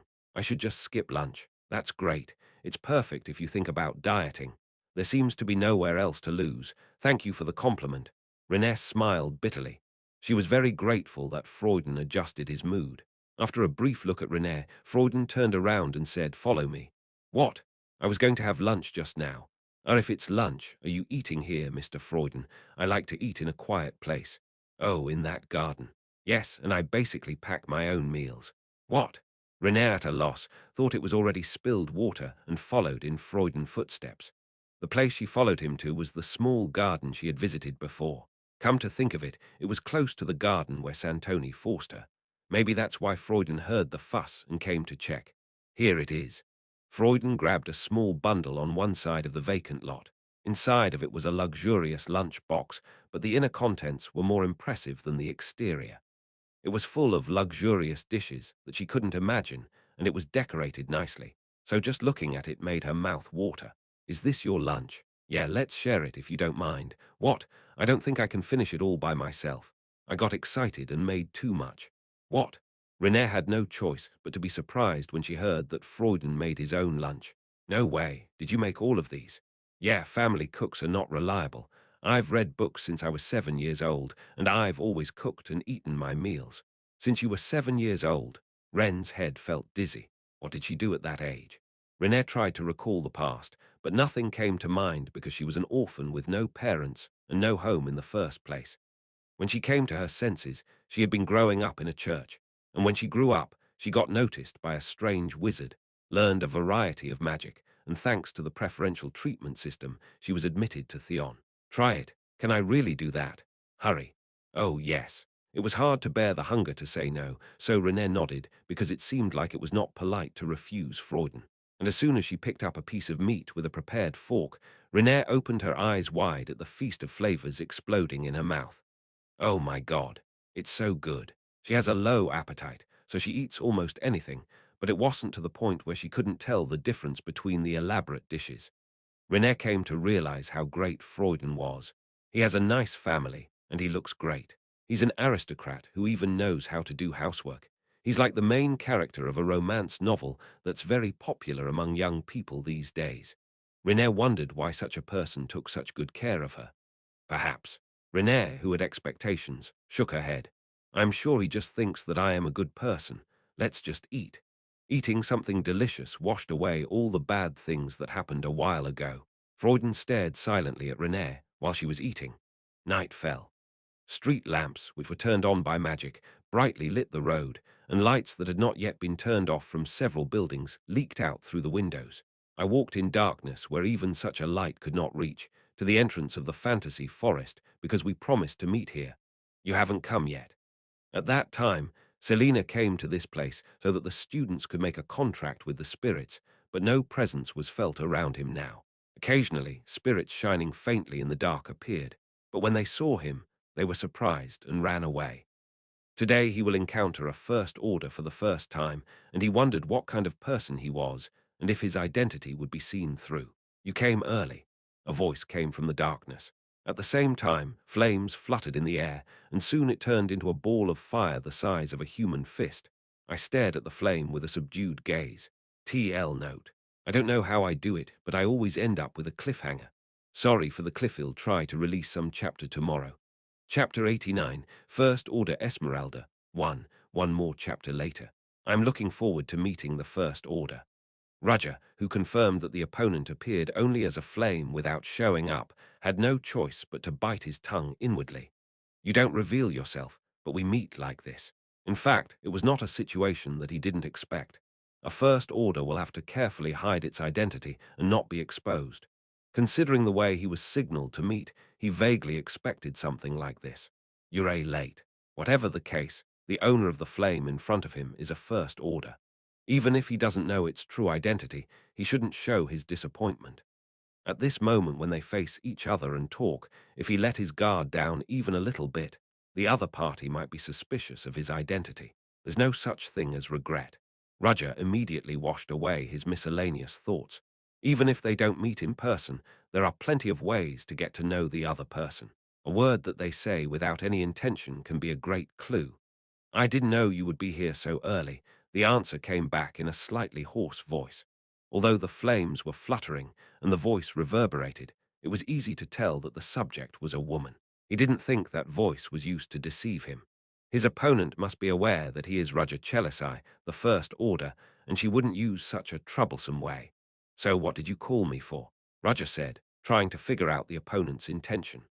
The John Doe that he is impersonating right now is a very relentless and merciless human being, even when it comes to members from the Black Dawn Society. He's always annoyed and angry, and even kills them if he's too annoyed. Nevertheless, he maintained his First Order position because he was capable and Zero Order thought highly of him, but there is no guarantee that it will be the same for the others' First Orders. Would this John Doe character behave as usual to the other First Orders? Adding unnecessary words could have made him reveal who he really is, so he must be careful with whatever he says now. Hum, was Roger's question unexpected. A surprised voice came from the flame. What's wrong? You're less angry than I thought. You used to try to tear me apart.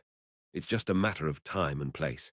If I get angry in a place like this, is there any advantage besides getting caught?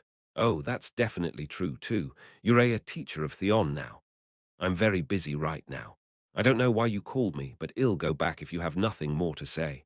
With that said, Roger turned his back. Of course, it is not right to leave as he has not yet fully figured out who his opponent is. However, a detailed review of the situation changes the story.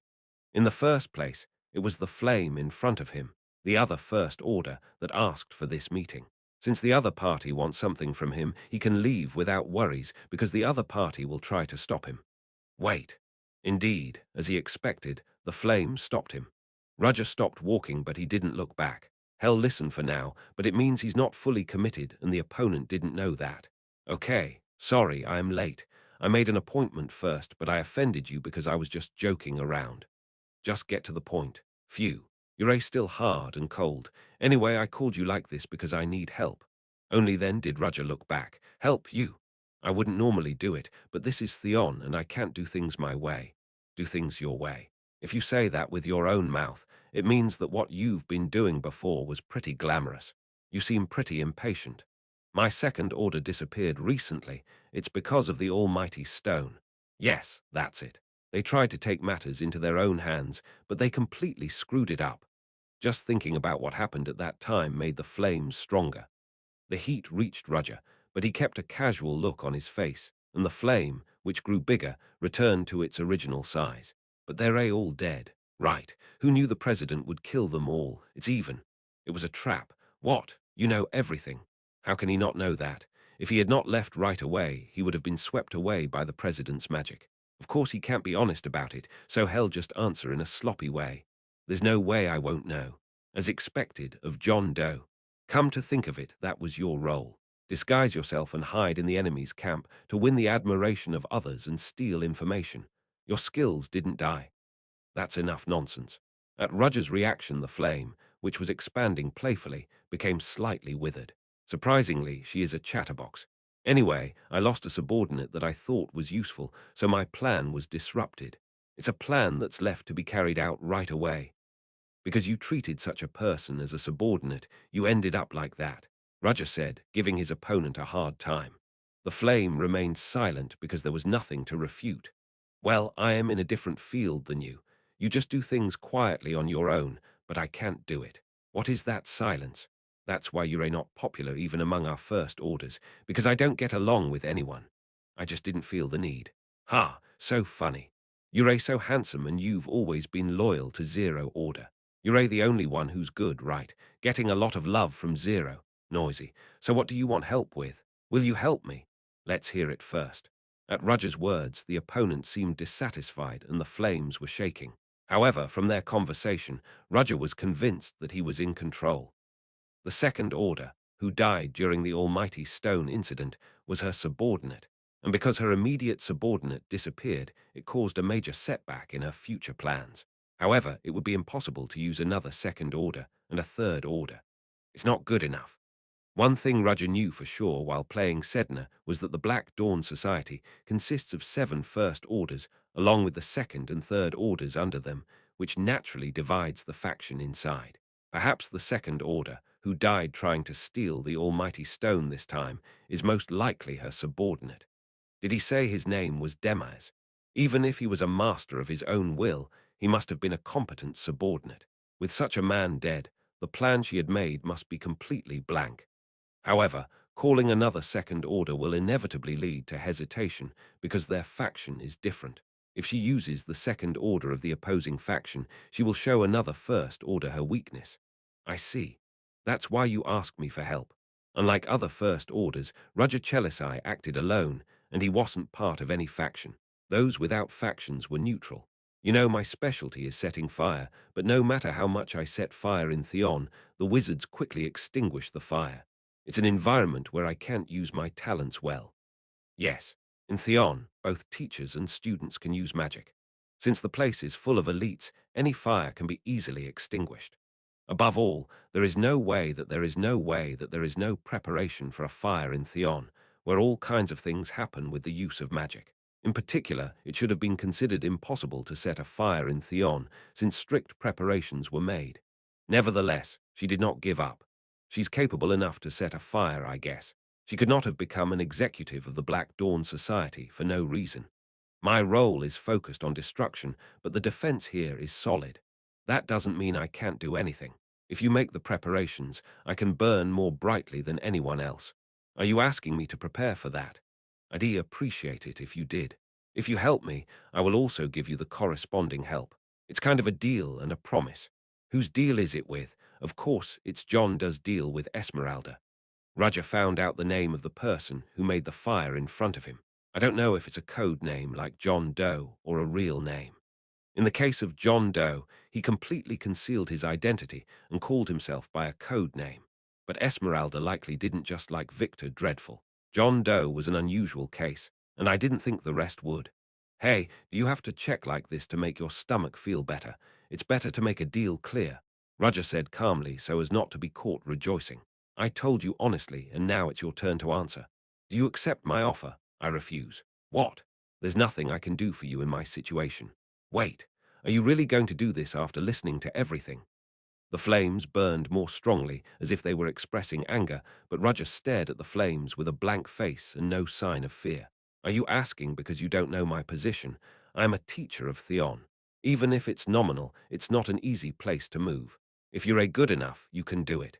You always try as hard as you can to hide yourself. It's just annoying, so can you do more than make an excuse? I would normally have, but not now. Why? The president is still suspicious of me. Esmeralda could not argue more and shut up when the president was mentioned. You really can't, even though it's a job that would put me in debt. Yes, there's nothing we can do. Then we have to pick the right person.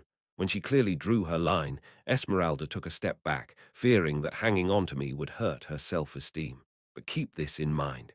If this is successful, it will help our Black Dawn Society a lot, and you kicked the chance. Everyone has their own thing to do. Just because I don't help you doesn't mean I am not loyal to the organization. You talk annoyingly as well. Anyway, I'll take care of it myself.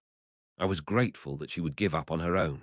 However, Esmeralda kept complaining because she was angry that she was rejected. I was crazy to ask you for help. So what are you going to do in the future? Are you curious now? Even though the words were so blunt, she didn't hide anything. What am I supposed to do? As always, I am doing what I am good at. I see. Do your best. There was nothing more to be gained by asking more questions. Above all, he already figured out what he can find out, so this meeting was not without benefits for him. When Roger was about to say goodbye and leave, come to think of it, I heard some interesting news recently. What do you mean? Roger felt anxious at the sudden remark. Why was she suddenly talking about interesting news at this time? You said you had a subordinate. The word subordinate flashed Sedna Rosen across Roger's mind. I mean, that's weird. The John Doe who claimed to be comfortable alone has a subordinate. A third order too. Esmeralda was suspicious and asked him. Chapter 91st, Order Esmeralda 2, Roger pondered inside. Did Esmeralda just ask this question without thinking? No, this is obviously a questionable remark about him. If it's not an illusion, it feels like the temperature has risen a few degrees around him. No, it was actually going up. Tell me, what made you do that? The question was simple, but the hidden meaning was not simple. The scorching heat surged, and then it began to take shape. At first, it was as big as a fist, but it was already encroaching on his surroundings, overflowing with tentacles made of flames. Ordinary people would have stuttered in embarrassment, or felt that their life was in danger and reflexively counterattacked because it was more important to live somehow than to die. That's a natural response, but not like that. Roger suppressed his body, which was about to react on its own. Even though the rising heat bothered him, he stared silently at the flames without changing his breath. You talk as if you know me very well. What? Provocative remarks are nothing short of crazy in this situation. If anyone had watched this scene, they might have asked why, but Roger did not hesitate. There was no need to do that. You asked for help first, and then made your own conclusions. Do I seem weak because I stayed still after infiltrating Theon? Esmeralda took a step back at his remark. What? You did something you won't usually do in the first place. I always do my best depending on my identity, and now I am a new teacher of Theon, Roger Chelisai. What would it look like if such a teacher didn't have an assistant? So you choose a third order. I just decided that this is better than having a guy who doesn't know anything. I don't know why I am trying to convince you. Roger was blatantly annoyed and said flatly that there was no need for explanation. Rather, if he tried to persuade her about why he acted like this in this situation, he could have raised doubts from the other party. The First Orders all had great skills, but at the same time, they were all out of their minds. John Doe, Victor Dreadful, whom he just indirectly encountered, and Esmeralda in front of him were all the same. Being calm and rational with them would backfire. It was better to act annoyed to clear the other party's doubts, and he made the right decision because the tentacles of the flame quickly melted into the air. Just kidding. I was just joking, but aren't you overreacting? Esmeralda, no matter what, it's clear that You're suspicious of my loyalty. Okay, I'm sorry. You're right. You didn't talk to anyone but Zero Order. Don't be angry instead. I'll tell you a piece of good news. What's going on? Zero's order will visit to check our condition soon. I'm serious. When the name Zero Order came out, Roger calmed down. I'll let it slide this time. However, keep this in mind. If you do something like this again, Roger opened his eyes sharply and glared at the flames. No, the Esmeralda hidden in them. Then one of us will have to die. Yes, yes. All right. She took him lightly as if she was not listening, but if Esmeralda was talking like that, it was clear that the threat worked. All right. Anyway, I am done with the message, so I am leaving. It's annoying to have a setback in the plan, but it can't be helped. Roger didn't respond to the monologue and left immediately. Esmeralda stared at the back of Roger for some time, but she lost interest quickly and the flame disappeared. At the entrance of the fantasy forest, darkness fell again. I almost got in trouble. After leaving the fantasy forest, I wiped the cold sweat running down my forehead. My body was still tense because I barely escaped the situation with desperate acting a while ago. I'm glad the other person stepped down after pretending to be strong. That's how people in secret organizations in the underworld are. When you look weak or try to solve something with words, it looks ridiculous, especially in the eyes of executives. In such a situation, it is more effective to be aggressive. In fact, Esmeralda rolled up her tail and stepped back. Even so, it was dangerous. If I had any strange reaction there, she would have tried to kill me right away. At least until I got angry, Esmeralda's reaction was genuine. She was really going to kill me, but it's good that we didn't fight, otherwise it would have been dangerous. The president is looking for suspicious people and has her eyes on him. What would have happened if he would fought at the entrance of the fantasy forest in the middle of the night? Considering Esmeralda's level, she's not someone that could be defeated easily. The flames she deals with seemed enough to burn the forest in an instant. Fortunately, nothing happened. It was fortunate that he knew John Doe character in advance. Although he has a filthy personality and is unbending against the other First Orders, he swore allegiance to the Zero Order, the leader of the Black Dawn. Even after killing the lower orders of the Black Dawn, the reason he remained in place was perhaps because he was favored by Zero Order. I am glad I didn't get caught. And I got a clue about the First Order, Esmeralda. First Order Esmeralda. Gender is female. Age is still difficult to guess, but for now it was clear that she was young. But the most important thing is her ability. The flame she used a while ago and the heat that quickly expanded. I noticed it from the moment I first felt her presence in the fantasy forest. But Esmeralda was a spirit warrior, a powerful elementalist who wields a spirit of flame that is at least at the advanced level. The fact that she can send her voice through her spirit means the spirit is very capable. In that case, the number of suspects is reduced greatly. I can suspect people who specialize in spirits in the whole of Theon. The first thing I should suspect is the elemental studies teachers. From first grade to fifth grade, there are a total of 5 teachers. However, as far as their skills are concerned, they are all first class without any doubt. Considering that she's a first order, it was very likely that she infiltrated Theon as a teacher. But that doesn't exclude the students. Rather, if you hide your identity, Hiding among students, it's much more likely to go unnoticed. Even if it was limited to female students among the students who were in the spirit studies class, the number would be quite high.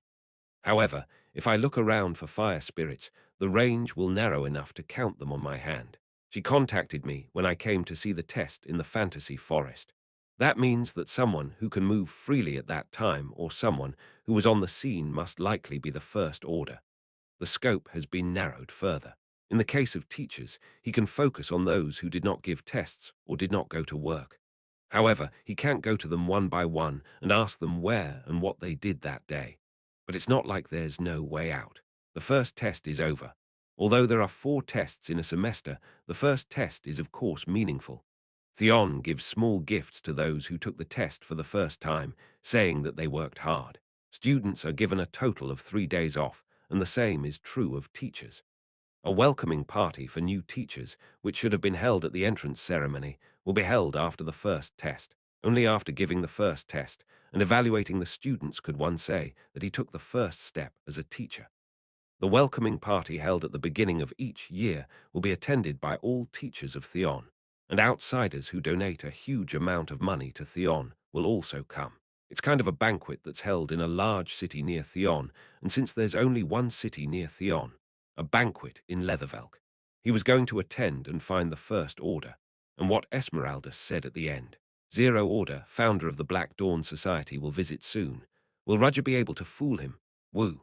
In a dark room, the Black Shadow let out a small sigh. It was Esmeralda who ended her meeting John Doe. Great job.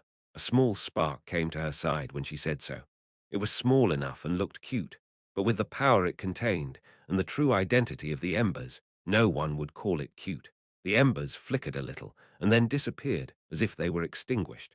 Esmeralda got up and looked out her window. She is standing in a small research building, and beyond the window, Fantasy Forest, one of the 3 major forests of Theon, could be seen. It's a forest so huge that it's hard to see it at a glance, even inside Theon, and it's not completely clear what's inside. As she gazed carefully at the entrance to the forest, she saw someone slowly walking out. Esmeralda narrowed her eyes. Even with the mana-enhanced vision, only the shape could be vaguely recognized. John Doe. The man disappeared through the darkness with leisurely steps. It seems that he is just walking normally, but he is assimilated with the surrounding landscape and cannot be seen properly. Indeed, he deserved to be called a first order like her. You came here and did your best as a teacher without doing anything, so I wondered what you were thinking.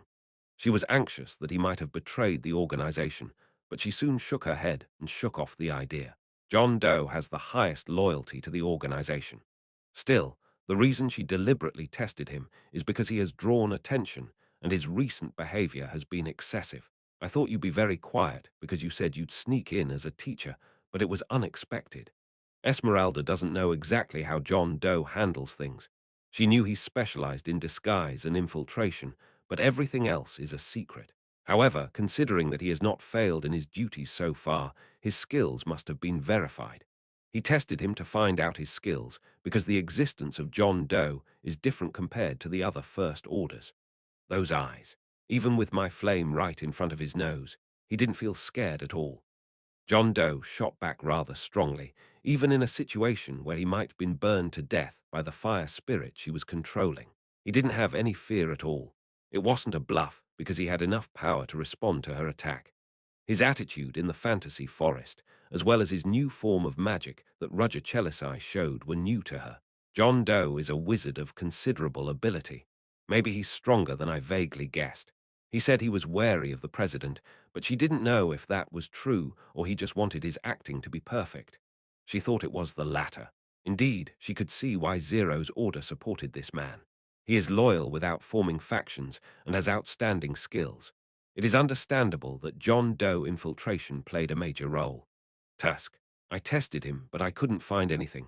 She had to take care of herself before she cared about John Doe. Come to think of it, I heard there's a banquet this time. She thought that she had to attend and was annoyed. Esmeralda was not very fond of such formalities. I should still go. The main role will be played by someone other than her anyway. Chapter 91. Celebration 1. Recently, Renee has been experiencing a series of things that made her lose hair. The arguments with the aristocratic students, the setback in class because of her non-attribute magic, and the men who are interested in her and bother her. There were fun and happy things, but there were more things that she didn't like. It was the same now. Now that the first test was over, Theon's students were taking a break to make the most of their few free classes.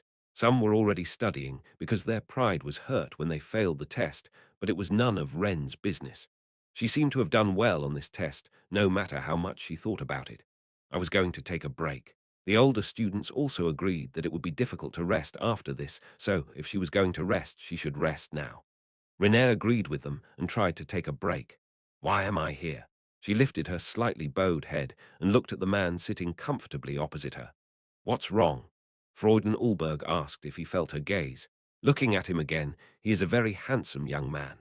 The eldest son of Ulberg, and the man who will be the next leader of the Duke family, was sitting face to face with her now.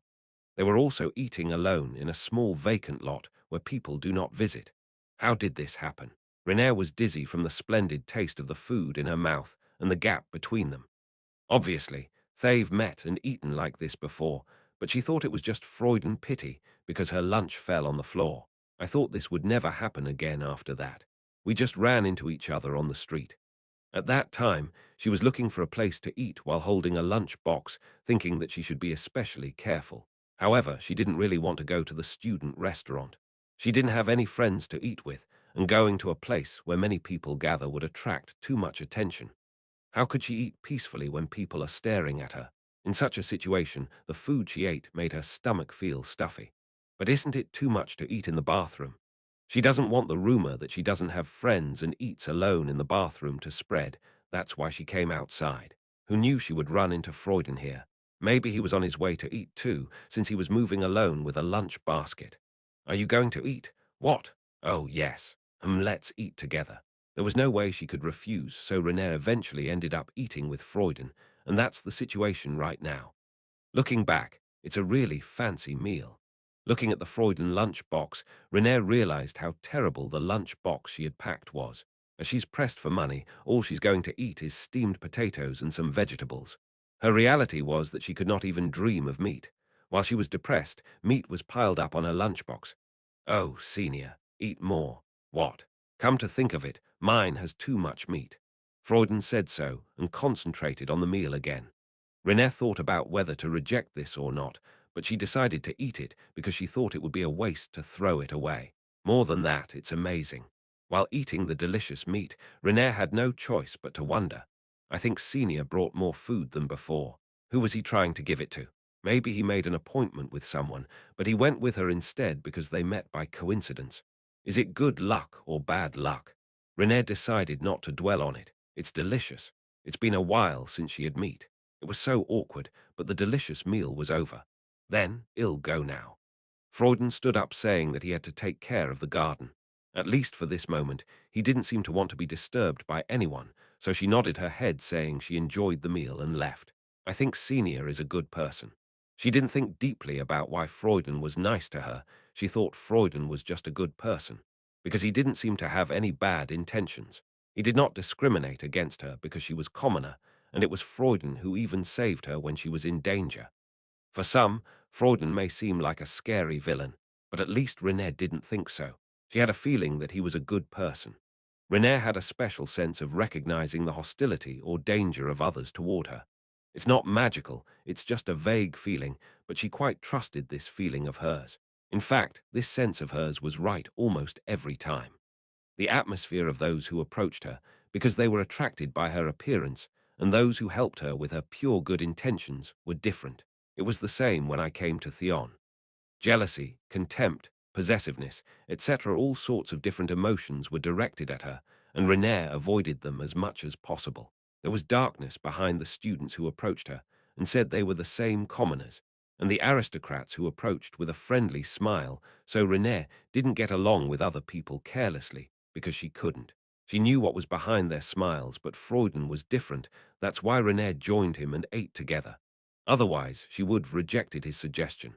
There aren't many people like this. It's fascinating. Currently, there are only a handful of people who do not have any ill will toward Renee in Theon. Among them, if she had to pick a representative person, there was Freuden Ulberg, whom she had a meal with a while ago. There is also Senior Erendia, and the last thing that comes to mind is the figure of Rudger who gave her a book about non-attribute magic. Mr. Rudger Chelisai. Rudger's sharp gaze towards her seemed to be filled with dissatisfaction in everything, but Renee knew that he was not hostile towards her. Rather, he had goodwill that it was strangely different from others. He doesn't show his affection for her, but rather a slightly darker side. Renee felt that it was sorry or guilt. Why? She couldn't be sure, but it just looked like it. Oh my. Renee rubbed her eyes with her hands. She didn't know if it was an illusion, but Renee felt itchy around her eyelids these days. A person stood silently in front of Renee, who rubbed her eyes like that and looked straight ahead again. She was so startled that she didn't even scream. The man in front of her smiled and greeted her, regardless of her condition. Hi, you're a Renee, right? Oh yes, but who are you? He was wearing the same student uniform as her, but looking at his name tag it said second grade. He was a handsome man with a big smile, and his slightly scarlet hair was tied in a tail. His slightly open squint seemed to be very nice, but Renee was under the impression that he was a little like a snake. That meant that he must have a motive to approach her, but Renee didn't run away because she didn't feel any hostility from him. Instead, she felt extreme curiosity from the man in front of her. I recently wondered what Freuden was doing alone. Oh, are you a friend of Senior Freuden? Senior. Was it unexpected that she called him Senior Freuden Senior without any hesitation? The squinty man opened his eyes slightly and soon giggled. Yes, we're friends. My name is Henry Presto, a friend of Freudian. Nice to meet you. My name is Renee. Yes, I already know that. Oh, don't look so wary. I was just amazed that my friend Freuden, who has always been lonely, packed a lunch box and moved to meet someone in person on a holiday. Have you two met before? Well, how do you? I have my ways. Renee realized that Henry was an extraordinary man. He doesn't have any hostility towards her, but she was sure that he is dangerous.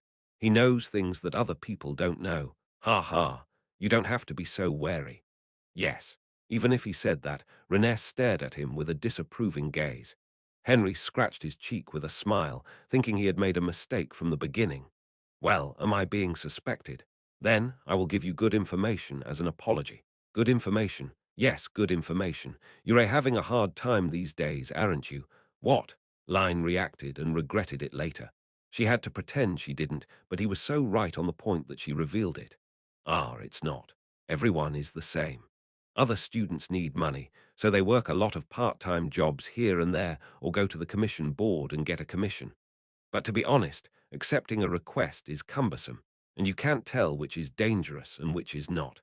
So the most stable thing is to make a living by doing chores inside Theon. That's true. In fact, Lynn was recently looking for a bunch of people to make money. I know a lot about the things that are convenient and make a lot of money. Honey information that other students do not know. I can tell you that. Aren't you a senior? Yes, I am, but I know a lot about how things work in Theon. What do you think? Renee was quite suspicious of Henry's sudden offer. Normally, she wouldn't have listened to it, but things were different now because she was actually really short of money. Henry's offer came at the right time. Moreover, he had no hostility towards her. Why are you telling me this? We met for the first time today. To be honest, is it because of curiosity? Curiosity? It was amazing that Freuden had a meal with a commoner girl. Is that amazing? I think it's because the senior is a good person. Who's good? Freudian. Ha ha ha ha. Henry laughed out loud as if he had heard something funny. Why are you laughing? Oh yeah, that's right. Freuden is a good man. That's how I felt after watching Freuden for a long time. Anyway, so I am kind of interested in you. Why does the word interest make my heart flutter instead of pounding in my chest? So I am going to help. It won't be bad for you either. If you listen to what's going on, you'll be tempted too. The work is easy and the pay is high. The pay is high. Line's ears pricked and moved. What do you think? Are you interested? Let's hear it first. You will not regret it. A large banquet hall. One by one, guests entered the banquet hall where beautiful light flowed out. All of them were high-ranking people dressed in luxurious clothes. Hey, isn't this Senator Thomas? Oh, Count Gerald, long time no see. You're still alive. Ha ha, how could I possibly miss this?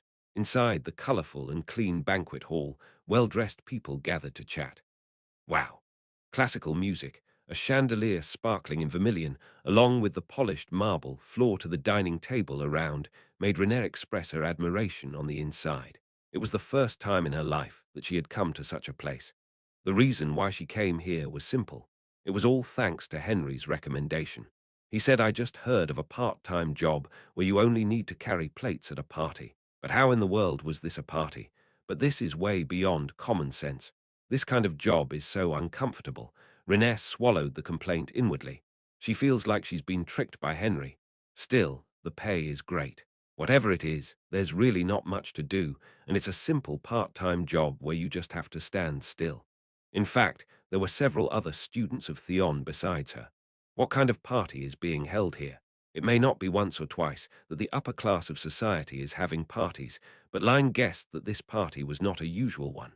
The door of the banquet hall opened, and new guests came in. Oh, the main characters are finally here. Are they the newly appointed teachers? Following the crowd's gaze, Line turned and looked at the entrance. Familiar faces were seen through the wide open door. Oh, it's teacher Selena. Dressed in an unusually colorful dress, she was entering the banquet hall with a face full of pressure. Next to her, teacher Merida escorts her in a purple dress with a deep back. In addition, other teachers appeared one by one. There was Chris Benimor and teacher Bruno. All of them were new teachers. Oh, then. Wren's eyes naturally headed for the entrance of the banquet hall, which was wide open. There was one person who hadn't come yet. Thump. The sound of shoes knocking on the marble floor passed through the banquet hall. It's not just an illusion that the normal steps sound unusually loud, only when people are buried in their own noise. There is a moment of silence in the banquet hall. Even the soft sound of the instruments remained silent for a moment. All eyes turned to the entrance. Whoa! There was a man coming into the banquet hall. He was wearing a long black tailcoat tailored to the dress code, a black coat over his shoulder, and held a cane in one hand. Unlike usual, his bangs were neatly pulled back. Roger Chelisai, the man who received everyone's attention, glanced over the banquet hall with an emotionless look. Chapter 92, Celebration 2. As he entered the banquet held to celebrate the appointment of Theon's new teacher, gazes flew over him like arrows. There are a lot of people. I was embarrassed for a moment because the eyes were full of burdensome attention, but I kept my calm appearance and headed inside. Rather, when it comes to banquet halls, don't they usually play music to maintain a soft atmosphere? Why are they staying still? Hasn't the party started yet? With that in mind, I leaned my back against one of the walls to get a full view of the banquet hall. In an instant, the stopped time began to flow again. The people who were talking to each other continued the conversation from a while ago, and some of them rolled their eyes and burst into laughter as if they were having fun. However, the basis of such behavior was full of pretense that was hard to hide. I can even feel the illusion that it flows out and spreads around like a black fog. They're not talking to each other, they're watching someone else, especially me. If I said this, I might seem paranoid, but there's no way that I, who is sensitive to such gazes, would not know. Most of the people were either looking sideways at me or glaring at me. I could fully guess why. This banquet is held with the purpose of making relationships. Theon's new teachers are young and have excellent magical skills, so they think that it would be good to make a relationship with them, even a little. Indeed, as I was watching, the people in the banquet hall began to move. Oh, Miss Selena, good to meet you. I am a member of the House of Representatives, Charles. Are you Miss Merilda? My name is Walt Miller, a director of a magic potion manufacturing company. Are you interested? Oh, Count Chris Benimor. As rumored, you are really handsome. I checked the faces of the people in this banquet hall. All of them were rich and noble people. City councillors, aristocrats, wealthy businessmen, etc. All of them are Theon supporters. Theon needs a huge budget for operations like magic research, class materials, special materials, all kinds of infrastructure, etc. Considering the cost of raising a single wizard. The amount of money spent at the academy that trains a large number of elite wizards every year is bound to be astronomical. My starting salary as a new teacher right now made my mouth water. Considering other miscellaneous expenses, it would be difficult to imagine the detailed amount. It is difficult for the Theon Academy to cover the money on its own. Theon is not an international bank, and money cannot be printed and distributed like a factory. In order to invest a huge amount of money, it is inevitable to receive external support, and all the people here smell of money. There are people who need money and people with money, but who want to get something more, and in this hall transactions that benefit both parties are made. That's why Theon belongs to the Empire, but it is not purely part of the Empire. All kinds of countries have invested in Theon. Not only the Exilian Empire, but also Delike, Queoden, Utor, Bretus, Fatima, etc., and even the huge capitalists without borders, regardless of country. It wouldn't be unusual for them to put a face stamp on talented people who might make a name for themselves in the future. This is a kind of annual event that is held to the point that it is tiresome to ask why. It is a place to build personal connections under the pretext of congratulating the new teachers. As I watched the desire wriggle, someone approached me. "Nice to meet you. Are you Professor Roger Chelisai?" I replied with a slight nod. "Yes, but nice to meet you. I'm Count Deckers, one of Theon's supporters. I wondered why he didn't move until now, but he was measuring me." When Count Deckers stepped forward first, people who were only looking at him began to move one by one. Once someone started, it was easy for others to move. I wasn't happy with the situation. What should I do? If I leave it like this, things will become messy. I am here not to have a formal conversation with strangers. I came with the intention of finding the First Order of the Black Dawn Society hiding in the banquet hall. The process had to be natural, and I didn't want anyone to disturb me. But from the start, I got tangled up by these people before I could even start. If this is the case, I have no choice but to push myself a little harder. I'm sorry. I spoke firmly to Count Deckers, who spoke to me with a heavy air. "I don't feel like talking to anyone right now." "What did you say?" I said, "I'd appreciate it if you could step aside for a while." My tone sounded like I didn't even want to come here. As I said it, narrowing my eyes, Count Deckers swallowed his saliva and then hurriedly nodded his head. "I'm sorry I wasted your time. I'm glad you're quick-witted, and so were the people around him." When Count Deckers left without doing anything, those who were watching from a few feet away stepped back. They are clearly inferior to the Count Deckers, and since he had not been able to speak with me, they gave up. I think the first round is over. The problem is, there are many people who haven't given up yet. I don't know exactly who Count Deckers is, but considering his position, he must have been above average among those gathered at this banquet hall. The fact that there are people who don't give up giving me persistent eyes when such a person has stepped down naturally proves that their level is high. I'm sure they're a pretty annoying people. I'm not happy if such people come forward and talk to me. As I was thinking about how to solve this, I saw a woman with pink hair and a pink dress. It was teacher Selina, who was embarrassed by a young man's blatant approach. Maybe. I pulled my back from the wall and walked toward teacher Selina. Some people see me moving and look at me with curious eyes, but I lightly ignored them. Someone plucked up the courage to try to talk to me in the middle, but I blocked all their actions by shaking my hand lightly. "Selina, how about having a drink with me? I know a good place." Hee, I am sorry. I don't really like unfamiliar places. Why are you refusing? It's a place where it's hard for ordinary people to go." "Oh no, I mean that's enough." As I stepped up and spoke, the person who was flirting with Selina teacher looked this way. "What is this?" He distorted his face with irritation, perhaps because he thought he was disturbed. I stared at him in silence. He's in his late 20s, clothing that looks luxurious, a bad posture with one leg without proper standing, and a self-conceited, defiant look. I looked around. All the guys who were after Selina have gone away, although Selina is a commoner. She is capable enough to become a teacher of Theon at a young age.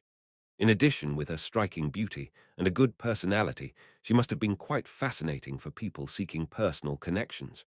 Rather, it would be easier to approach her because she was a commoner rather than aristocrat. It sounds like he's a high-ranking noble. His family is so strong that even small and medium-sized aristocrats can't speak, but that doesn't concern me. It's rude to trouble a lady. "Oh, so who are you?" Then Selina looked back at me and opened her eyes wide. "Teacher Roger. Roger, who's that?" He doesn't recognize me. Seeing that he was saying that sincerely rather than deliberately, I was very embarrassed. It was at the moment I was thinking about whether I should introduce myself as a new teacher of Theon. A man who looked old among the crowd rushed up, approached the man in front of me, and whispered something in his ear. He is dressed for the party, but I could tell he is a wizard. Maybe he's telling me who I am, so what? With that intention in mind, the man let out a sigh as if it was ridiculous. "Oh, really? Maybe it's because he's a fallen aristocrat, but there's nothing in his head." The words made the faces of the nobles watching the situation cold. However, some people who knew about this man were showing signs of resignation, as if they knew it would happen. Judging by that reaction alone, it must not have been the first time he spoke such nonsense. My name is Ivan Luke. Have you heard of it? Don't you know Luke? When it comes to Luke's, it's a name even the back alley beggars have heard of. I know the name Luke well. Founded by Theodore Luke, Luke is one of the richest conglomerates in the empire. Luke's has spread its influence throughout the empire to such an extent that it is said to reach out to any field where money exists. Naturally, as a businessman, the name Luke could never be taken lightly. Above all, Luke is the owner of Kunst, which hosts the upcoming auction. Given that Ivan's last name is Luke, he is probably the descendant of Theodore Luke, the founder of Luke's company. Thinking that he was the second generation of a rich conglomerate, I immediately understood the person in front of me. A fallen noble like you is not someone who should make eye contact and talk with others in this place. If you understand, get out of my way, I'll let you off the hook. This is a bothersome situation. I just came in with the intention of removing the flies that were bothering Selina. Apparently, the person in cause was a descendant of Luke. It seems that while I was trying to remove some flies, I pocked a beehive. Behind my back, Selina's slender hands were shaking as she held my sleeve. If I step down from here, that jerk will try to force Selina to go with him. I can't help it. Hey, get out of the way, I am sorry, I said, staring at Ivan with unwavering eyes. Miss Selina has a prior contract with me first. My face didn't change while I lied. Isn't that so, Teacher Selina? Oh, perhaps reading something in that action, she nodded hastily. Yes, yes, that's right. Ivan Luke's face was horribly distorted. Hey, are you kidding me? Do I look like I'm kidding? What? Ha, you're a funny guy. Just because you're a Theon teacher or something, do you think I'm going to quit? Ivan strode up to me. Saying so, then he raised his right hand and tried to push my shoulder, but he couldn't because I was faster and grabbed his wrist. What are you doing? Aren't you going to let go of my hand? If you say so, I'll give you the same treatment, I said, and increased the strength of my grip on his wrist. Did you think I'd step down just because you're a member of the Luke family? Chapter 93 Magic Duel 1 Gasp. Let go of me. Ivan Luke opened his eyes to the intense pressure on his wrist and tried to shake off his arm. Wow, what kind of power is that? His hand doesn't budge. As such, Rudger's grip was stronger than he could have imagined. Evan, who thought that the wizards were a group of people who only read books, was shocked. Hey, aren't you going to let this go? You don't know who I am. Do you want to lose your teaching job right now? If you can. There was a slight shadow on Rudger's face as he looked down at him. Try it. Let's stop there. It was Ivan's attendant who intervened between Rudger and Ivan. Rudger stared at him and looked around with a sidelong glance. Before he knew it, security guards stood around him as if they were surrounding Ivan. The attendant stared at Rudger with a gloomy gaze. Stop there and let go of that hand. Otherwise, what do you intend to do? Rudger asked back in a blunt voice. The moment the attendant was about to say that he would regret it, his voice didn't come out properly. He gulped and felt a cold sweat running over his forehead. This guy, he's out of the ordinary. He thought he would win if they fought. Although Rudger is a teacher at Theon, he is a professional wizard directly employed by Luke. Now he is bowing his head to a kid, who is much younger than him, and he is constantly swearing, but his skills are inferior and he can't do anything. This look, this spirit. I feel like my bones are freezing even though I am simply facing him. Is he really a new teacher? The aide changed his mind when he saw Evan huffing while trying to step back. He couldn't back down from here. Even if Ivan Lukes is a jerk, he is the chairman's only blood. Although Ivan does not have the ability to inherit his legacy, and the president also did not show much affection for Ivan, he was still treated like a blood relative. That's why he was looking after him. The 3 bodyguards were even made up of members of the Knights Academy. Yeah, we won't lose. However, the only thing that bothered him is that the location is not good. If there was a quarrel on a dark road with no one around, he could just deal with it quietly.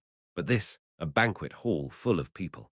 All sorts of distinguished guests were watching the situation with interest, although it is said that the character of the master has already spread throughout the society. If we try to suppress the situation here with force, the image of the group will be severely damaged. It's embarrassing and annoying, but in the current situation, he had to deal with it as best he could. The assistant finished his calculations and started talking. Let's stop here. If we start fighting in this location, we'll hurt other people." As the assistant said as gently as possible, Roger let go of Ivan's hand. Barely freed, Ivan grabbed his throbbing wrist and licked his lips. "Hey, you bloody fallen aristocrat. Young master, let's stop here. There are a lot of eyes on us right now." The aide intended to end the situation as much as possible before Ivan did anything, but when he tried to persuade him to stop, Ivan slapped him on the cheek with all his might. "Hey, you punk. I told you to call me director. I'm sorry, director. And my arm. Can't you see this? You want me to step down after all this? Do you want to get fired?" No. Suddenly, the atmosphere began to take a strange turn. The assistant sighed inwardly as he saw Ivan's bloodshot eyes. It seemed that the situation could no longer be solved through conversation. "Do you think I should just let it slide in front of people like this?" "Ha! Answer me." "No, no, right. Right?" Ivan glanced at Roger with eyes full of hostility. "Hey, you're done. I'll make sure you're fired on the spot. You know what? I keep my word. Ivan Luke is a director of the Luke family, and under the protection of the chairman, he is a troublemaker, but the weight of his power was never light. It was nothing to cut a new teacher if Luke, who gives Theon a huge amount of funding every year, was determined to put pressure on it." Roger, who was watching the scene from beginning to end, wondered what was going on. Originally, he should have quietly left his seat and started searching for the First Order, but Ivan ruined his plans. "There are a lot of eyes around, but it doesn't seem like anyone will stop me." Roger was just thinking about how to do this when someone intervened. President. Theon, president, and genius wizard Alyssa Willow, wearing a black dress full of long frills, appeared naturally at the breathtaking scene with an innocent smile. "Are you here to help me?" When Roger had a curious expectation, Ivan Luke was already annoyed, and when a new interrupter appeared, he stared at Alyssa with an expression as if he wanted to eat her alive. "Who are you, me?" "I am the president of Theon What?" Ivan looked at Alyssa, slightly bewildered. He's heard of Theon president, but it's the first time he actually saw her, so he didn't recognize her right away. "A young woman like this is the president." Ivan rather thought it was good. "How did you educate your teachers?" "Education? What education? That fallen aristocrat has used violence against me." People who watched the situation would not have called it violence, but Ivan believed he was a victim. Alyssa asked Ivan again, still smiling. So what? Fire him right now. If you want to continue to be sponsored by Luke, you better." "Luke? You were the son of Chairman Luke." As if Alyssa understood, she clapped her hands and nodded. Ivan smiled around, thinking that someone he can communicate with has come. However, Elisha's following words made his face collapse. Didn't you hear me now? Luke, the owner of Luke's company, is Chairman Theodore, right? So why is it that you decided that on your own? Although I am a director, I am the only son of President Theodore, you know. I have enough power to decide." "Oh, really? So have you discussed all this with your father?" The remark left Ivan speechless. There is no way that he could have talked with his father since he got angry and shouted without thinking. "Oh, my father would feel the same way. I am his son. Don't you know that?" "Oh, really? That's a relief." "What do you mean by relief?" "The chairman just happened to be here." "What?" Ivan's face turned stupid. "The chairman is here." "No, it can't be. A lie like that won't work. Wouldn't it be better to see for yourself if I lied or not?" Elisha said so and moved slightly aside. Ivan was able to find a person spreading a strong presence beyond the crowd obscured by Alyssa. A white-haired old man was standing on his cane and staring at him. "Ha!" Ivan's face was as pale as a sheet of white paper. He was running wild without knowing the meaning of the word afraid, but he couldn't stand up to his father. "Oh, father, you useless fellow, I told you to go and build a network, but what are you doing? That's not it. Stop making excuses. It was troublesome that I entrusted this task to an idiot like you." Chairman Theodore Luke stared at Ivan angrily and bowed his head toward Alyssa. "Sorry, President Alyssa. My stupid son did this on his own. It's fine. On the contrary, there are not many people who dare to step forward like that to me these days, so it felt a little fresh. Thank you for saying that." Theodore's gaze soon turned to Roger. He was quite displeased with the situation. Even if Ivan made a mistake in the first place, there was no way he would have been able to admire a man who almost had a fight with his son. It was then that Alyssa suddenly intervened. "Oh, but I think I've been a little harsh on your son. President Alyssa, now so I'd like to give you a chance. Now we are going to end the situation neatly between the parties. Theodore read something in her manner and immediately shut up, and it was the same for Roger, who was watching the situation. I was relieved that the president intervened. The president secretly glanced at him. The corners of her mouth were flinching, as if she could not bear the entertaining situation. I think she's a little fickle. The fact that she has that kind of personality is something I've come to realize from meeting her several times. I am thankful that she mediated the situation, but the president seemed to want to lead the game in the direction she wanted. The two of you will compete in front of everyone. What do you think? At those words, the eyes of the audience watching the situation lit up as if they were interested. What she said was simple. A duel, of course. Ivan doesn't know magic, and Mr. Roger is a wizard, right? In that case, it cannot be an equal match. So I will give Mr. Ivan a chance to choose someone to fight in his place. Ivan didn't understand why Alyssa suddenly said this, but then he stared at Roger, clenched his teeth, and nodded. All right, that's what I wanted. Alyssa tells him that he can use people, so he seems to think it's worth a try.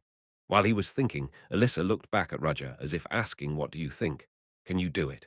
Seeing it, Roger sighed inwardly. But I can't say no. It was Alyssa who calmed down Ivan, who was about to run wild, no matter what anyone said. Besides, the method of duel wasn't bad for him either. If he forces the situation to end vaguely, Ivan will have bad feelings for him for a long time and act behind the scenes. However, if they have a duel in front of everyone and come to a clean conclusion, then the story will be different. Even the chairman is watching, so even Ivan can't go on a rampage afterwards. No, he's just confident he'll win. I will not retaliate for my defeat in a duel in the presence of so many eyes, and if Ivan tries to do something, Theodore, the chairman, won't let him. I am sorry, Mr. Roger. Because of me, number it's okay. Roger shook his head at Selina, who was sorry. Even so, I felt that I needed to be in this position at least once. What? There's something like that.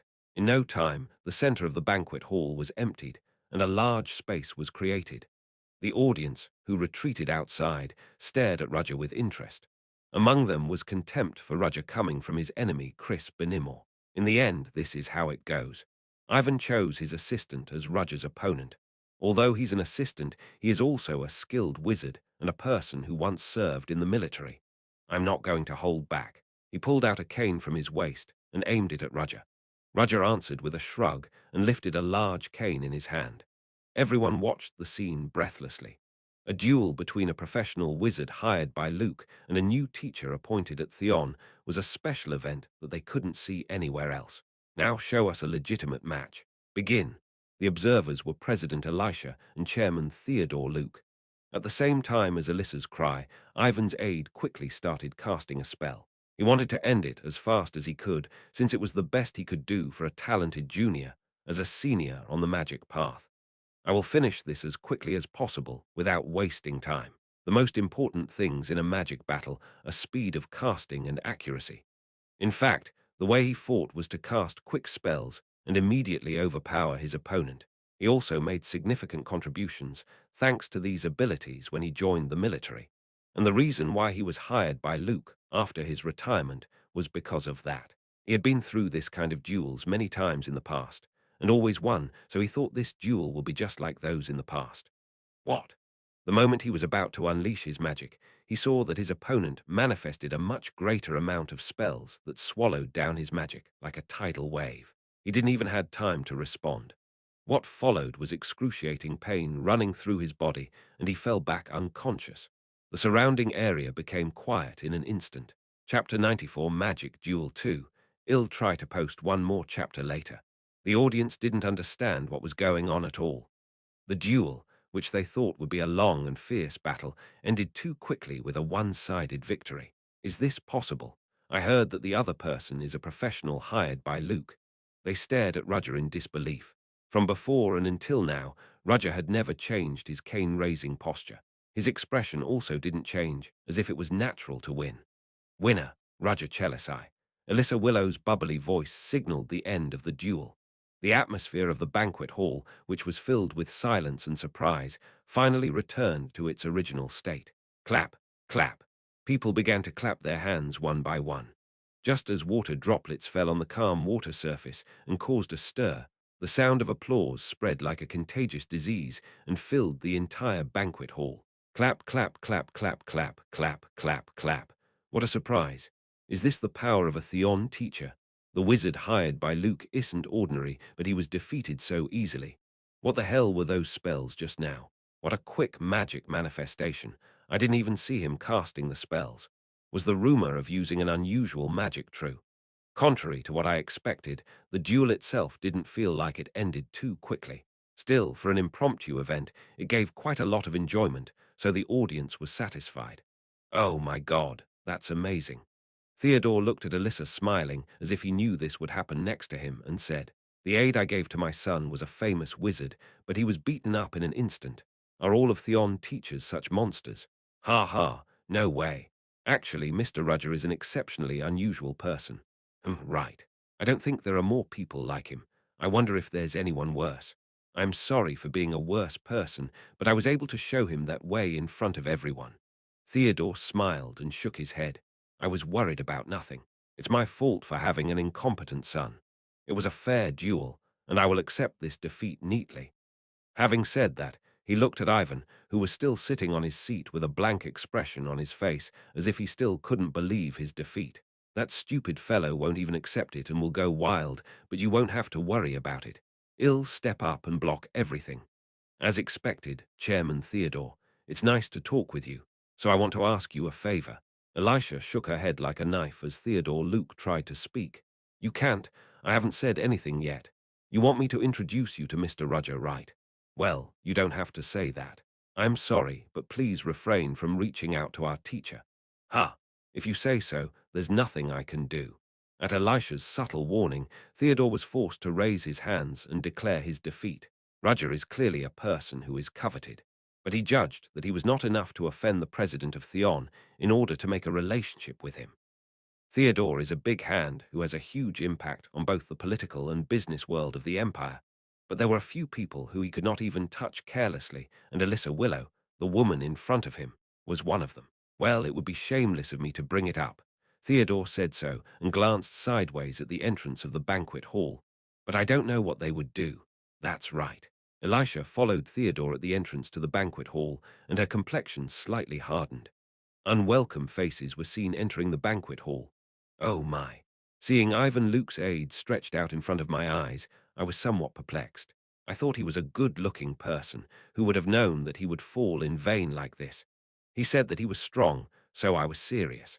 I was a little worried because I didn't know what kind of magic my opponent uses.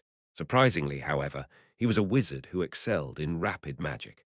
The most important thing in a duel between wizards is the speed of casting. Considering that part, the man in front of me could be seen as a talent that specialized in one-on-one duels in a way and was close to a first-class talent. That's probably why he said he'd deal with me confidently. He must have been convinced that he could defeat me with his special skill. But why use that against me? This was why I was dumbfounded. I'm not bragging, but even if a wizard of 5th rank or higher came, I could keep up with the speed of casting magic due to the source code. As far as third-tier magic is concerned, I can show a speed that I can beat anyone. At this point, I was embarrassed to the point that I thought he came out to lose on purpose. Did he not know? I deliberately spread rumors while showing the source code magic openly in the first class, but don't people know by this point? Nevertheless, the fact that he bet on speed, I had to say that the person in front of me didn't know the magic I used. No. Even if he knew, he didn't believe it was real like many other wizards around the world. It doesn't matter that I won. The fallen assistant was carried away by Luke's bodyguards. Ivan, the culprit of all this, was still stunned, unable to believe that he had lost the duel. He soon looked at me and clenched his fist, but he couldn't scream like he did a little while ago, and I also realized that his gaze was over my shoulder. Are you Roger Chelisai? I slowly turned my head to look at the owner of the voice. It was an old man with a long white beard stood with a cane. He was an unusual old man. It was because everyone was wearing stylish suits and dresses, and he was wearing a robe. It wouldn't be strange to be kicked out for not following the dress code by the guard who stood at the entrance right away. However, if a logo symbolizing a specific organization is embroidered on the robe, then the situation is different. Are you from the tower? Oh, you can see it right away. The old man's eyes lit up at my words and he chuckled. having a logo symbolizing a tall tower contained in a gold circle on his robe. Of course, I knew the old man in front of me was a wizard from the tower. Even the foolish Ivan Luke was aware of the existence of the tower, so he stayed in his place. So why did you come to see me? He didn't even come alone, because behind him were 5 other wizards. I saw the duel a little while ago. The opponent's spell casting was quick, but you were much more than that. I've never seen anyone cast their magic so quickly in my life. Is that so? Is that the rumored source code, magic? I was wondering why you came here. Was it because of this? I nodded because it was nothing to hide anyway. That's right. Oh, I see. I knew it. The old man reacted like a child who found a great toy. His wrinkled face suddenly showed a strange reaction, and I frowned unknowingly. I asked in a slightly curt tone, "So why did you come to see me?" Oh my. Come to think of it, we didn't even say our names to each other, did we? Far from answering my question, the old man immediately began to introduce himself.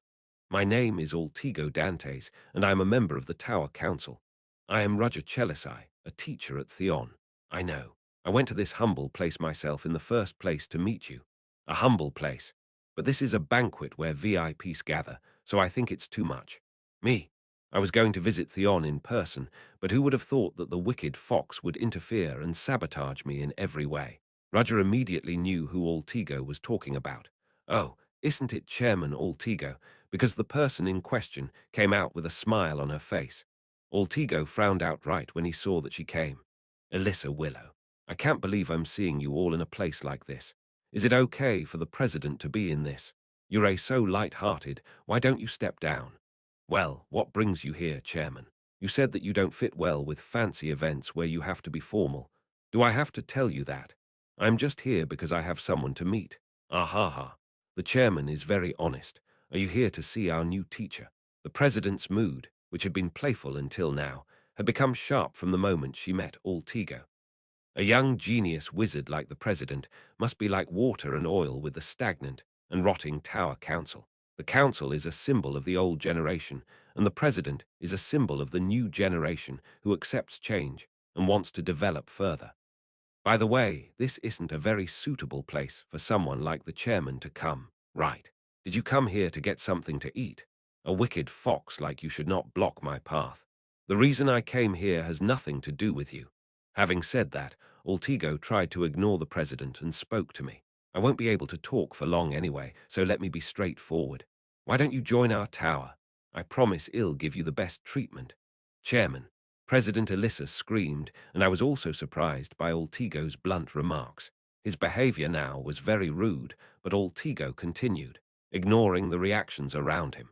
Should a wizard your size just waste his talent teaching a bunch of kids? When I first heard the rumors about the source code, I was skeptical, but after seeing the duel a while ago, I was convinced. You are a talented person suitable for our tower. I will write a letter of recommendation myself. If you come to the tower, you can occupy a particularly high position. Judging from his reaction, it seems that he had tried to contact me before, but he was stopped due to the constant interference from the president, so he decided to come to the banquet for new teachers. It's a good thing for you, too. You won't have to waste your time teaching some little kids. Would those young bastards even know what magic is? But the tower is different. It's the place where every wizard on the continent wants to join. Altigo talked excitedly about the tower. The summary of what he said was the tower it's the best and everything else is trash. He was really arrogant, but in a way, he was not too wrong. The majesty of the tower was definitely something he could be proud of. I paused for a moment, pretending to think about it, and then opened my mouth. If I were to go to the tower, what could you do for me? Oh, Mr. Roger. Altigo knew this would happen, but President Alyssa couldn't believe it. Ha ha, what do you want? Do you want a lot of money? The amount of support that comes into the tower every year is second to that of Theon. I don't know how much they give you, but we can give you at least 3 times that. Or do you want power? If you come under me and submit a magic thesis, you'll win the position of chief wizard directly under the council. Or do you want a great artifact? I can give it to you if you want to. In that case, I brought up the subject. If I ask for a seat in the tower council, will you give it to me? What? Altigo's face contorted for a moment. The same was true of the 5 wizards who were lined up behind him and listening to the conversation. They soon realized what I was saying and turned hostile. What does that mean? You want a seat in the council? Yes. Are you crazy? When you enter the tower, you need to know how to say thank you. We even give you money. But a seat in the council? Do you not know what kind of position that is? I know very well. How can you not know? Isn't it a place for old people who don't have skills? Are you serious? Or are you drunk and don't know what you're saying? I'm wide awake. Are you out of your mind? Altigo's face changed to that of a dove that had been shot. He glared at me and gritted his teeth. It's not enough to dare to reject the tower offer and blaspheme the name of the magic tower. Are you still sane? Now that you've developed a new magic, have you ever mistakenly thought that you've become something? The old man, who had been chatting happily until a while ago, was nowhere to be found.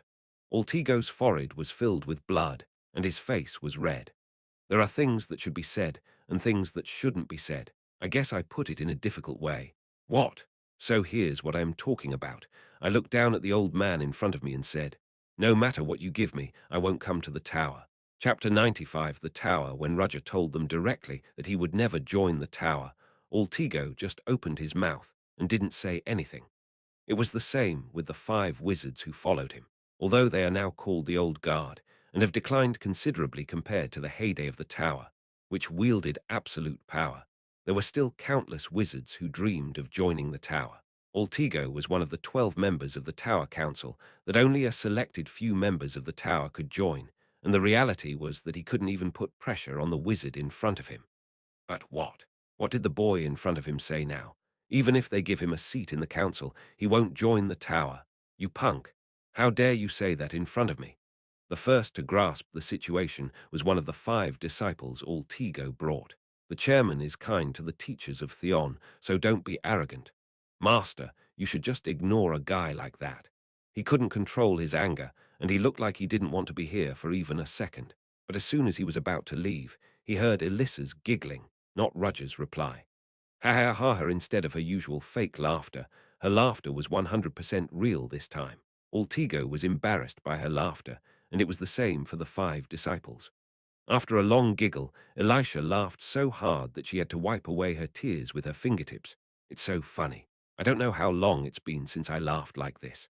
Saying that, she returned to her usual appearance. Mr. Roger doesn't want to go, so what can I do? You came all the way here for nothing. It was a good opportunity for Alyssa to tease Altigo, since he was rejected by someone much younger than him and had his pride hurt. I told you Yow'll be rejected anyway, so why bother visiting the academy? Do you think the current tower is still the old one? Can't you watch your mouth? One of Altigo's 5 disciples stepped up in a fit of rage, and Alyssa's expression changed in an instant. What if you don't like it? What? What are you going to do if you don't like it? At the moment, Altigo's disciple panicked. A chilling spell erupted from Elisha and began to tighten his body. Cough. He couldn't breathe properly and stared at Elisha with disbelieving eyes. He knew that Alyssa Willow was a genius wizard who achieved the 6th rank at a young age. Even though she was a member of the tower, she suddenly left and became the president of Theon. When the public praised her as a genius, he couldn't take it. If she were a real genius, she should have stayed in the tower and made a name for herself. Why did she left and became Theon president?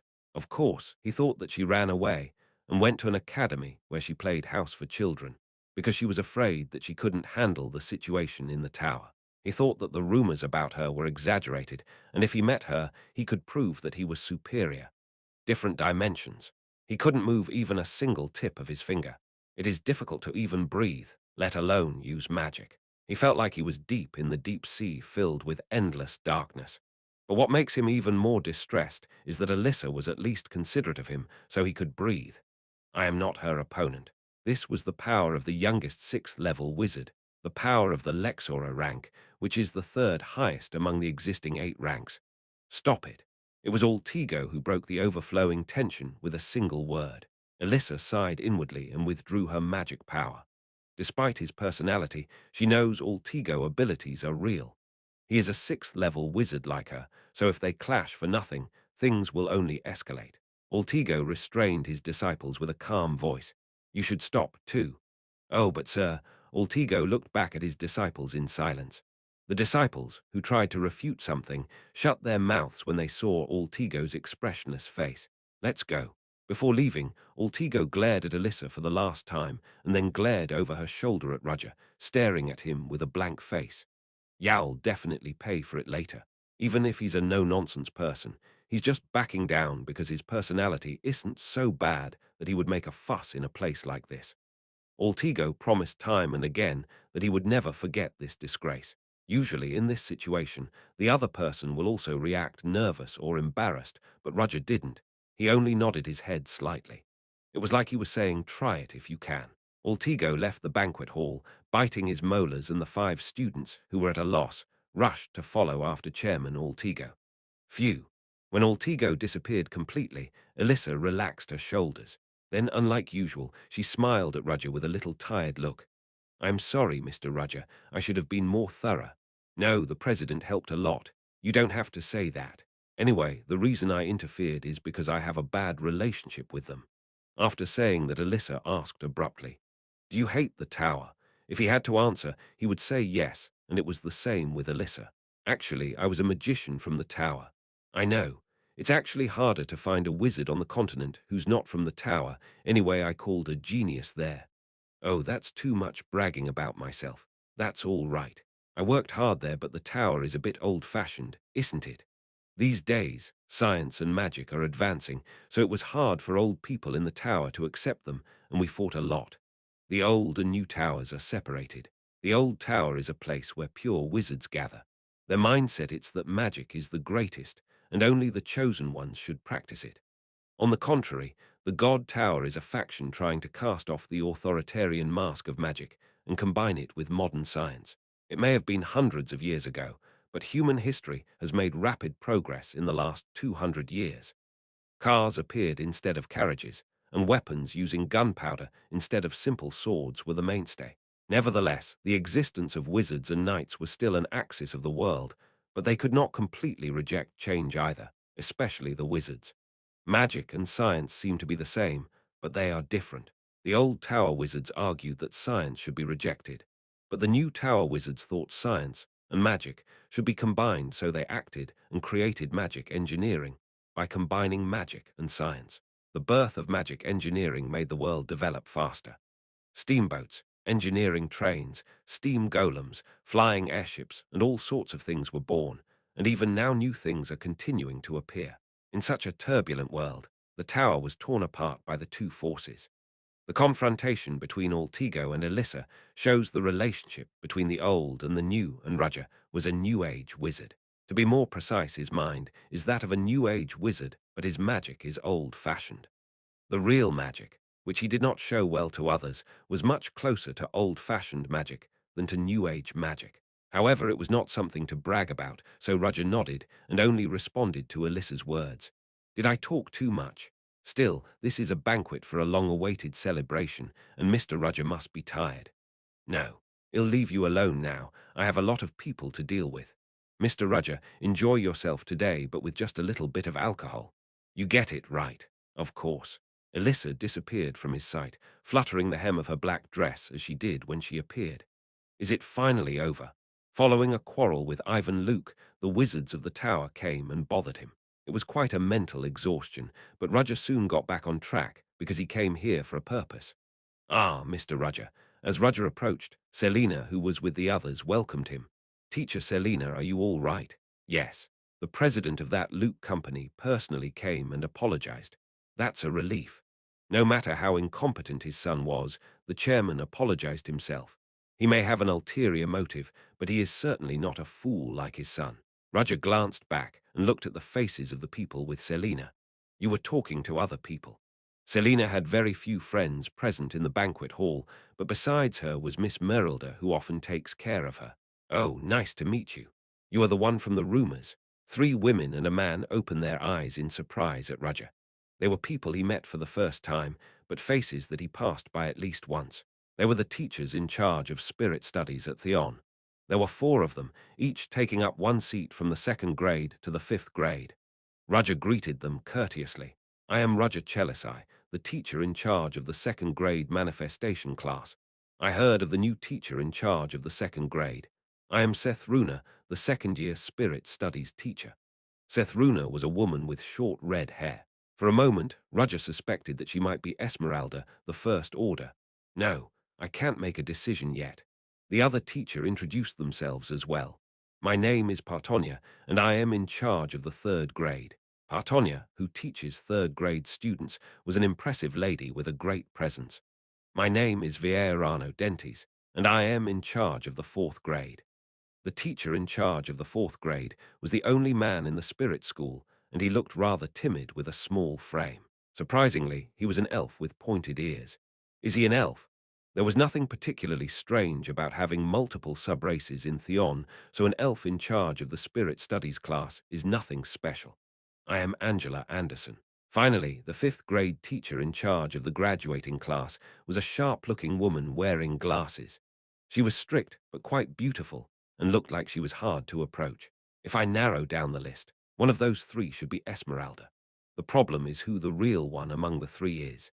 Esmeralda knows about the identity of Roger, so she might show some kind of reaction when they shook hands, but none of them showed any particular reaction towards him. Could it be that it's none of them? Esmeralda's personality is fiery and tricky, and she gets annoyed quickly when things don't go her way. The second grade teacher, Seth Runa, it's the most suspicious. Only teachers with experience are appointed for the third grade and higher, and the new teachers are mainly in charge of the first two grades, so if the Black Dawn Society wants to plant people, they would most likely be there. Should I get hands to find out about the person named Seth Runa? As his worries deepened, he was a little thirsty, and as he was about to call a waiter, he had no choice but to pause for a while because she looked familiar.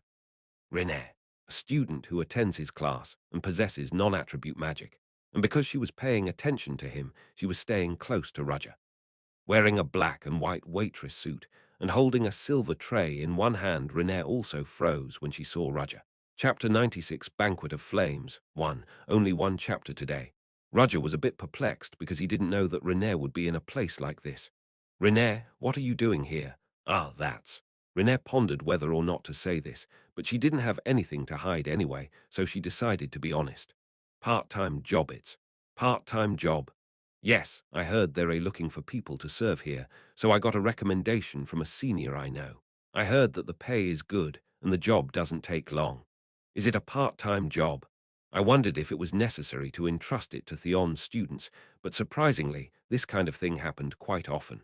Leathervelk once had an agreement with Theon.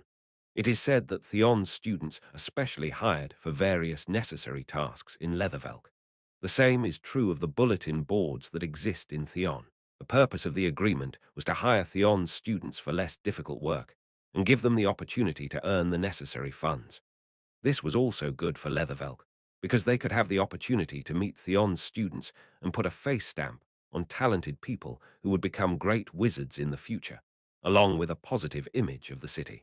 Even with these banquet halls, it was not uncommon for some students to come as part-time workers. Besides me, there are several other seniors, so it's okay. Lyne smiled and replied. According to Henry, this was an easy part-time job, and she could earn a lot of money, but she didn't expect that it would be a banquet hall where teachers and important people gather. Yes, I see. Would you like a drink? Yeah. Roger took a glass from Ren's tray and immediately drank it. It was a little unexpected to have Renee in a place like this, but it wasn't really a problem. It was just a little surprising. This wasn't something he needed to worry about, but whenever he sees her, he suddenly remembers what happened in the past. It's even more so when he sees her standing still and looking at him having a drink with sparkling eyes. She has the same appearance as Renee, and he couldn't get her out of his head. Renee, you, what? Roger, who was suddenly going to say something to Renee, could not finish his words properly. No, it's nothing. I can't tell her because of that promise. Giving her the book, it's the only thing I could do. Don't overdo it, go home early. All Roger could say was, after all, just some advice. Oh, yes, thank you. I'll be on my way. Yes. After Renee bowed her head and backed away, Selina, who found her late, approached Roger and asked, "That kid just now was Renee. You know her. I thought she wasn't in your class." "Yes. We got to know each other the other day, but what is Renee doing here?" She said she had a part-time job. Selina clapped her hands. "Aha, that's right. I think I heard that some students who don't get scholarships make money from other jobs. No wonder my assistant was here. Your assistant?" At the word assistant, Roger remembered how Selena took the students to the fantasy forest for the test. Who is it? It's that kid over there. Selena raised her hand and pointed to one side. There was a girl with dark brown hair and long braids over her shoulder. He couldn't see her face well because she was wearing big glasses, but Roger recognized her immediately. Her name is Joanna Lovett, a freshman who entered Theon, and I took her as an assistant because she has a deep knowledge of spirituality. I see. Joanna Lovett. It was his first time taking her name because she was not a student taking his class. Roger stared carefully at the figure. She stood still with a tray that had now been emptied, looking like the other students who were working here. Hmm. Come to think of it, among the people on the scene at the time, I didn't pay much attention to the assistants. Esmeralda wields a high-level spirit of fire, so that was the reason why he thought she would be at least a teacher. With Esmeralda's real identity unknown, Joanna Love could not escape from the suspects list. Just as I thought so, Joanna Lovett, who was standing still, began to move. What is she trying to do? Roger watched her movements closely. She was now glancing around secretively so that no one else would notice her, but Roger could tell. Joanna moved cautiously, placing a silver tray on the table at the center of the banquet hall. Where are you going? After she put her tray down, she went back to her place and stood still. Was she just trying to put an empty tray away? Maybe I've become too sensitive. Roger looked away from Joanna Lovett and glanced over the banquet hall, and he could hear people talking. Did you hear the news this time? What do you mean? They've been saying that the back alley vagrants have been acting extraordinarily lately. You mean the low class? That's what happens all the time. If it was the same, I would have lost interest, but this time it's a little unusual. What is so unusual? The middle-aged man who opened his mouth nodded and cleared his throat. Would you believe me if I say they're doing business? Ha ha ha ha. The laughter was indistinct because everyone was talking, but Roger, who was listening, certainly heard it. It was obviously a laugh. Ha, the lowlife's doing business. Did you see it wrong? I didn't see it either, I just heard the rumors, but I don't think it's just false rumors. It's not a false rumor. I don't know what's been going on in the back alley recently, but they said the guys who were fighting every day are now holding hands. He said everything he knew. They cleaned up the slums and started using a building as an office. People said they even saw a large amount of fabric going into it. Ha! What the hell are they doing? I heard they're trying to get into the clothing business, but they don't have a chance. Ha ha ha. That's right. What can the lower class do, since the luxury clothing stores are holding the market as tightly as they are now? Overhearing this, Roger realized that what he had ordered was going well. You're moving faster than I thought. Since people noticed what's happening, it must have been quite a while since you started moving in earnest. They tried to pretend not to, but they were desperate, and the strategy that Roger showed them was more than effective and a little overkill. People who used to roll in the dark, dirty mud found hope. They who lived their entire lives down there realized that they might be able to go up, so how can they stay still? And that strong desire will be a huge wave that no one can stop. No matter what the lower class do, it'll be from there. That's right. What about the money they need for business? Will the back alley prostitutes, beggars, and bastards come together change anything? It's amazing that there's someone who's funded them. I can't even borrow money because my credit rating is low. Isn't it because the royal family is all for the common people these days? So the lower ones are climbing up. It's ridiculous. They're just going to eat the piece of bread that rolls down from the top and are going to enjoy some kind of wealth. Don't be so angry. Still, we don't have to step up and trample on them, do we? What can they do? They'll just destroy themselves. Let's have wine while watching the scene. Ha ha ha ha. Eventually, they couldn't hold back and burst into laughter among themselves. You fools. Roger shook his head. They won't be able to laugh in the future. They're just individuals who can't read the tide of the times.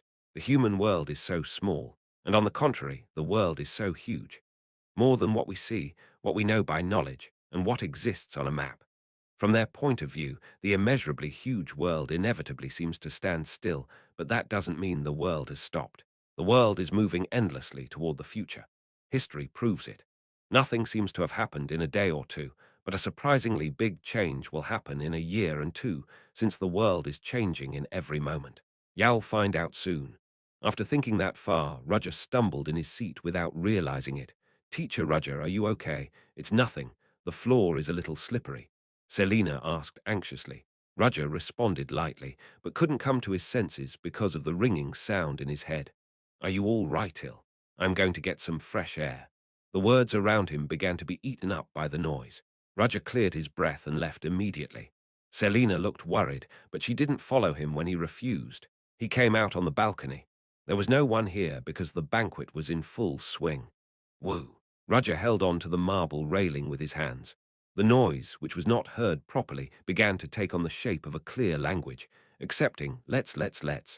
You're chosen. Shut up. Roger ignored the voice and took out his pills. Unlike the usual 2 or 3 pills, he put as many as he could in his mouth this time. At the same time, his voice, which had become increasingly distinct, began to be crushed again, as if trapped behind a fog. Soon the noise gradually decreased and disappeared like an echo leaving the mountain. Woo!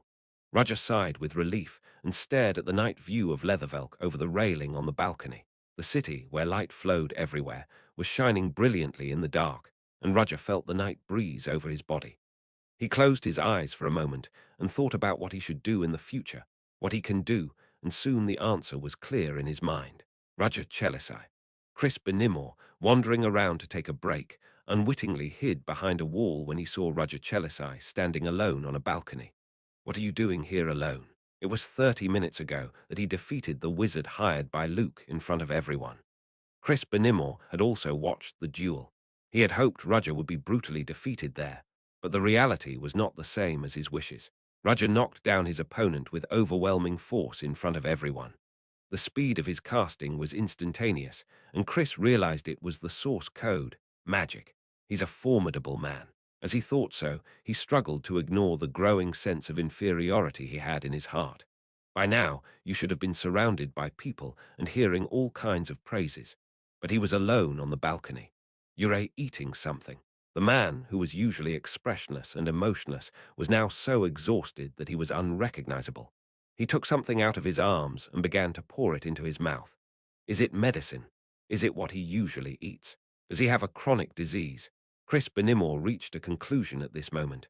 Too much medicine, it's harmful to the body, but there's only one kind of medicine that isn't. A drug that restores mana. Although there are very few magic recovery drugs in the form of pills, it cannot be said that there are none.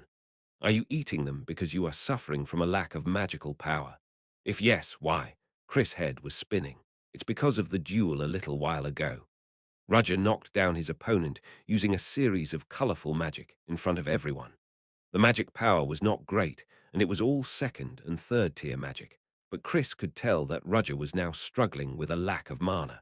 Chris Benimor was the first to notice the weakness of Roger. I see. That's why he ended the magic duel quickly. The hidden secret of Roger Chelisai, unknown to others, was that the amount of magical power he possesses is absurdly low. So far, you must have been regularly taking a magic pill to not get caught. Chris Benimor couldn't help but smile since he found Roger's weakness that no one knew about. The magic festival is about to take place. I can do it there. Chris Benimor ran away before he fully recovered, fearing that he might be caught by Roger. Is it over? The cause was that he used too much magic during the magic duel a while ago. At first he thought it was okay, but he didn't notice that he was running out of magic because he took his time talking to other people. I have become too lax. He used to live with a pill in his mouth like a habit, but he forgot even that. There were so many other things to care about, but it seemed necessary to reflect on himself a little. At least I managed to narrow down the list of suspects, and I am one step closer to discovering Esmeralda's identity. When he came back to the banquet hall, thinking that screams erupted from everywhere. Ah, a monster, a monster. Everyone shouted in a tearful voice. Roger, who had just returned to the banquet hall, could also see that in the center of the banquet hall, the figure of a giant of blazing fire appeared on the table. It's Esmeralda. Roger realized that the Black Dawn Society First Order Esmeralda summoned the spirit. Chapter 97, Banquet of Flames. 2. The sudden appearance of the fire giant turned the banquet hall into a crucible of chaos in an instant. Well, what the hell is that? Arg. Run. People were startled and scattered around, but ended up colliding with each other. Most of the people who gathered here were incompetent. As a result, they failed to maintain their reason in the sudden situation and panicked. The giant opened his mouth when he saw them. When the mouth full of sharp fangs like that of an animal opened, What was seen inside was a bright red wiggling flame like the one on the bottom of hell. The people watching the scene turned pale, and they felt instinctively what the giant was going to do. A flame that was so hot that their skin burned, even if they were far away, for it was spewed out from the center of the banquet hall. But at that moment, the guards moved. Since it is a banquet hall where important people gather, all the guards were night in case something happened. The guards in black suits pulled out the sword worn on their waist and swung it right away. Even if the number of guards is not large, considering that one knight is equal to several dozen or more mercenaries, the security of this banquet hall was not low. The first sword wielded by the guard hit the flame. The aura contained in the sword cut through the flames and deflected it in another direction. A long stream of fire turned and engulfed the ceiling of the banquet hall. The fire spread like concentric circles on the ceiling and burned up all the chandeliers hanging in the air. The chandelier, unable to withstand the heat of the fire, melted and fell to the ground. Avoid it. Run away. Screams resounded everywhere.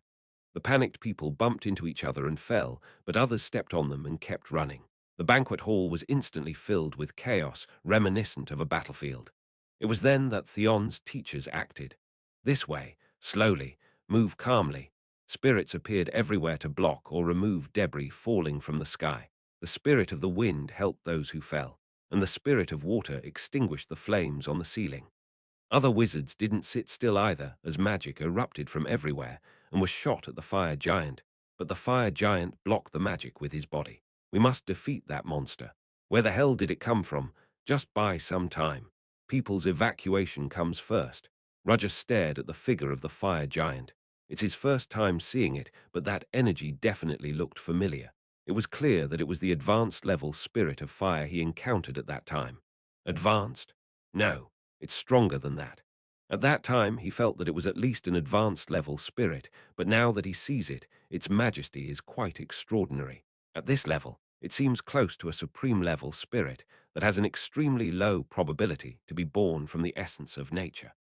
The supreme level is the level directly below the elemental lords that are representing the attribute of the elements. To think she called a guy like that. On the continent, spirits are graded from the lowest to the highest. Among them, the advanced level spirits belong to the 4th and 5th ranks compared to wizards, and the supreme level spirits are close to the 6th rank. And on top of that was the elemental lord. The giant of fire, who just broke into the banquet hall, is a supreme level spirit, which can be said to be just below the elemental lords. Since it was such a powerful existence, the attack magic used on the spot was not able to deal it a proper blow. Esmeralda, where is she? Roger rolled his eyes. The most suspicious person was a girl named Joanna Lovett, whom Selena had been talking about. However, she has not been seen since the fire giant appeared. He needed to find her. As soon as he thought so, the giant of fire, which had been under attack, moved again. The fire from the ceiling, which had not been extinguished, stretched down, as if responding to the cry of the giant. It felt more like a thick liquid with high viscosity, rather than a fire. As it fell, the guards moved in haste. Don't let the guests get hurt. Cut it down or get rid of it. Do as you please. One of the guards who shouted like that immediately swung his sword and cut the falling drops of fire. What? The thick flame he had cut with his sword was not properly cut, but rather stuck to his sword. If that was all, it wouldn't have been an issue, however. The flame attached to the blade spread to the body of the guard in an instant. Arg! The guard, who hit the falling drops of fire, was caught in flames in an instant and rolled on the floor. Even with the superior physical ability of a knight, he had no power at this moment. The power of fire possessed by the supreme spirits is different from ordinary fires and has an extremely high temperature. The faces of the other guards who saw the scene turned white. Everyone, be careful. You must not touch it. If it attaches to your sword, throw it away, otherwise you will die. Maybe it was because the call was a little late, but 3 more guards were burned to death after the first victim. Roger frowned at the sight. Is it because the spirit used the element? It's not like a normal fire, but more like magma. For a fire, the shape is clear, and even though it is small in size, its calorific value is unimaginably high. In fact, if one looked closely at the giant of fire, there were black spots all over its body. It was literally the embodiment of living magma. I heard that spirits usually show the mystery and magnificence of nature. It is said that the form of the spirit is not fixed, but there are some rules. Basically, a spirit takes the form of an animal, plant, or other deformed structures. It is the same as the spirit level increases. The spirit's rank changes depending on how much nature's energy it holds. The higher the rank, the stronger the energy of Mother Nature, and the more it is, the more it becomes something other than the form of a living being. Long ago, while wandering the world with his master, Roger once witnessed the elemental lord of water. The appearance he saw at that time was quite different from what people assumed and talked about. It looked like a mixture of oriental dragons and giant whales. The being that was bigger than an island was moving above the sea level, scattering countless white manes like a huge sea fog behind its back, because it literally embraced the wonders of nature. But the fire giant in front of him did not do that. It was close to being tailored to human senses, a supreme level spirit that has human form with arms crossed. Although it is large, it looks more like a bizarre lump of fat rather than muscles. The black spots that appeared all over its body made the appearance of the fire spirit even more ghastly. A twisted spirit. That was the best way to describe it, and as Roger stared at the spirit, he noticed something strange. It has no lower body. Compared to the giant's peculiarly enlarged upper body, the lower body was almost invisible. Probably because he didn't have a lower body, and I knew right away that it was because it wasn't summoned properly. She used a medium. There are two ways to make a spirit manifest when summoning a spirit. The first is to summon a spirit through the contractor's magic. However, if this method was used, magicians sensitive to magic could immediately recognize the identity of the summoner. In that case, the second method is used. That is, using a medium to summon a spirit. It depends on the type of medium, but a top-tier spirit won't be summoned properly unless a very expensive ore is used. But the advantage of using a medium is that the summoner won't be discovered. Esmeralda's choice was the second method, and she used a medium to summon the fire spirit. The silver tray on the table. It was obviously the tray that Joanna Lovett had secretly brought in the middle of the banquet hall. Even if it was incomplete, it was not a common tray if it had enough power to summon a supreme-level spirit. It's fortunate that Esmeralda has been identified, but the situation was not being quite favorable for Roger either, since he can't go after Joanna until the spirit is taken care of. Now it's not the time. Roger looked around. The guards were working hard to restrain the giant, and some wizards are also hitting him with water and ice magic. In the chaotic situation, Roger found a person who had not yet been evacuated. That's his expression hardened quickly. What's going on? Renee opened her closed eyes. She remembered walking around and serving people until a while ago, but she couldn't remember anything clearly after that. The last sight she had seen was something exploding in front of her. Did she faint? Raising her upper body by gripping her dizzy head, she finally realized what had happened at the banquet hall. What? The center of a banquet hall, the place where the party was supposed to be in full swing, was a complete mess, and a fire giant was wreaking havoc. A spirit? Is that a spirit? A giant of her great stature was fighting against the guards and magic teachers in her banquet hall. It was so powerful that she couldn't guess its level. It's not the time for this. I have to run. As Renee tried to move her body, she felt a burning pain in her ankle and frowned. My legs. She had a scar on her ankle. The wound wasn't deep, but she couldn't move. I have to crawl and run. At that moment, the fire giant scattered flames around. It must have intended to get rid of all the flies that bothered him at once. Ah! Renee saw the scene and realized that she couldn't avoid the fireballs that have the power to turn a person into ashes. Renee closed his eyes tightly and waited for death, but at that moment, she had a feeling that something had covered her body and pulled her strongly somewhere. Ha! Doesn't it hurt? Renee carefully opened her closed eyes and saw Roger looking down at her. Renee, Mr. Roger, are you okay? Why is he here now? No, more than that, did he save her? Renee was desperately rolling her head that didn't work well and realized what was going on. Roger saved her life. Sir, stay still. Ren struggled with her face dyed red, but Roger remained motionless. He held Renee in his arms, withdrew to a safe place, and immediately checked her legs. The wound is not deep. I have a recovery pill, so wait. Seeing Roger immediately taking out the medicine bottle from his arms, Renee felt a strange feeling. What is it? Obviously, Mr. Roger and her had little contact. To be honest, she didn't have much to do with him. But at this moment, Roger saved her from a crisis and was even treating her. It occurred to her that she had seen this sight somewhere. Teacher, what's wrong? Renee didn't know why she's saying this, but she really wanted to ask. Didn't we meet before? Chapter 98, Banquet of Flames 3. At Ren's question, Roger trembled for a moment, but it was only for an instant, and Renee didn't see it. Roger replied calmly, "What are you talking about? Did you see anything? What? Oh no, I suddenly felt that way. That's enough nonsense. The treatment is over." Oh, Ren's injured leg immediately recovered thanks to the medicine. Renee, leave. It's dangerous here. What about you? I will do what I have to do here as a teacher. You're the only one left, so go ahead. Renee was about to say something, but she stopped, because she couldn't ask Roger all the questions she had in a dire situation like now. Nevertheless, what is this feeling? She was clamoring in her head to ask Roger the questions as soon as possible. No, I can't disturb Mr. Roger now. Renee tried to shake off her lingering feelings of regret and bowed to Roger. Thank you for saving me. Then she ran out in the direction pointed by Roger. Roger turned to the banquet hall after confirming that Renee had completely disappeared out of his sight. As the fire giant began to move, wizards and guards were being pushed helplessly. Still, the number of deaths did not increase due to ignorance as before, but it was only a matter of time now. Roger checked his physical condition. This noisy banquet is going to end now. Countless spells flew through the air targeting the supreme-level spirit, the main culprit for the current situation. Eventually, magic collides with the spirit of fire, explodes, and scatters powerful shock waves around it. We got it. As soon as a wizard's murmur, which had been sweating due to excessive mana consumption, ended, the fire giant appeared from the foggy smoke, and he looked even more ferocious than before. Get out of the way. At that moment, Theon's spirit studies teacher stepped forward. Among them, Angela Anderson, who is in charge of 5th grade classes, took the lead. Bite it.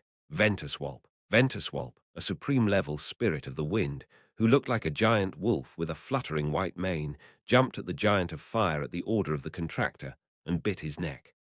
Cure. The fire giant, who did not even move even after being attacked by magic, responded for the first time. The giant of fire, who was screaming in pain, clenched his right fist and tried to swing it toward the wolf hanging from his upper body. You can't do that. It was Vieirano Dentes, the 4th grade spirit studies teacher and an elf, who spoke. Behind his back was a tiny salamander made of pure water swimming around. Vieirano pointed his hand at the giant of fire, and the spirit of water moved. He rolled his little body in a circle and soon shot out like a shell. Boom! It collided with the fist of the fire giant, which had just been aiming at Ventuswalp. No one on the scene thought that the little lizard could stop the giant's attack, but the result of the crash was surprising. The fire giant's right fist turned black after the fire was extinguished under his elbow. Compared to Ventuswalp, the supreme-level spirit of the wind, it was shabby in size, but its power was that of a supreme-level spirit, and since the opponent was a fire spirit, it had the advantage. Well done. With this, we can win. Some people watching the situation from behind cheered, but Unsilin's contractor, Vieirano, frowned secretly. It was a powerful attack, but it didn't completely defeat him. Others don't know, but he did. In particular, Unsilin, who signed a contract with him, was not maintaining its form properly due to the collision just now. Even though it only bounced the giant fist, Unsilin was significantly pushed back. Isn't it possible to deal with a supreme spirit using a supreme spirit? The supreme spirit of fire that appeared in the center of the banquet hall was unlike ordinary spirits, and it also took the form of a human being. If the president was here, the situation would have been different. The president left the banquet a little while ago, and the spirit of fire appeared after that, so the president couldn't come to help. Maybe the person behind this attack now may have been aiming for the president's absence. Even so, there are a number of Theon's teachers here, knowing that they still started the attack. Is it because they were confident in their power? Who the hell summoned a supreme-level fire spirit here? A person of that level shouldn't be a terrorist. But his thoughts didn't last long. The supreme spirit of fire, which had slowed down for a while, began to move. The fist of his right hand, which had been extinguished, burned again. Seeing that he wasn't affected by Unsilin, hit Vieirano made a bold decision. Teacher Angela, have Ventuswalp step back. All right. Angela heard Vieirano's words, and Ventuswalp immediately stepped back. Soon after, a scorching heat spread around the fire giant's body. Had she been too late to withdraw Ventuswalp, the spirit would have been engulfed by the heat. Teacher Angela murmured in a faint tone. That's the power of a supreme spirit. We can't take it down, but we can buy time if we work together. In a little while Leathervelk's police will move after hearing the news, the knights of the city that exist above them, to be exact. If they step forward, it will be easier to defeat the fire giant. But he's really hot right now. Even if we work together to defend ourselves, how long will we last? Even though he was prepared for the after effects of this, he didn't know if he would have to squeeze out all his strength. The moment he was determined to do so and wanted to convey his opinion to others, Vieirano noticed a black shadow rising above the fire giant's head. What is that? It was the same with other guards and wizards. A man was looking down at the giant of fire, floating high enough to cling to the ceiling while holding a staff. Roger Chelisai, the most frequently mentioned name in Theon recently. But why now? He was fully aware of his skills after seeing the magic duel at the beginning of the banquet, but this is a different case. The opponent is a supreme spirit of fire. No matter how powerful Roger Chelisai is, he can't deal with that. You got caught. What Vieirano was worried about happened. The fire giant discovered the existence of Roger. The two eyes that contain the essence of hot fire were raised and faced Roger. Roger stared silently at the ugly monster. Did you not like that look? The fire giant contorted his face and clenched his fists. At that moment, Roger's magic appeared. Third-tier magic combined with the source code was unfolded at a swift speed, appearing around him one by one. Around Roger, like countless clock hands, spears made of each element appeared. However, they were not only small in number, but also had insufficient power against the enemy in front of him. Then, the hand holding the staff pointed at the fire giant, and at the same time, the magic moved. That's not going to work. All the teachers watching the scene had the same thoughts. The fire giant will receive Roger's attack with its body and block them. The scene in everyone's head was all the same but cuer. The giant of the fire suddenly screamed and curled up. It was like trying to protect something from Roger's magic. Roger's magic struck the fire giant in the back, and even those watching were embarrassed by the sudden action of the giant. What's wrong? Why is it moving like that? Vieirano recalled one thing he had overlooked. Medium. Did he aim for that? What? Mr. Vieirano, are you talking about the medium for spirits? Vieirano nodded at Angela's question. After he became convinced, he began to see things he had not seen. Why has such a huge spirit suddenly appeared in the center of the banquet hall? Because it was summoned using the highest quality medium. Most of the spirits are summoned only with the contractor's magic, so he forgot about the other case. Now, Mr. Roger is directly targeting the medium from which that spirit was summoned, so the spirit responded to it and crouched down. If it is a medium, is there a problem? Angela answered Partonia's question with a stiff face. It's a big problem. The spirit of fire is protecting it with his body, so it would be impossible to even pierce it without a high amount of firepower. She said because all the attacks that Roger threw were blocked by the fire giant's body and disappeared. No matter how much magic he used, he will not be able to penetrate the fire giant and eliminate the medium inside. Roger also felt the same way. I don't have enough power, but to be honest, it would be difficult to use other magic here. It had been a while since he had almost exhausted himself from consuming too much mana. If he consumes a large amount of magical power here, he will not be able to recover it, even with medicine for a while. Besides, there were too many eyes to see around. If he uses his real magic here, the aftermath will be so huge that it can't be compared to when he showed the source code. Then, it can be used with less magical power, and it was enough to use the magic that could most effectively overcome the current situation. Roger immediately stopped his floating magic and descended to the ground.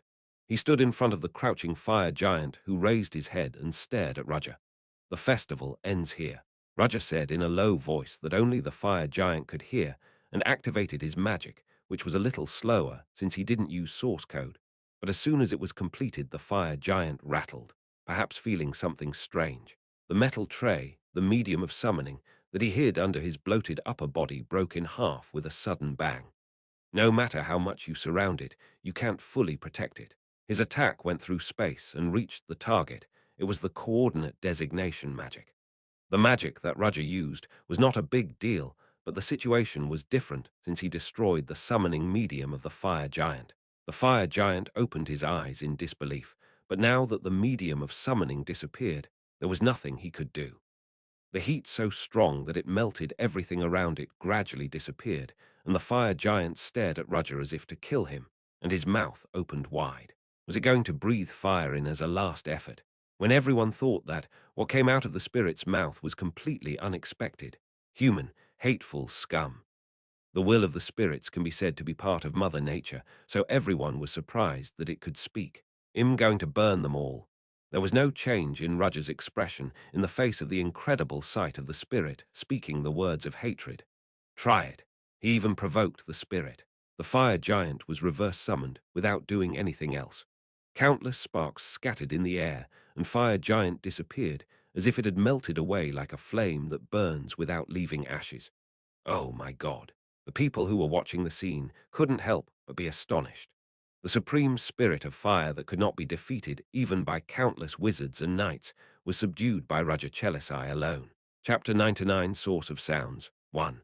The fire giant had completely disappeared, and the case was quickly closed. The wounded were treated, and all healthy people were sent home, but the outside was cluttered with citizens who flocked to see what was going on. Rumors of a fire giant appearing at the banquet hall have spread widely. Reporters flocked to try to figure out what was going on, and the police stopped them with their bodies. Are all the students safe? Oh, Mr. Roger. In the temporary clinic that was made to treat the injured Selina and Merelda, who were waiting nearby, brightened their faces when they saw Roger approaching. Mr. Roger, as expected, you're safe.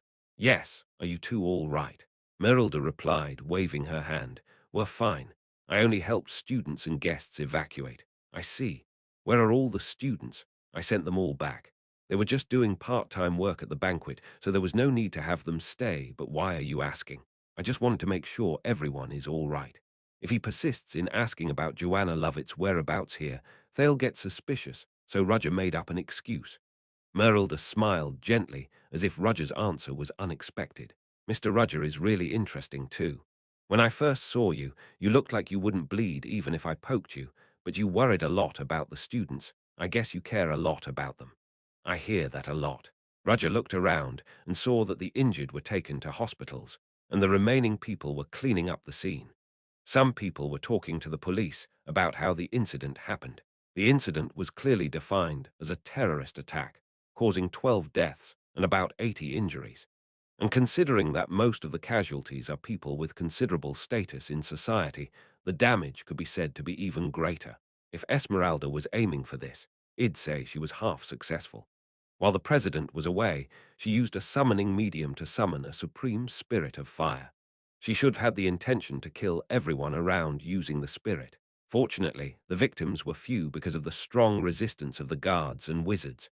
Although the incident wasn't big, it wasn't without damage. The fire spirit might be summoned through a medium, but it was comparable to a 6th-rank wizard. The impact of this incident was beyond description because it imprinted in people's minds that no matter how high the security, attacks will happen somehow. Mr. Roger. Then someone approached Roger and called his name. It was Vieirano Dentes, one of the wizards who fought against the giant of fire until the end at the scene. The elf teacher played a big role with Angela until Roger came forward. Yes. May I help you? Can I talk to you for a moment? It's possible, but... Roger slurred, and the quick-witted Merelda immediately grabbed Selina's arm and slipped away. Miss Merelda, Selina, let's go this way. When the two were left alone, Vieirano bowed to Roger. Thank you. You helped us end the situation before there were any more victims. I just did what I had to do. Roger got to know the elf teacher a little better. Although at first glance he seemed a little soft, he was the one who played the biggest role in fighting the supreme spirit of fire. In particular, as the 4th-grade teacher, he seemed much better at dealing with spirits than Angela, the 5th-grade teacher. In terms of skills, he is superior to Angela Anderson, but is he deliberately staying as the 4th-grade teacher because he feels burdened by such a position? Elves are a long-lived species, so they are actually older than their outward appearance. He had the skills, but he was not in charge of the 5th, so he most likely refused to take the position. So you came to me to say thank you. That's true, but I have one question. What is it? You know how strong that fire spirit was, right? Roger nodded his head. He knew the power of a supreme fire spirit without fighting it. Although the medium could not properly handle the power of the spirit, only his upper body came out, and his essence was a little twisted, but his power was the real deal. How did you do it? At Vieirano's sudden question, Roger asked back with a wistful smile. What do you mean? You knew the spirit was summoned through a medium, right? Yes. To be precise, I found out later. Roger explained to Vieirano how he knew that the fire spirit was summoned through a medium. The lower body didn't come out properly. Perhaps the spirit's power was so strong that it couldn't be summoned properly through the medium. It was a coincidence that I realized it. I see. But you're still amazing. Even if it was a coincidence, Mr. Roger noticed the weakness at a glance. Whoever was there would have known right away. I don't think it's because I am special. No. If it were me, I wouldn't have noticed right away as you had seen it. Vieirano laughed bitterly, as if he realized his lack of ability in the incident. I am an elite in spirit science, but because this was so unexpected, I couldn't realize it in time. Roger didn't bother to blame him.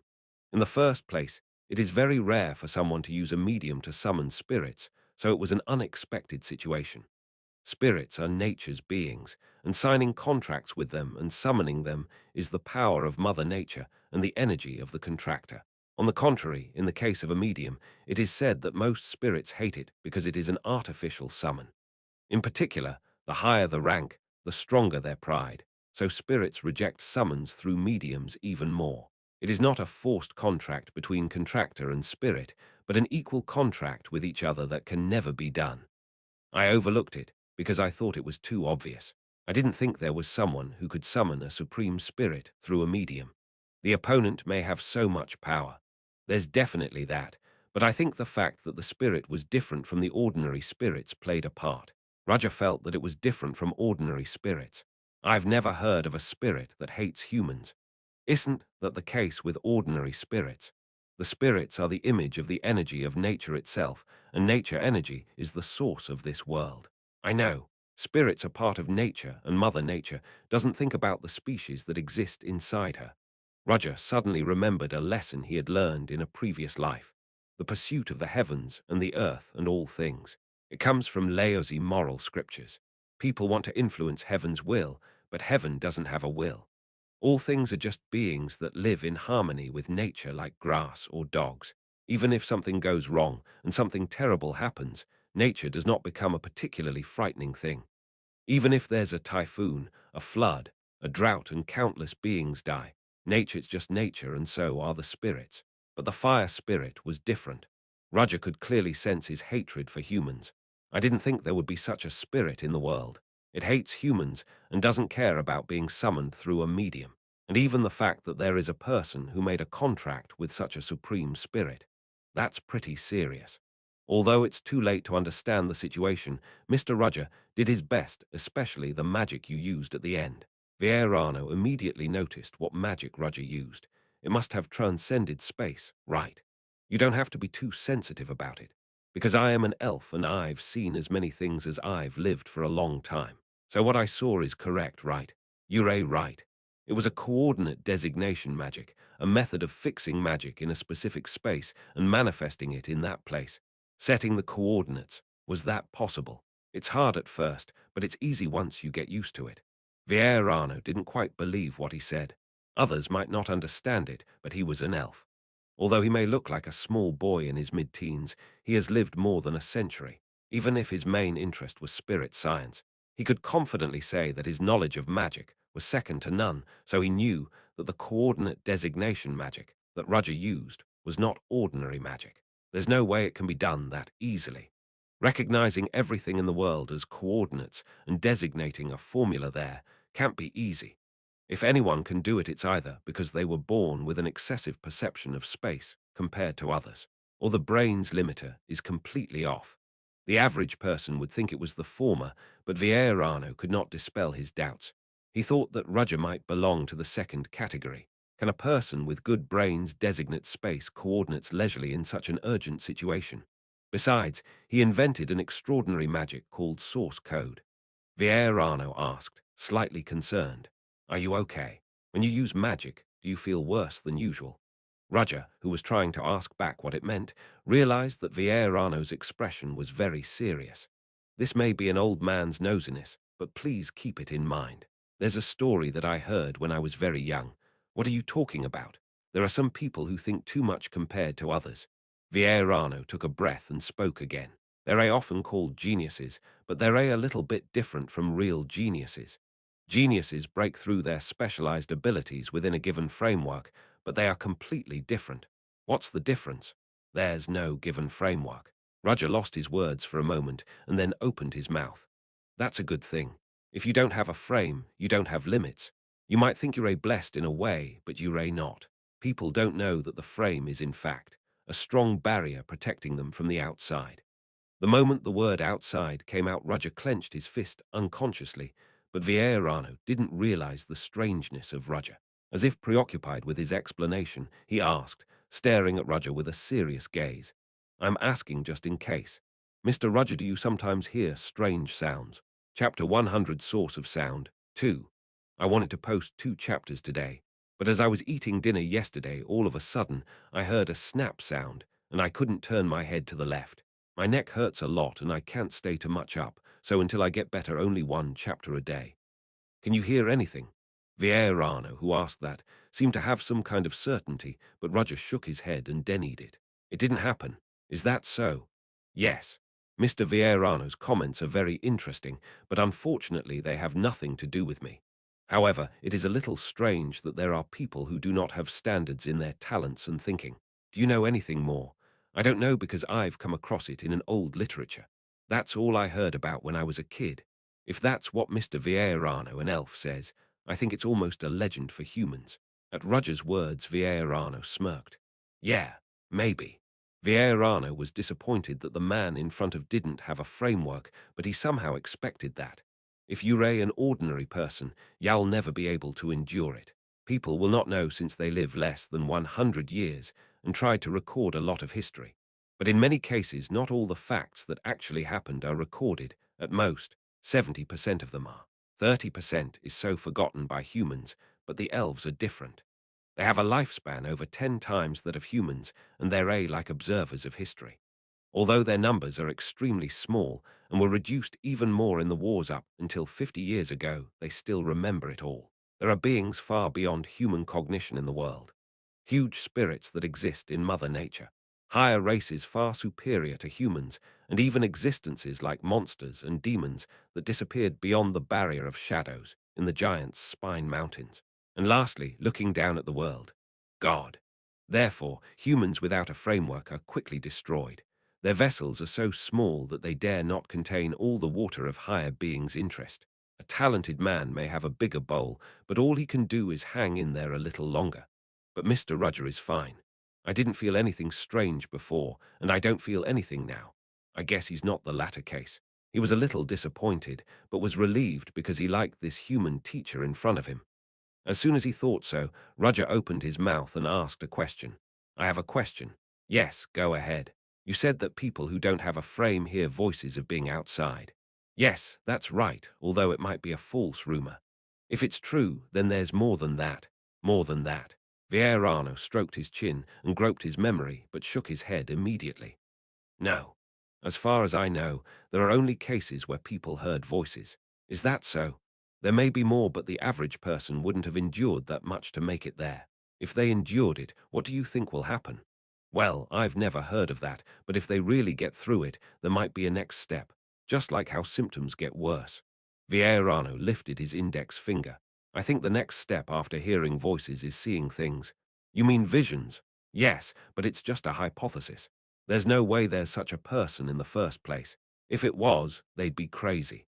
Wouldn't anyone be crazy if they had to see things they didn't want to see all the time? Even long-lived species, especially nature-friendly elves, would have a hard time bearing it, let alone humans. And this is just in case, but if there's another one, I think it's probably this. What is it? If you can hear the voice and see it with your eyes, there's more to it than that. Vieirano said that it wasn't a big deal and it wouldn't happen anyway. You can have direct contact, and added one more word. God. Vieirano left to explain the details of the incident. It was in the midst of his busy schedule that he had come to say thanks to Roger. Roger watched his back for a while before moving. Is it contact with God? Vieirano's hypothesis was interesting. No, beyond interesting, Roger was deeply impressed, because it's all true, as expected of an elf who lived for a long time, narrowing the truth all the way here with a story he read a long time ago. But I'm not going to tell you anyway. His constitution was not something that could be easily talked about. That's why he's trying to suppress it with his own magic, but this wasn't important now. Joanna Lovett. No, Esmeralda, First Order of the Black Dawn Society. What should I do with her? Roger contemplated a lot while talking to Vieirano. Should he hint at the real culprit of the Spirit of Fire terrorist attack? If he does that, he can clean up one of the most intrusive First Orders, but he will also be suspected if Esmeralda were to be identified. She, who has not been active until now, is identified as the culprit the moment she moves for the first time. If that happened, Black Dawn might start an investigation, and that would be a disaster for Roger. If I make assumptions without proof, things will be troublesome. It was clear from the circumstances that Joanna Lovett was Esmeralda. However, her opponent is a contractor who wields the highest level of fire spirits. The power of the supreme spirits is close to that of the sixth rank. In particular, the fire spirit may be even more dangerous because it is so different from normal spirits. It will not be easy to overpower such an opponent without considerable force. To do that, the president must step in, but when that happens, it will become difficult to hide the truth. In other words, Roger's immediate income was that he discovered Esmeralda's identity, but he couldn't decide what to do with it yet. Is it better to pretend that I don't know? He had no choice but to, since Esmeralda would have noticed that Roger had come forward and cleaned up the scene. Unless she's a fool, she won't argue why he interrupted her. Roger also went out when he thought it was appropriate. He came to a conclusion immediately. I can't touch her for now. If Esmeralda's identity is revealed immediately after the incident has just begun, the Black Dawn will suspect a traitor. He's doing it for his safety, but if he touches Esmeralda, he would be in more danger, so he had to wait and see. When she acts next time and shows her tail, at least a little, at that time he will use Theon power to secretly reveal her true identity. So I am waiting. Patience was one of his greatest weapons. The next morning, the Fire Spirit terror incident was featured on the front page of the newspaper. Terrorists attacked the banquet hall. Who is the culprit? The provocative title, which was largely written in black, naturally caught the eye. I sat at an outdoor table in a secluded cafe and opened the newspaper. Well, it caused a riot, but it would be rather strange if it's not known. Leathervelk expressed its regret for this incident and threatened to find the culprit, but Roger didn't think they could do anything. If they could catch the Black Dawn Society, they would have done it long ago. There are all sorts of conspiracy theories regarding the culprit's identity. Starting with lunatic terrorists, the opinion that the perpetrator of the terrorist attack was the work of the Liberation Army was dominant. In particular, considering that the majority of the victims who died this time are high-ranking members of society, it was inevitable that people would think it was the Liberation Army. They didn't do it, but took the blame. Roger felt that it was a bit silly, but he didn't like the Liberation Army anyway. To put it bluntly, he was closer to hating the Liberation Army. Because of them, I am suffering now. My teeth are still gnashing at the thought of that time. If they hadn't stormed the magic train he was on, his hidden face wouldn't have been destroyed, and he wouldn't have been forced into Theon Academy.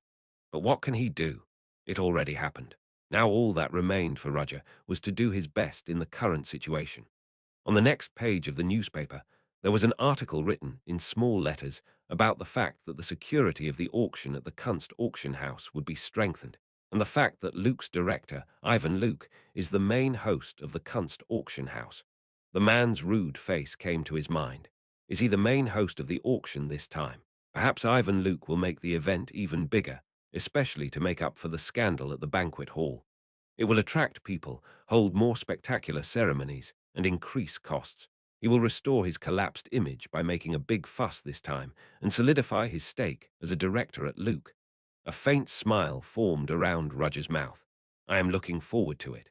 If the auction ends without a hitch, Ivan Luke will be able to make up for what happened out of his father's sight. If it ends without a hitch. It's a pity for Ivan that he does not know that the man he quarreled with at the banquet hall is secretly attending the auction. Roger, who had been thinking that far, folded the newspaper because the person he was waiting for came. Are you here? You said you were a teacher. Can you come out like this early in the morning? Looking at Violetta staring at me with a slightly dissatisfied gaze, I got up from my seat. You don't seem to be in a good mood. If you call someone as a guide early in the morning, everyone will be like that. For that, I think you put a lot of effort into your makeup. Makeup is like armor to a woman. It takes a long time to prepare. So it was. Violetta was dressed a little differently than before. At that time, she wore a black dress with a strange atmosphere to be formal, but this time, it was more of an easy-to-move activity suit. She wore long leather boots on the legs and a leather corset fitted to the waist and a wide-brimmed hat that blocked the sunlight on her head. After all of her burns were healed, she no longer wore the black cotton yarn that covered her face. It's a suit that an adventurer or mercenary would wear. There is nothing more comfortable than this when moving around. Let's go, we have to see what has changed. Yeah, there is only one reason why Roger came out to Leathervelk early in the morning. It was to confirm the changed appearance of the slums. Violetta was already anxious to show him the changes. Her thorny attitude from when they first met disappeared, and now she looked like an excited young woman. Now look, this is the new street. Oh, the streets of the dirty, smelly slums I had seen before were completely cleaned up. As you said, I used the money and hired people. Cleaning, grooming, eliminating the existing shabby buildings, and building new ones required a huge amount of money and manpower. And this is a place full of surplus manpower that other people don't use. I spent more than 80% of the budget on this. The huge amount of money in the vault of Belbot Rixon and the money from the Red Society was used to fix the slums. The effect was clear because the dying streets were starting to come alive. As you said, I will make this road a street of artists. The dark and dull slums were gone, and carpenters were seen tearing down shabby houses and working hard on new houses. The children, who used to always sell newspapers, were seen running around. This is the newly opened clothing store. Violetta had brought Roger to a clothing store with large glass windows showing the inside display. There, people belonging to the women of the Black Rose were moving around eagerly arranging and cutting clothes. But out of sight, countless steam engines were also moving and pulling out fabric. First of all, I am focused on using machines to pull out as many clothes as I can. Popular clothes come first, but when we get to a certain level, we're going to challenge the luxury brand. You must be confident, right? The opponents are those who have long taken root in the empire beyond this city. I have always dreamed of this moment. Violetta smiled confidently. No matter how deep the roots of a tree are, if it is rotten, it will fall down when the wind blows. That's a good resolution. Would you like to look inside? No, thanks. I'll check the other places. Then I'll show you somewhere else. Roger has only checked one clothing store, but there are more places that need to be inspected.